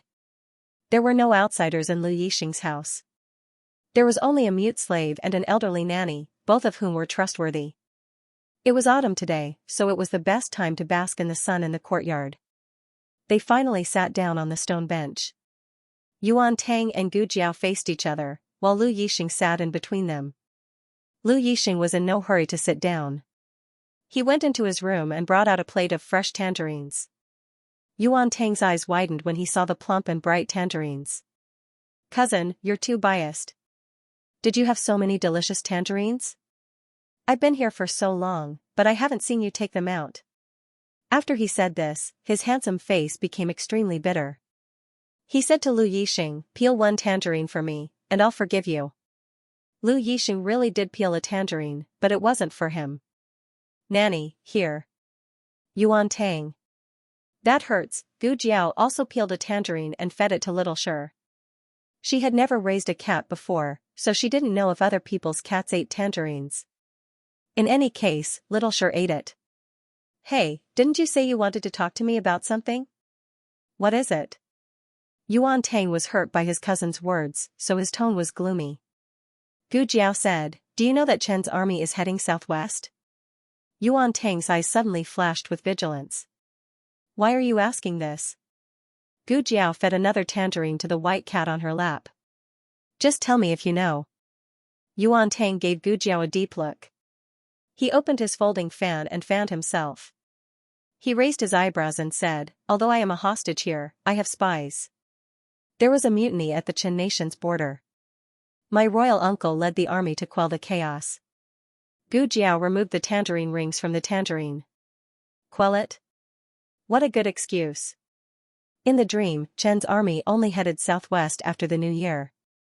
In February, they captured Princess Ningyan and the old duke. In March, they captured Gu Qingfeng. In April, Gu Chongqing led 100,000 Gu soldiers north. In May, the frontier fortress was still covered in snow. In June, 80,000 Gu soldiers were annihilated. It was only October. It seemed that it was brought forward again. Yuan Tang frowned. "What do you mean?" Gu Jiao looked at him with pity and sighed. "It seems that you still don't know." This gaze made Yuan Tang frown even more. "What don't I know?" Gu Jiao looked away and continued to remove tangerine rings. "The two countries are going to war. As a hostage, you will soon lose your value." Yuan Tang closed his folding fan. Nonsense. These two sentences were nonsense. The reason why Qin sent its prince to Zhao as a hostage was to show its determination to surrender and ask for peace. If they dared to send troops to Zhao again, Zhao would definitely kill Yuan Tang. When Marquis Xianping sent troops to Chen, he first rescued An Junwang before sending troops. However, Chen's army had already advanced to the frontier fortress of Zhao, but Yuan Tang didn't make any moves. It was clear that Yuan Tang had been abandoned by Chen. To be more precise, he had been abandoned by his royal uncle of the state of Chen. Yuan Tang had always been good-tempered, but at this moment, he couldn't help but get angry. "Hey, don't talk nonsense here just because you have some friendship with me. You are trying to sow discord between my relationship with my father." Gu Jiao spread her hands. "It has nothing to do with your father. It's your uncle who wants to rebel. You can't be the crown prince of Qin anymore." When Yuan Tang heard that it wasn't his father, he subconsciously felt less repulsed. However, he still frowned and asked, "Which uncle of mine?" Gu Jiao said, "How do I know which uncle is the one who led the troops to quell the rebellion?" In fact, she knew. However, she wanted to know if Yuan Tang knew. Yuan Tang pondered for a moment. Suddenly, he got angry. "Are you talking about Prince Bo's uncle? That's impossible. He and my father are of the same mother. He is my father's most trusted brother. Even if there's a rebellion, it's impossible for him to do so." "Is that so?" Gu Jiao raised her eyebrows. Yuan Tang firmly believed that his uncle wouldn't rebel. Besides, this time, my grandfather and uncle went with him. Even if my uncle wanted to rebel, they wouldn't sit idly by.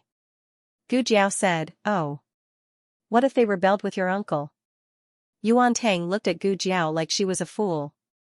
"Why would my grandfather do that? What good would it do him?" Gu Jiao ignored his contempt and calmly said, "This is your Rong family's business. If it weren't for Prince Bo and the Rong family, how could the Gu family's army suffer such a big loss?" Yuan Tang felt that Gu Jiao was talking nonsense. "I don't believe it. Where did you hear this gossip?" "It's up to you to believe it or not." Gu Jiao didn't say anything. Originally, her purpose of coming here wasn't to make Yuan Tang believe anything, but to determine whether her dream was brought forward or not. Her purpose had been achieved. Out of morality, she gave him a kind reminder.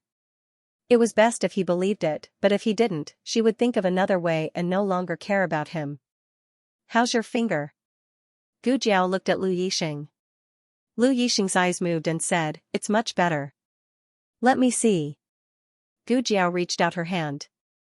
Lu Yixing hesitated for a moment before putting his finger into her palm. She gently pinched the stitched wound. "Does it still hurt?" "It doesn't hurt anymore."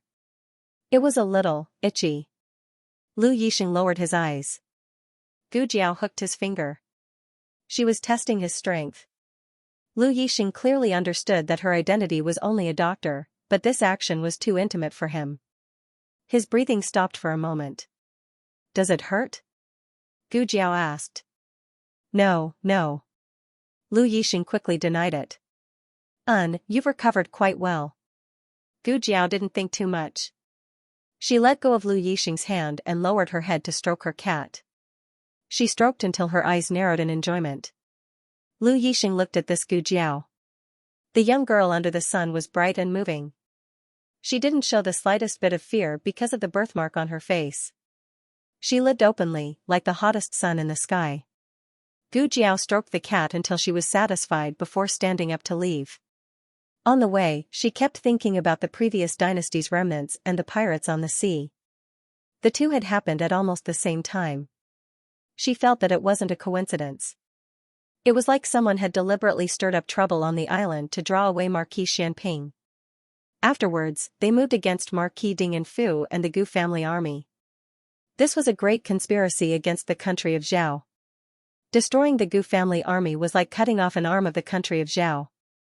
However, Gu Jiao faintly felt that things weren't that simple. Those people's actions towards the old Marquis and Gu Chengfeng, as well as cutting off Gu Chongqing's legs, were not as simple as destroying them.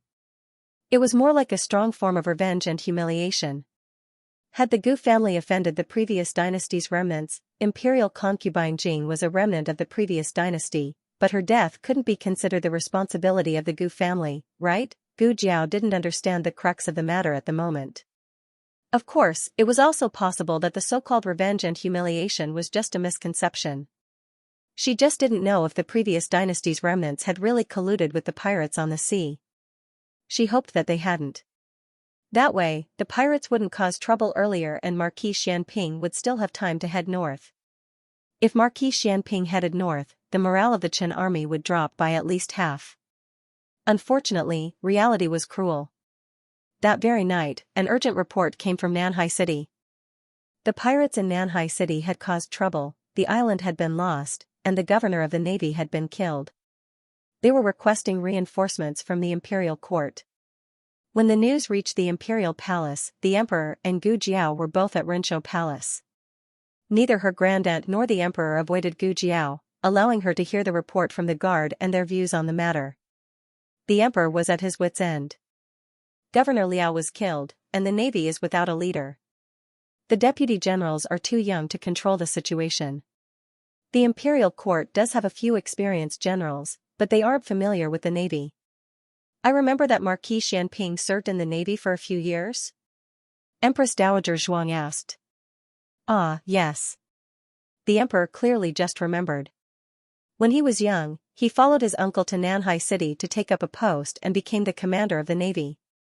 If Marquis Xianping had stayed in Nanhai City, he could have become the governor of the navy. Unfortunately, he came back. He came back to marry Princess Xinyang. It was just that no one had expected that such a good marriage would end up like this. Actually. The emperor paused and explained Gu Chongqing's whereabouts. Gu Chongqing is near Fengdu Mountain, less than 10 days' journey from Nanhai City. Gu Chongqing had gone to Fengdu Mountain to take over the 30,000 imperial guards that the old marquis had secretly trained. That was the imperial family's life-saving talisman. Originally, it had been used to deal with Empress Dowager Zhuang. Now, there was no need. However, he wouldn't use it lightly. Empress Dowager Zhuang didn't ask why Gu Chongqing had gone to Fengdu Mountain. She only continued the matter of Nanhai City. He has no experience with the navy, and his qualifications are too shallow. It will be difficult to convince the masses. There was a great difference between the navy and the army. Gu Chongqing was an outstanding army general, but his fighting style was not necessarily suitable for the navy. Furthermore, the navy was a local army. It was much more cunning than the army in the capital. It was common to overtly comply but covertly oppose, pulling people into the water and using underhanded methods that made people unable to say anything. It really did take a tyrant and scoundrel like Marquis Xianping to let them see what it meant to be 1 foot tall and the devil 10, the emperor nodded. Mother's words are very true. Gu Jiao listened to the side and understood that Marquis Xianping had gone south. Digression, there are still a few days until the new year. Hurry up and cast this year's monthly ticket. By next year, it will be old. The latest chapter of this book is not finished. For more exciting content, please scan the QR code below to download the app. Novels are updated even faster. Millions of novels are free to read. Novels with connotations that can't be found online are all here. https://www.zhhbqg.com/896428964286/10976464. HTML Genius remembers this site's address in 1 second. www.zhhbqg.com. Bikuga mobile reading website, mzhhbqg.com. The latest chapter of this book is not finished yet. For more exciting content, please scan the QR code below to download the app. Novels are updated faster. Millions of novels are free to read. Novels with connotations that can't be found online are all available here. Gu Jiao came out of Rinshou Palace and happened to bump into Yujin, who had gone to greet Empress Xiao. Aunt Yujin. Gu Jiao greeted her. Yujin smiled in surprise. Dr. Gu, are you here to visit the Empress Dowager? Since Princess Xianxia had investigated Gu Jiao, it was impossible that she didn't know her relationship with Empress Dowager Zhuang. Gu Jiao nodded. Did the princess also enter the palace? She asked. No, only I entered the palace.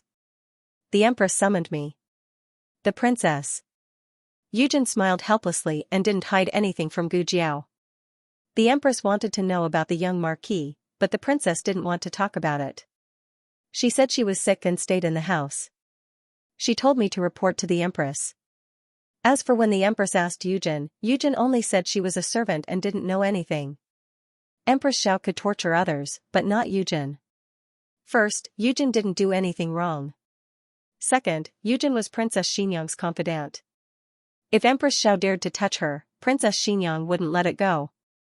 They were a family. There was no need to make a scene like that. The two walked towards the palace gate together. Gu Jiao didn't like to pry into other people's privacy. But after Yujin confirmed Xiao Liulong's identity, she didn't treat Gu Jiao as an outsider. She took the initiative to tell Gu Jiao, actually, the princess and the empress aren't very close. She used the word close after careful consideration and beautification. In fact, the relationship between the two was very cold. The reason was that Marquis Xianping and Princess Xianxia didn't get along. As Marquis Xuanping's sister, Empress Xiao naturally wouldn't blame her brother. So she had some prejudice against Princess Xianxia. Princess Xianxia wasn't the kind of person who would kiss someone's butt. This led to the current situation between the two. Alas.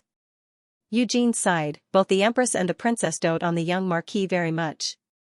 When the young marquis was around, the two of them would occasionally talk to each other. Ever since the young marquis got into trouble, the empress and the princess have not been in contact with each other much. The only time they met was when Princess Xianxia returned to the capital and entered the palace to greet the emperor and empress. However, this was not a sister-in-law relationship, but a formality between a ruler and a minister. Eugene and Gu Jiao didn't say this because they hoped that Gu Jiao would help them deal with anything, nor did they want to remind Gu Jiao not to say anything that Princess Xianxia didn't say to Gu Jiao. She was purely gossiping with Gu Jiao. Gu Jiao was a very good listener. First, there was consort Rui Wang, and then there was Eugene. They were all very willing to share their worries with Gu Jiao. As the two of them chatted, they unknowingly arrived at the entrance of the palace. Gu Jiao had come in Xiao Sanzi's carriage. Unfortunately, Xiao Sanzi's carriage had broken down and the wheels were a bit loose. He was currently squatting on the ground to fix it. Eugene said to Gu Jiao, "Dr. Gu, I'll send you back." Gu Jiao did not refuse. She said a few words to Xianxia and sat in Eugene's carriage. She could see that Eugene was still gossiping and still wanted to talk to her. After sitting in the carriage, Eugene thought of something and asked Gu Jiao, "That's right, is the Marchioness about to give birth?" Gu Jiao said, "She already gave birth." Eugene was startled and asked, "Didn't you say next month?" "She gave birth so quickly? Is it a son or a daughter? Is everything all right?" This all clearly included Xiaoshi as well. Gu Jiao nodded gratefully, "It's a son. Both mother and child are safe." Eugene smiled happily, "That's great. This joyous news must be told to the princess. Dr. Gu, do you mind going to Vermilion Bird Street?" "All right," Gu Jiao said. Eugene was not someone who only knew how to gossip about her own matters. She was also very concerned about Gu Jiao's situation. On the road, she asked almost all of the questions related to the little fellow and Yaoshi. Gu Jiao did not speak much and answered very concisely. People who did not understand her would think that she was being perfunctory. However, Eugene understood that she answered every question seriously. Eugene liked this kind of girl. She did not play tricks, did not flatter, and did not act courteously. All of her friendliness and appreciation were hidden in her details. The carriage entered Vermilion Bird Street. Eugene lifted the curtain to take a look and discovered that there seemed to be a carriage parked in front of her courtyard. "Eh? That carriage looks a little familiar," Eugene muttered to herself. Gu Jiao followed her gaze and said, "It's Marquis Xianping's carriage." This carriage would occasionally appear at the medical clinic, the Imperial College, and Jade Water Alley. Gu Jiao had long memorized its appearance. Eugene was even more confused. Why would the Marquis come here? Based on their relationship as husband and wife, they would usually find someone to pass on a message. The number of times they would actively seek each other out could be counted on one hand, especially for Marquis Xianping. He probably understood that Princess Xianxia did not want to see him, so he never went in front of Princess Xianxia to ask for a rebuff. In reality, Marquis Xianping was just passing by today. He did not plan on finding Princess Xianxia. However, he heard Princess Xianxia's pitiful cries. It seemed that something had happened. He followed the sound to the attic of the study. Princess Xianxia was sitting on the ground. Her right foot was pressed down by a fallen bookshelf.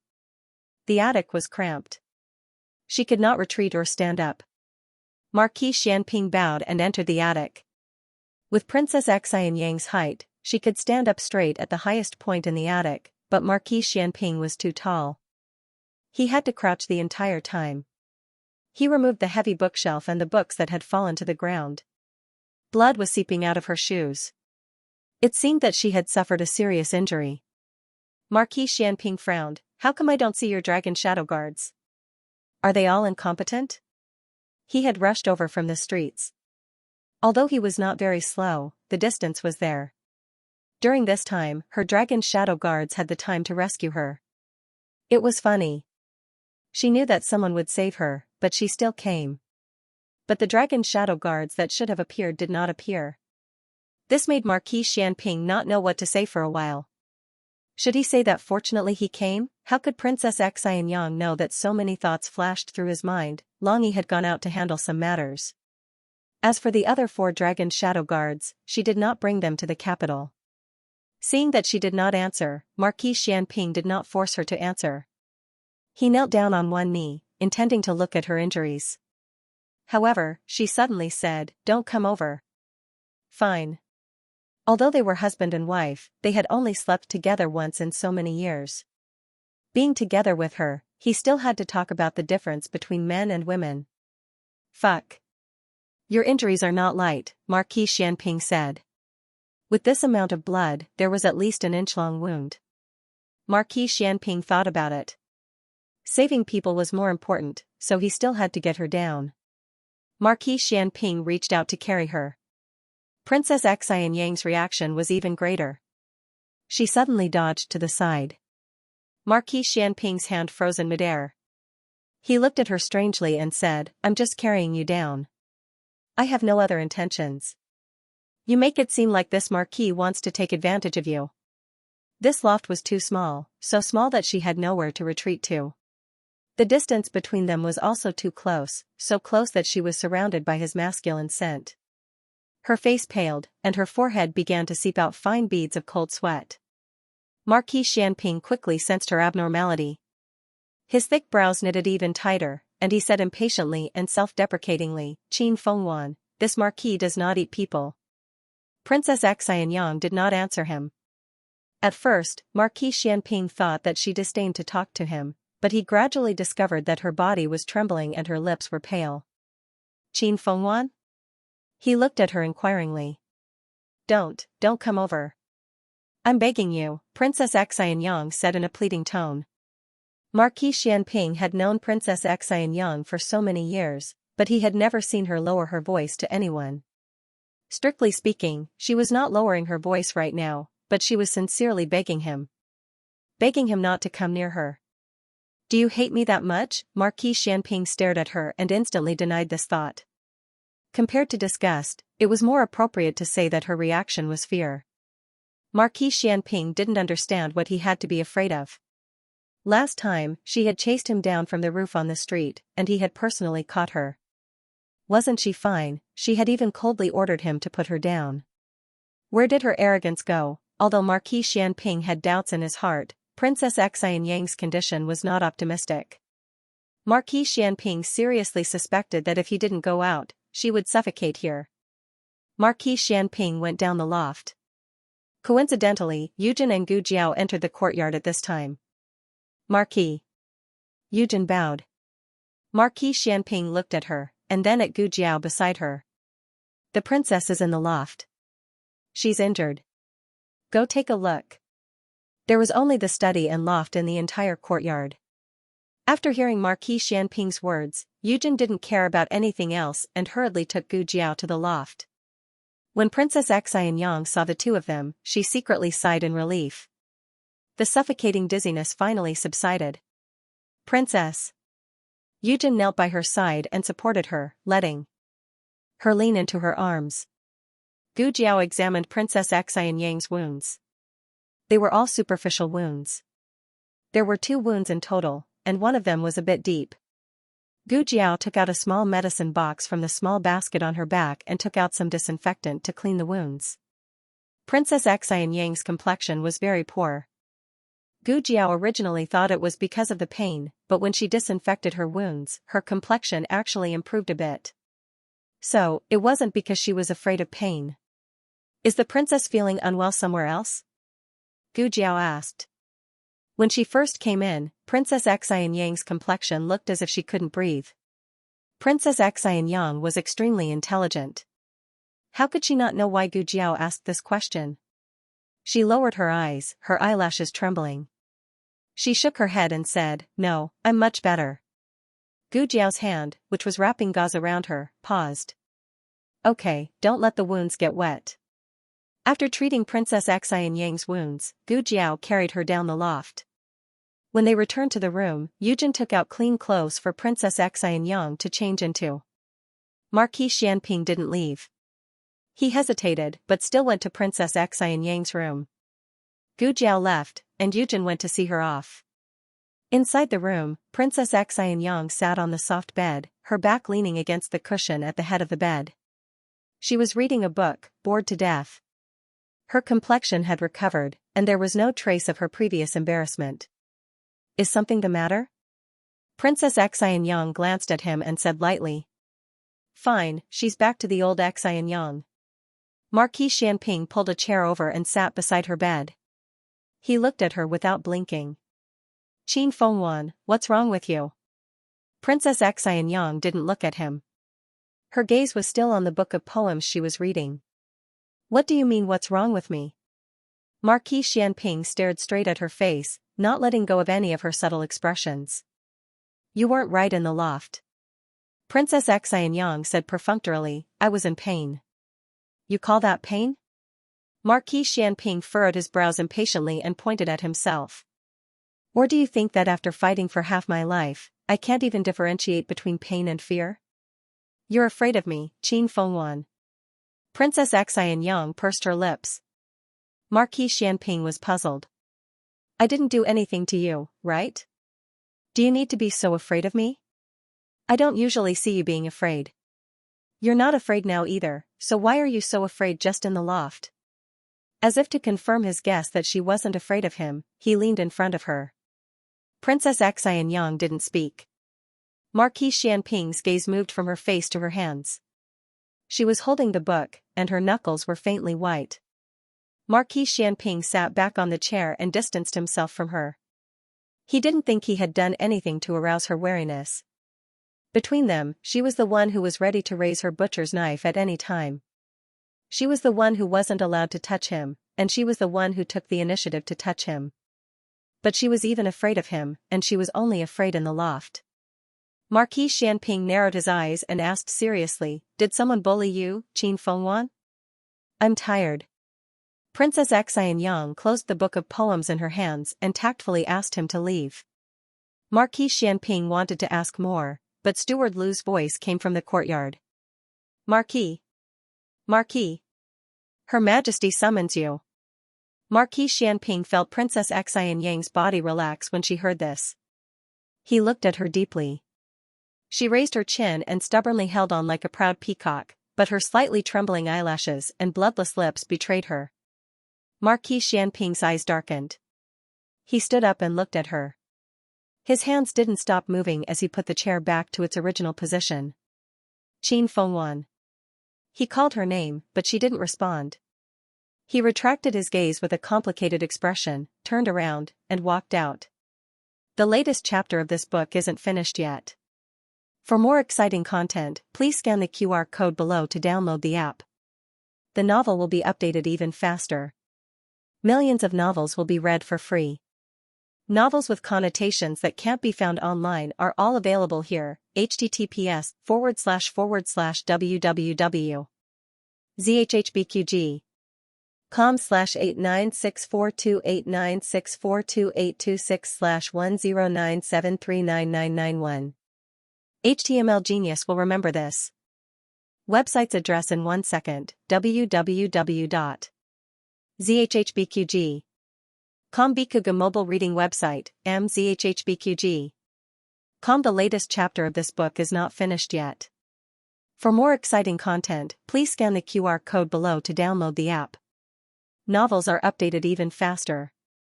Millions of novels are free to read. Novels with content that cannot be found online are all available here. When Marquis Xianping entered the palace, he received an imperial edict to go south immediately. The emperor appointed him as the Southern Patrol Imperial Envoy, temporarily acting as the governor of the South Sea City Navy. He must eliminate the bandits as quickly as possible and at the lowest cost, and take back the South Sea City island. Marquis Xianping led 500 light cavalry out of the capital that night. Chongjing was also in the ranks. After Gu Jiao came out of Princess Xingyang's residence, she took the carriage arranged by Yujin and returned to Jishui Alley. The house was very lively. The neighbors all came to see the baby. This really was a well-behaved and beautiful baby. Eunuch Qin and Eunuch Wei also came. Gu Jiao entered the palace this time to report the good news to her grandaunt and the emperor. Because of the bandits at sea, the two elders had gathered their important officials overnight for a meeting. They could not personally visit the baby in Jishui Alley, so they let Eunuch Qin and Eunuch Wei come. You've been holding him for an hour.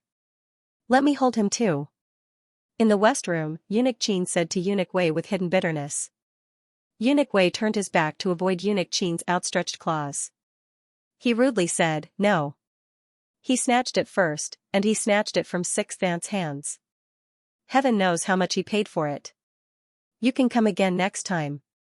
Eunuch Wei was determined not to give up the baby. Eunuch Qin was so angry that he ground his teeth. Little guy, after following the emperor, did he forget who was the number one eunuch in the harem? Eunuch Wei did not care. If he did not want to give it up, he would not give it up. Eunuch Qin could not snatch it up. If he hurt the baby, wouldn't Empress Dowager Zhuang twist his head? Eunuch Qin tempted, let me hold him. Later, I'll send Daquan over for you to play with for 2 days. Daquan was Eunuch Qin's little tortoise. Eunuch Wei had been eyeing him for a long time. Eunuch Wei said without hesitation, "Go, go, go."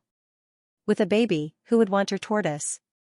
The main reason was that he coveted Eunuch Qin's tortoise, not for fun, but to stew tortoise soup. In the end, Eunuch Qin failed to snatch Eunuch Wei, which made Eunuch Wei, who had always been suppressed by Rinshou Palace, feel proud and elated. The battle for the treasure only ended when little Jing Kong came back from the Imperial College. Once little Jing Kong appeared, the two of them basically had no chance. Who could snatch it from him? Little Jing Kong did not know how to carry a baby. He placed the baby in the cradle. It was worth mentioning that he was not as tall as the cradle, so he had to move a small stool and stand on it to look at his little brother. Disciple's nose is like mine, my mouth is like mine, my eyes are like mine, and my eyebrows are like mine. Little Jing Kong puffed up his chest, shook his head, and said proudly, "What a handsome little man."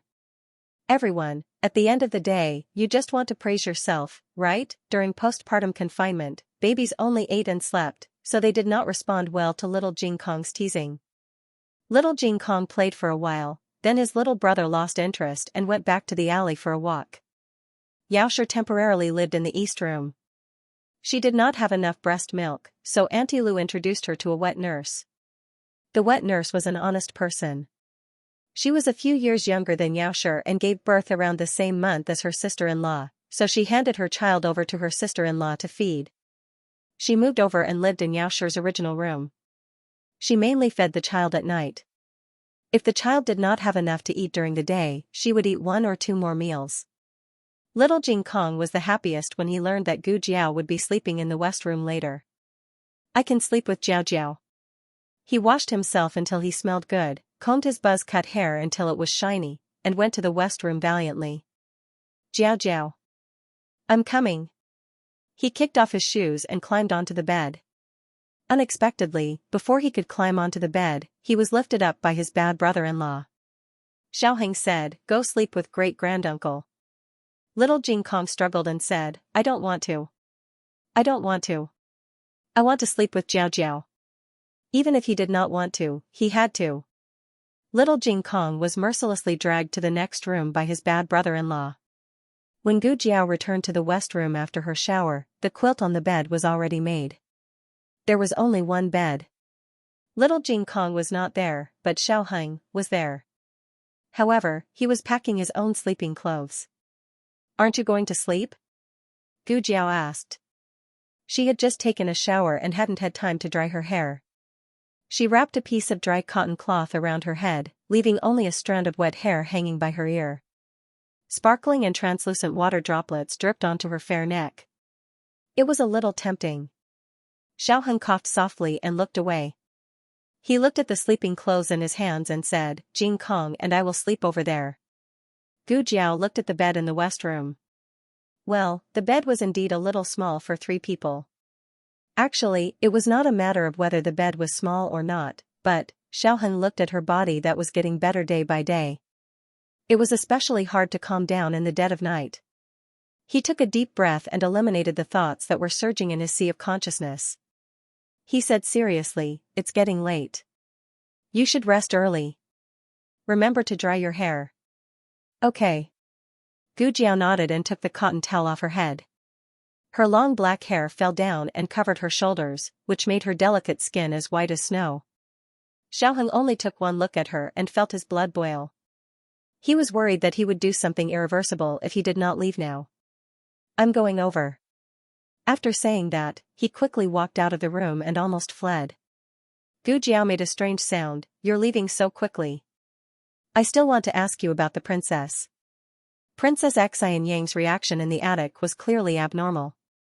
Her first reaction was claustrophobia, but if she had claustrophobia, why would she go to the attic? Why would she be fine sitting in a carriage? Gu Jiao could not understand. "Jiao Jiao, are you asleep?" It was Xiaoxi's voice. Gu Jiao put down the cotton towel in her hands and walked over to open the door. "I'm not asleep." "Why did you get out of bed?" "It's fine. I'm fine. I also got out of bed to walk around during the day." Xiaoxi's labor this time took longer than last time, but the process was not as painful. "Come in. It's cold outside," Gu Jiao said to Xiaoxi. Xiaoxia entered the room and sat down on the bed. She pulled her daughter's hand and warmly said, "Your second brother came by." Gu Jiao made an "oh" sound and said, "He came to buy hair growth medicine." Did Gu Qinglin run out of hair growth medicine again? Had he used it too quickly? He also came to give you something. As Xiaoxia spoke, she handed the brocade box in her hands to her. Gu Jiao took the brocade box. "This is from him?" Xiaoxia smiled and nodded. "I don't know what it is." "Open it and take a look." Gu Jiao opened the box. Inside was a bag of dried meat. It was Gu Jiao's favorite flavor. Gu Jiao normally did not express her preferences. It was only Xiaoheng who was careful enough to notice that she liked dried meat. Had she ever eaten it in front of Gu Chunfeng, Gu Jiao did not have any recollection of it. "Your three brothers." Xiaoxia wanted to say something but stopped. She did not know what to say. She and the three sons that the previous madam had left behind had indeed been very unhappy, but that was all in the past. Moreover, they had been bewitched by concubine Mother Ling. What could little children understand? It was nothing more than what the adults taught them. It was true that there were some things that she could not forgive, but sometimes she had to learn to accept and accept. They had hurt Gu Yan, but they had also saved Gu Yan. If it was not for the fact that she had to distinguish which of the three brothers had done the most wrong and which of them had done the most, it was meaningless. No matter what, they were her daughter's blood relatives in this world. If there came a day when they, the elders, were no longer around, her daughter would at least have her older brothers to love her. Gu Jiao raised her eyebrows and said, "All right. Since he gave me a gift, next time I'll sell him the hair growth agent at a cheaper price." Xiaoxia could not help but smile. Over the next few days, Gu Jiao frequently went in and out of the imperial palace. She wondered if she should remind her grandaunt that there might be a lot of Qin country's soldiers at the border. Reality proved that Empress Dowager Zhuang was able to command the court for many years without relying on a trace of luck. The moment Empress Dowager Zhuang discovered the bandits in Nanhai City, she immediately sent a messenger pigeon to Tang Yushan, telling him to investigate the movements of the Qin country's army. Tang Yushan's messenger pigeon arrived at Rinshou Palace 5 days later. The letter said that after Tang Yushan received Empress Dowager Zhuang's message, he immediately led people to infiltrate the Qin country's border and discovered that the Qin country had secretly brought 80,000 soldiers. The Qin country's border was in chaos. Logically, 10,000 soldiers should have been enough. Why did they need 80,000? Empress Dowager Zhuang immediately guessed that they were going to war with the Zhao country again. This time, they had chosen to do it near the border. It was highly likely that they had colluded with the remnants of the previous dynasty of the Zhao country. Inside Rinshou Palace, after hearing Empress Dowager Zhuang's analysis, the emperor frowned. Yuan Tang is still in the Zhao country. Is the Qin country's ruler crazy? He doesn't even want his own son's life. Guards! Arrest Yuan Tang for Zhen. Not long after, eunuch he came to report, "Your Majesty, Yuan Tang has escaped." The emperor angrily said, "Escaped? Seal the city gates for Zhen. Zhen wants to see where he can run to." Empress Dowager Zhuang didn't care much about Yuan Tang. Since the Qin country dared to send troops at this juncture, it meant that they had given up on Yuan Tang. It didn't matter whether they arrested him or not. She pinched her sore eyebrows, stood up, and paced back and forth in the room. Qin country's 80,000 soldiers and the remnants of the previous dynasty's 50,000 soldiers. She closed her eyes. The border was in danger. What happened next confirmed Empress Dowager Zhuang's guess. Urgent news from the border. Princess Ningyan was arrested. The old duke was also arrested by the remnants of the previous dynasty in order to save Princess Ningyan. The Qin country's army entered the border. Tang Yushan's army was defeated. The border lost 3 cities in a row. 3 cities in a row. There were only 21 cities in the Zhao country. Empress Dowager Zhuang's eyes were cold. Her phoenix robe fluttered in the evening wind. "Pass my decree. Summon Gu Chongqing back to the capital immediately.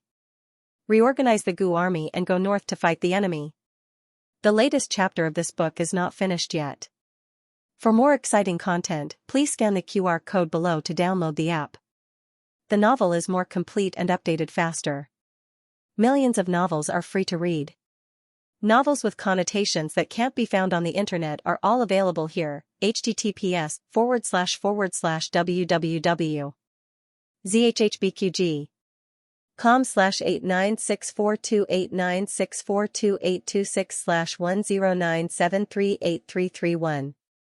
HTML Genius memorized this website's address in 1 second. www.zhhbqg.com. Bikuga mobile reading website, mzhhbqg.com. The newest chapter of this book is not finished yet. For more interesting content, please scan the QR code below to download the app. Novels are updated even faster. Millions of novels are free to read. Novels that can't be found online are all here. The moon was dark and the wind was strong. Because of the successive battles, the capital had fallen into a tense and alert state. Yuan Tang had already been hiding in the capital for several days, like a rat crossing the street.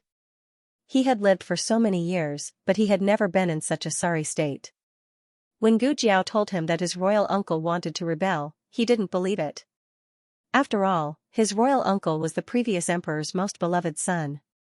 Back then, when his royal father was still the crown prince of the Qin kingdom, he had committed a serious crime. It was his royal uncle who tried his best to redress his crimes and help his royal father keep his position as crown prince. How could people not trust King Bo's uncle like this? As for his maternal family, the Rong family. The daughter of the Rong family, who was his mother, was the imperial concubine of Qin. She was above one person and below tens of thousands of people. She was only waiting to be conferred the title of empress. King Bo's uncle and the Rong family were not related by marriage. Did water enter the Rong family's brain? They didn't help their own daughter and grandson, but helped an outsider. He felt that Gu Jiao must have made a mistake, or she was maliciously trying to sow discord between him and King Bo's uncle. But he still had a plan and ordered people to keep an eye on the movements of the Zhao country's royal family. It wasn't until the emperor ordered people to capture him that he realized the seriousness of the matter. He was the first to escape. A few days after he escaped, news came from the border that Qin country's army was pressing on the border and Zhao country had lost 3 cities. It was also at that moment that he finally understood that Gu Jiao didn't lie to him.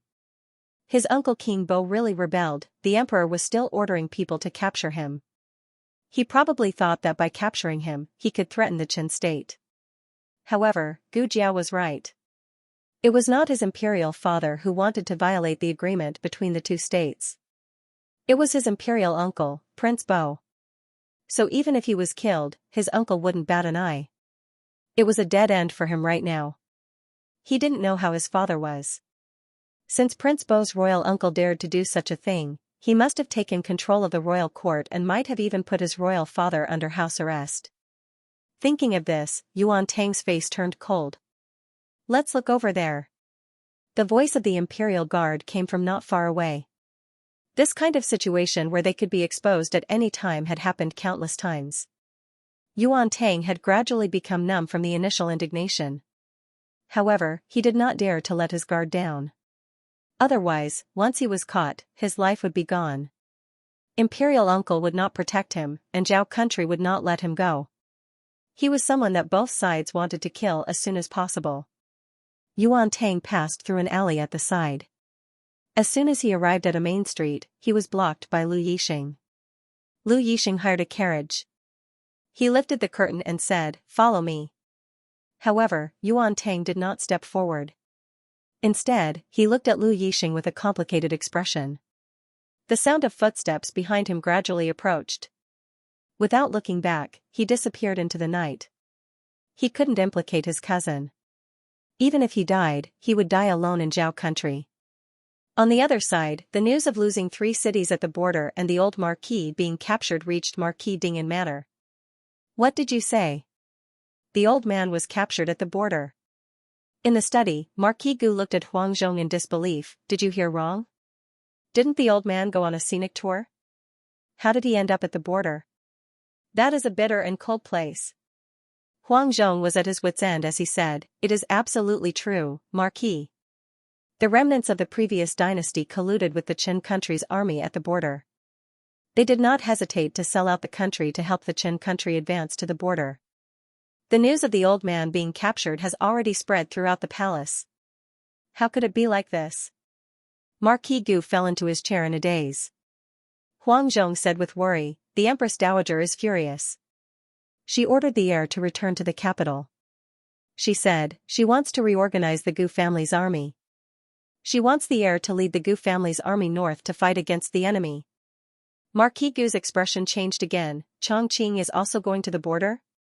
He was only 21 years old, he had never been to a battlefield so far away, nor had he experienced such a fierce battle. With 100,000 Gu family soldiers heading north, there would be a tough battle ahead. Outside the study, Gu Chengfeng, who had inadvertently overheard the conversation, felt as if he had fallen into an ice cellar. He knew that his grandfather had secretly gone to the border under the emperor's orders, but he never expected that his grandfather would not only fail to save Princess Ningyan, but also lose his own life. He didn't know who the remnants of the previous dynasty were, but based on concubine Jing, he could roughly deduce that they were vicious and merciless. His grandfather's life would be in danger if he fell into their hands. His eldest brother was far away near Fengdu Mountain. It would take some time for him to return to the capital and reorganize the Gu family's army. If he were to head north to the border, he didn't know if his grandfather would live to see his eldest brother. His grandfather would not allow himself to be used as a bargaining chip to impede his eldest brother and the Gu family's army. If the remnants of the previous dynasty used him to threaten his eldest brother, his grandfather would rather die than submit. Gu Chengfeng returned to his own courtyard. He found his night clothes and put them on, then put on his mask and picked up a few hidden weapons he had bought from Thousand Secrets Pavilion. After doing all this, he went to the next room. At this time, Gu Qinglin had already rested. Gu Chengfeng came to the bedside and looked at Gu Qinglin, who was sleeping soundly. He tucked him in, touched his hair that had grown out a little, and stuffed the banknotes he had on him under his pillow. In the future, you'll have to buy your own hair restorer. After saying this, he reluctantly took one last look at his younger brother. At this time, he was actually envious of Gu Yan and the newborn. At least those two had so many people to care for them, while Gu Qinglin only had him left. But now even he had to leave. This time, he wasn't just going to do a simple mission. He was going to the border and infiltrate the enemy's camp. Whether he lived or died was unknown. If he didn't come back, if I don't come back, you'll have to take care of yourself in the future, understand? Gu Qinglin, who was sleeping soundly, didn't know that his brother had left. He turned over and slept peacefully. In the end, Gu Chengfeng still left. He gently closed the door for his younger brother and went to the stable to secretly ride his father's Fergana horse. Jade Water Alley. The family had a busy day and went back to their rooms to rest. Gu Jiao went to the east room to check on the baby. The baby's jaundice had disappeared and the wrinkles on his face were gradually smoothed out. He was a fair and tender little cutie. Jiao Jiao. Little Jing Kong appeared behind her with a pillow in his arms. You're still awake? Gu Jiao turned to look at him. Yes, I miss you a little. Little Jing Kong said seriously. Gu Jiao smiled and patted his little head. I'll send you there. Okay. Little Jing Kong held his little pillow with one hand and held Gu Jiao's hand with the other. He skipped to the next room. He lay on the soft bed, opened his big round eyes and said obediently, Jiao Jiao. Yes? I've covered myself with the quilt. Good boy. Gu Jiao touched his forehead. Go to sleep. Little Jing Kong closed his eyes obediently. After a while, he opened his eyes again. Jiao Jiao? I'm here. He closed his eyes again with peace of mind. He held Gu Jiao's hand with his little hand and didn't hide his dependence and need. Gu Jiao stayed with him until he fell asleep and began to snore evenly.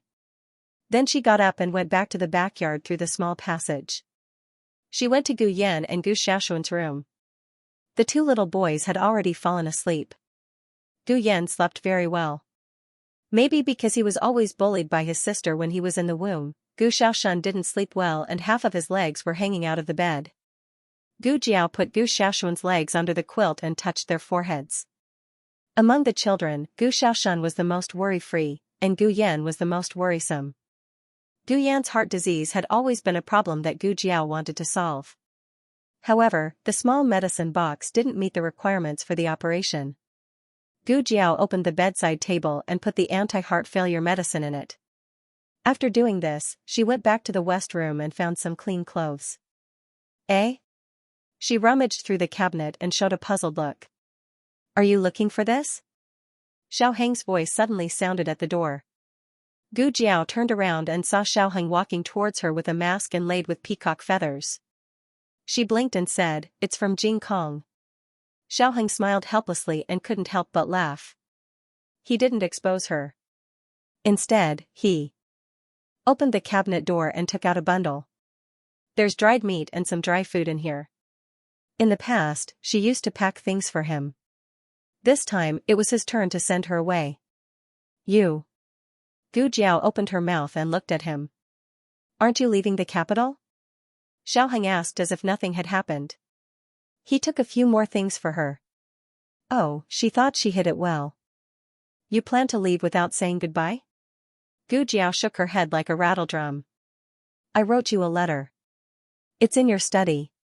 Xiaoheng's expression softened. He handed the bundle to her and stared at her deeply. Are you coming back? This question was somewhat thought-provoking. If she was the real Gu Jiao's mother, it was impossible for her not to come back. Gu Jiao always thought that Gu Qingfeng was the only one who believed that she wasn't the real Gu Jiao's mother.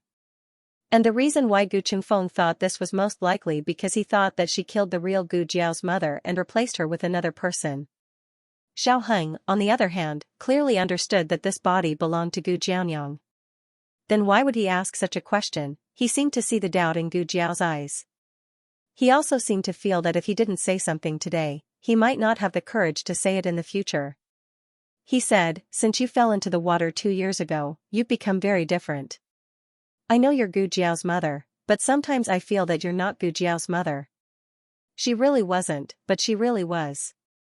This was a very contradictory topic. Are you coming back?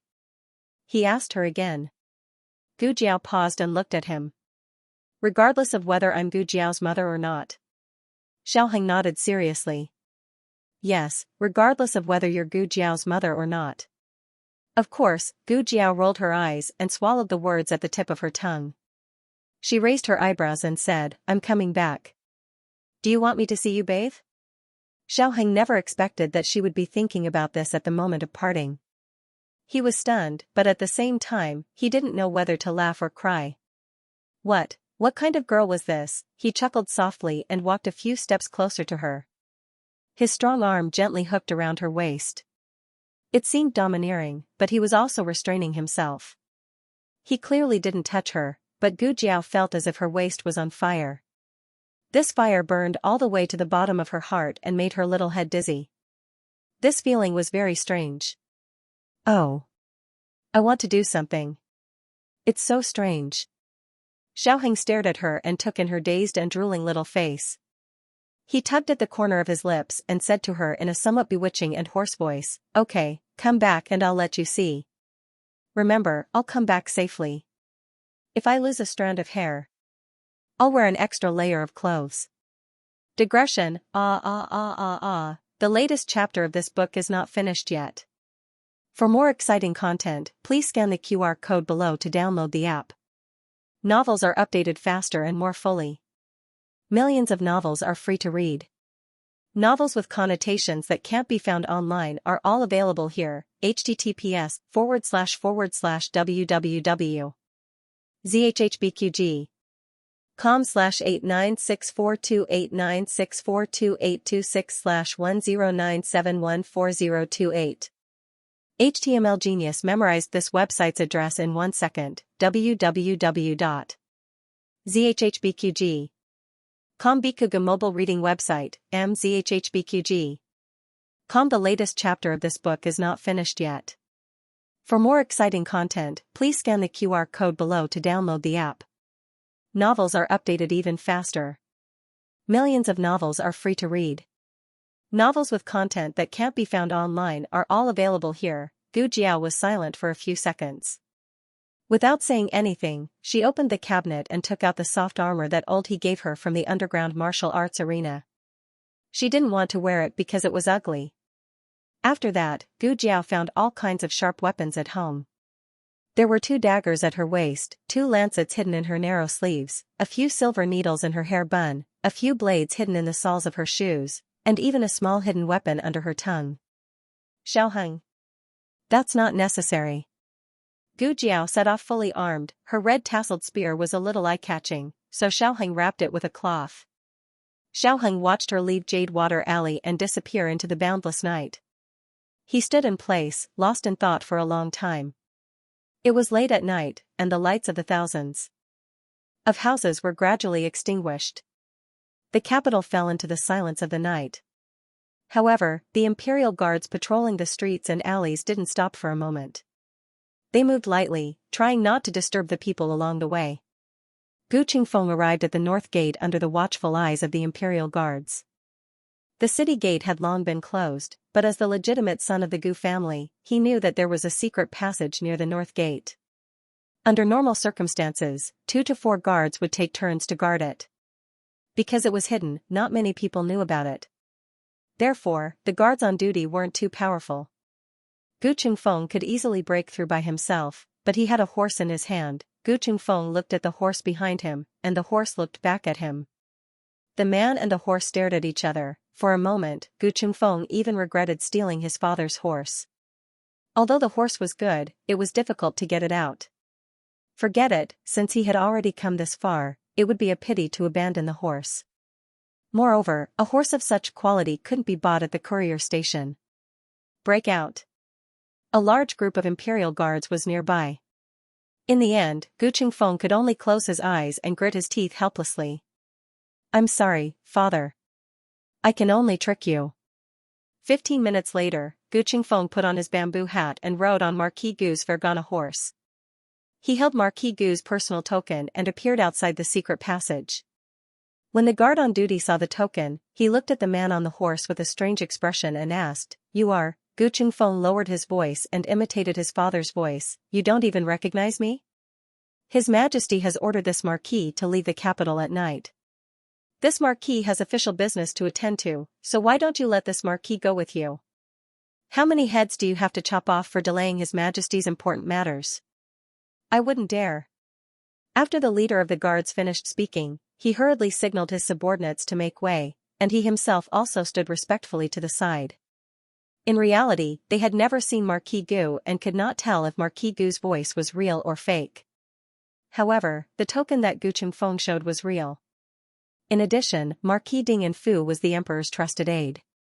In addition, the court had one incident after another, not to mention the Empress Dowager's order for Gu Chongqing to reorganize the Gu family's army.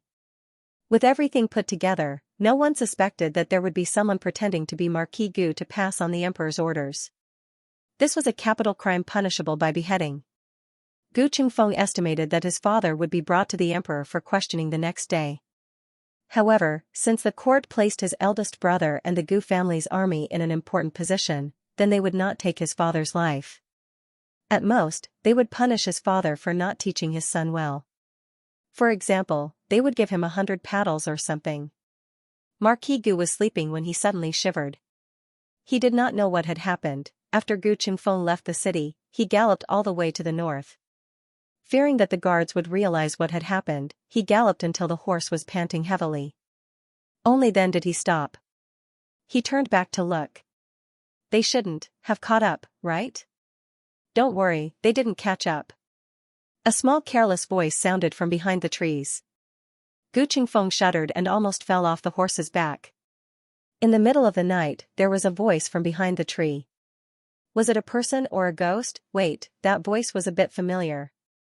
Gu Qingfeng composed himself and turned his head to look in the direction of the tree. Earlier, he had not looked carefully because he was in a hurry. Now, using the thin moonlight, he saw a horse tied to a tall Chinese parasol tree. Beside the horse stood a young man in green clothes. The young man crossed his arms and leaned against the tree behind him. After saying that, the young man walked out from the shadow of the tree. Gu Qingfeng saw her face clearly. "It's really you?" He was shocked. Gu Jiao's finger pointed at the arm around her. She tilted her head and said, "Are you very surprised?" How can I not be surprised? What are you doing here in the middle of the night instead of sleeping? You've already left the capital. No, it was at least 20 to 30 li away from the capital. Gu Qingfeng looked at her suspiciously. You're not going to make me run errands for you again, are you? I'm warning you, this time I won't go with you no matter what. I have something important to do. Something very, very important, a human life was at stake. Oh. Gu Jiao made a sound and let go of her arms.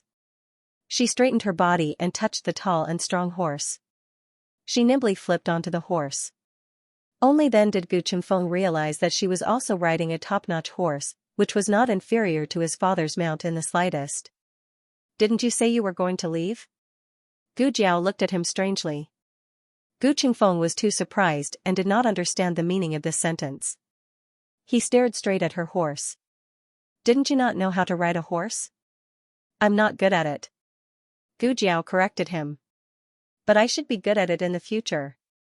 After all, it was 1,000 li from here to the frontier fortress. It was enough for her to practice. Gu Qingfeng still did not understand what she meant. His gaze moved away from her horse and fell on her back. The small basket she always carried was hanging on the saddle. It was replaced by a large thing wrapped in cloth. Even though it was wrapped in cloth, Gu Qingfeng could still faintly feel a strong aura. What are you carrying on your back? He asked curiously. A red tasseled spear. Gu Jiao said. What red tasseled spear is so big? The suspicion in Gu Qingfeng's eyes grew heavier. Also, why are you carrying this thing on your back in the middle of the night? Gu Jiao looked at him indifferently. Are you still going or not? Of course I'm going. Before Gu Qingfeng could finish speaking, Gu Jiao urged her horse forward. Gu Qingfeng looked in the direction she was going and reminded her, Hey, are you going the wrong way? That's not the way to the capital.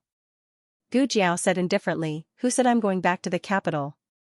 Gu Qingfeng sneered. If you're not going back to the capital, are you going to the frontier fortress with me? As soon as he finished speaking, his eyes suddenly widened. He urged his horse to Gu Jiao's side and looked at her cold face. You can't be noisy. Gu Jiao directly took out a cornbread from her bag and stuffed it into his mouth. Gu Qingfeng's mouth was stuffed.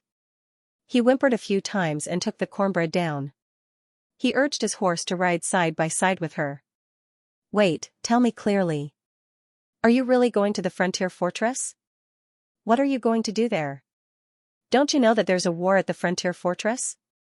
The Qin Kingdom's army has already taken over 3 cities at the frontier fortress. It's not a good place to go sightseeing. Gu Jiao pulled the reins. Yes. Gu Qingfeng frowned. This girl didn't seem to have that much free time. Hey, don't tell me you want to go to the frontier fortress because you heard that something happened to your grandfather? Gu Qingfeng muttered. You're not the real Gu Jiao's mother.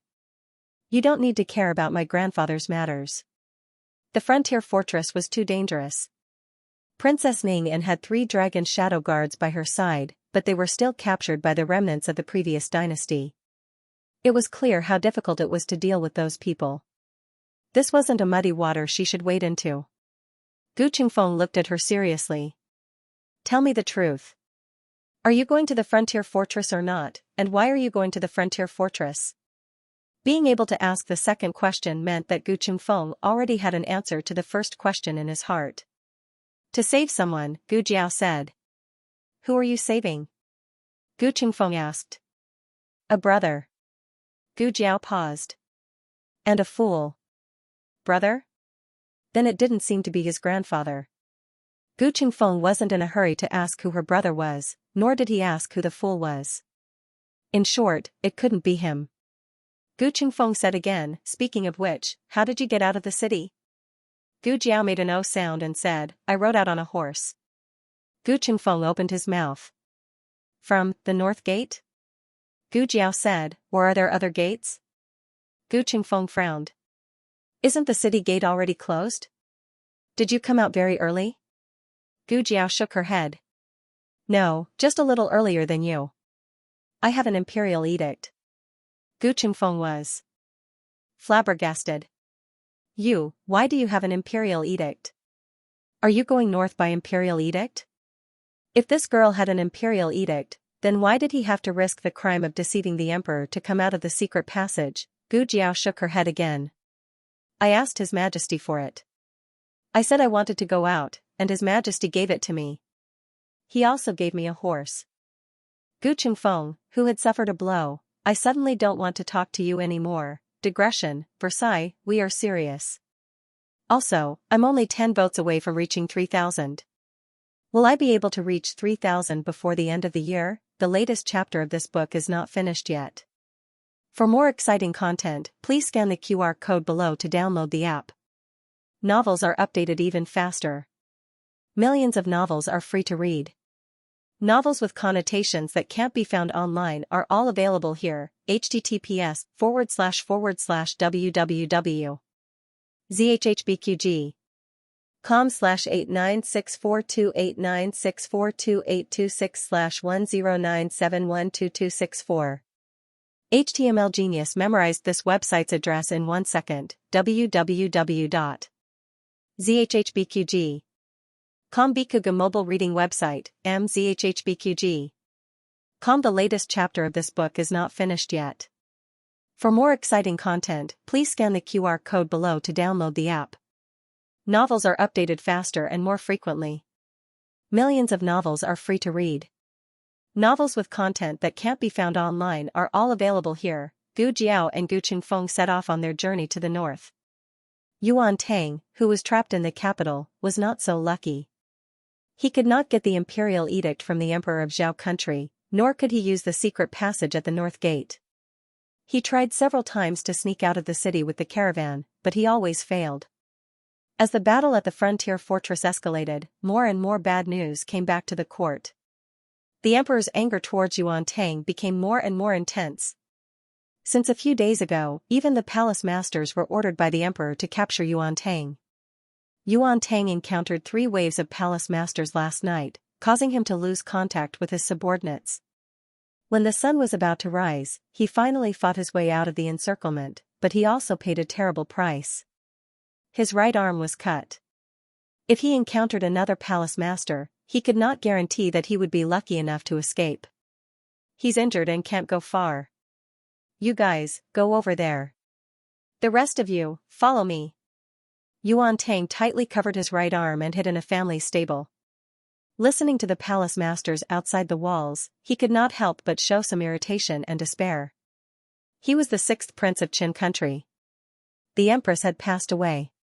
His mother had the highest position in the harem. His mother was the vice-empress. His maternal family was the Rong family, which held military power. He was the most honorable prince of Qin country. Since his birth, he had almost never suffered. Even when he came to Zhao country as a hostage, he only wanted to gain some merit and become the crown prince. Thanks to his royal uncle, Prince Bo, he was able to pay back all the sufferings he had suffered in the past 20 years. Hiss, his wound hurt again. Yuan Tang frowned. Just at this moment, the servants of the house came. In the stable, they suddenly saw an unfamiliar man in a sorry state with blood dripping from his arm. The servant instinctively screamed, "Ah!" Yuan Tang knocked him out with a karate chop. However, the voice still traveled out and the imperial guards rushed to the stables. Yuan Tang had no choice but to leave and find another hiding place. There were imperial guards in front and behind him, and the right side was a dead end. There was only a carriage parked on the left side. Yuan Tang had no choice but to hide in it. The carriage didn't look big, but it was quite spacious inside. It was also a little tasteful. The bench was covered with a cloth. He lifted the cloth and tucked his tall body under the bench. In such a narrow space, a big guy like him was really wronged. "Sir Xiao, please take care." In the study room next to the carriage, the boss personally sent Xiaoheng out. "Please wait a moment." Xiaoheng nodded. After speaking to the boss, he turned around and boarded the carriage that was parked at the side of the road. The coachman came out of the study room with a large pile of the 4 treasures of the study. Xiaoheng had just received a transfer order from the Ministry of Personnel this morning, appointing him as a secondary grade 5 scribe of the Ministry of Justice. Clerks were mainly responsible for organizing files, managing official seals, and drafting documents. His official position in the Hanlin Academy didn't change. He only held the position of a scribe at the same time. This was the idea of the Minister of Justice. He had submitted it to the Ministry of Personnel last month. The positions of the 6 ministries were different from those of the Hanlin Academy. They weren't under the jurisdiction of the cabinet. After receiving the document from the Minister of Justice, the Ministry of Personnel first reviewed it internally and then submitted it to the Emperor for him to review. It was very rare for an official to hold multiple positions, especially across departments. The requirements for the official themselves were very high. Whether it was strength, energy, or accomplishment, they must be much better than their colleagues. The Emperor was worried that Xiao Liulong's body couldn't take it. Secondly, he was worried that he would be ostracized if he was too popular. The Emperor called the old chancellor into the palace and asked for his opinion. The old chancellor didn't think of this at first. Now that someone had taken the lead, he couldn't wait to send Xiaoheng to a high position. Now that we are in need of people, Your Majesty might as well let Xiao Lulang try first. If he can't take care of both, then we can make other plans. The Emperor felt that the old chancellor's words were reasonable, so he approved Xiao Liulong's official position. Xiaoheng had just reported to the Ministry of Justice and was about to return to the Hanlin Academy. When he passed by the study room, he remembered that he didn't have much ink and brushes at home, so he stopped the carriage to buy some. As soon as he entered the carriage, he felt that something was wrong. The curtain of the carriage was open. The carriage was very ventilated, but he still smelled a faint smell of blood. "Lord Xiao, I'll put the things here."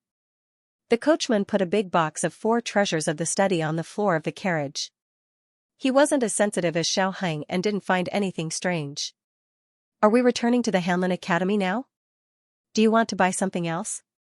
"No need," Xiaoheng said. "Okay, then I'll go out." The coachman put down the curtain and sat back on the bench outside. Xiaoheng wasn't in a hurry to sit down. Instead, he vigilantly looked at the bench covered with brocade cloth. Under the bench, Yuan Tang clenched his wound. Sweat seeped out of his forehead because of the tension and pain. He didn't know whose carriage this was, but he heard the coachman call him Lord Xiao and ask him if he wanted to go to the Hanlin Academy. There was only one official with the surname Xiao in the Hanlin Academy, and that was Dr. Gu's husband, Xiao Lulang. Yuan Tang and Xiao Lulang had never officially met face to face. They had only seen each other a few times from afar. He knew that Xiao Lulang was Dr. Gu's husband, this year's top scholar, and was now working in the Hanlin Academy. As for whether Xiaoheng knew him, Yuan Tang wasn't sure. But if he really saw his current appearance, even if Xiao Lulang didn't know him, he should be able to guess who he was. Whether Xiao Lulang was a friend or a foe, Yuan Tang didn't dare to easily come to a conclusion. Although he was Gu Jiao's husband, he and Shi Yi were officials of the imperial court. If they were officials of the imperial court, then they had to arrest him and bring him to justice. Yuan Tang bit down hard on his lips to prevent himself from making a sound. He had no intention of harming Gu Jiao's family, but if he really wanted to arrest him, then he would have no choice but to offend him. "Whose carriage is that in front?" A group of imperial guards stopped in front of the carriage. The one who asked this question was the commander of the group. They had chased them all the way and surrounded them, but that brat Yuan Tang seemed to have disappeared without a trace. They guessed that Yuan Tang must be hiding right under their noses. If he wasn't in a nearby shop, then he must be in a passing carriage. Xiaoheng looked at the blood slowly flowing out from under the bench. His eyes moved slightly. He turned around and walked forward. He lifted up his clothes and sat down. His right foot just happened to step on the flowing blood. The coachman and the imperial guards talked for a while. Then, he lifted the curtain slightly and said to Xiaoheng, "Lord Xiao, the imperial guards said that they were trying to capture a hostage from the Qin Empire. They hope that you can search our carriage." Xiaoheng raised his hand and gestured for the coachman to lift the curtain. The coachman bowed and lifted the curtain as far as it could, allowing the imperial guards to clearly see the situation inside the carriage. Xiaoheng sat upright in the carriage with a serious expression. His appearance was young and handsome, but his aura was exceptionally strong. His eyes revealed an imposing manner without being angry. "Do you need to come up and search carefully?" The commander was stunned by Xiao Liulong's appearance and aura. He was stunned for a while before coming back to his senses. He probably realized that he had lost his composure. He hurriedly lowered his head and cupped his hands in salute. "There's no need. We have already seen clearly. We hope that Lord Xiao will forgive us for disturbing you."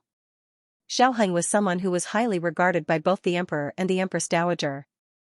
Even if the commander had 8 times the courage, he wouldn't dare to offend him easily.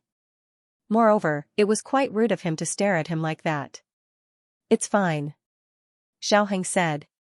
The commander said politely, "Then we will continue to search." "Lord Xiao, farewell." Xiaoheng nodded. "Farewell." The commander planned to take the rest of the imperial guards to search the nearby shops. Just as he turned around, he heard the sound of something dripping on the ground. The sound was very soft, but there weren't many people on the street at the moment.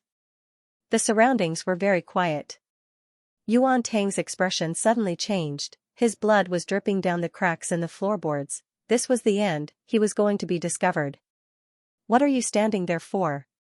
Xiaoheng snapped at the coachman. "How much longer are you going to make me bleed? Hurry up and go to the medical center." The coachman was stunned.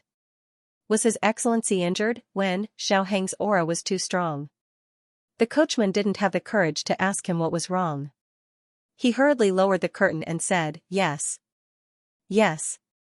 We will go to the medical center now." The moment before the curtain was lowered, the commander saw that there was blood seeping out of Xiao Liulong's right foot. So His Excellency was really injured? The commander frowned. He was a little suspicious, but he was still afraid of Xiao Liulong's status. Sure, he also didn't think Xiao Lulang would lie. In the end, he didn't go to check. The coachman drove the carriage to the nearest medical center. Suddenly, he heard His Excellency say, "Don't go to the medical center. Go to the north gate." "Ah?" The coachman was startled again. "His Excellency Xiao, aren't you injured? We're almost at the medical center. I just remembered that the carriage has some medicine for wounds. I'll just apply some ointment myself." "Then, okay." The coachman was confused. He didn't understand how His Excellency's temper changed so quickly. "His Excellency wants to go to the north gate?" Xiaoheng's tone was normal. "I originally planned to go in the afternoon, but after thinking about it, I think it's better to go now." "Okay." The coachman's status was low, so he didn't dare ask about Xiaoheng's official business.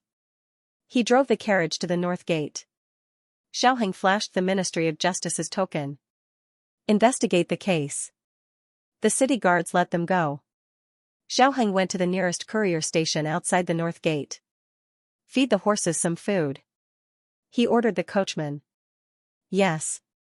The coachman unloaded the reins and shaft of the carriage, then took the horses to the courier station stable. Xiaoheng got out of the carriage with an indifferent expression. He sat in the courier station for a quarter of an hour before returning to the carriage. At this time, the smell of Yuan Tang had disappeared from the carriage. The coachman walked over with the horses that had eaten their fill. "His Excellency," Xiaoheng said indifferently, "return to the capital." The latest chapter of this book is not finished yet.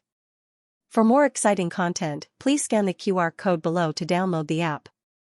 Novels are updated at a faster rate. Millions of novels are free to read. Novels with connotations that can't be found on the internet can be found here. https://www.zhhbqg.com/896428964286/1096905884. HTML Genius memorized the website's address in 1 second. www.zhhbqg.com Bikuga mobile reading website, mzhhbqg.com. This book's newest chapter is not finished yet. For more exciting content, please scan the QR code below to download the app. Novels are updated even faster. Millions of novels are free to read. Novels with content that cannot be found online are all available here. For Xiaoheng, today was a joyous day for his promotion. For the Yuan Tang who had finally escaped from the capital, it was also a day worthy of celebration. The capital's Marquis Gu was not so lucky. First, he felt a chill run down his spine in the middle of the night, feeling that something big was about to happen. As expected, he was caught in the early morning before he even woke up. He was completely dumbfounded. What was this situation? Why was he caught for no reason? His father was caught at the border and he was caught in the capital. What kind of trouble was this? Marquis Gu. The one who caught him was none other than Xiao Heng's new superior, Xianxia. Xianxia sternly said, "You are suspected of deceiving the ruler. This official needs you to make a trip to the Ministry of Justice." Marquis Gu was dumbfounded. Wait, speak clearly. Who deceives the ruler? Xianxia had already expected him to say this. He brought in the guards who had been on duty last night and asked the leader, "What happened last night while you were on duty? Speak in detail." The leader of the guards said, "Last night, Marquis Gu made a fake imperial edict and left the capital through the secret passage at the north gate." Marquis Gu angrily said, "This marquis stayed in the manor the entire night. When did I leave the city?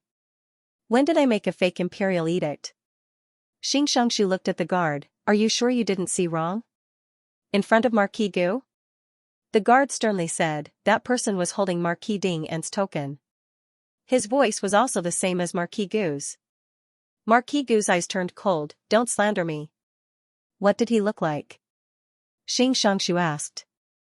The guard was intimidated by Marquis Gu's aura. He looked at Xianxia and said, "He was wearing a bamboo hat." This one did not see clearly. Marquis Gu's anger had nowhere to vent. "Go to the manor and investigate." This marquis did not leave the manor. There must be someone pretending to be this marquis. That token is also fake. This marquis token is clearly, Marquis Gu said and reached for the token in his wide sleeve, but unexpectedly, he touched nothing. Where's his token? Marquis. Marquis. Not good. Second young master is missing. It was Huang Zhong's voice. Gu Qingfeng was gone. Marquis Gu's token was also missing. If Marquis Gu still couldn't figure out what had happened, it wouldn't make sense. "Marquis. Your horse is gone too." Marquis Gu clenched his fists so tightly that his knuckles cracked. Unfilial son, this unfilial son, why didn't he realize that his second brother was so daring before? Without a word, he stole his horse and token and left the capital with a fake imperial edict. Why did he leave the capital? Heavens! After Minister Xing's careful questioning, it was confirmed that the height and figure of the Marquis Gu from last night basically matched Gu Qingfeng's. The characteristics of the horse also all matched Marquis Gu's horse. It was Gu Qingfeng who confirmed it. Even though it wasn't Marquis Gu who had deceived the emperor, his son had deceived the emperor. As his father, he wasn't clean either. The Minister of Justice reported the results of his investigation to the emperor. Just as Gu Qingfeng had expected, his father was severely punished by the emperor with 100 strikes. The son had to pay for the father's debts, and the father had to pay for the son's debts. The emperor showed no mercy. Marquis Gu suffered an unexpected calamity and was beaten until he cried out in pain. It was a tragic sight. Huang Zhong had already calmed down. He didn't know when it started, but his marquis was already on the path of being beaten, never to return. He once again skillfully carried him onto the carriage. The frontier fortress was thousands of li away. Gu Jiao and Gu Qingfeng hurried on without stopping. In order to get to the frontier fortress as quickly as possible, they changed horses at almost every relay station. The two of them traveled even at night. Even so, affected by the weather and the roads, it still took them nearly 20 days to reach the frontier fortress. At the end of October, cold winds howled and thousands of li were sealed in ice. Beiyang City, Lingguan City, and Yi City had all fallen. Gu Jiao and Gu Qingfeng were currently in Yuegu City. If nothing unexpected happened, Yuegu City would be the next target of the Qin army and the remnants of the previous dynasty. Perhaps because of the impending war, Yuegu City was in a state of panic. There were very few people on the streets, and many shops were closed. Gu Jiao and Gu Qingfeng wore thick fox fur coats and led their horses through the somewhat empty streets. They had long discovered that the further north they went, the more desolate the city became. Many people had even abandoned their hometowns and fled south with their families. A 7 or 8-year-old girl was being led by her family in a hurry. However, she accidentally fell and coincidentally fell at Gu Jiao's feet. Gu Jiao reached out and helped the girl up. The girl's family didn't even have time to thank her before they led the child away in panic. They were worried that if they stayed any longer, the city gates would close and they wouldn't be able to leave tonight. Yuegu City was going to war. Although they didn't know when it would be, it was always right to leave early. Hey! You dropped something. Gu Qingfeng picked up an old rattledrum on the ground. The girl turned around and looked at the rattledrum. Her eyes were filled with longing and reluctance. However, her family pulled her away without looking back.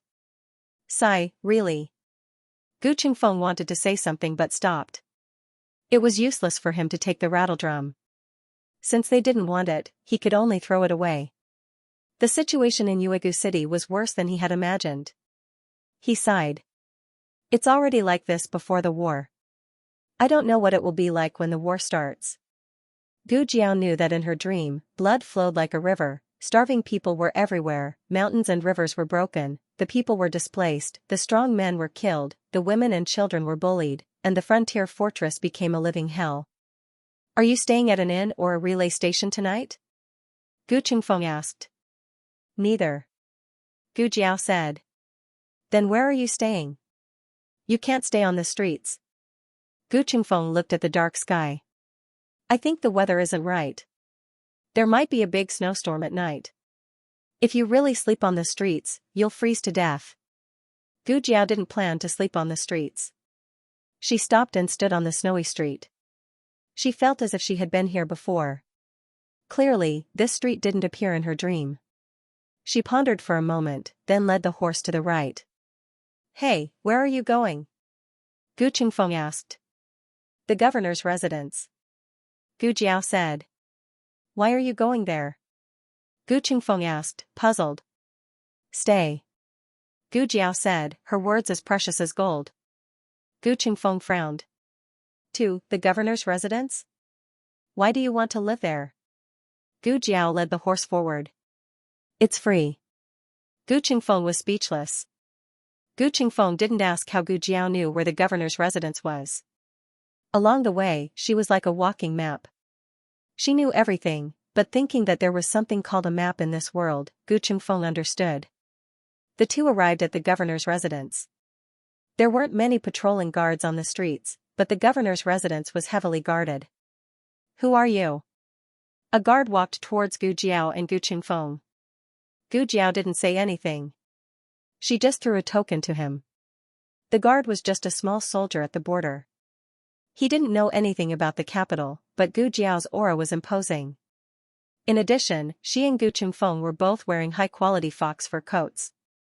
One look and he could tell that they weren't ordinary people. The guard took the token and entered the governor's residence. About half an hour later, a middle-aged man wearing an official's robe ran over. He held his official's hat and lifted the hem of his robe. Gu Jiao and Gu Qingfeng were both dressed as men. They wore masks on their faces. The middle-aged man looked at the two with a strange expression. He suppressed the doubts in his heart and bowed. This one's surname is Hu, and my name is Hu Hai. I'm the advisor of the governor's residence. The governor went out on business and didn't know that the two of you had arrived. Please forgive me for not coming out to meet you. Gu Qingfeng waited for Gu Jiao to speak. Gu Jiao didn't. Gu Qingfeng remembered that this girl didn't know how to pronounce fake sounds. He cleared his throat and said, "It's fine. How should I address the two of you?" Advisor Hu asked respectfully. Gu Qingfeng put on the airs of an official and said, "It's inconvenient for us to reveal our identities." "Don't ask." "Ah, yes." Advisor Hu returned the token to Gu Qingfeng. Gu Qingfeng thought for a moment and accepted it for Gu Jiao. Advisor Hu invited the two into the governor's residence. Gu Qingfeng said in an accent, "Find a quiet courtyard. We might have to stay in Yuegu City for a few days." "Yes. Yes. I'll arrange it right away." Advisor Hu hurriedly responded and led the two to a clean courtyard. There were 3 rooms in the courtyard. Gu Qingfeng let Gu Jiao stay in the innermost room, and he stayed in the room next door. "I'll go and pick a few clever servants," Advisor Hu said with a smile. Gu Qingfeng glanced at Gu Jiao and saw that she had no intention of refusing. He nodded to Advisor Hu and said, "Thank you for your trouble." Advisor Hu respectfully withdrew from the courtyard. The steward curiously followed and said, "Advisor, who are those two people? Why are you so polite to them? You even let them stay in Liuxiang courtyard." That courtyard was originally. Halfway through, he was interrupted by Advisor Hu, who whispered, "What do you know? They have Empress Dowager Zhuang's token in their hands. They're from the capital." The steward was dumbfounded. Gu Jiao did not care what kind of uproar her identity had caused in the governor's office. She entered the room, took off her mask, took off her red tasseled spear and small basket, and put them down. It was freezing outside, but the room was very warm because of the heated Kong bed. Gu Qingfeng walked in and took off his mask while saying to her, "Strange, haven't you been hiding your identity well all this time? Why didn't you hide here?" Gu Jiao took off her deerskin gloves and said, "There's no need to hide. Our whereabouts have been exposed." Gu Qingfeng's eyes widened. "When were we exposed? Why didn't I know?" Gu Jiao said, "We were exposed when we entered Yuegu City." In the dream, Gu Qingfeng was targeted in Yuegu City. If nothing unexpected happened, someone would come tonight to drug Gu Qingfeng. Digression, farewell to the old and welcome the new. Happy New Year's Eve. I seem to be serializing every New Year's Eve and writing every New Year's Eve. The latest chapter of this book is not finished yet. For more exciting content, please scan the QR code below to download the app. Novels are updated faster. Millions of novels are free to read. Novels with connotations that can't be found online are all available here. https://www.zhhbqg.com/896428964286/1096887522. HTML Genius remembered the website address in 1 second. www.zhhbqg.com Bikuga mobile reading website, mzhhbqg. The latest chapter of this book is not finished yet. For more exciting content, please scan the QR code below to download the app. Novels are updated at a faster rate. Millions of novels are free to read. Novels with content that cannot be found online are available here. Gu Jiao and Gu Qingfeng entered the governor's residence in the afternoon, but the governor did not return until evening. Advisor Hu asked the kitchen to prepare dinner, and he personally brought it over. Since Gu Qingfeng was with Gu Jiao, Advisor Hu also brought the food to this room. At this moment, Gu Jiao and Gu Qingfeng both took off their masks. When he saw Gu Qingfeng, Advisor Hu only thought that this official was born with good looks, but he was too young. Why would Empress Dowager Zhuang send such a young man to the frontier fortress? Then he saw Gu Jiao at the side. Advisor Hu was stunned by the birthmark on Gu Jiao's face. Was the imperial court so careless with its personnel? Gu Qingfeng took in all of Advisor Hu's reactions. He didn't care when Advisor Hu was sizing him up, but when Advisor Hu stared at Gu Jiao with such a strange gaze, it made him angry for no reason. His expression turned cold. "Is there anything else, Advisor Hu?" "Ah. No. Teacher Hu came back to his senses in an instant and sensed the displeasure of the other party. He smiled sheepishly and took 2 steps forward with the tray. "My lords, this is your dinner. I'll put it here for you." As he spoke, he respectfully placed the tray on the table in front of the two of them. Along the way, Gu Qingfeng and Gu Jiao had spent many nights in the open. They had been to rich cities and barren towns. The further north they went, the colder the weather was, and the harder the life of the people seemed to be. But he did not expect that the food in the governor's residence would be so bad. After all, he was the highest-ranking official in the region. Gu Qingfeng looked at the wretched-looking cornbread, 2 boiled eggs, and a plate of pickled vegetables in the bowl. He was dumbfounded. As if sensing Gu Qingfeng's confusion, Advisor Hu smiled awkwardly and said, "The frontier fortress is a bitter and cold place. It cannot be compared to the capital. I hope my lords will forgive us. Even the governor's residence is so poor?"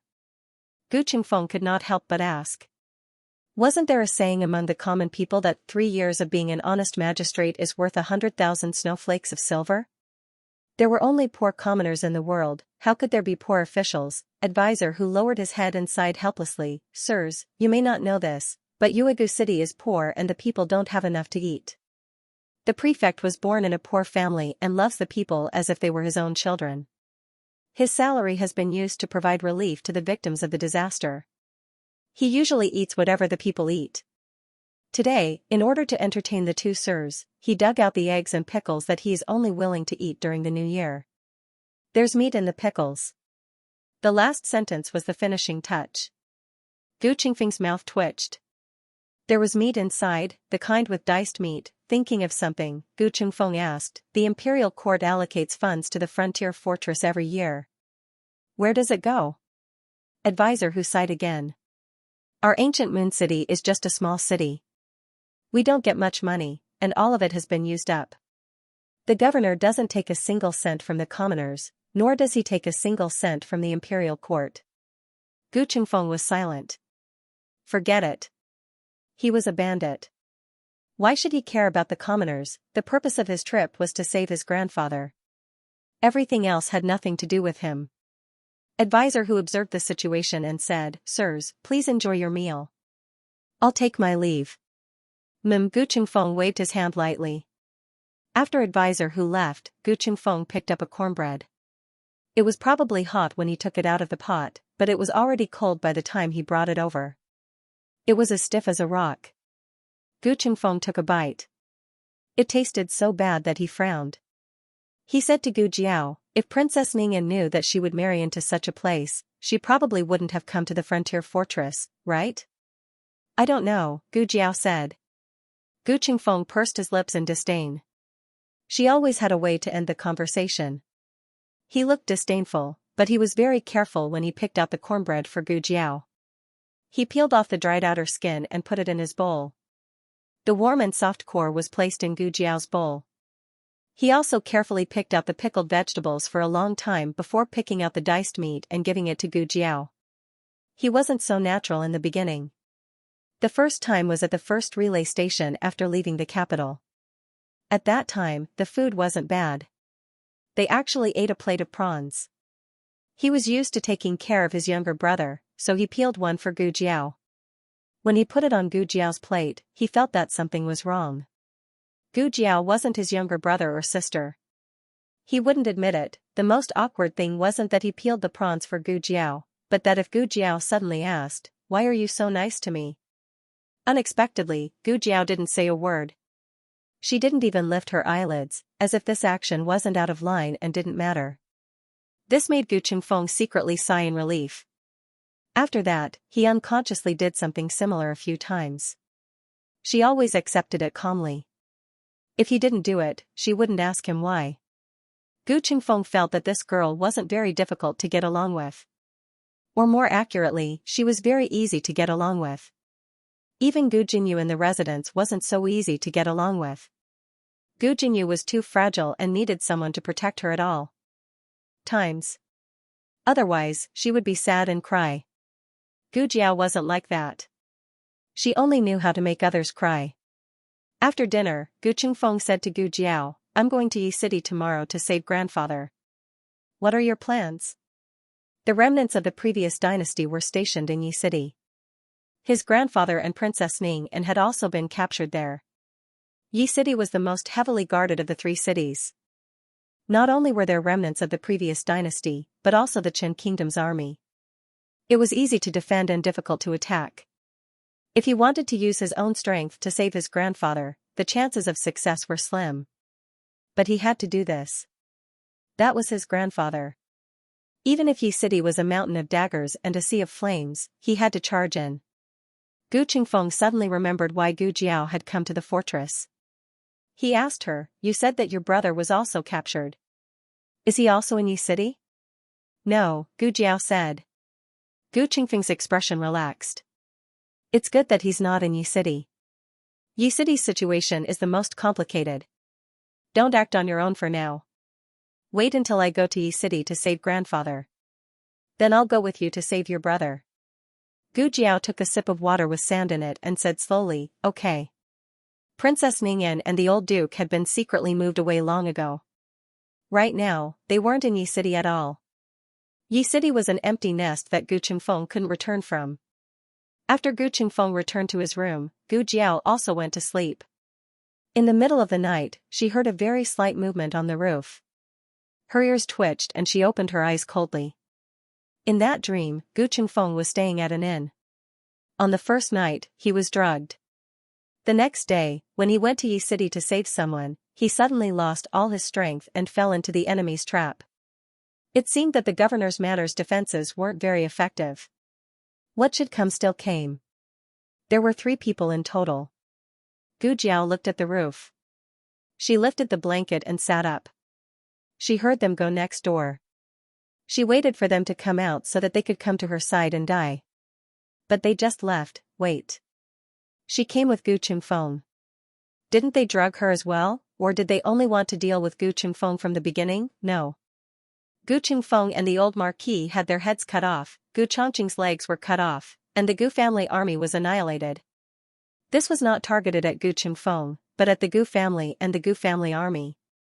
She hid her identity and didn't reveal the fact that she was the Gu family's daughter.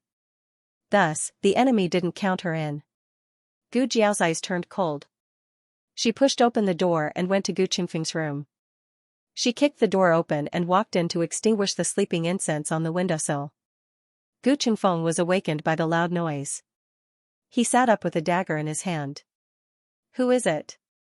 He looked at Gu Jiao and frowned. It's you? Let's go. Gu Jiao said calmly. What for? Gu Qingfeng asked. Gu Jiao threw the extinguished sleeping incense out of the windowsill. Didn't you want to save someone? Gu Qingfeng followed her movements and looked. What did you just throw away? Gu Jiao took out a handkerchief and wiped her hands. Sleeping incense. Gu Qingfeng frowned. You gave me sleeping incense? Gu Jiao said calmly, yes, I wanted to kill you. Gu Qingfeng's face darkened. Of course, he didn't believe that Gu Jiao would kill him. Therefore, the sleeping incense wasn't given by Gu Jiao. He looked at Gu Jiao and then at the door that she kicked open. His face darkened. Did someone come here just now? You're not too stupid. Gu Jiao kept the handkerchief and said. Gu Qingfeng's expression turned serious. He was Fei Shuang. Only he knew how alert he was. Gu Jiao said that they were targeted when they entered the city. At that time, he only thought that the other party was far away and he couldn't find them in time. However, tonight, the other party was right under his nose and he didn't even notice. Gu Jiao walked out. If we don't leave now, we won't be able to catch up. At this point, it would be a bit pretentious to tell Gu Jiao that she didn't need to take the risk with him.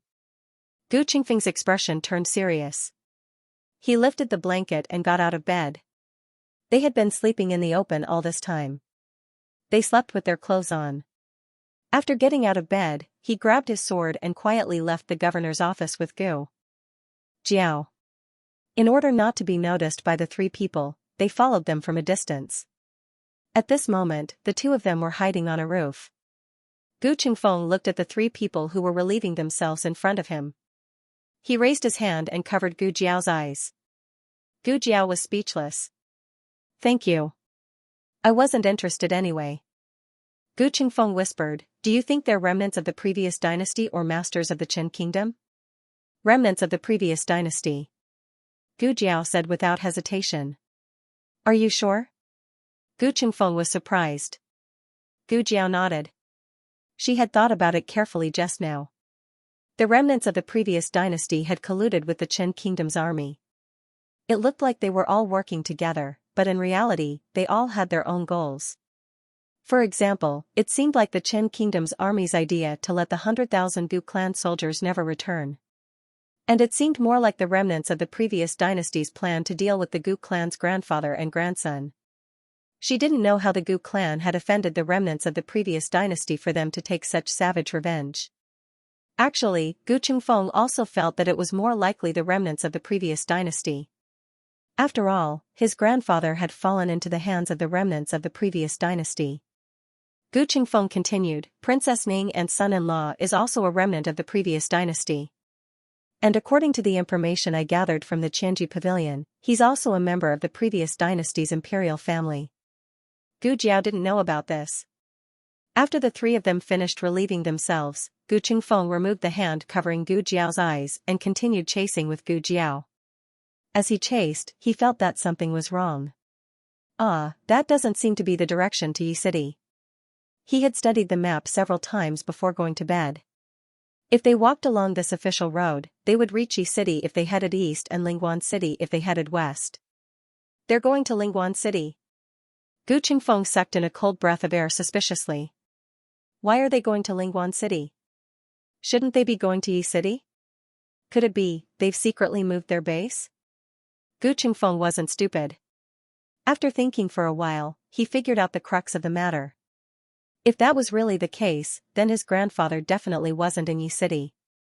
He had gone through so much trouble to rush over, only to end up empty-handed. Empty-handed was secondary. Those people had drugged him and moved their base. They had probably already set up a trap in Yi City. Gu Qingfeng's face was filled with shock.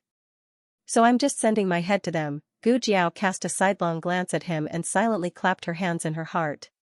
Congratulations, you're right. The two of them chased for half the night. When it was close to daybreak, those three people finally stopped. Instead, they took the medallion and entered a residence. It's the Lingguan City governor's residence. Gu Qingfeng lay on the eaves of a building and turned his head to whisper to Gu Jiao behind him. Lingguan City had fallen, and the governor's residence had long since fallen into the hands of the remnants of the previous dynasty and the Qin Kingdom's army. The governor's residence was heavily guarded. Judging from their armor, there were both Qin Kingdom soldiers and remnants of the previous dynasty's army. Could grandfather have been locked up here? Gu Qingfeng muttered. Gu Jiao thought he was asking her and replied, I'm not sure. She hadn't dreamed of this detail. She only knew that Gu Qingfeng and the old marquis had been beheaded in Lingguan City. Their heads had also been hung on the city walls. The newest chapter of this book isn't finished yet. For more exciting content, please scan the QR code below to download the app. Novels will be updated even faster. Millions of novels to read for free. Novels with content that can't be found online are all available here. https://www.zhhbqg.com/89642896428226/1096678789. HTML Genius memorized this website's address in 1 second. www.zhhbqg.com Biku Pavilion's mobile reading website, mzhhbqg.com. The latest chapter of this book is not finished yet. For more exciting content, please scan the QR code below to download the app. Novels are updated even faster.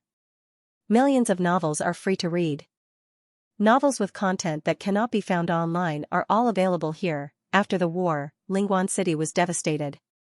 There were more soldiers than civilians on the streets. Innocent civilians could be seen being taken away for no reason from time to time. Gu Qingfeng reminded himself again and again that he was a bandit and that the lives of civilians had nothing to do with him.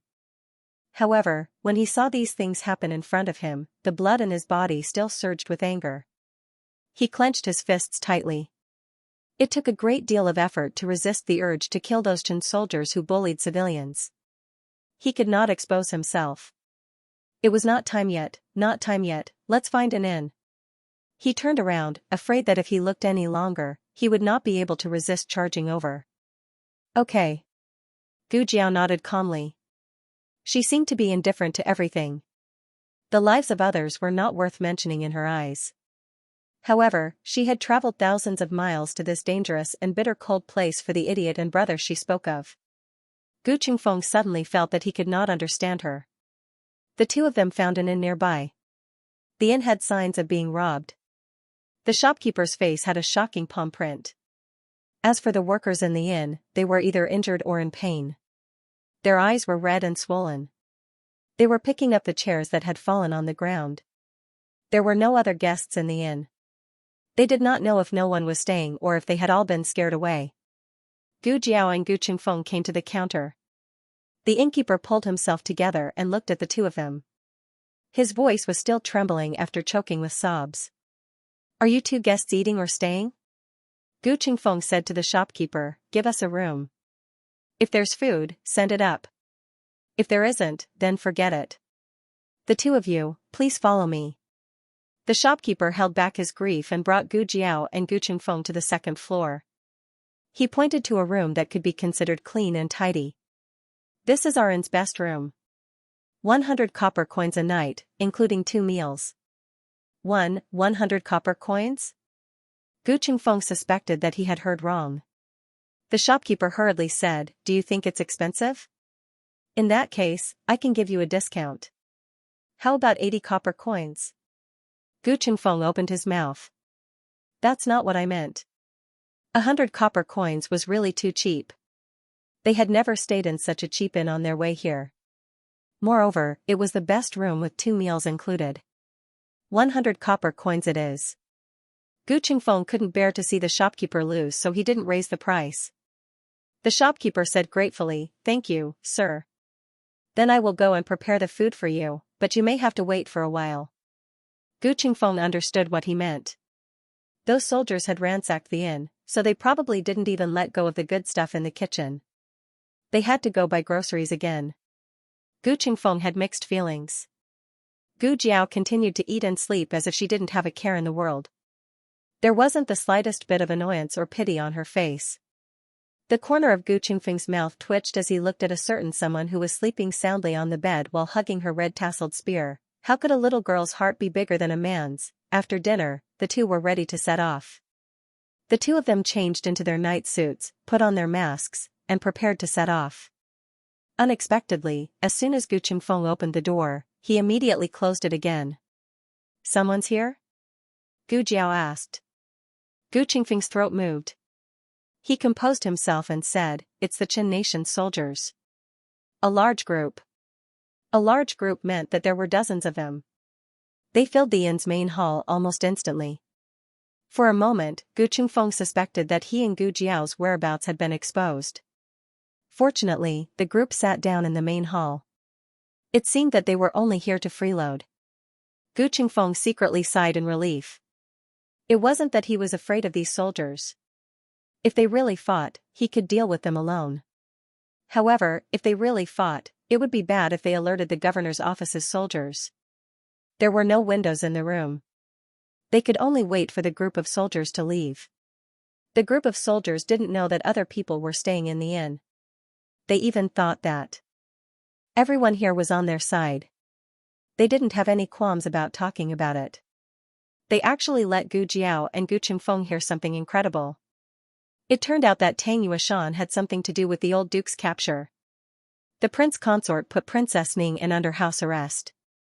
The old duke asked Tang Yueshan to borrow some archers to sneak into the princess residence to save Princess Ning in. However, Tang Yueshan refused the old duke's request, saying that he wanted to send troops to eliminate the rebels. The old duke had long sensed that something was wrong. He reminded Tang Yueshan that things weren't that simple and that he shouldn't act rashly. Tang Yueshan thought that the old duke was preventing him from performing meritorious deeds. He didn't listen to the old duke's advice and stubbornly launched a night attack on the remnants of the previous dynasty. In the end, he fell into the enemy's trap. The remnants of the previous dynasty and the Qin Nation's army attacked from both sides. In the end, Tang Yueshan suffered a crushing defeat and Yi City was lost. The Qin Nation's army won the first battle. Their morale was high. On the other hand, the Zhao Nation's local army naturally didn't have much morale after seeing that the world's marshal had been defeated. They stubbornly resisted. Lingguan City and Beiyang City were easily taken by the Qin Nation's army. Gu Qingfeng said angrily, "If Tang Yueshan had listened to my grandfather wouldn't have been captured. The frontier fortress wouldn't have been lost so easily. If his grandfather hadn't been captured, whether his grandfather and Tang Yueshan had joined forces to fight the enemy, or if his grandfather had led the army after Tang Yueshan's defeat, the frontier fortress wouldn't have been lost so quickly." Gu Qingfeng frowned suspiciously. "Do you think Tang Yueshan did it on purpose?" "On purpose what?" Gu Jiao asked. Gu Qingfeng said coldly, "He lost on purpose so that my grandfather would be captured. As the saying goes, like son, like father. If he could raise such a vicious and perverted son like Tang Ming, it's obvious that he's not a good person himself. Maybe he found out the truth about Tang Ming's death from somewhere and hated the Gu family. Tang Ming bullied Gu Yan and suffered from Gu Jiao's violent revenge. Gu Qingfeng was also involved. If Tang Yueshan knew the truth, he would have a reason to take revenge on the Gu family. Gu Jiao paused and didn't say anything. From the information revealed by the soldiers, Tang Yueshan disappeared after the defeat. Now they were searching everywhere for Tang Yueshan. If he was alive, they wanted to see him. If he was dead, they wanted to see his corpse. The more Gu Qingfeng thought about it, the more suspicious he felt Tang Yueshan was. Even the defeat of the army was very likely to be part of Tang Yueshan's scheme. He's a man who enjoys grandiose achievements. If he lost the city first and then took it back, His Majesty would see how difficult it was for him to fight this battle. When he returned to the capital, he would receive double the reward and the emperor's favor. Gu Jiao tapped his shoulder. Gu Qingfeng was in the middle of analyzing Tang Yueshan's situation.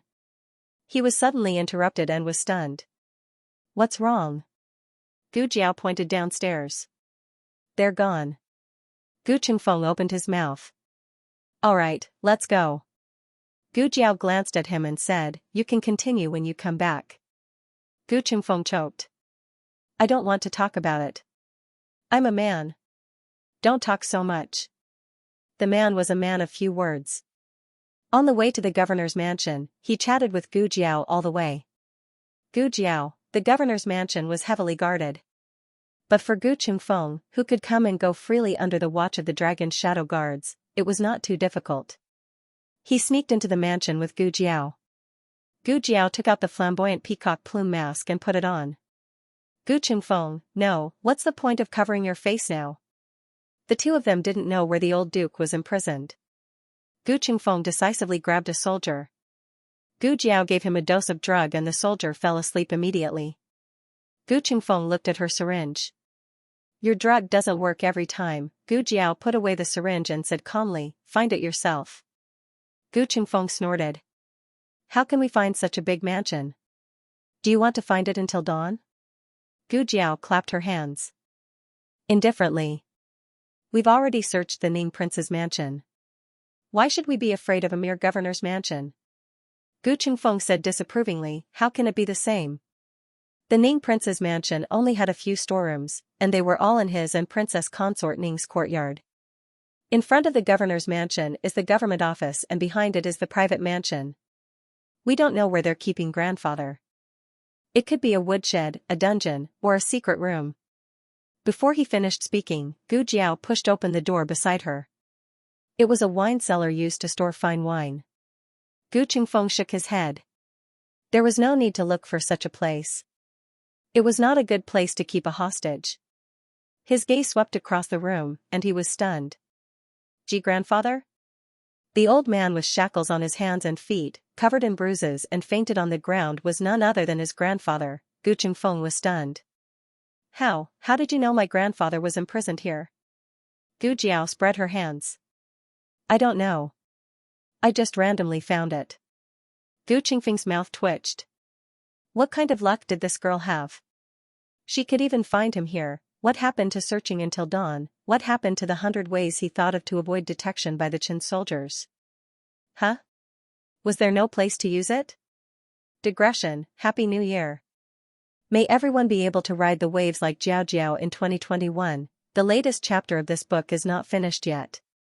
For more exciting content, please scan the QR code below to download the app. Novels are updated at a faster rate. Millions of novels are free to read. Novels with connotations that can't be found online are all available here. https://www.zhbqg.com/89642896428226/1096666188. HTML Genius memorized this website's address in 1 second. www.zhhbqg.com Bikuga mobile reading website, mzhhbqg.com. The latest chapter of this book is not finished yet. For more exciting content, please scan the QR code below to download the app. Novels are updated even faster. Millions of novels are free to read. Novels with content that can't be found online are all available here. Gu Qingfeng felt that the remnants of the previous dynasty and the Qin army must have been out of their minds to lock someone in a wine cellar. What the hell? Gu Jiao was about to enter the room. He raised his hand to stop Gu Jiao. Wait, I'll go in first. After learning that he had almost sent someone to their death, Gu Qingfeng became especially vigilant. He left Gu Jiao outside and went into the wine cellar to carefully inspect it. After confirming that there were no hidden traps or dangers, he said to Gu Jiao, "Come in." Gu Jiao entered the room and closed the door behind her. There were no windows in the wine cellar. Once the door was closed, the room became so dark that one couldn't even see one's fingers. Gu Qingfeng took out a match. After lighting it, he went to the old marquee and knelt on the cold ground, reaching out to help the old marquee up. Wait. This time, it was Gu Jiao who stopped Gu Qingfeng's hand. The old marquis's breathing was very weak and shallow. He didn't look normal. As a doctor, she had an almost instinctive intuition about this situation. Gu Jiao took off the red tasseled spear on her back and placed it on the ground. Then she knelt down on one knee beside Gu Qingfeng and used the light of the match to see the old marquis's appearance. It wasn't enough to describe him as covered in cuts and bruises. He had clearly been brutally tortured. There wasn't a spot on his body that wasn't covered in blood. "Bring the match closer," Gu Jiao said to Gu Qingfeng. Gu Qingfeng brought the match closer to him. The light from the fire could actually hide some of one's complexion. But even so, the old marquis's paleness couldn't be hidden. Gu Qingfeng's heart clenched. His Adam's apple bobbed as he endured and called out in a small voice, "Grandfather, grandfather." The old marquis didn't respond. Gu Qingfeng's heart clenched even tighter. Gu Jiao's expression did not change in the slightest. She calmly took off the old marquis's clothes and began to check his injuries one by one. For Gu Qingfeng to be able to train to his current level, he naturally had his fair share of injuries and had seen others get injured. However, if the injured person was his own grandfather, he didn't dare to look down. He didn't know how this girl was able to remain so calm. After all, she wasn't Gu Jiao's real mother. To her, his grandfather was just an ordinary patient. The lighter wouldn't last long, and there wasn't enough light. Gu Jiao opened the small medicine box and took out a small emergency flashlight. She turned it on and handed it to Gu Qingfeng. "Light it." Gu Qingfeng was no longer surprised by her strange things. Wasn't it just a night luminescent pearl? The only difference was that the light was longer and brighter. Gu Qingfeng extinguished the fire and turned on a small flashlight for Gu Jiao. "Is my grandfather seriously injured?" "Yes," Gu Jiao said. Her movements were very light, but she didn't miss a single bone. "He has both internal and external injuries. There are many comminuted fractures on his body." Gu Qingfeng was shocked. Broken into powder?" Gu Jiao sighed. "If it's broken into more than 3 pieces, it's called comminuted fractures." She didn't say that it must have been broken into powder. It wasn't a bone crusher. In addition to the fractures, there were many whip wounds all over his body. The blood on his body was left by these whip wounds. These whip wounds looked scary, but they weren't the main cause of the old marquis's loss of consciousness. Gu Jiao took out a sphygmomanometer and measured the old marquis's blood pressure. Strange, why is his blood pressure so low? The reason for the old marquis's loss of consciousness was found. It was hemorrhagic shock. However, the old marquis's whip wounds were only superficial and mottled with blood. In fact, the total amount of bleeding was not large. Internal bleeding? Gu Jiao murmured and narrowed her eyes. Gu Qingfeng didn't understand a single word she said. Even if he understood, he felt that it might not be what he understood. Gu Jiao took a pair of gloves from the small medicine box and put them on. Then, she took out a long needle. Gu Qingfeng's eyebrows twitched. What was this girl doing now? After watching Gu Jiao suture Gu Qinglin's surgery, Gu Qingfeng hadn't eaten a single bite of meat for half a year. Gu Qingfeng's psychological trauma had just recovered. He couldn't let this girl poison his little heart. He decisively turned his face away. "Hey!" Gu Jiao called him. "I'm not scared," he said sternly. "The flashlight is crooked," Gu Jiao reminded him. "Crooked, where is it crooked?" Gu Qingfeng didn't dare to look back. Gu Jiao pulled his hand and moved the flashlight forward. Don't move. Gu Chengfeng, okay. Gu Jiao performed a peritoneal puncture on the old marquis. The blood extracted was not coagulated, which meant that the patient had bloody ascites. Combined with his injuries, it should be a substantial organ rupture. Gu Jiao put away the needle and quietly looked at the old marquis's abdomen. Then, she began to gently press down along the direction of his ribs. When she pressed on the upper left abdomen, his body spasmed slightly. He didn't completely lose consciousness? He could still feel a little pain. That should be where the problem was. Gu Jiao's eyes turned cold. This place was the spleen. Are you done with the examination? If you are, let's hurry up and get my grandfather out of here. I feel that it's not safe here. Those people might come back at any time. We can't leave. Gu Jiao said, he's injured. Can't we go back to the inn to heal?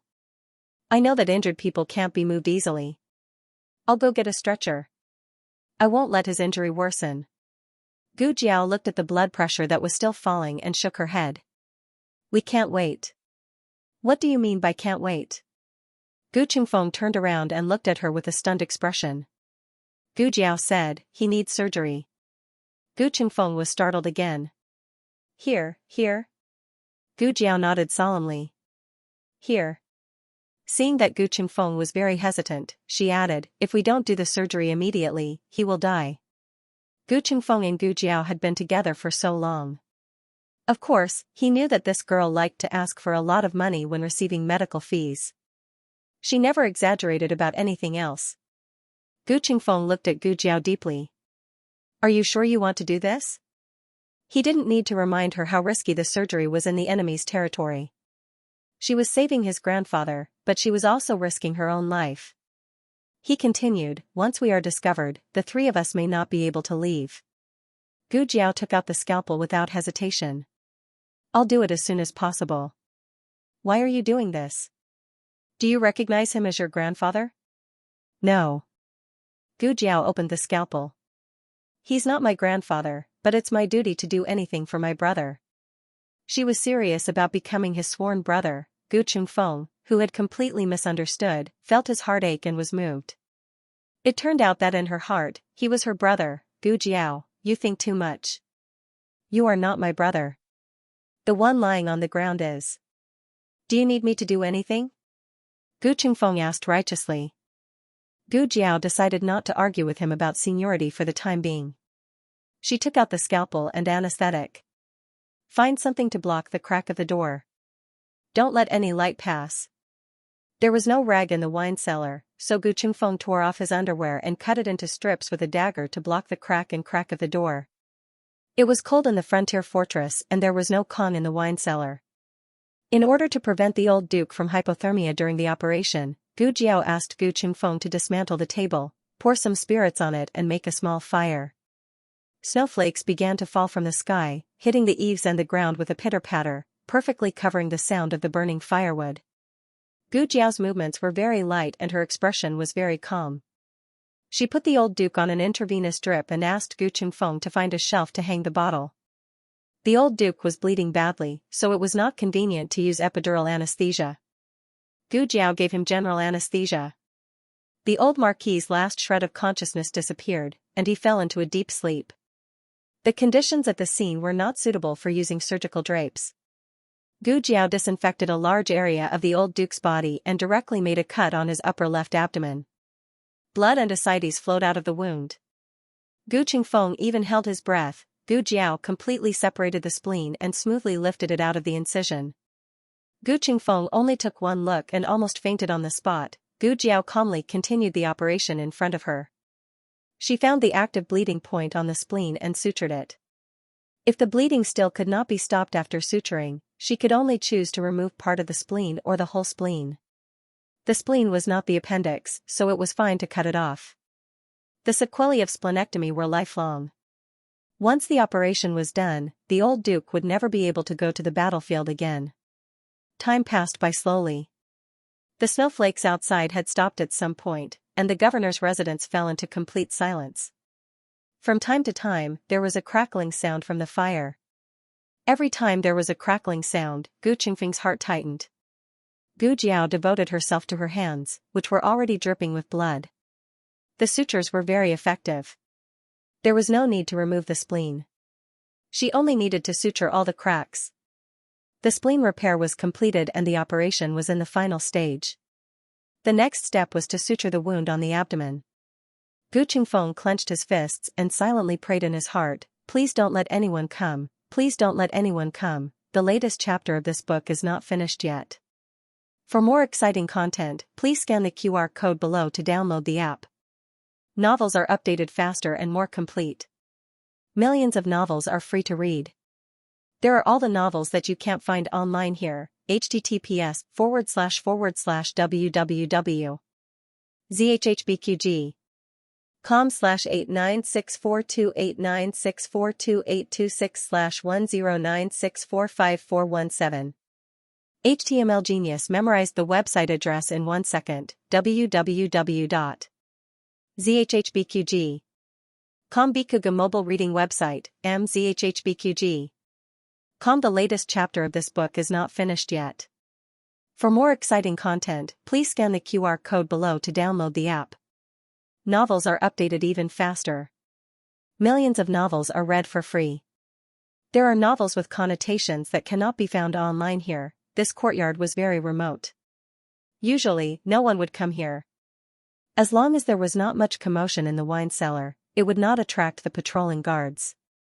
Yet, there were people who came. From the sound of footsteps and armor rubbing against each other, it was 2 adult soldiers. Generally speaking, this governor's office was controlled by the remnants of the previous dynasty. The Qin army was mainly stationed outside the governor's office. Thus, Gu Qingfeng deduced that these 2 were the minions of the remnants of the previous dynasty. Gu Qingfeng quietly came behind the door. He could not see the situation outside clearly. He could only try his best to pay attention to the movements and sounds of the people coming.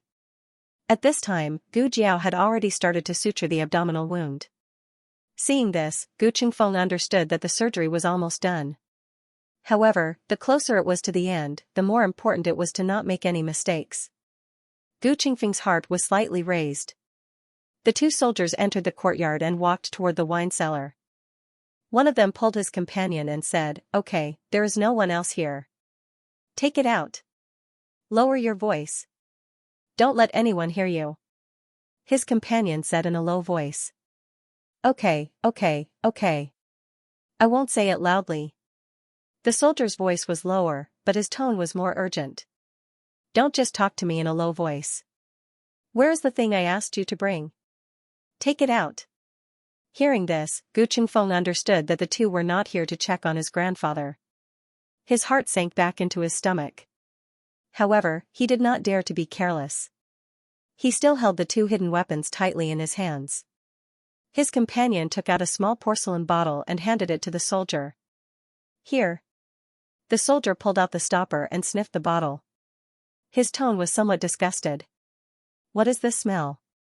It's all the same smell. Is it really effective? Won't you know if it is effective after you try it? Then have you tried it yourself? Can you really do it 7 times in one night?" Hearing this, Gu Qingfeng could not help but frown. What 7 times in one night? There were too many dirty words. He really wanted to shut their mouths. He turned back to look at Gu Jiao, who was treating the old duke. Gu Jiao was almost done. This girl was treating him so seriously. She didn't hear those dirty words, did she? Just tell me whether you want it or not. Yes. How could he not want it? How much? It sold for 1 tael of silver outside. The boss is my friend, so he gave it to me at a cheaper price of 200 copper coins. If I were to sell it to someone else, I would have to pay an additional 50 copper coins. You're my brother, so based on our friendship, I won't charge you more. Gu Qingfeng sneered in his heart.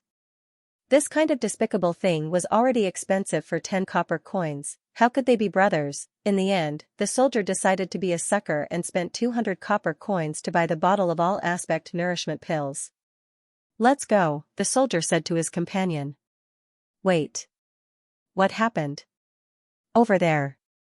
What's going on over there?" The soldier looked around and asked. Oh, the wine cellar. Gu Qingfeng's heart tightened. I heard that Lingguan City's governor's office's wine is new or red, which has been stored for more than 10 years. His companion walked towards the wine cellar as he spoke. The soldier pulled him back. Hey, who was the one who said not to be discovered? You're hugging a wine jar in the middle of the night. Do you think you're not discovered fast enough? If you want to drink wine, I have plenty in my house. I'll give you a jar when we get back. Ah, all right. His companion was convinced by the soldier and left the courtyard with him. Gu Qingfeng finally let out a sigh of relief. His entire back was soaked in cold sweat and his forehead was sticky. He raised a hand to wipe his sweat and asked Gu Jiao, "Is it done?" Gu Jiao cut off the last thread and used gauze to cover the wound. Not yet. The fracture needs to be fixed. The old Marquis's 4 limbs were fractured and needed to be stopped first. Otherwise, it would be very dangerous to move. Half of the table was thrown into the fire. There was still half left. Gu Jiao first made do with cutting a few boards. Gu Qingfeng went over to help her. But at this time, something unexpected happened. The 2 people who had already left actually turned back in a hurry. Not good. It's Captain Liu. If he finds out that we didn't patrol properly and came here without permission, he will definitely punish us. It was that soldier's voice. Hurry and hide. His companion said. Where do we hide? The soldier asked fearfully. The wine cellar. Gu Qingfeng's eyebrows jumped, his hand that was fixing the boards paused. He instinctively glanced at Gu Jiao. Gu Jiao acted as if she didn't hear anything and calmly and quickly continued what she was doing. Gu Qingfeng's eyes moved and he looked coldly in the direction of the door. Why can't the door be opened? Is it locked from the inside? Impossible, let me do it. The soldier's companion pushed open the door with great force, and a flash of fire suddenly entered his eyes. He was slightly startled, but before he could react to why there was fire inside, Gu Qingfeng shot out 2 concealed weapons. His body stiffened and he fell forward. He didn't fall to the ground. Gu Qingfeng's figure flashed in front of him and caught him. Everything happened in a flash. The soldier didn't have time to react. Gu Qingfeng's other hidden weapon cut his throat. Gu Qingfeng caught the 2 of them one by one and dragged them into the house without a trace. He quickly and steadily closed the door without making a single sound. Gu Qingfeng placed the 2 corpses on the ground. He sat on the side, leaning against the door behind him as he trembled and panted. He was a thief, not an assassin. No matter how many times he killed someone, he couldn't get used to it. But he couldn't not kill them. Captain Liu led a group of patrolling soldiers as they walked past the courtyard. Gu Qingfeng held his breath and minimized his presence to the minimum. Gu Jiao finished cutting all the wooden boards. Next, they only needed to fix them so that they wouldn't make too much noise. But as luck would have it, the old Marquis showed signs of waking up. While he was in a daze, he coughed out of the blue. What's that sound? In response to Lord Liu, it seems to be coming from the wine cellar. There's a hostage in the wine cellar. Captain Liu, is it the old Marquis of the Gu army? Subordinate, it's him. He was interrogated this afternoon and was injured. Captain Liu, why is he in the wine cellar? The subordinate smiled embarrassedly. Why was he locked in the wine cellar and not the dungeon? Wasn't it because someone had disobeyed the orders of the higher-ups and lynched the old Marquis? They were afraid that they would be discovered in the dungeon, so they locked him in the wine cellar first. Captain Liu wasn't stupid and quickly figured out the crux of the matter. He was only a small captain and couldn't afford to offend the person who lynched the old Marquis. But he was on duty tonight. If something happened to the hostage, he couldn't escape the blame. Go and see how he is. He ordered. The 2 subordinates walked towards the wine cellar together. At this time, Gu Jiao finished fixing the old Marquis's left arm and started fixing his right arm. Gu Qingfeng took a deep breath and closed his eyes. What was to come still came. Gu Qingfeng didn't give the 2 a chance to push the door open. He rushed out and shot 2 hidden weapons at the 2 soldiers in front of him. Assassin. Captain Liu pulled out the sword at his waist and led the rest of his subordinates to rush towards Gu Qingfeng. This group of people, including Captain Liu, were just ordinary soldiers. They weren't very skilled and Gu Qingfeng didn't feel much pressure dealing with them. However, Captain Liu seemed to have noticed that Gu Qingfeng was skilled. He didn't hesitate to blow the wooden whistle at his waist. A tall and powerful figure flew through the air and kicked Gu Qingfeng in the chest. Gu Qingfeng fell heavily at the door of the wine cellar and spat out a mouthful of blood. Gu Qingfeng clutched his chest. He recognized that this man in black was one of the masters that he and Gu Jiao had been tracking. He also had companions. They also descended from the sky and blocked the door to the courtyard. No wonder he didn't notice when they drugged him. His skills were almost on par with His Majesty's dragon shadow guards. Gu Qingfeng held his chest in pain with one hand and used his other hand to support his body with the sword. He stood up with a fierce look in his eyes. "Archers, get ready!" Captain Liu yelled. A row of archers filed in and knelt on one knee. They drew their bows and aimed at Gu Qingfeng. The Marquis, whose right leg was fixed, seemed to have sensed that something was about to happen to his grandson. He opened his eyes slightly and tilted his head to look outside the door. He had been unconscious for too long and his vision was a little blurry. He could only vaguely see a familiar figure stubbornly holding the long sword in his hand and guarding the people in the room. The Marquis's eyes suddenly welled up with tears. Gu Qingfeng didn't know how many times he had been kicked down by the Master in Black. Every time he fell, he would spit out a mouthful of blood. However, he would always stand up again. The Master in Black seemed to be tired of it. After knocking Gu Qingfeng down for the last time, he stepped on Gu Qingfeng's chest with his long boot.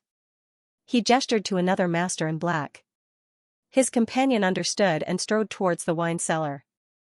Gu Qingfeng grabbed a hidden weapon in his palm. However, before he could shoot it, his hand was stepped on by the man in black. It was time to end everything. The Master in Black lifted his icy cold boot and ruthlessly stepped on Gu Qingfeng's head. Heavy snow suddenly fell from the sky. Snowflakes fluttered down. Ah, a sharp scream. The Master in Black outside the wine cellar was dragged in by a strong force. Almost at the same time, a red tasseled spear suddenly shot out from the wine cellar, carrying a trembling sound of breaking through the air. It pierced through the flying snow, and with a whoosh, it pierced through the heart of the black-clothed expert, sending him flying, and fiercely nailing him to the hard wall. Everyone was stunned. In the next second, they all looked towards the wine cellar. They didn't know when, but there was a slender little figure at the door.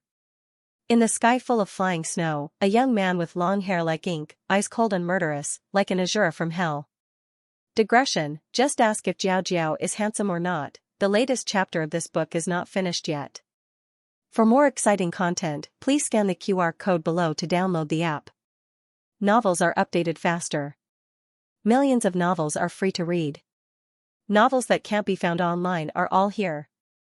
https://www.zhhbqg.com/89642896428226/1096444184. HTML Genius will remember this site's address in 1 second. www.zhhbqg.com Bikuga mobile reading website, zhhbqg.com. The newest chapter of this book is not finished yet. For more exciting content, please scan the QR code below to download the app. Novels are updated even faster.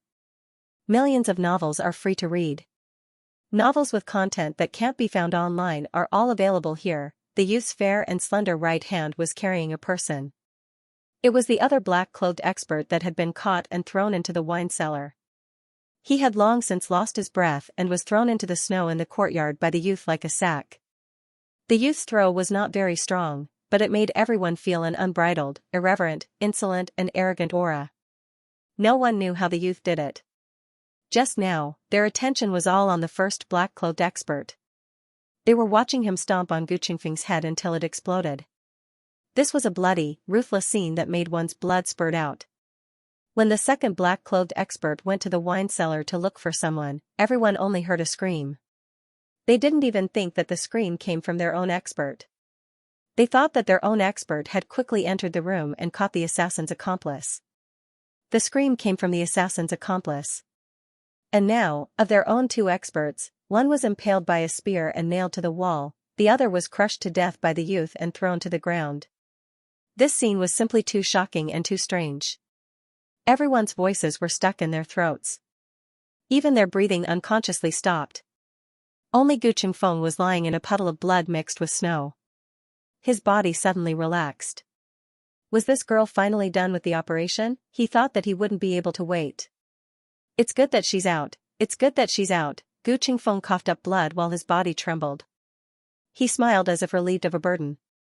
More than half of the 3 black-clothed experts were killed in an instant. The third black-clothed expert was the first to recover from his shock. He pulled out the soft sword at his waist and attacked Gu Jiao with a murderous aura. When dealing with Gu Qingfeng, he didn't make a move because there was no need to. But this youth killed 2 of his companions as soon as he came out. Even if he didn't want to, he had to admit that this youth who was much younger than everyone present gave him a strong sense of danger. So much so that he even used his weapon. Gu Jiao dealt with all changes by remaining unchanged. When he attacked her, she did not immediately move. Instead, the moment his soft sword was about to strangle her neck, she raised her left hand and shot out a long thread with a hook to entangle the other's soft sword.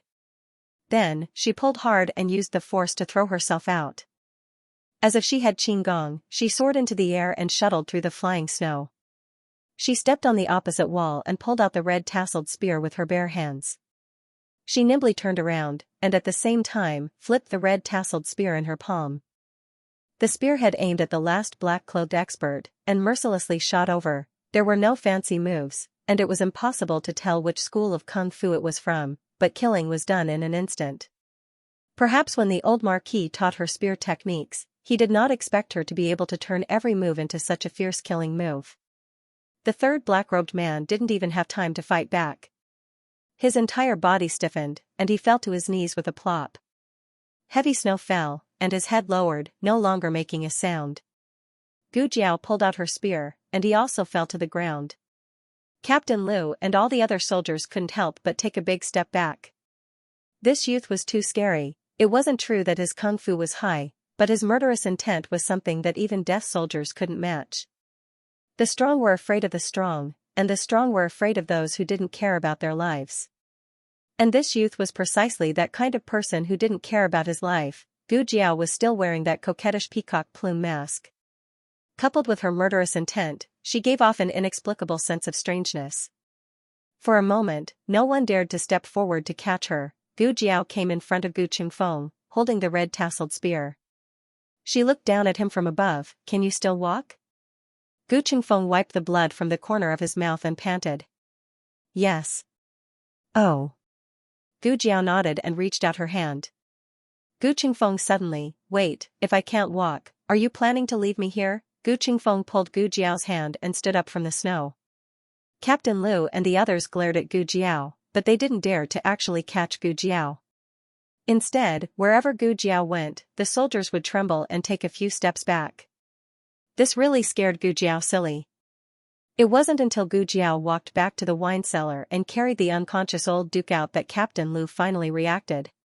Fighting Gu Jiao was courting death, but if they let Gu Jiao go, it would be difficult for them to escape death if they were to be held responsible. Captain Liu gritted his teeth and made up his mind. He raised his sword and said, "Are you all cowards? Are you all scared out of your wits by a brat who's still wet behind the ears? If we let them go today, none of us will be able to live when His Excellency pursues this matter. 2 of the 3 of them are already injured. That brat is carrying another one on his back, he won't be able to deal with us. Attack together. Chop them up. Attack together. Chop them up." Some of the soldiers agreed passionately. Captain Liu took the lead and charged out. When he and the other soldiers saw this, they were also filled with bloodlust. It was mainly because they saw that Gu Jiao was carrying an injury on her back and really thought that she was at her wit's end. Little did they know that Gu Jiao had tied the old duke tightly to her back with strips of cloth. She freed up 2 hands, one gripping her spear tightly while the other tossed the small basket on her back to Gu Qingfeng. Then, she waved her hand and threw out the black fire pearl, blasting a path of blood. The huge commotion shocked the entire governor's office. Even the Qin soldiers stationed outside the office were alarmed by the series of loud noises. However, Gu Jiao and Gu Qingfeng moved extremely quickly. By the time a large number of soldiers arrived to surround them, they had already jumped over the wall of the governor's office and mounted the horses that had been hidden nearby. There were 2 horses in total. Gu Jiao rode one with the old duke, while Gu Qingfeng rode the other horse alone. The 3 quickly disappeared from the streets of Lingguan City. Sir. Near the wine cellar, Captain Liu, who had been severely injured by the explosion, knelt down and bowed to a man wearing a silver fox cloak. The man was about 30 years old. He was tall and sturdy, with cold features and deep eyes. His every movement was filled with nobility. He didn't look angry, but everyone who was still alive felt as if their throats were being strangled and they couldn't breathe. The man did not pay any attention to Captain Liu, who was kneeling on the ground, nor did he pay any attention to the other soldiers who had been blown up. He only came to the remains of the black fire pearl and squatted down. He touched the remains with his slender fingers, and a trace of coldness and doubt flashed across his face. Yan Kingdom? He muttered. Captain Liu didn't hear what he said clearly. It wasn't that his voice was too soft, but that his ears were muddled from the explosion. He asked, Sir, should we chase? Chase, the man in the silver fox cloak said calmly. I want him alive. Ah. That brat was so powerful. It was already difficult to kill him, but to capture him alive, wasn't this? Captain Liu wanted to say that he was making things too difficult for the soldiers, but he also understood that this lord would never take back his words. They either had to obey or die. The cold wind whistled and snow swirled in the air. Gu Jiao and Gu Qingfeng ran endlessly in the night against the flying snow. Their hands and feet were frozen and their bodies were gradually losing feeling. Gu Jiao's long eyelashes were covered in frost. However, thanks to the heavy snow, their whereabouts were concealed. Gu Qingfeng wanted to ask where Gu Jiao was going, but his mouth was numb from the cold and he couldn't open his mouth at all. Just as the 3 of them were about to turn into 3 small popsicles, Gu Jiao finally stopped the horse. The moment she grabbed the reins and pulled, Gu Jiao's hand hurt so much that it felt like it was broken. Proud, arrived. Proud, arrived? Gu Qingfeng immediately blurted out. Gu Jiao responded. She wasn't much better than Gu Qingfeng and had a hard time talking. She slowly loosened her stiff hand, but the reins were already frozen in her palm. The red tasseled spear wasn't frozen in her hand, but she had held on to it for too long and couldn't open her stiff fingers for a while. The 2 of them used a lot of energy to get off the horse. The horse was exhausted and was panting heavily. Where are we? Gu Qingfeng asked with a pale face. I don't know. Gu Jiao wasn't familiar with the terrain of the frontier fortress. She was only relying on her intuition to avoid the pursuers of the previous dynasty. Let's walk forward and see, she said. She raised her hand that had regained a bit of feeling and grabbed the horse's stiff hand. Her other hand grabbed her red tasseled spear. Gu Qingfeng remembered that she originally carried the red tasseled spear on her back, but now that she was carrying her grandfather, she could only hold the red tasseled spear in her hand. Give it to me. He reached out his hand and said. You won't be able to carry it. Gu Jiao said. How can I not be able to carry it? I'm a man. The belittled Gu Qingfeng raised his hand to take Gu Jiao's red tasseled spear. Gu Jiao glanced at him indifferently and let go. Fuck.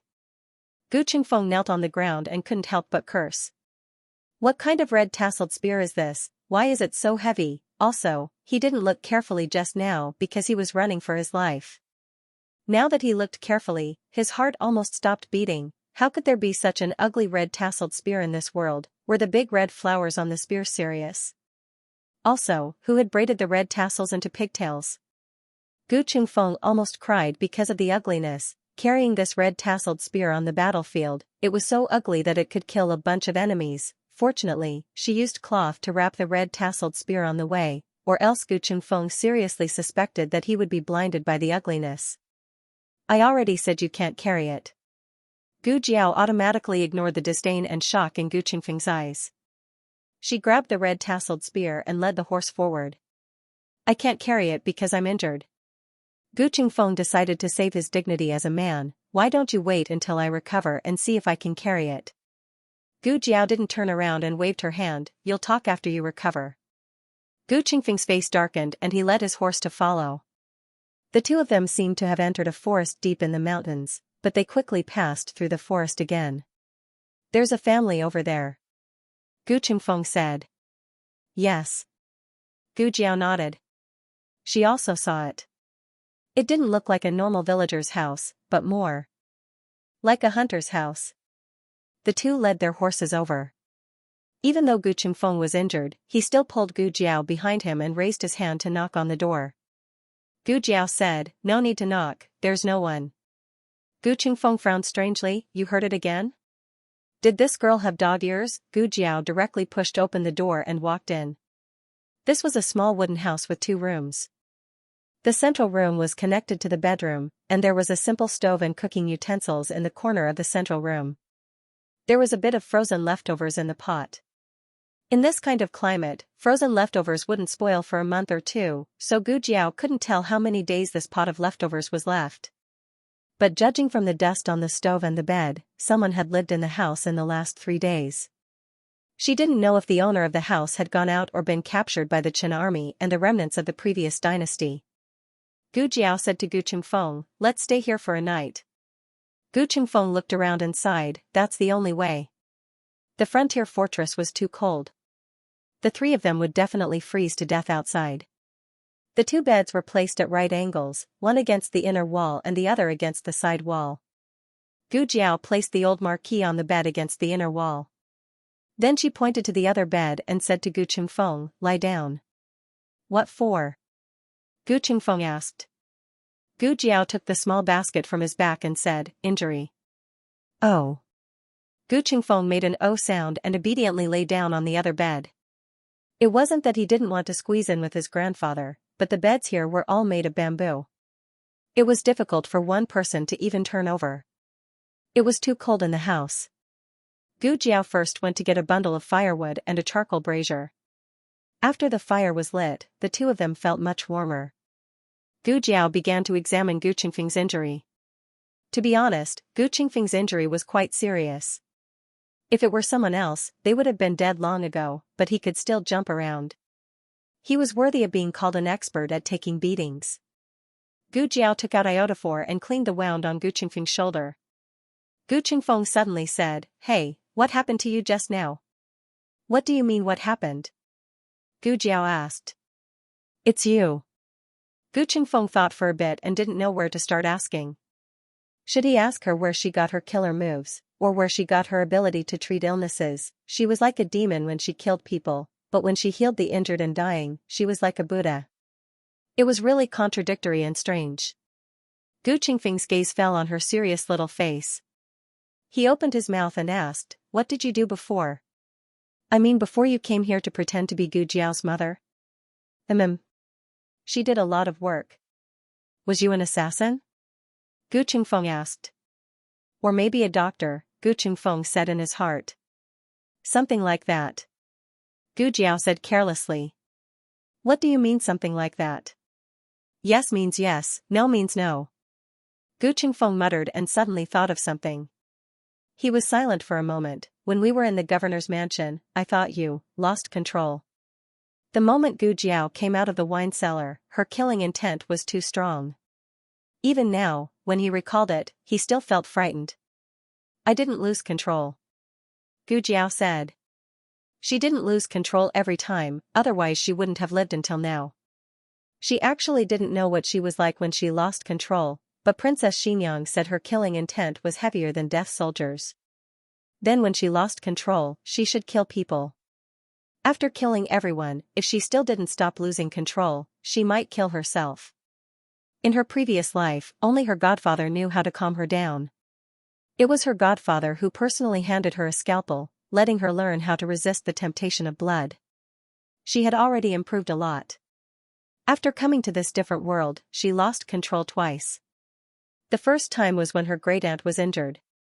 She was promptly comforted by her, so she didn't completely lose control. The second time was when Lu Yixing cut off his finger. She didn't remember the details of that time, but she guessed that Longy had restrained her.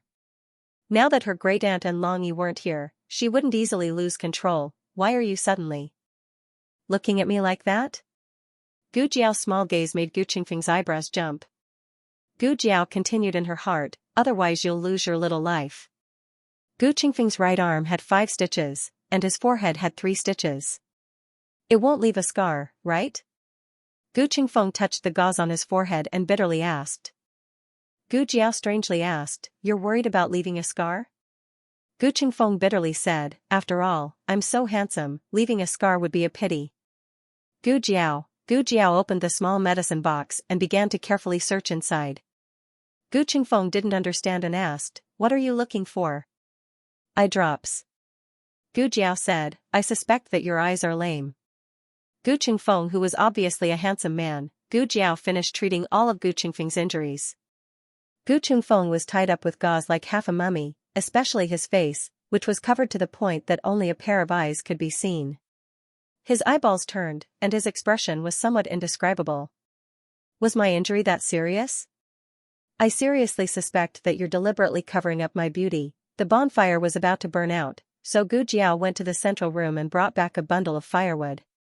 Gu Qingfeng looked at her busy little figure and said, you rest for a while, I'll keep watch tonight. We'll take turns keeping watch. You sleep for the first half of the night, and I just happen to need to change some medicine. Gu Jiao said and turned to check the splints on the old marquis's limbs. Her time and conditions in the governor's residence were limited, so she only did a simple breaking, and now she had to do it again. Also, his wounds had to be carefully examined. Is my grandfather okay? Gu Qingfeng looked at the old marquis and asked. Gu Jiao used shock absorption and fixation on the old marquis's waist and abdomen. The condition of the wound was good, and his blood pressure was gradually returning to normal. It was just that he had a slight fever, and they had to be careful of post-operative infection. He's fine for now. Gu Jiao said, you sleep, I'll wake you up later. Gu Qingfeng thought for a while, but still agreed.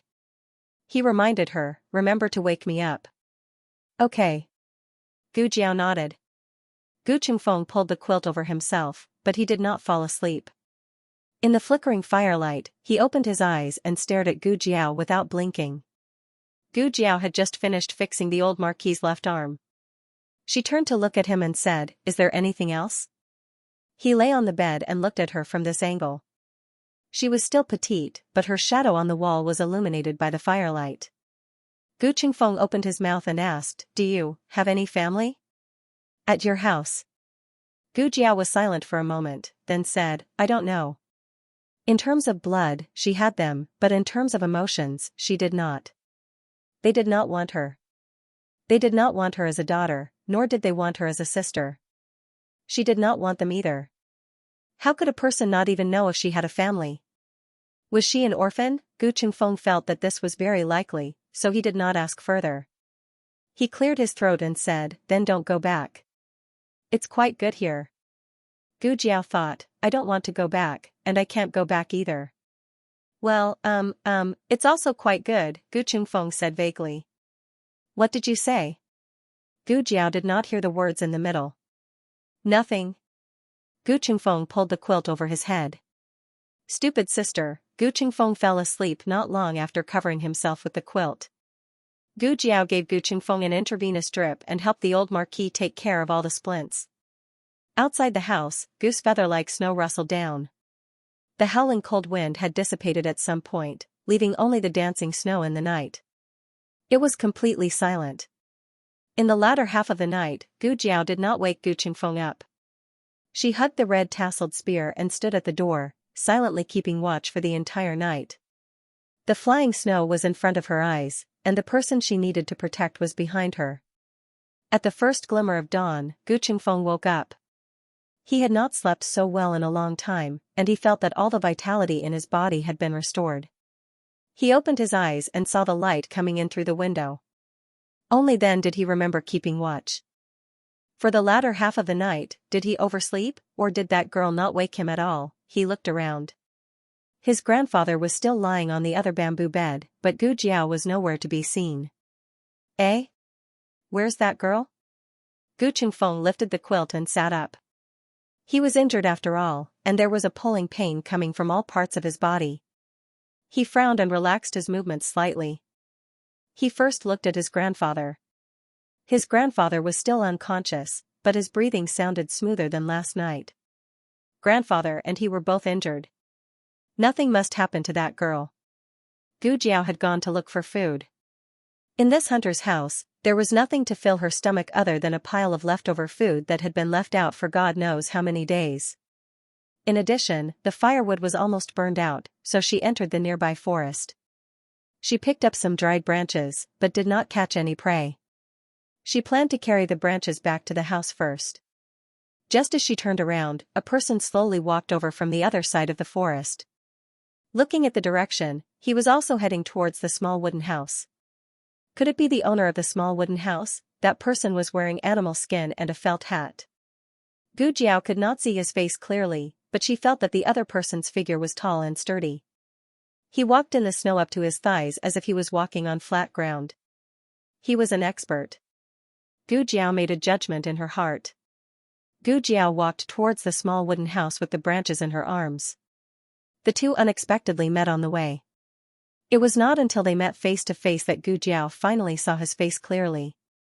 And he also saw Gu Jiao. Both of them were startled at the same time. Digression almost 5,000 votes. When I woke up, I hoped to break through 5,000 votes. The latest chapter of this book is not finished yet. For more exciting content, please scan the QR code below to download the app. Novels are updated at a faster rate. Millions of novels are free to read. Novels with connotations that cannot be found online are all available here. https://www.zhhbqg.com/896428964286/1096245443. HTML Genius memorized this site's address in 1 second. www.zhhbqg.com Bikuga mobile reading website, mzhhbqg.com. The latest chapter of the book is not finished yet. For more exciting content, please scan the QR code below to download the app. The novel is updated faster. Millions of novels are free to read. There are all kinds of novels that can't be found online. Gu Jiao didn't expect to run into Tang Yueshan, who had been missing for many days, here. So the owner of that house was actually Tang Yueshan? The remnants of the previous dynasty and the Qin army couldn't find him because he was hiding in the deep forest. In just a moment, Gu Jiao's eyes flashed with countless doubts, including whether Tang Yueshan recognized her. Gu Jiao was still wearing the night clothes from yesterday. She wore a mask on her face. Because of the rush on the horse, the peacock feathers on the mask were blown away by the cold wind, leaving only a bare silver mask. Tang Yueshan stared at the mask for more than 10 seconds. At least, that was what Gu Jiao counted in her mind. Gu Jiao's first reaction was that he recognized her. Then she thought of something else. Her second reaction was that he might as well have recognized her. Yes, Tang Yueshan didn't recognize Gu Jiao as the daughter of Marquis Manor, the beloved daughter of Empress Dowager Zhuang. Instead, he thought of the little assassin who had broken into the marshal's mansion and disabled Tang Ming.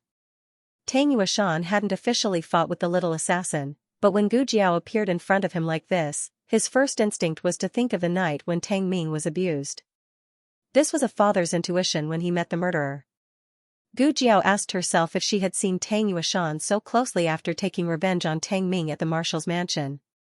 They might have seen each other from afar. However, she was wearing women's clothes and showed the left side of her face with the birthmark. It was hard to associate her with the assassin that night. Not to mention that both the assassin and Gu Qingfeng, the accomplice who came to the marshal's mansion to pick her up, died at the hands of Empress Dowager Zhuang. Tang Yueshan had no more reason to suspect her. But a lie was a lie. It couldn't overcome a father's instinct. Gu Jiao could tell from the look in Tang Yueshan's eyes that he had recognized her as the assassin from that night. That was why Gu Jiao had said that he might as well have recognized her. If he had recognized her as the Marquis's daughter, it would mean that he didn't have the intuition to find the culprit. The atmosphere between the two of them suddenly became stiff. Countless thoughts flashed through Gu Jiao's mind at that moment, as did Tang Yueshan. He had personally seen Empress Dowager Zhuang's trusted eunuch, Eunuch Qin, bring the two assassins into the forest to execute them. Afterwards, Eunuch Qin came to report that the assassins had been executed. He didn't check the bodies because he believed in Empress Dowager Zhuang. He didn't think that she would protect two assassins who made trouble in the marshal's mansion. After all, he was Empress Dowager Zhuang's trusted minister. If he wanted to kill two mere assassins, why would Empress Dowager Zhuang do this? But now, this little assassin had appeared right in front of him. Other than the mask, everything else was the same: figure, temperament, eyes, clothes. Gu Jiao thought, what the f***ck?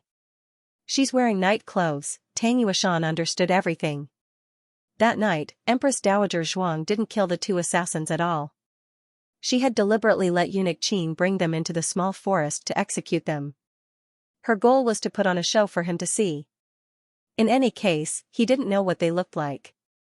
In the future, they would still be able to live openly in this world.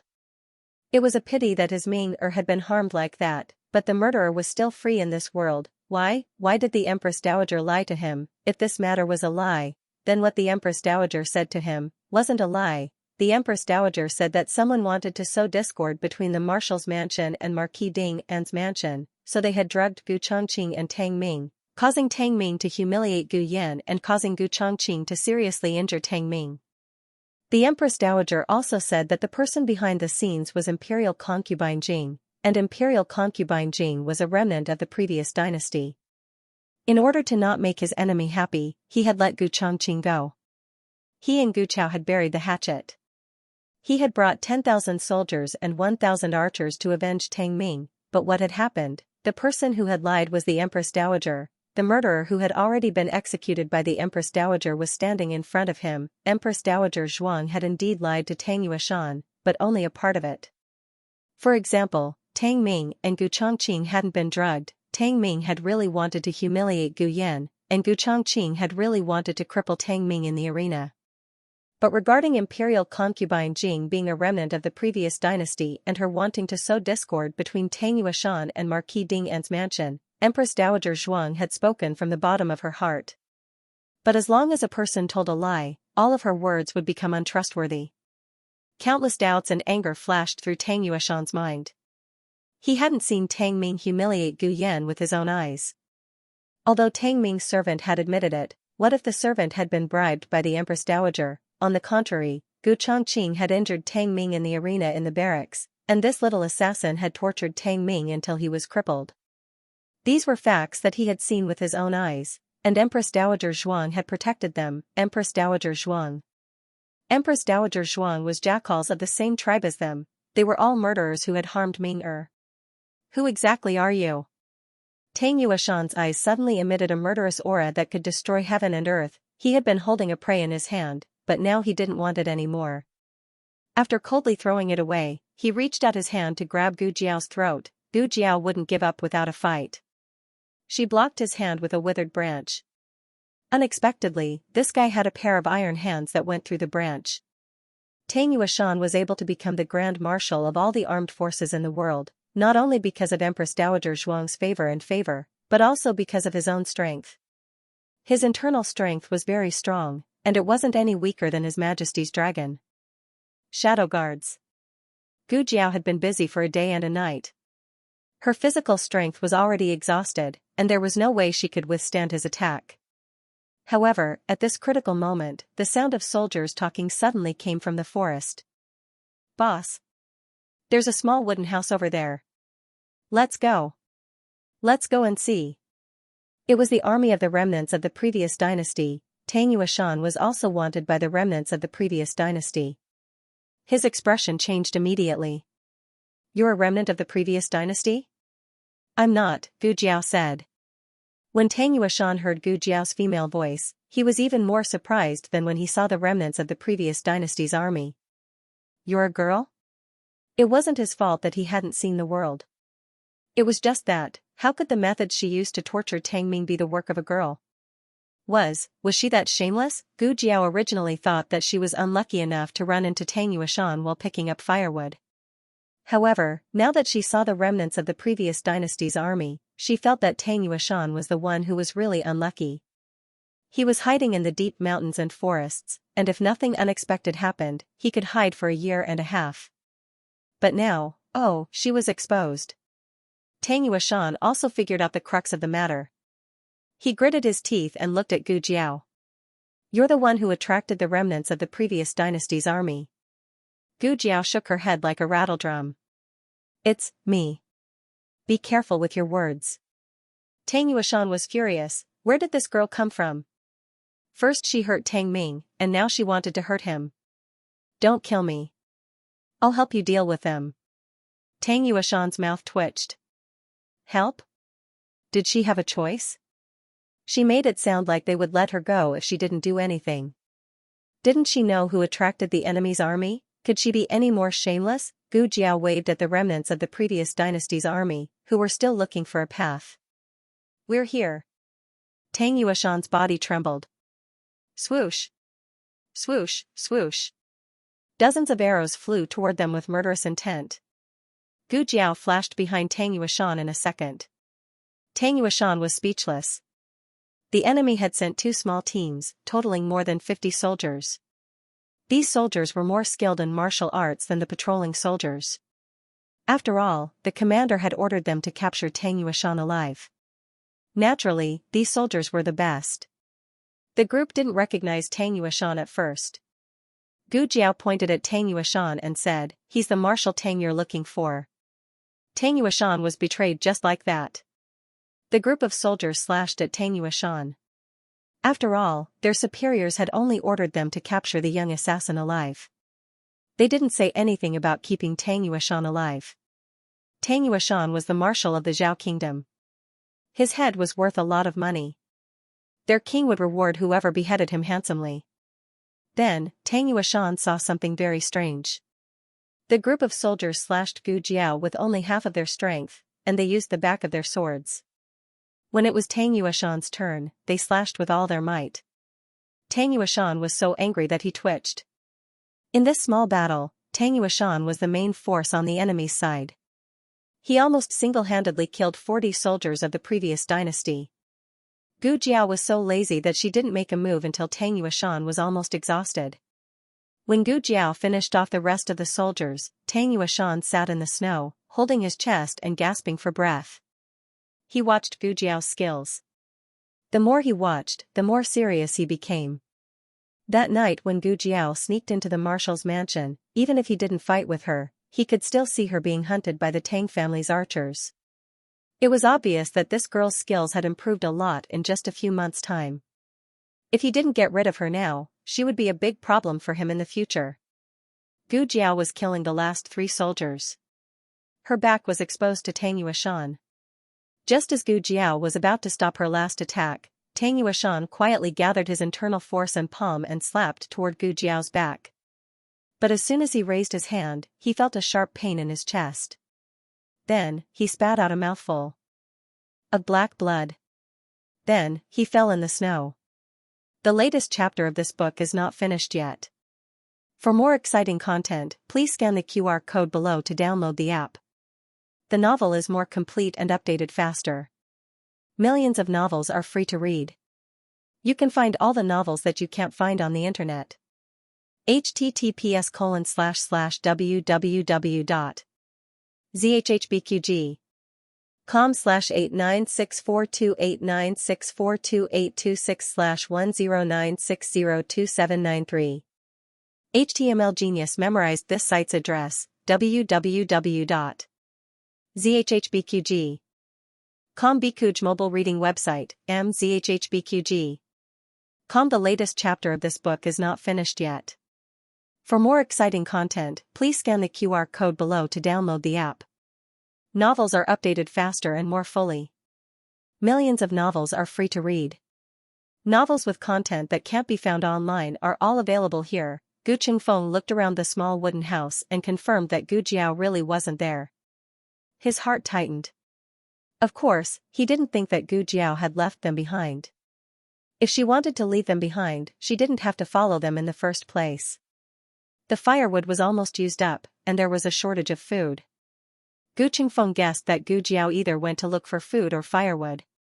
He couldn't let her take the risk alone in the snow-covered forest, so he planned to go out and look for her.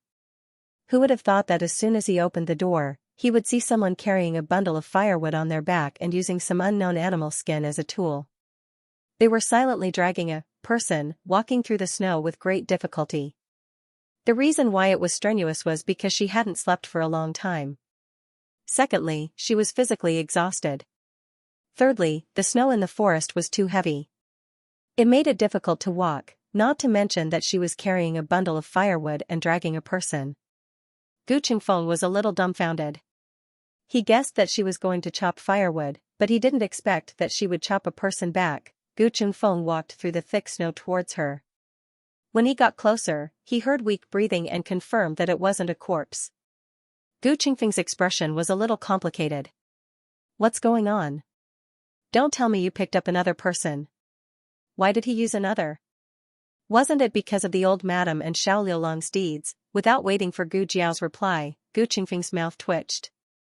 He said with a look of disdain, "Do you have a hobby of picking up people in the house?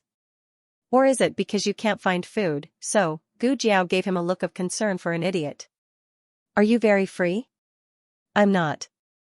Gu Qingfeng denied flatly. He pointed at the man whose face was covered by messy hair and snow. "Who is it?" Gu Jiao said, "See for yourself." Gu Qingfeng squatted down and brushed away the messy hair and snow on the man's face.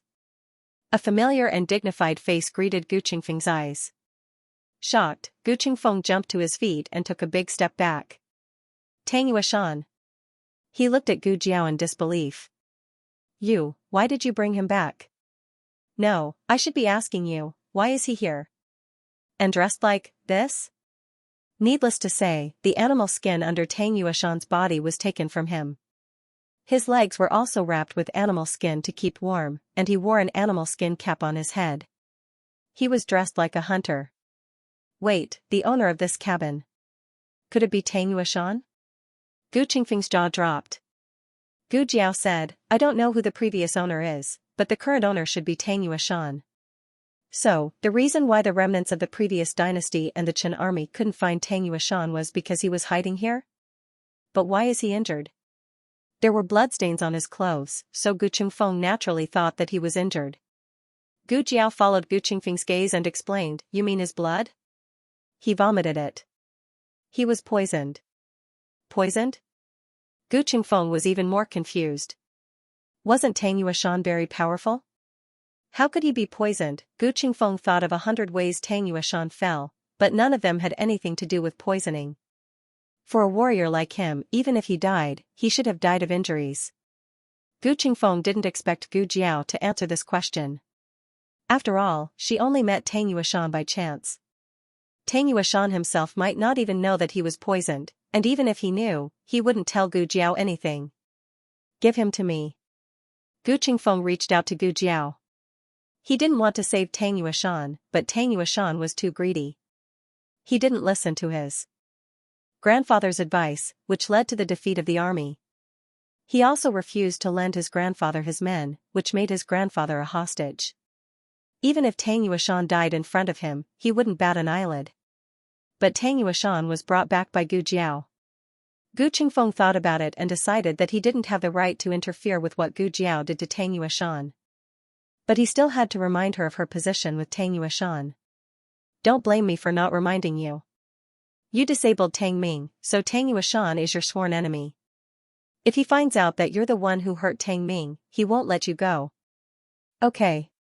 Gu Jiao answered, indicating that she knew. "Then why did you save him?" Gu Qingfeng didn't understand. Gu Jiao looked at Gu Qingfeng and said, "Among you guys, he's the best fighter." Gu Qingfeng looked at himself, wrapped in bandages, and thought of his unconscious grandfather. For a moment, he couldn't refute. If the Qin kingdom's army and the remnants of the previous dynasty came after them, it seemed that Tang Yuashan was the only one left who could hold his own. However, Gu Qingfeng thought of something and grabbed Gu Jiao's wrist. He pointed at Tang Yuashan, who was lying in the snow, and said, "Wait, didn't you say that he was poisoned? Then he can't fight, right?" Gu Jiao's words shattered his hope. "He can detoxify the poison." He'll recover faster than you guys. Gu Qingfeng was speechless. Gu Jiao dragged Tang Yuashan into the small wooden hut. She also dragged Tang Yuashan's game into the house.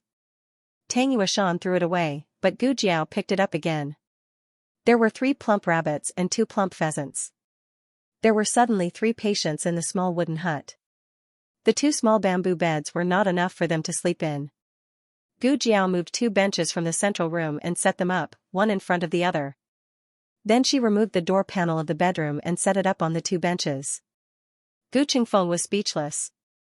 How could this work? Gu Jiao put Tang Yuashan on the temporary bed. Then she began to check Tang Yuashan's condition. The black marks on Tang Yuashan's forehead and fingernails were not obvious, but his gums were swollen. A blue-black line could be seen under the mucous membrane of his gums. It was mercury poisoning.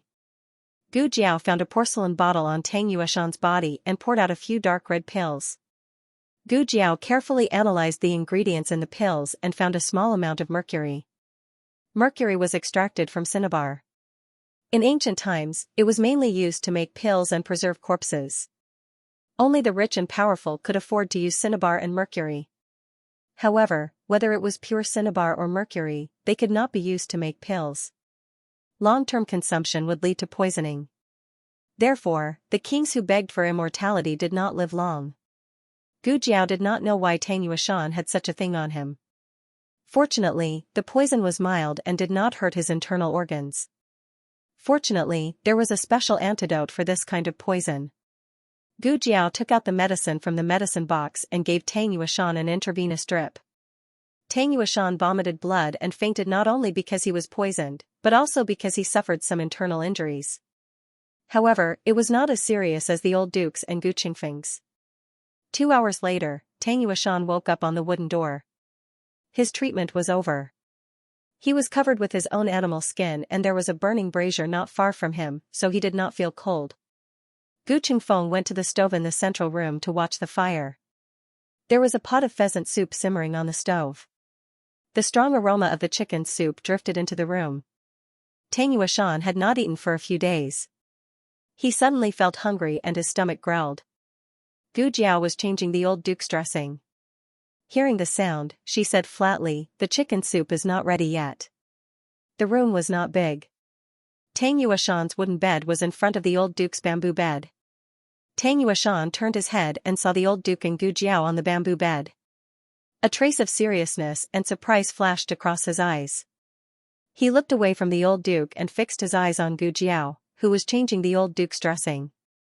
He asked in a low voice, "Who are you?" Gu Jiao changed the last of the dressing and covered the old duke with a quilt. She turned around and took off the mask on. Her face.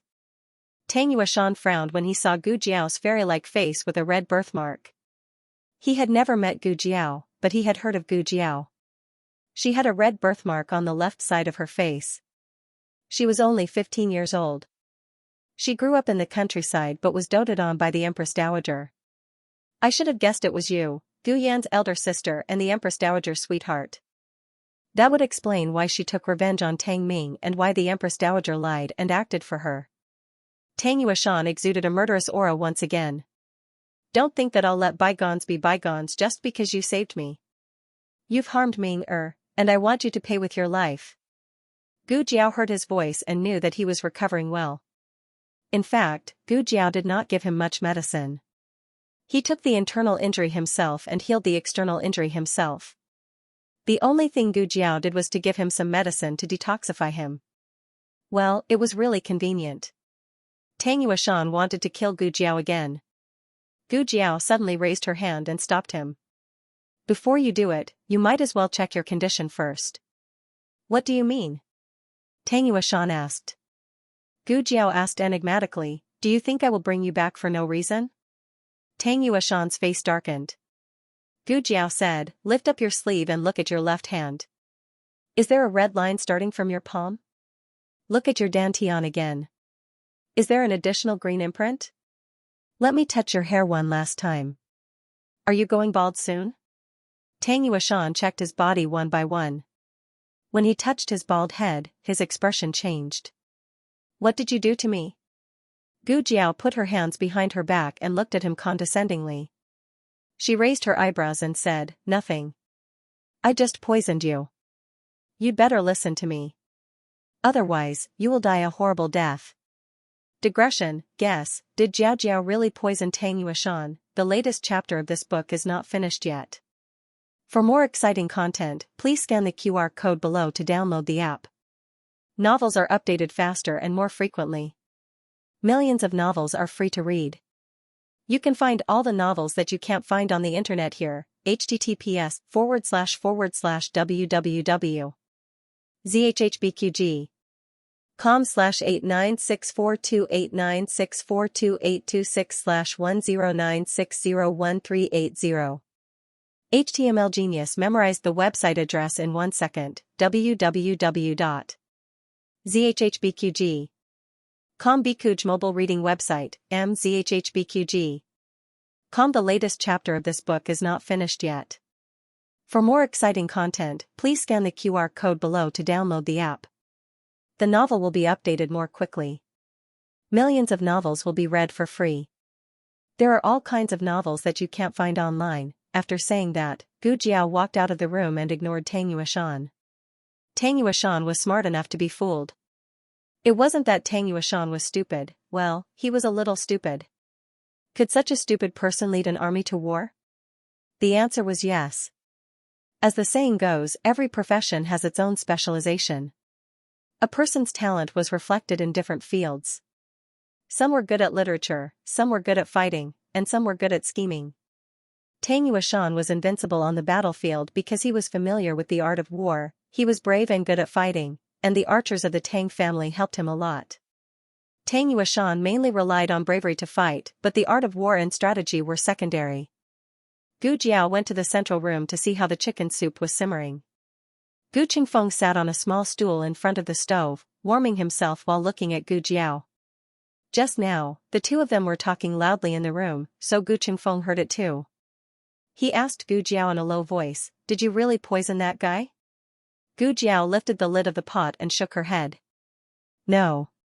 How could she bear to spend such an expensive poison? She drew the red line. She pinched the mark. She pulled the hair. Gu Qingfeng was speechless. After Gu Jiao went out, Tang Yueshan was lost in thought. Of course, he suspected that Gu Jiao was scaring him, but Gu Jiao acted so naturally that he didn't feel guilty at all. Ordinary people wouldn't carry poison with them, but Gu Jiao was a doctor. Tang Yueshan had heard about this when he was in the capital, not to mention that he saw Gu Jiao change the medicine for the old duke with his own eyes. He was afraid that Gu Jiao had cured his injuries. Medicine and poison went hand in hand, so it was not surprising that a doctor had poison. Thinking of this, Tang Yueshan suddenly didn't dare to act rashly. The food was placed in the central room. During dinner, Tang Yueshan met Gu Qingfeng. Gu Qingfeng did not wear a mask either. It was not that he did not want to, but there was no need to. His head and face were covered in gauze, only revealing his eyes and mouth. Tang Yueshan could tell from Gu Qingfeng's figure that he was the other assassin from that night. Strictly speaking, Gu Qingfeng was not an assassin. He was there to look for Gu Jiao. When he arrived at the marshal's residence, Gu Jiao had already started fighting with the marshal's residence. He had only escaped from the marshal's residence with Gu Jiao, but his figure and silhouette were deeply imprinted in Tang Yueshan's mind even though they had only met face to face. Tang Yueshan looked at Gu Jiao, who was munching on a chicken drumstick, and then looked at Gu Qingfeng, who could only drink soup. His face darkened. She's the daughter of the Gu family. Who are you to the Gu family? First, the two of them had participated in the revenge against Tang Ming. Then, the two of them had saved the old duke.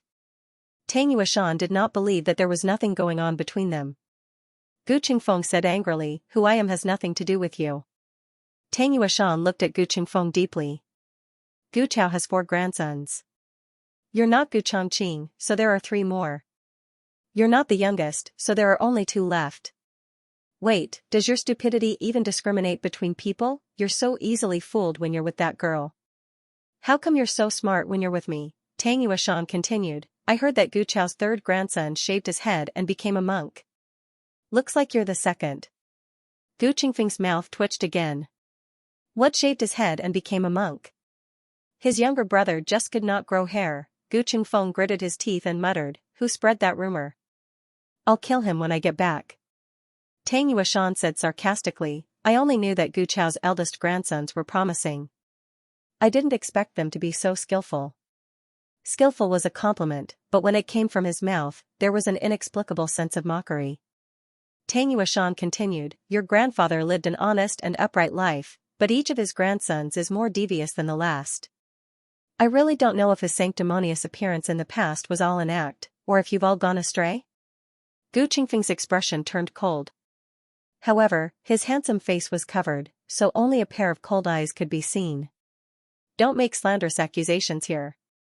Our affairs have nothing to do with my grandfather. Speaking of sanctimonious appearances, I'd like to ask Grand Marshal Tang, where did you get the audacity to accuse others when you took your younger brother's wife and gave birth to Tang Ming? Tang Yuashan said, you. Also, you said we've gone astray?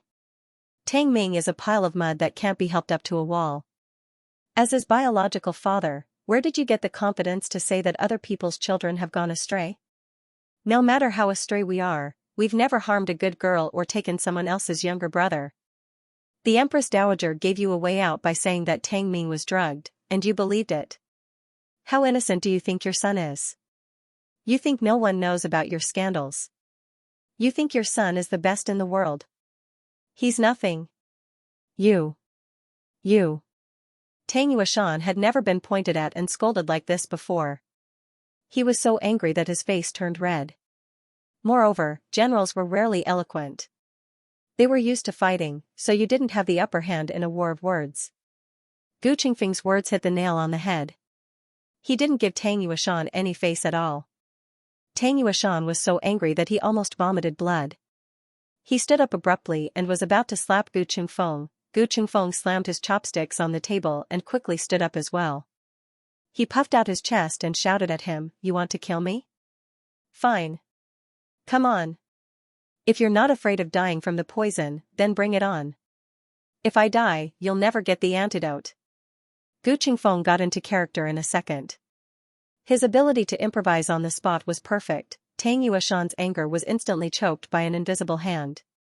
He clenched his fists in anger and finally sat down in humiliation. There were several heavy snowfalls in the next few days. They couldn't leave this place at all. Correspondingly, it would be difficult for the second wave of remnants of the previous dynasty to find them.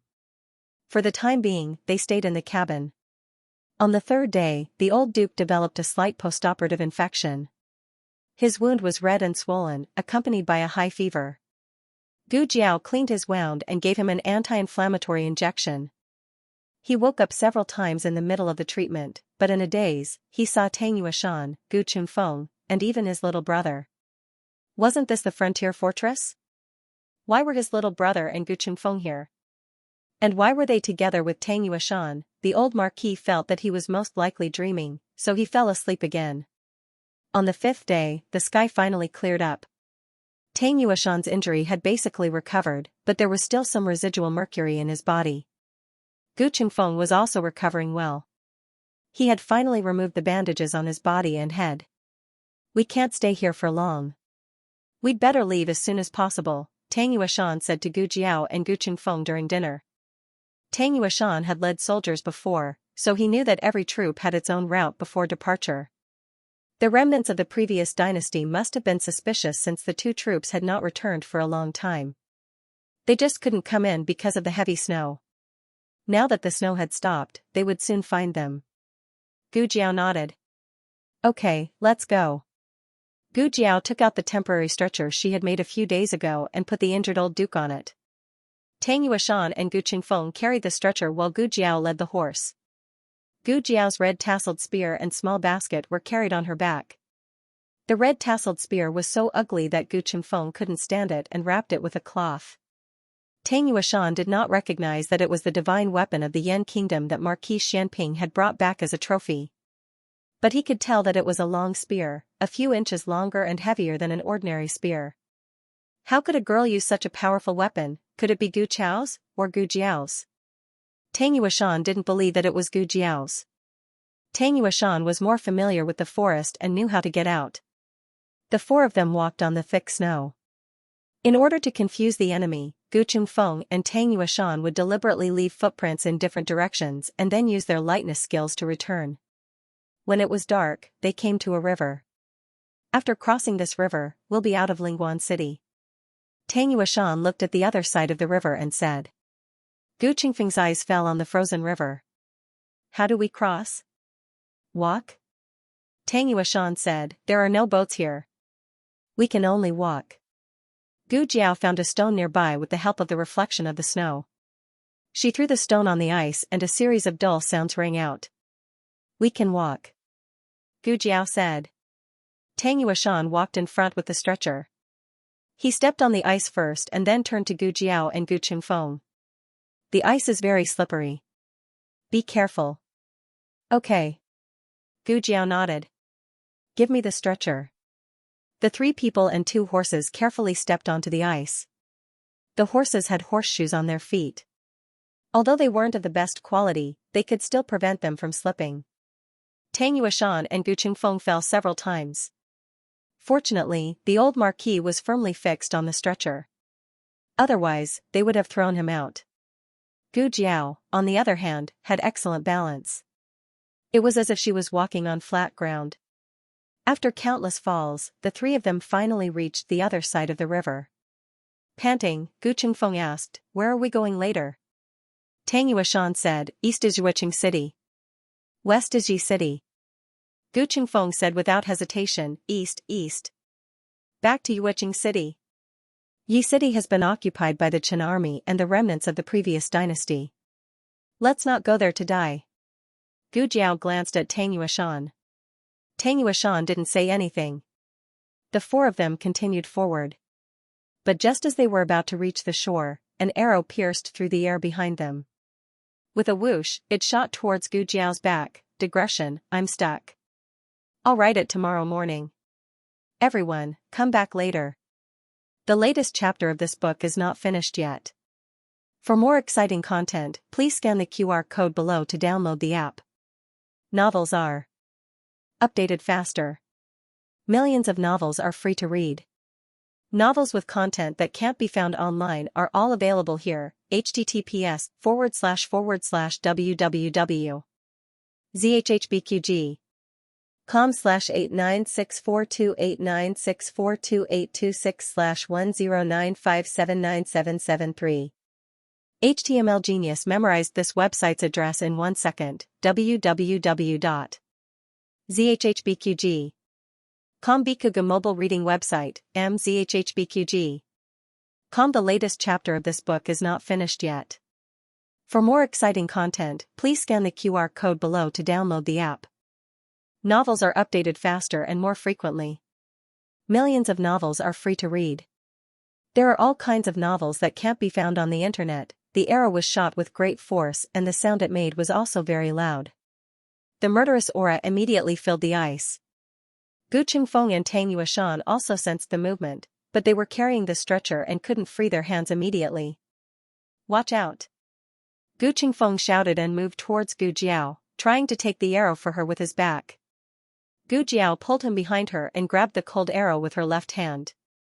Then she turned around and shot the arrow towards the other side of the river. A soldier screamed in the night. Gu Chengfeng secretly heaved a sigh of relief. Just now, he had broken out in cold sweat. Tang Yuashan looked at Gu Jiao with a complicated expression. As a general who had been on the battlefield, he could naturally tell that Gu Jiao did not know Qinggong, and her martial arts were not top-notch. However, her reaction, her temperament, and even the decisiveness with which she attacked surpassed countless men in the world. Did the Gu family really mistake her for someone else? Didn't they secretly train her to be their trump card? The thought only flashed in his mind for a moment before he rejected it. If the Gu family wanted to train someone secretly, it would be Gu Chengfeng. After all, Gu Chengfeng was also a good seedling. How could they train a girl? He knew Gu Chao's character too well.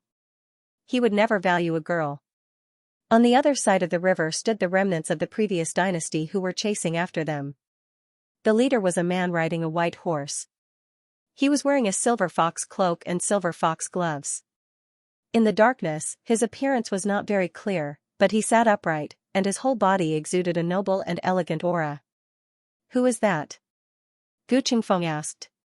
Tang Yuashan's face darkened. "Prince Consort." Realization dawned on Gu Qingfeng's face. So it's that imperial family from the previous dynasty. No wonder he looks so pretentious. They looked at the other side of the river, and the person on the other side of the river was also looking at them. The man was like a god of the night, looking at them as if he was looking at a few rabbits fleeing from a hunting ground. Gu Jiao grabbed the red tasseled spear and coldly pulled off the cloth on the spear. She stood in front of the three of them and looked towards the opposite shore with a murderous aura. "You guys go first." "Let's go." Tang Yuashan made a prompt decision. Gu Qingfeng also understood that it was inappropriate for either him or Tang Yuashan to stay. He didn't trust Tang Yuashan in the first place. He didn't know what would happen if he left Tang Yuashan here. As for letting Tang Yuashan go with Gu Jiao, he was even more worried. Tang Yuashan's kung fu was very good. If he found out that he wasn't poisoned and was just fooled by Gu Jiao, then Gu Jiao would be in danger. Gu Qingfeng gritted his teeth. He and Tang Yuashan carried the stretcher and quickly went ashore, disappearing into the endless darkness. The man with the silver fox on the other side of the river stared at Gu Jiao. His eyes lingered on her red tasseled spear for a moment. He seemed to have recognized something. He hesitated for a moment, but it didn't take long. He raised his hand and pressed the tip of his finger down. Gu Jiao seemed to hear him say, "Attack." Hundreds of soldiers stepped on the ice and rushed towards Gu Jiao with long swords. Gu Jiao didn't rush to attack. Instead, she took out a pair of ice skates from her small basket and tied them to her feet. No one understood what she was doing, and no one cared. There were hundreds of them. It was more than enough to kill one person, wasn't it? Moreover, they were soldiers from the frontier fortress. The soles of their shoes were anti-slip, so they could walk freely on the ice. No one expected that once Gu Jiao made her move, they would be dumbfounded. They could at most walk steadily on the ice, but this masked kid was actually running on the ice. No, he was flying on the ice. Gu Jiao was too fast. With the ice skates on, she was like a nighthawk that spread its wings. No one could catch her figure. She waved her spear, and every time she attacked, it was a killing move. The soldiers in front of her fell one by one. In just a moment, almost half of them were killed. "Sir." One of his trusted subordinates looked at the man with the silver fox in shock and worry. The man with the silver fox didn't say anything. He just stared at Gu Jiao, who was bathed in blood. Her red tasseled spear was stained with blood. Her body was also covered in blood, but none of it was hers. The man with the silver fox slowly took off his gloves and passed his fair and slender hand to his subordinate. His subordinate understood and presented a big bow with both hands. The man with the silver fox held the bow with his right hand and took out 3 arrows from the quiver hanging on the saddle with his left hand. He shot the 3 arrows at Gu Jiao. His 3 arrows almost blocked all of her escape routes. No matter how she dodged, she would at least be hit by one of his arrows. If she was unlucky, all 3 arrows would hit her. The soldiers on the ice seemed to have seen through their sir's trick. They didn't hesitate to block Gu Jiao with their lives. At this moment, something unexpected happened. On the other side of the river, 3 arrows were shot at them. Each arrow hit the man with the silver fox's arrow and split it in half.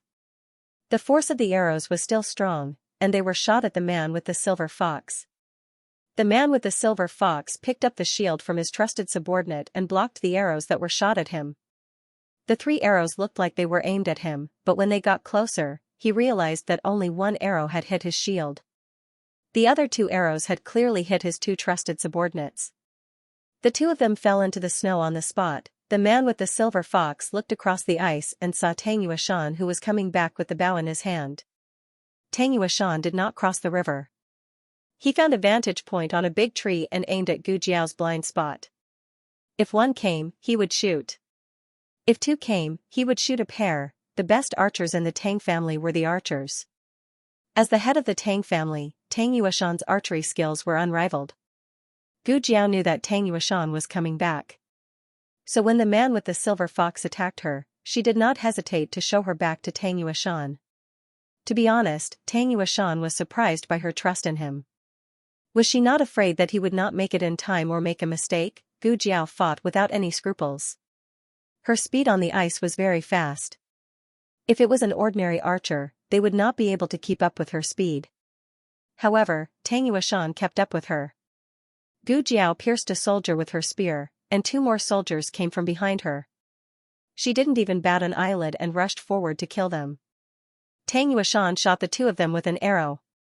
If Gu Jiao was the spear that charged forward bravely, Tang Yuashan was the shield that protected her back. The 2 of them cooperated seamlessly. Tang Yuashan did not have such tacit understanding with his biological son, Tang Ming. Tang Ming was an excellent soldier. However, he did not dare to entrust his back to anyone.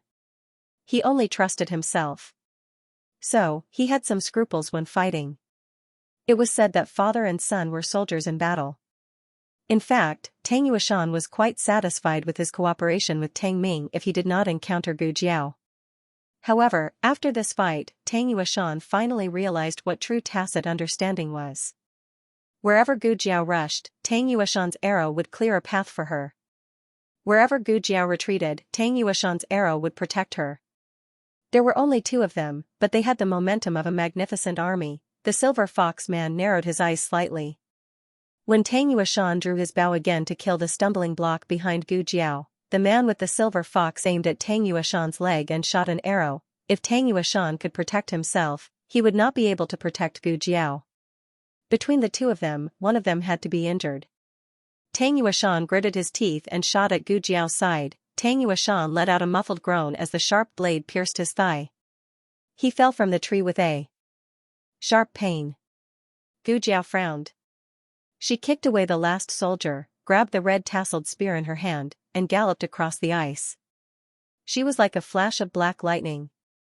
With a whoosh, her red-tasseled spear pierced through the Silver Fox man's cloak and slid past his strong waist. "Sir!" a soldier shouted. The Silver Fox man's belt was broken. He covered his waist and jumped from the horse's back. Gu Jiao held the red-tasseled spear and looked up at the Silver Fox man who retreated. The Silver Fox man also looked at Gu Jiao. At that moment, he saw endless coldness and bloodlust in the young man's eyes. The young man grabbed the belt that fell from his body. He was looking up at him, but the Silver Fox man felt like he was being looked down upon. The young man seemed to be saying coldly, "Next time, it won't be your belt that I want, but your life." The Silver Fox man left, but his small army would stay here forever. Gu Jiao went to the other side of the river, took the ice blade and put it back in the basket. There was an arrow in Tang Yuashan's left thigh, which went through his entire leg. Gu Jiao put the red-tasseled spear and the basket on the ground. She knelt on one knee and said to Tang Yuashan, "Bear with it." Cold sweat broke out on Tang Yuashan's forehead. Gu Jiao took out her dagger, cut off the arrowhead, and pulled the arrow out from the other end. Blood splattered everywhere. She quickly covered the 2 bloody holes in Tang Yuashan's thigh with gauze. "It's useless." Tang Yuashan's lips were pale. "It's a rusty arrow. Girl, I regret it. If I had known, I wouldn't have saved you." Tang Yuashan was a man who had experienced countless battles. He knew that once this rusty weapon hurt someone, it could never be healed. The prince consort did it on purpose. He wanted to kill him or Gu Jiao. Gu Jiao calmly took out a syringe from the small medicine box. Tang Yuashan looked at the thick and long needle. His heart skipped a beat. "What are you doing?" Gu Jiao raised her eyebrows. "I'm giving you a tetanus injection." Tang Yuashan didn't understand what she was talking about, but Gu Jiao's action of pulling down his pants with the needle made him panic. "You brat. I saved you. You stabbed me with the needle. Are you even human?" Ouch, Tang Yuashan felt a chill and pain in his buttocks. Grand Marshal Tang, who would never cry, bit his finger and cried. The latest chapter of this book is not finished yet.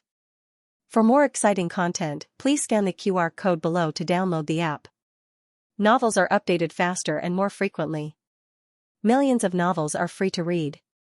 You can find all the novels that you can't find online. https://www.zhhbqg com/8964289642826/1095742001. HTML Genius memorized this website's address in 1 second. www.zhhbqg.com Bikuj mobile reading website, mzhhbqg.com. The latest chapter of this book is not finished yet.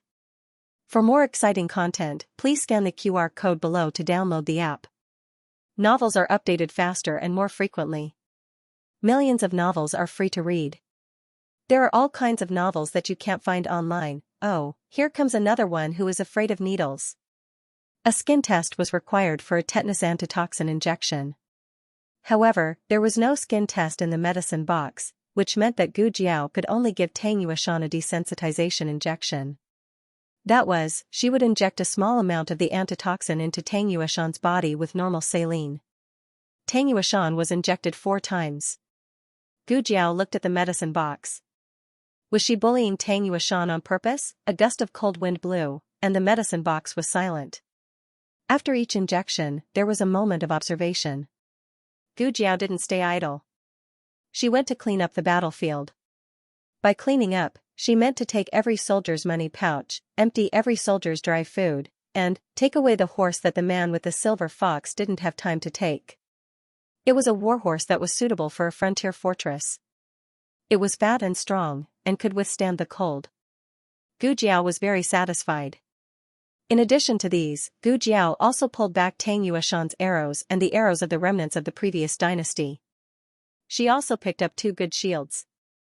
Tang Yueshan looked at her and the corner of his mouth twitched. Even a veteran wouldn't be so skilled. After cleaning up the battlefield, Tang Yueshan also finished the last injection. The 2 of them prepared to meet up with Gu Qingfeng and the old duke.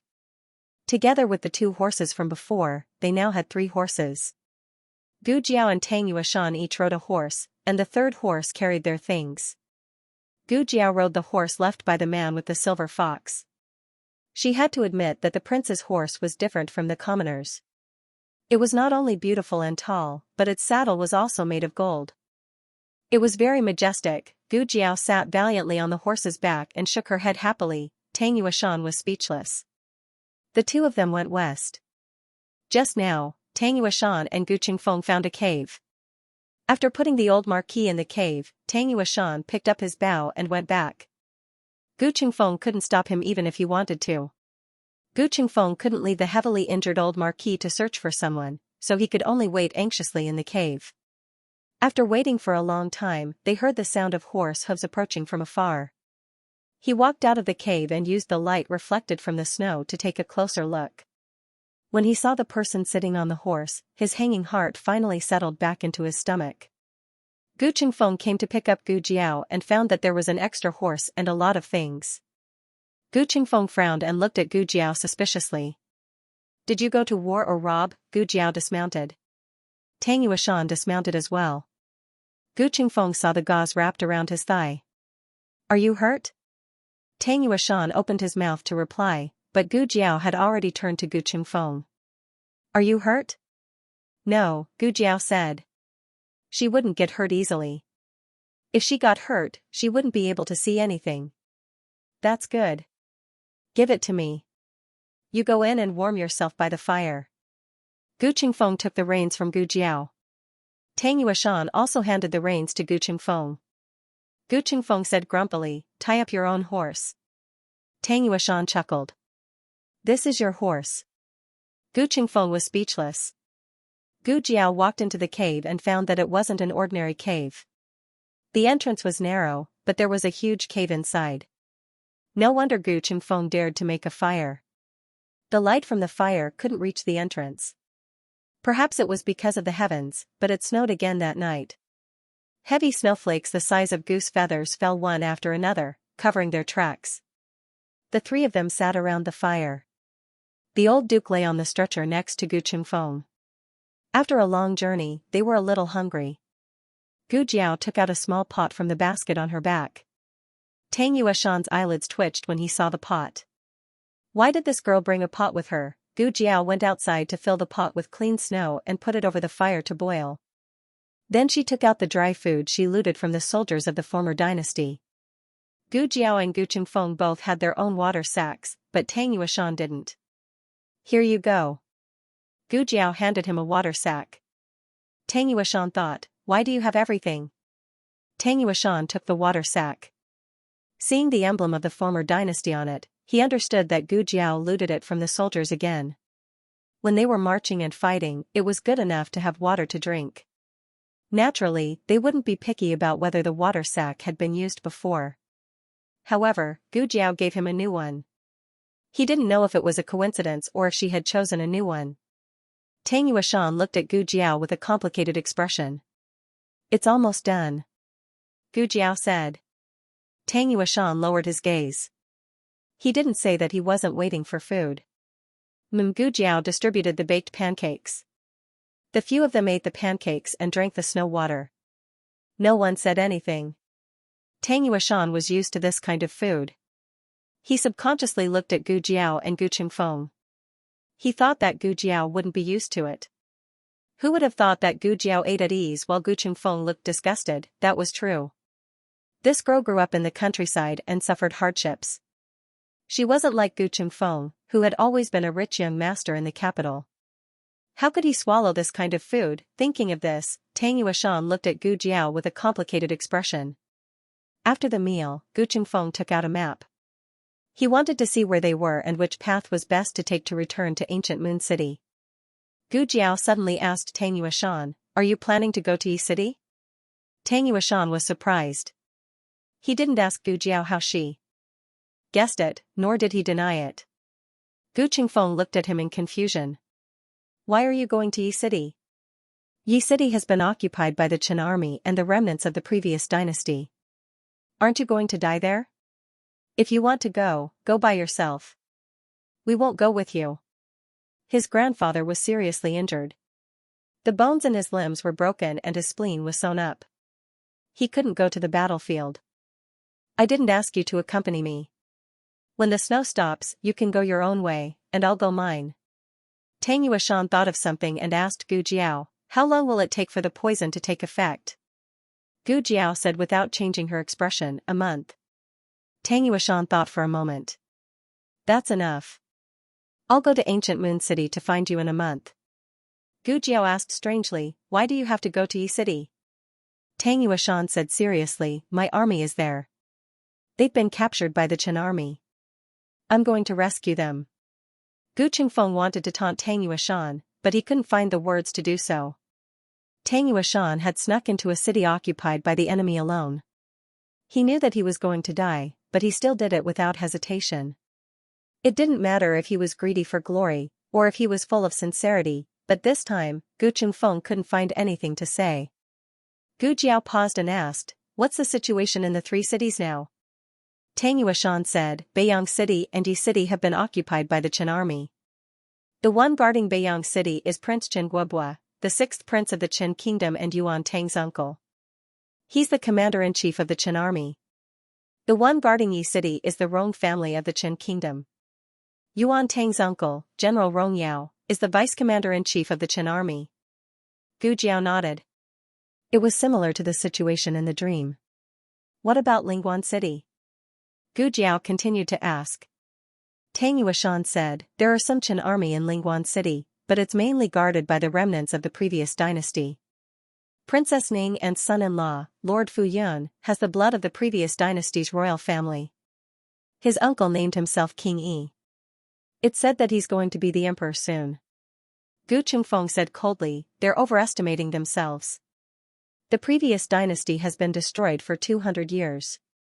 It's no longer in power. Do they really think they can overthrow the imperial power just because they bought some people and colluded with the Qin army? When my eldest brother comes, he'll lead the Gu army to wipe them all out. Gu Jiao didn't say anything. In the dream, Gu Chongqing did win the battle, but he was set up by a villain. The Gu army was almost wiped out and his legs were cut off. The snow in the pot was gone. Gu Jiao said, I'll go get some snow. I'll go, Gu Qingfeng said. No need. Gu Jiao took the pot and went out. Only the old duke, who was sleeping, and Gu Qingfeng and Tang Yueshan were left in the cave. What are you looking at? Gu Qingfeng rolled his eyes at him. He picked up some wet firewood from outside the cave and put it beside the fire. Tang Yuashan suddenly said, "She's my sister-in-law." Gu Qingfeng was taken aback by this abrupt question. Why did it have to do with your sister-in-law? Who cares about your family's affairs? Tang Yuashan also went out of the cave, leaving Gu Qingfeng alone in the wind. After a while, Gu Qingfeng patted his thigh and said, "I remember now." He said that. It was a few days ago. Tang Yuashan mocked his grandfather for being sanctimonious and said that he and Gu Jiao were children who grew up crooked. Gu Qingfeng then retorted to Tang Yuashan. One of the sentences was about Tang Yuashan seizing his younger brother's wife. I remember wrong. Tang Yuashan is the second son in the family, and Mrs. Tang is his sister-in-law. So when he said those words to me just now, he wanted to tell me that he wasn't seizing his younger brother's wife, but his sister-in-law? Gu Qingfeng was speechless. Tang Yuashan must be out of his mind. They still had to take turns to keep watch at night. In case Gu Jiao didn't wake him up again, Gu Qingfeng decisively kept watch for the first half of the night. In the second half, he didn't wake Gu Jiao up, but Tang Yuashan. It's your turn. Tang Yuashan woke up with the big bow in his arms. Without saying anything, he got up and dragged his injured left leg to the entrance of the cave. They couldn't light a fire at the entrance of the cave. It was too eye-catching and easy to be discovered.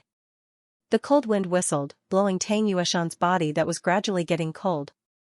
His leg was pierced through, so he couldn't stand. He had to sit on the cold ground. Suddenly, a small figure came over. Tang Yuashan didn't need to look back to know who it was. He looked at the flying snow in front of him and said, "What are you doing here?" Gu Jiao threw something into his arms. It's time to take medicine. Tang Yuashan picked up the strange little capsule. Antidote? Gu Jiao said, anti-inflammatory medicine. The latest chapter of this book is not finished yet. For more exciting content, please scan the QR code below to download the app. Novels are updated faster and more complete. Millions of novels are free to read. You can find all the novels that you can't find online. https://www.zhhbqg.com/89642896428226/1095599091. HTML Genius memorized the website address in 1 second. www.zhhbqg.com Bikuga mobile reading website, mzhhbqg. End of chapter 492. Don't forget to subscribe, like, and share the video to support the channel.